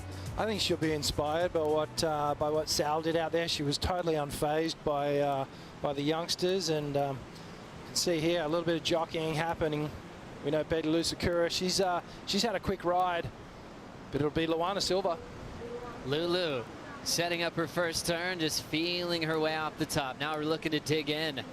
There's the wall, there's the cutback off the bottom. Nice snap there for Luana. And just trying to force something on the inside. Silva sets up a nice clean finishing move. I saw her board pop up. Might have been incomplete there. Betty Lou now on her second ride of the matchup. Belting that section hard, and she goes way down the beach. So two surfers representing Hawaii trying to get a quick start against Courtney Conlogue. We had 30-minute heats that finished up the opening rounds. 35-minute heats for the elimination round. Gives you a bit more time. Still scoring on your top two. But they're knowing there was a lot of pressure on the line today, handing out those early eliminations. So an extra 5 can make a big difference in the story of the heat. Let's see what happened on Betty Lou's opener. Yeah, Betty Lou just tripping up a little bit on that first turn, but then she got to work down the line here. This one just stretches out. She cuts back into the power sorts and then waiting for it to stand up again. Now she gets busy, slams the lip multiple times through this inside section. She went miles down the way, right through the lowest section. And Luana Silva just coming around off the top to get things going. Then the wave starts to stand up. Roundhouse cut back into a nice snap. Just leans into that second turn and looking for something on the inside. And Joe, we just lost vision of her, but it looks like her board popped up and she did go down. So she'll be incomplete on that final turn. Luana Silva does get her opener in as she's traveling down to Bells with her father Fabio. You always see them cruising around the Sunset Beach community. Her home break, Sunset, and that's where she found her most success so far early in her rookie debut. Made it all the way to the quarterfinals. Was also able to get past some big names along the way. That's when all the usual suspects were going down, like Lakey Peterson, and all those rookies ended up in the quarterfinals. Betty Lou actually went one step further and made it to the semifinals. Lost to current world #1, Brisa Hennessy. Yeah, it's been a really interesting year, hasn't it? There's been no method to it. It's been, I guess, inconsistent when you think about results, both for the rookies and the established veterans. And it's made for a really interesting conversation when we start talking about that cut line, and it's fast approaching. Oh, it's so true, and so cool to see Betty Lou qualify at 16. She just turned 17 last month. Let's go get to know her a little bit more.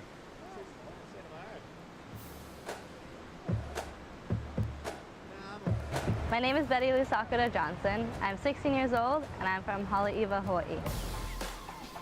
I chose number 16 this year because when I had won the Haleiwa Challenge Series at home, that was my biggest moment in my surfing career. Betty Lou takes out the Haleiwa Challenger. I was 16 years old when that happened, so I'd want to carry that positive mindset into the tour with me. I just believe in myself, and I think that surfing is such a mind sport, and if you think you can do it, you can do it. Yes, I want to win a world title. I feel like I'm kind of destined to win a world title. And she believes in herself. She believes in the true role that she's on. Everyone, I think, tells her she's going to be a world champ, and she's like, why not believe it? Why not own that? that destiny. I like how she's just not trying to push that away and just worry about heats. She's going, I'm going to be a world champ someday. She does have that confidence, just the right amount, I feel.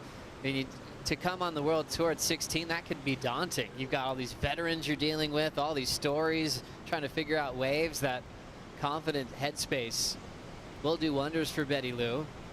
And when you have a coach like Ross Williams, you get to hang out with Kelly Slater quite often. As she posted a photo, the Winky car park, with Kelly and Ross saying, I'm just loving this life. So she's also having those kind of dreamlike moments, seeing that this is her reality.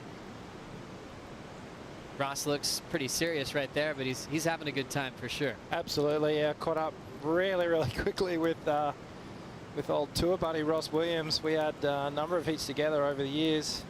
I didn't bring up the Haleiwa final. No, I know. I think it's a bit of a sore spot. As we look at Luana Silva getting some carves on the open face. Had the 4.33 on the wave. She fell on the finish. This one she'll ride out clean. She's got a real cool, aggressive approach. Real loose on her rail. She's been really busy since we saw her in the jersey at Portugal. From there, she went to Norway. Freezing cold conditions. Whoa. Gloves on, booties, hoods, everything. And it was kind of a cool, refreshing trip for Lulu. Thought some surfers went straight to Bells, and she put in some fun there with her teammates. We should be feeling like the water down here in Victoria is quite warm then, after what she's just been experiencing. But yeah, she's starting to build scores here in this elimination round heat. Just dropping a 5.33, so that always feels good when you're bettering your score. Started with a 4.33, now she's got the 5.33, and I think it's a good move to stay busy, because now she can really start to get a little bit more selective and find that better wave. Put some of those big maneuvers down, because we know that she does have that kind of youthful flair in her surfing. It's like Betty Lou. Oh, this is Courtney Conalog, excuse me. Looking to get on the board here. We may get a start. Oh, that one just stretching out, Joe. Tough one for Courtney, who's just waiting to get started. About 9 minutes off the clock already, and she's still scoreless. Tons of similarities between Courtney and Sal, as we see a solid whip to finish for Lulu. Nice wind up, real polished style, nice and radical. Trying to increase her lead out in front over one of her best friends on tour. I think it was just the one turn. She takes off, sets it up, hits it at about 10:30, 11 o'clock, wraps it right around, rides out. So just a single maneuver. So judges are going to show a little bit of restraint there. They're not going to throw a big number at it. But I guess she saw that wave and just went, I can't not go. Got to have a crack at it. What a fun section. That probably felt incredible. Yeah, but with every maneuver that you make, it's another one where you're going, yep, I'm getting into this. I feel good with the way I'm surfing. I got this wave on the board and then had all those little ones, and I was like watching it, and I watched a bunch of them not pan out, and I was like, well, that's good, I'm not missing out on anything. Yeah, there was only one that I was like, oh, we should have that one. Yeah. She got one of them, there's one right behind it. Oh, okay, I didn't even see that. We're going to say bye. Yep, All right. no worries. I'll see you tomorrow the next person. Yeah, sweet. Molly Picklum going through the debrief with Coach Glenn Hall. Micro's had some heat here on the Bells Bowl. Well, here at Winky Pop, I should say, and also around the corner at Bells in his career. So she looked confident with her decisions. Glenn saying maybe one wave that she should have been on, as they'll have more time to review the tape. Let's talk to the heat winner, though. Sally Fitzgibbons is with Shannon. Sally, you find some momentum out there here at Winky Pop, a wave you're so familiar with. Well done getting those 2 solid scores. Thanks, Shen.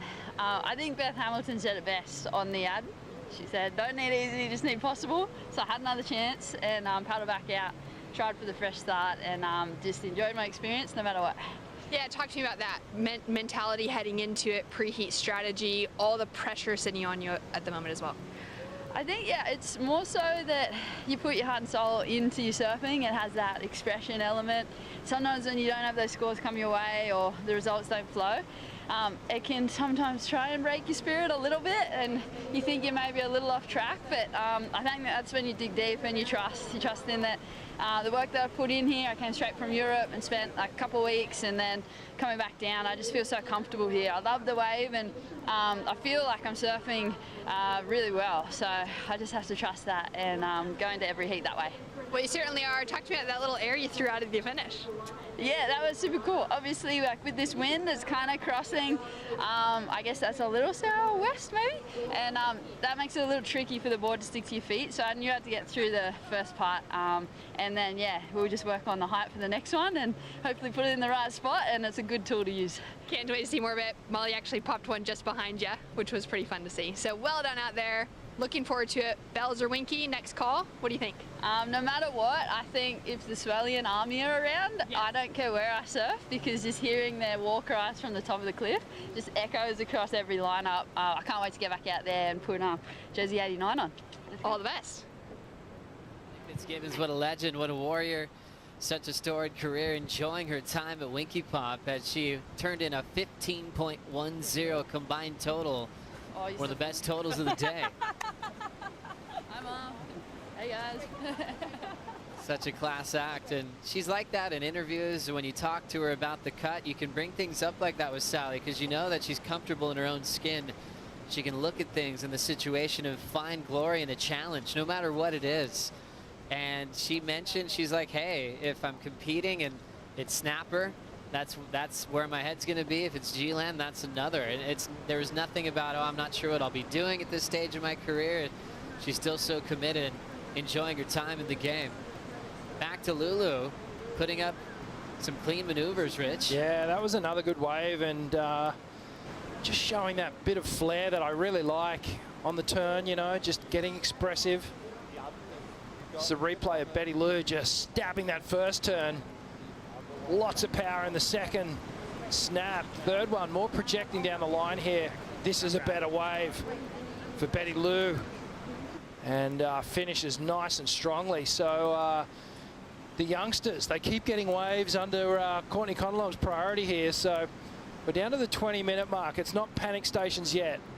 Courtney knows she's just going to wait for the better wave, the bigger wave. I feel like that's what her game plan is.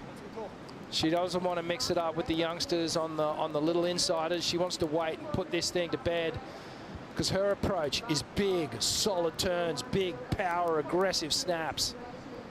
And that's served her well up to this point. Scores in for the last exchange for the rookies from Oahu. 6-4-3 for Betty Lou. Lulu 6-8-3.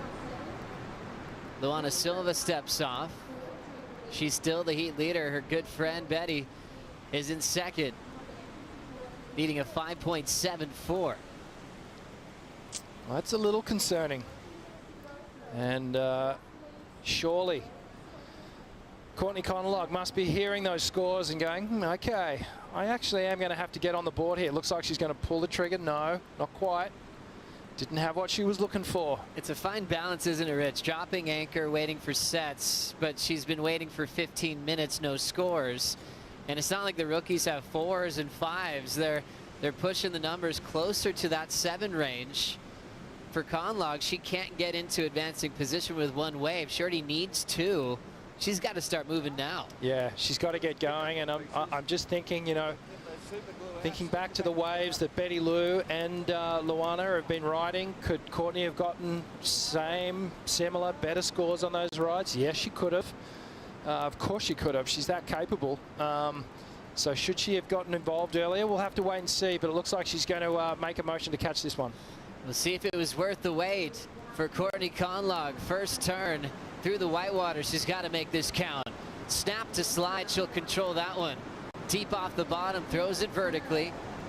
All patience in her game. That one didn't quite stretch out, so she just went straight up and down. Now there's the car fading out. Rich, you love it. We'll see if that was worth the wait in a moment. Luana Silva timing the lip well. What a cool style to watch. Lulu rips that one onto the open face. A short ride, but just showing off her technique. Back to Courtney, though. waiting all that time for that opener. Is she going to be right in the mix, or is she going to be kicking herself for dropping anchor for so long? Well, look, I can't see it going too far north of a 5 at this point. Which is not good news, because Betty Lou and Luana, they're starting to really build. They've got 6s in their heat tally. So Courtney, she did look good on that wave. She looks really sure-footed, certainly confident in the way she was attacking the wave. But it unfortunately just didn't give her that big section where she wanted to just tear it apart. So Courtney Conlog will wait to hear her number, and we'll take another look from this angle. Little foam hit, start off. This is a good turn. Gets a little bit aggressive and progressive with that second one. Drifts the tail out a little bit. Has to cut back into the juice here. Looking for something down the line. And the wave just starts to peter out. And it's those ones that just fade into nothingness, Joe. In contrast, Betty Lou just hammering the final section on that. And that resonates with the judges. It sits in their mind. You know, she finished so strong. Really cool to see that hack from the 17-year-old that represents Haleiwa so well. One more look from Betty Lou, chasing a 5.74 here. Okay, a little hit to start things off. Resets and then just hammers that little layback snap to finish off. Love the technique. Watch the back arm. Throws all the weight, leans into it, gets right on the rail, driving the fins through the turn. Complete redirection. That won't be lost on the judges. And that combination of turns for Betty Lou, better than Courtney's start. A 5.33 for Johnson. Conlog a 4.77 after the long wait. So the veteran, the 3-time Bells champ, now needs a 6.99 to move into the top 2. And the young rookies controlling this heat here at Winky Pop in their first start at this prestigious event. And it's interesting for Conlog. It's kind of 3 straights in a way in her mind. Last 3 times she's competed at Bells, she's taken the big bell. The 1 year that she missed, she was injured in 2018. She had a boot on her foot. She broke her toe right before snapper. Courtney's brother Ryan had flown out to do the whole Aussie leg with her, and she wasn't about to say, hey, we're going home, I'm hurt. She was like, let's hang out, you get to surf. She knew it was going to be mixed. Final event is retirement. Almost final event, but officially full time. It was really cool that Courtney was hanging out to watch it all unfold. Let's take a Bonsoy brew break. We'll be right back.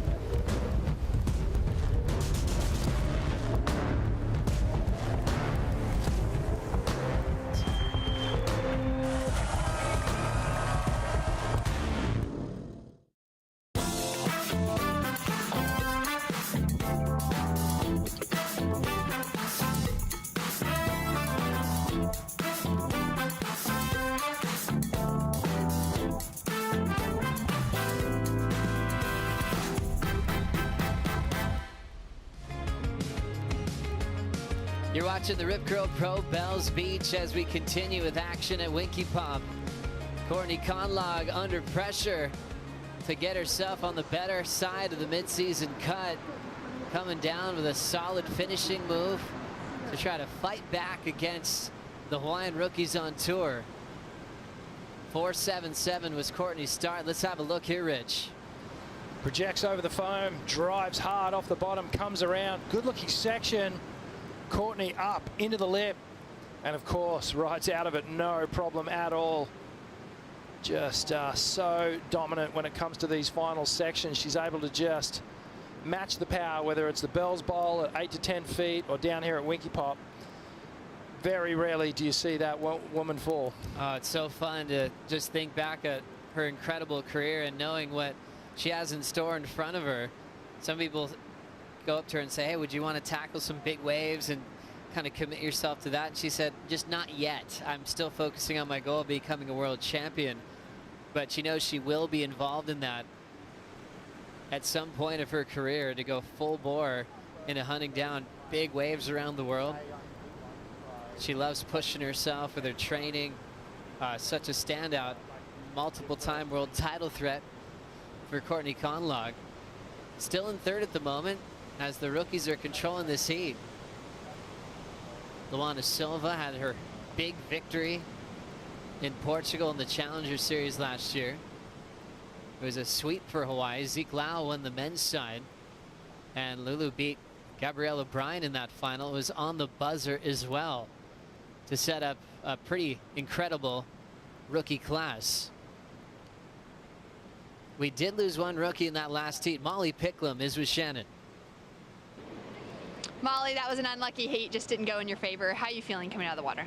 I think it's always hard to take a loss, especially when, I don't know, you feel so good as a surfer and you feel like you have every potential chance to win this event. But yeah, I mean, that's surfing, and I appreciate the sport and anything can happen. And obviously I got on the tough end of that one, but yeah, I'm still fired up. It's like you lose just as easy as you win around this event and surfing in general. So yeah, it's all good. Best attitude to have and thoughts heading into Margaret River? That's one that could definitely suit your style as well. Yeah, for sure. Still same thing. Like, take that for when we get over to Margs. I might go a little bit early now that I got plenty of time. And yeah, I think give it all I got. It's all I have. So I just try my best all the time. And yeah, hopefully we can ring the bell over in Margs. Perfect. We'll look forward to it. Thanks so much. Oh, what a great post-heat interview. We talked about how tough those can be at times, but Molly, a class act as a rookie, handling it so well. You know, addressing how tough it feels to lose when you have so much more to give, but she'll look at the bright side and move over to the west. She absolutely charges, so there's a lot to look forward to watching Molly Picklum compete at Margaret River. Yeah, I reckon if the event went over to the box, she would be one that would just rip in and just put it on the line. But attitude-wise, she sort of reminds me of a Sally Fitzgibbons who takes that positivity, who, you know, she wasn't all like, she was clearly, you know, kind of bummed that she lost, but she was looking at it and going, you know what, this happens. This is a sport where you're probably going to lose a lot more than you're going to win, unless you're some super freak. So, you know, she'll move on. She's nice and young. She's got so many years ahead of her. But, yeah, maturity beyond her years right now. One more elimination to make in the day. We got the post show coming up next. That's going to be with Ronnie Blakey, Laura Aniver, and Kaipo Guerrero breaking down the action. A lot of action at Winky Pop, making our first elimination from the men and women's side. Courtney's trying to avoid that conversation. She needs a 6.99.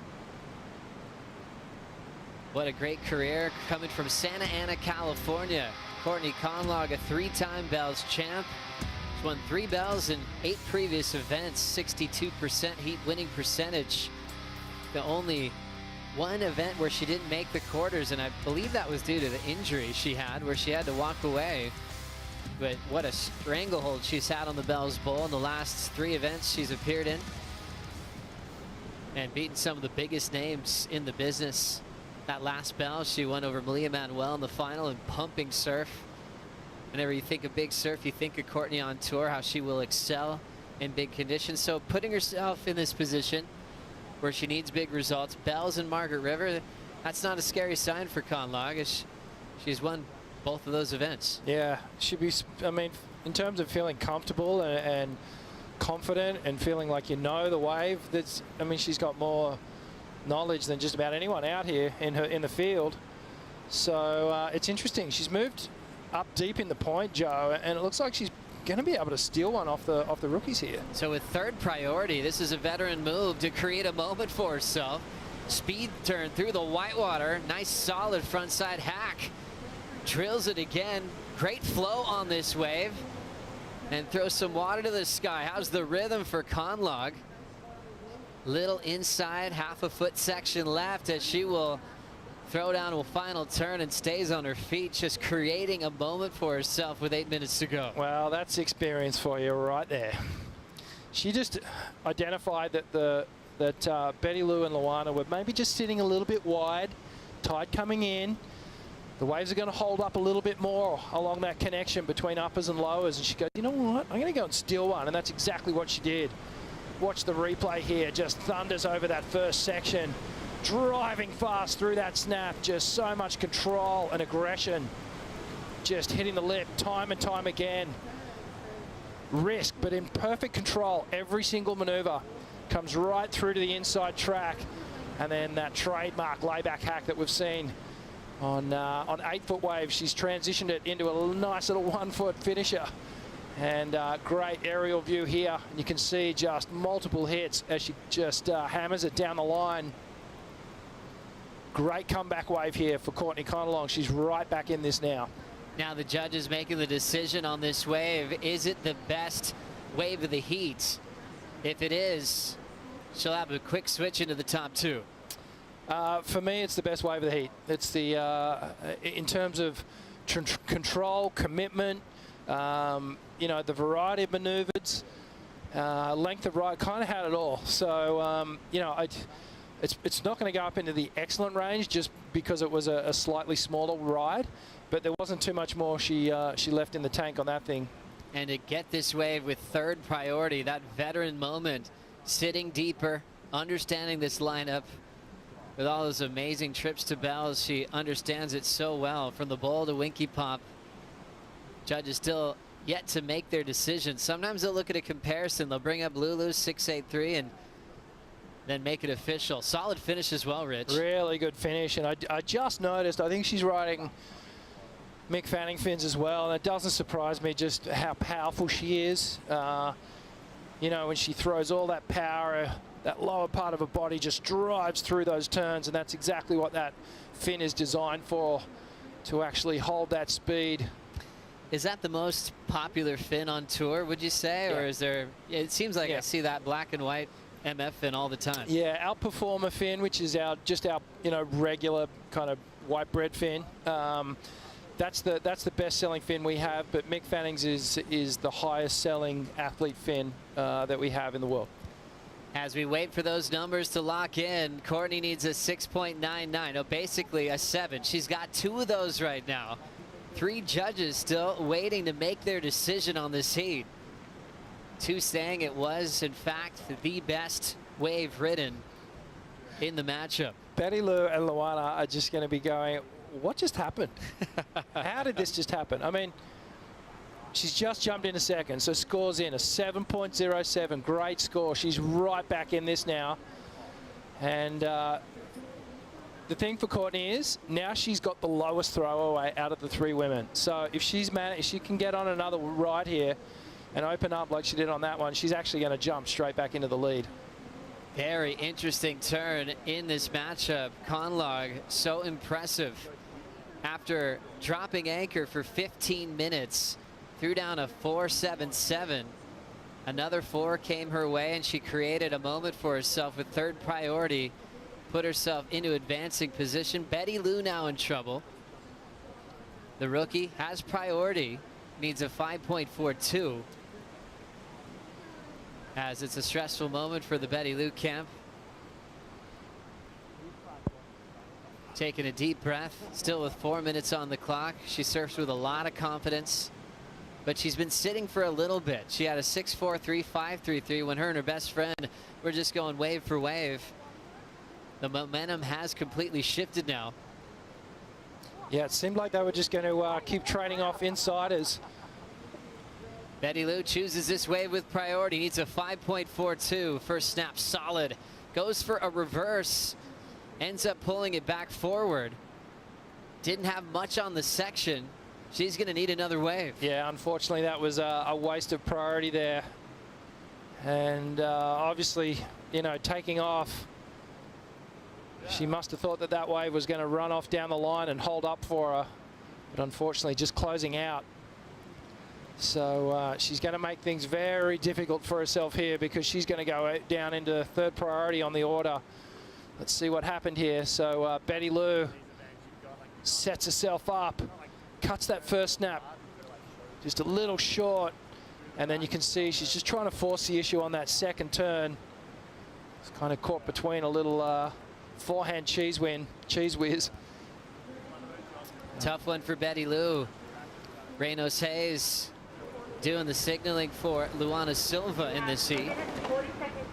He's just saying hold.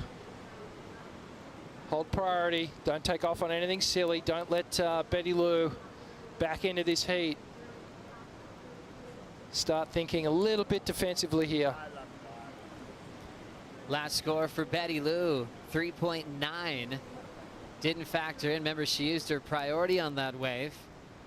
And now she's in the back of the line, and she'd like to pull off what Courtney did with third priority. Paddling into this one, it's Conlog. Wow. Kind of leaving her mark here. Interesting that she didn't just decide to play defense over the rookie on tour. Okay, so potential mistake here from the veteran. She was in second priority, and the last thing I would have done in that situation was take a wave. I would have stayed in the lineup and try to hold Betty Lou off as much as possible. She sort of let her back into the heat at this point. And with Lulu out in front, she might not be too concerned with Betty Lou. We'll see how she handles this. 90 seconds to go. Reynos saying don't go, just like you picked up there, Rich, trying to keep her to hold her position. Hold first priority and your lead, minute 15. Betty Lou coming into stop number 4, 14th in the world, outside the cut.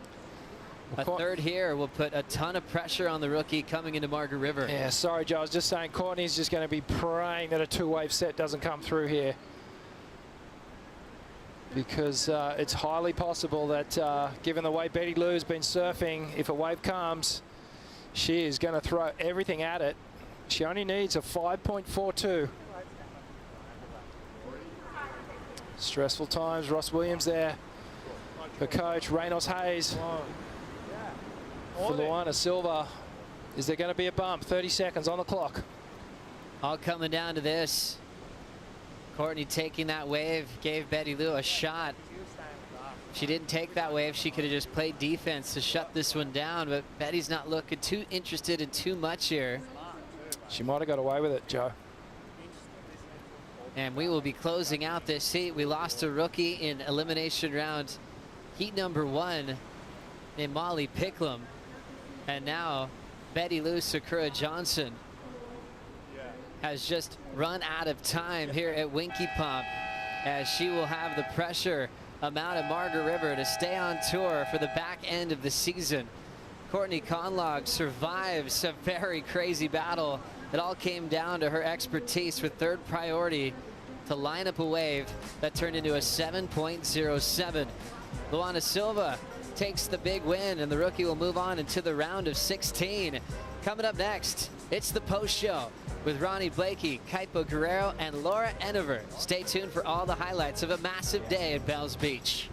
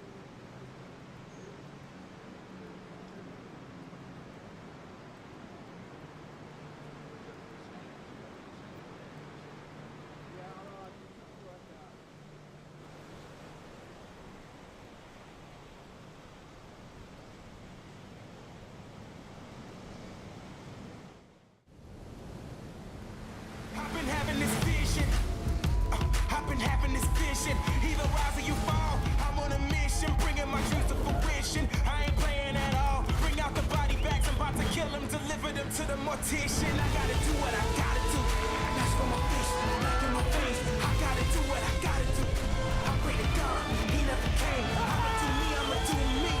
That's in my blood, I'll never change. That's in my blood, I'll never change. That's in my blood, I'll never change.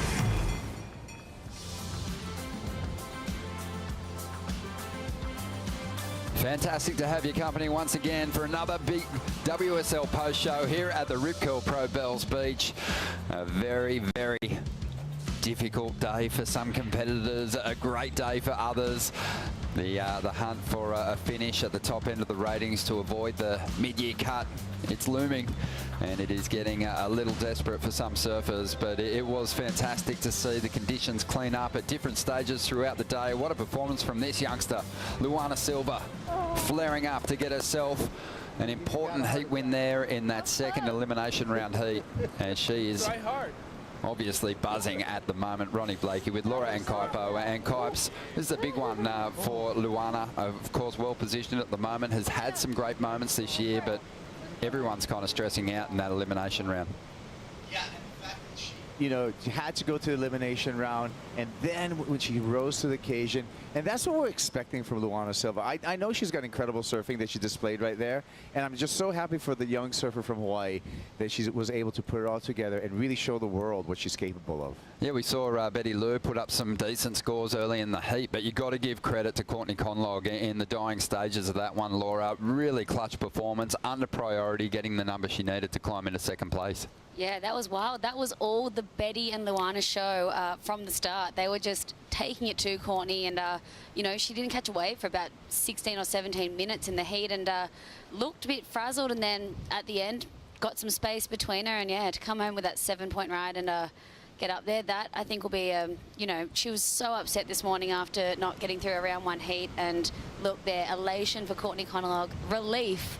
You know, it's heartbreak and relief, I feel like, at the moment, for all these competitors that are, yeah, trying to make that cutoff. It's just so bizarre to see Courtney so far down the rankings, Kaipo, sitting in 16th position coming into this contest. This is someone that's going to have to rely on all that Bells experience, those big wins out here that have come in the past, in order to turn in a huge result and start climbing this ladder. Yeah, shocking year for Courtney if you really look at it. I thought of her as a favorite at Pipeline. I thought of her again as a favorite at Sunset. And then when we went over to Peniche, to Super Tubos again, I had her on my list. And I was surprising with the results of the first 3 stops. She's going to come out. But you know what? In that last heat, the Sea Tiger, she brought out the claws. She did. And she just climbed the tree, you know what I mean? So it's great to see her in the round of 16. Yeah, big relief for her. But let's hear from the winner of that heat. It was a huge one for the rookie, Shannon. Luana, congratulations on that one. Down here right on the shoreline, and what a big finish. Talk to me about that chat with Reynolds Hayes just now. Yeah, we were just going over the last heat, and we were all super close in the end, and then I needed to kind of like sit on both of them so like no situation could flip, but I hate being in heats with my best friends, you know, it's so hard, but I'm happy, but still sad at the same time. What's it been like traveling with that pack and the crew of you that have grown up together and now battling out in really critical moments in your early career? Oh my God, it's so much fun just traveling with your best friends because we keep pushing each other like every level. I love Betty Lou so much, and Courtney keeps pushing it, so I needed to up my game a little bit because that first heat wasn't like I hoped for, but it's all good. Very impressive. And talk to me about being back in this region, Bells Beach, but you took out your very first QS win just up the road at Phillip Island. Do you just love being back in this area? Yeah, it's actually my first time to Bells, first time surfing it, and I love this wave. I love Winky Pop. I love the bowl. I think it suits my surfing a lot, and I'm just excited to get some heats at the bowl now. Thanks so much. Congratulations. We'll see you in the next round. Thank you. Thank you very much, Shannon. Yeah, Luana Silva, every time I've seen her each day of the waiting period and the days leading up to the contest getting underway, Kipes, she's just had this super excited energy. She looks like she's really enjoying her time here. It's showing in the performance. Yeah, I mean, we're really looking at the next generation of the leading women's professional surfing, and the fact that looking at this heat recap, just a smooth rail surfing, Laura, that Luana had. Lulu just on fire, connecting all the dots, and I like the fact that she's able to stab a finish. Yeah, her timing was impeccable. She has so much power, and like she was saying, she just, look at that, just slashing there. Like, her timing is so good for, being so young. And I mean, this reminds me of where she won that WQS Challenger Series in Irisira. So yeah, her surfing suits these, powerful right-hand points. Yeah, Courtney did so well in this situation to just get the space in that lineup to sneak that wave under priority. She ripped it apart, and that's going to be a big confidence builder because Courtney's just been on the wrong side of rhythm through the first 3 events. And as we mentioned before, stop 4 is a big one for her. Yeah, and just for Courtney Conlog, the stability, the mental fortitude to not give up until the buzzer rings and able to perform on that wave, dig herself out of the hole in advance. That was huge. Could be a big turning point in her season, Laura, because she needed one. I think it is, yeah. Look at her there. She's stoked. I mean, a loss here would have been so heartbreaking for her, and I think, Betty's going to have to go back to the drawing board. But, yeah, Courtney, that's the face of relief right there. And just, being so far down the ratings, anything is possible. She knows that she can go to Margie's. She can, ring the bell here. Yeah, you're sort of in contact with each of these people. You've got long relationships with them, and you had some banter with even Courtney's mum, and it is kind of that situation now with the mid-year cut. If you are a veteran and you find yourself way outside that mid-year cut line, it's kind of like, am I really going to keep going at this? And maybe my time is over. And I think Courtney proved to herself and everyone else who's in her crew that she's still got more to give. She does. And yeah, that was the same as Sally today. I think so many of these girls, the emotions are running high. These veterans, I mean, these rookies are coming through and doing this exciting surfing. And, I think these girls have been on tour for so long and they've got so much experience, but it's easy to let things get, things to dull the light, I think. And they got to keep pushing. And one of the themes of the day, right? The veterans strike back. Sally, Courtney, Steph, coming through in the clutch when they needed to. Cue the music. Veteran strike back. It's got a good ring to it. But we saw a lot of surfers turn around sloppy first round efforts today in the elimination round, and we've got to go to the men's side of the draw now. Morgan Sibley, he just didn't look like the same surfer through the first 3 events that we saw get to 5th position on the leaderboard last year and have a crack at that big finish, the showdown. But at this contest, just in the matter of 1 round, he managed to turn it all around, and he came up against a couple of really tough opponents in the elimination round. This had to be the toughest draw of that second round for the men, and Morgan got started and finished strong. Yeah, this is the Morgan Sibley we like, right? Powerful, connecting the dots, putting it all together, surfing smooth, and really relying on fundamentals, well, exaggerated fundamentals, if you will, with the rail game that he possesses, Laura. Yeah, I walked up the stairs and saw Morgs, and I was like, how did that feel, mate? You're back. And then we had a laugh. I was like, looks like you only like beating the champs. Like, he likes only beating Mick, Gabby, and John. So, yeah, he got to get up against the champ again, and I think this is going to be confidence. And, yeah, Mick right here, so spicy. He'd moved down board sizes from at the bowl yesterday. His beautiful wife, Bree and Xander, there cheering him on. Yeah, they're stoked. Yeah, it came at the cost of Seth Moniz, who really lost rhythm in that elimination round. He never really had it. But yeah, Morgan Sibley, we haven't seen much of those big teeth this year. Last year they were on show because he was smiling so much. He was getting such big results. But he has bounced back in a big way, now powering through to the round of 32, and we're going to see some amazing matchups there. But a huge loss for Seth. He's been going backwards at each event since he had that big second place finish at Pipe. So he's got a bit to turn around over there in WA. Hey, you know what? A couple days at the box, if we call it on over there, talk about Seth Moniz. He's going to be one of the top performers over there, I already predict. So I think Seth can get right back in the game over in West Oz. Yeah, Tully Wiley fell out of the mix too in the elimination round for the men, but the winner of the trials had a good showing in the first round. I think any time a wild card comes in, winner of the trials, and can put up some reasonable scores, they can leave the event site holding their head up high. True. I mean, hey, look at this was Tully's introduction to the global surf audience, Ron. On the big stage. That's right, yeah. Another big heat. Saw Connor Coffin actually fall out of the mix. He was up against Nat Young and Imai Kalani DeVault. And this one could have gone either way. It was pretty close, right down to the wire. Nat Young, though, he was the guy that really put it all together. It was a big turnaround from him. He looked a little bit off in the opening round, but has clicked back into just vintage Nat Young form. This was a heartbreaking situation for Connor. I was down there watching the girls' heat, and he was sitting there, and you can tell he's just, you know, after going from the final 5 last year into like a really tricky situation this year, it's wild to see it flip so crazy. Oh, such a kick in the guts for Connor, and he came in, and you know, he was really feeling like he missed the opportunity to do his best surfing this year. It is a tricky lineup. It's not the ideal forecast that we're looking at, so we're kind of taking what we can out of these opening rounds, Kybes. And you've got to say that there was high scores out there to be had. I mean, Nat Young posted a couple of beauties. I mean, just look at the speed that Nat Young is surfing with on his backhand, and I was able to commit to turns and connect those turns. And this was a clutch performance by the young surfer from Maui. Imai Kalani DeVault needs a result right now, and he is on his way if he can continue with this really fast, laser-sharp approach, and came in through the clutch on this particular heat. Needed a 5.1 and got it. Yeah, massive. You know, the big story here at the Rip Curl Pro Bells Beach is obviously going to be who can ring the bell and put themselves in the history books. But the other big story underlying that is this mid-year cut, and that's what we're going to be really harping on about as we move through these earlier rounds, because clutch performance from Imai. Connor Coffin, he was in that mid-range sort of state on the leaderboard, and he's left himself open to be overtaken. Yeah, I mean, I want to say in regard to Connor that his surfing was on point, and it's just like the waves just let him down. I mean, his performance is just same exact performance that he was able to put together to get into the final 5 last year. So the surfing's still there. It's just sometimes when you know, waves can let you down, Laura.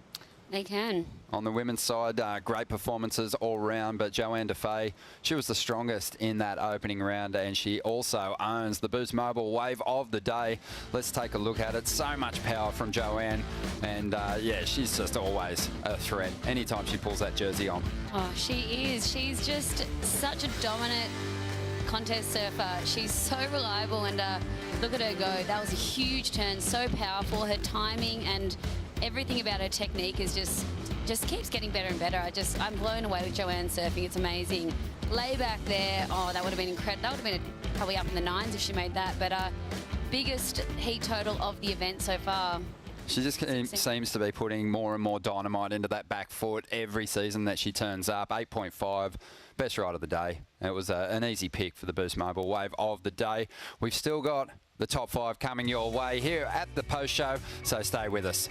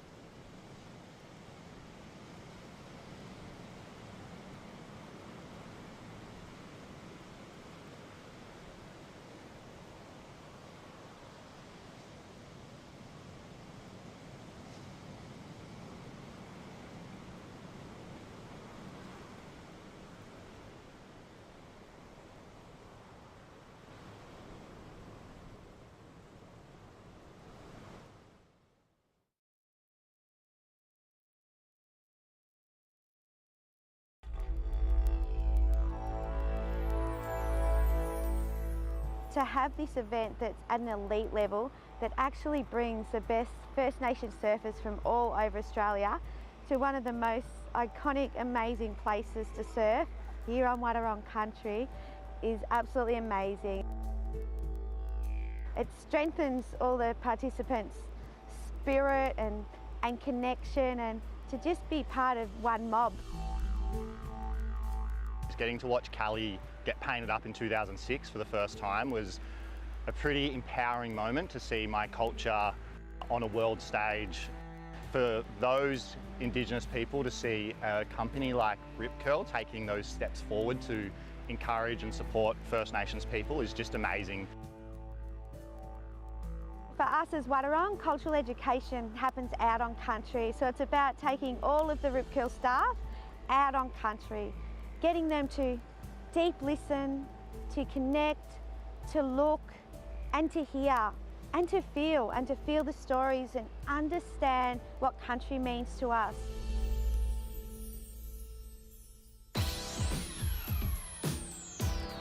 It is a big event on the calendar here in Australia. The Indigenous surfing titles will unfold here at Jorak, Bells Beach. Again, May 27th through to May 29th. So many great champions have been crowned. Otis Carey, Russ Maloney. We saw some of the surfing that goes down here. It is world class, and it's going to be a fantastic battle again, and so many divisions as well. So you get to see the Groms, you get to see those Opens, and also some Masters as well. It's good fun to watch, Laura. I absolutely can't wait to watch. It's going to be fantastic. Bring it on. Bring it on, Kipes. Let's have a look at what's to come with the Surfline forecast. Obviously, this event, it started off with a pretty dodgy forecast, Kipes, but things are on the improve. You know what? It's been steadily improving as it's gone through. You can see on the southwest, Monday, Tuesday, we've had a little bit of wind issues, but still plenty of energy out there in the Southern Ocean. More swell on the way too, Thursday through Friday, so we've got something to look forward to. And Ron, I think what we're also looking forward to is the improving wind conditions to come through. Yeah, that's right. We've been dealing with a bit of an onshore flow with that wind direction, but there you can see it. A bit of offshore wind coming our way too. Look at Friday. I love that color. You know what I mean? Offshore, 8 to 12 knots, 5 to 7 feet in height. Decent period with the 15-second interval. Yeah, it's all looking good. It's on the improve, as we mentioned, and with that, we'll see the surfing rise to a new level as well. The form surfers are starting to move through those earlier rounds, and we've got some huge matchups coming your way, which you can look at on worldsurfleague.com. But right now, it is time to dive into the top 5 for the day, and Kipes kicking things off with the big reveal from Rip Curl. Isn't it cool? The new logo on all the team riders' boards. Rip Curl unveiling it here at the 59th running of the Rip Curl Pro Bells. And one of the really cool things is now that we have the men's and the women's team all centered off the same logo, and that new Rip Curl logo looking sharp down the stringer. Hopefully no bubbles in those stickers. No, they all had to make sure that no bubbles at all. No, you've got to clean them up, Lord. We've got the blade. I like that throwback to that classic Rip Curl riding too. David Silver comes in at number 4, surfing his way from 3rd position into the lead in a clutch moment for the Brazilian. This was so cool. I mean, there was a bunch of heats today where 3rd jumped to 1st at the very end of the heats and buzzer beaters, but he was wrapped. He needed a result here. He's had a 9th place here at Bells in the past, so he was absolutely pumped. Felipe Toledo there on the beach, down there supporting. Amazing. Yeah, watch the boys break it down, and don't forget David Silver. He did feature in the final over in Mexico at the end of last year, so he's trying to really back that up and reclaim some of that magic form. At number 3, Baron Mamia continues to impress, Kipes. I like it. I call him the prodigy. We saw him come in at a very young age, and he's fulfilling his expectations, continues to build on that. Look at the foot comes off. Oh gosh, gotta reach for it, no problem. He gets in front of the whitewater. Baron Mamia finding form out here, and you know what? I have so much confidence in this young Hawaiian, and I'm really, really stoked to see his performance today, Ronnie. Yeah, it seems that he's got a lot of confidence in himself as well, you know, to get that big win at Sunset and to still be pushing the world's best. This is a guy who may have cemented his place already for this back half of the year and may have cemented his place as a championship tour surfer for years to come. Brisa Hennessy out there in that yellow jersey, looking sharp and getting a big result today, along with Stephanie Gilmore. Yes, Breeza, the lady in yellow, not disappointing. She was taking it to the champ here. This was a really exciting heat with the rookie Molly Picklum as well. It was the heat of the girls' round, but look at Steph there. She got it done, and at the very end of the heat, there was almost a scary priority mistake by Steph, but she just got out of Molly's way in time. And they had their mate, Ash Barty, the 3-time singles Grand Slam champion, down here watching that heat unfold. So they were both inspired to get the big result for her. But coming in at number 1 today, it is the rookie, Gabriella Bryan, showing that power on full rail here at Winky Pop today, Kipes.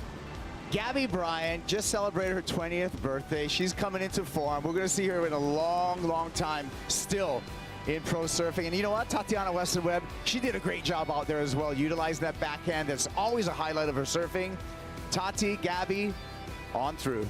Yeah, they were the big performers, these surfers. Tatiana Weston-Webb and yeah, India Robinson. Didn't she look fantastic as well, just performing well in front of the hometown crowd. But it's Joanne Defay that jumped into that number 1 moment as well with that huge, excellent heat score total.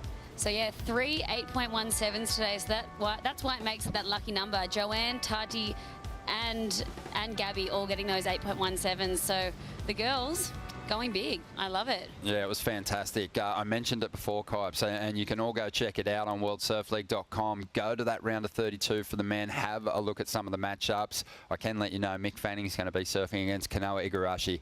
Yeah, and for everyone playing fantasy surf, pay attention. You don't want any friendly fire. Take a look at that whole round for the round of 16 and the round for the women and the round of 32 for the men. Pay attention to your lineups. Pay attention to them. Get your teams together. Get them locked in. This is your last chance before we get that third round underway for the men and the women. It could be going down as early as tomorrow. We're all looking forward to it. But in the meantime, as I said, check out the matchups. Get your team set. Laura, Kipes, that was a lot of fun. We'll see you tomorrow. That was a lot of fun. Let's do it again. We'll leave you with the highlights, and we'll see you bright and early tomorrow. Morning. You're watching the Rip Curl Pro Bells Beach. Morning. The stage will be set at Winky Pop for the second day of competition. Fair bit of swell in the water. It looks really, really fun. Chianca, nice clean off the top. Here comes Kaio. Blowtail reverse. Looked like he did it in his sleep. Big snap to drift for the rookie. He's having a blast this morning here at Winky Pop.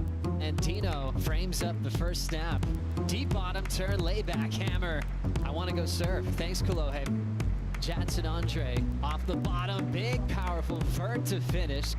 Robinson goes from 3rd to 2nd at the buzzer. Jadson will be surfing again today in the elimination round. David Silva lines it up for a powerful finish. Wow. Barrett saw this section and just went, of course I'm going to hit it. It's time for the opening round for the women. Gabriella Bryan turns in an excellent number, an 8.17. Oh, overhead wave by Tatiana. She's going to go for it. Oh, she pulls it. Beautiful opening extension. The fluid style of Steph Gilmore. Joanne Defay, huge jam. Wow, that's front surfing coming out of Joanne. We continue on with the Rip Curl Pro Bells Beach competition. The elimination round is on. Off the bottom, and Griffin slams it shut. He's warming up, didn't he? And now Sidwick. Here comes a big section, committed power carve. Here comes Fanning. Clean open face hook. Big top turn arc, looking smooth. Imai. The 5.1 was enough to see him up in a second, and Connor Coffin's got to be baffled here. Connor, that was an unlucky loss. How's it sitting with you now? Yeah, not too good. Really important round with the mid-year cut. Connor O'Leary now, steep section to finish, and he clouts it. Fitzgibbons, tail drift to change up the flow, punches it out again. Massive. This copyrighted event broadcast is produced by the World Surf League for broadcast around the world and may not be retransmitted, reproduced, rebroadcast, or otherwise distributed or used in any form without the written consent of the World Surf League.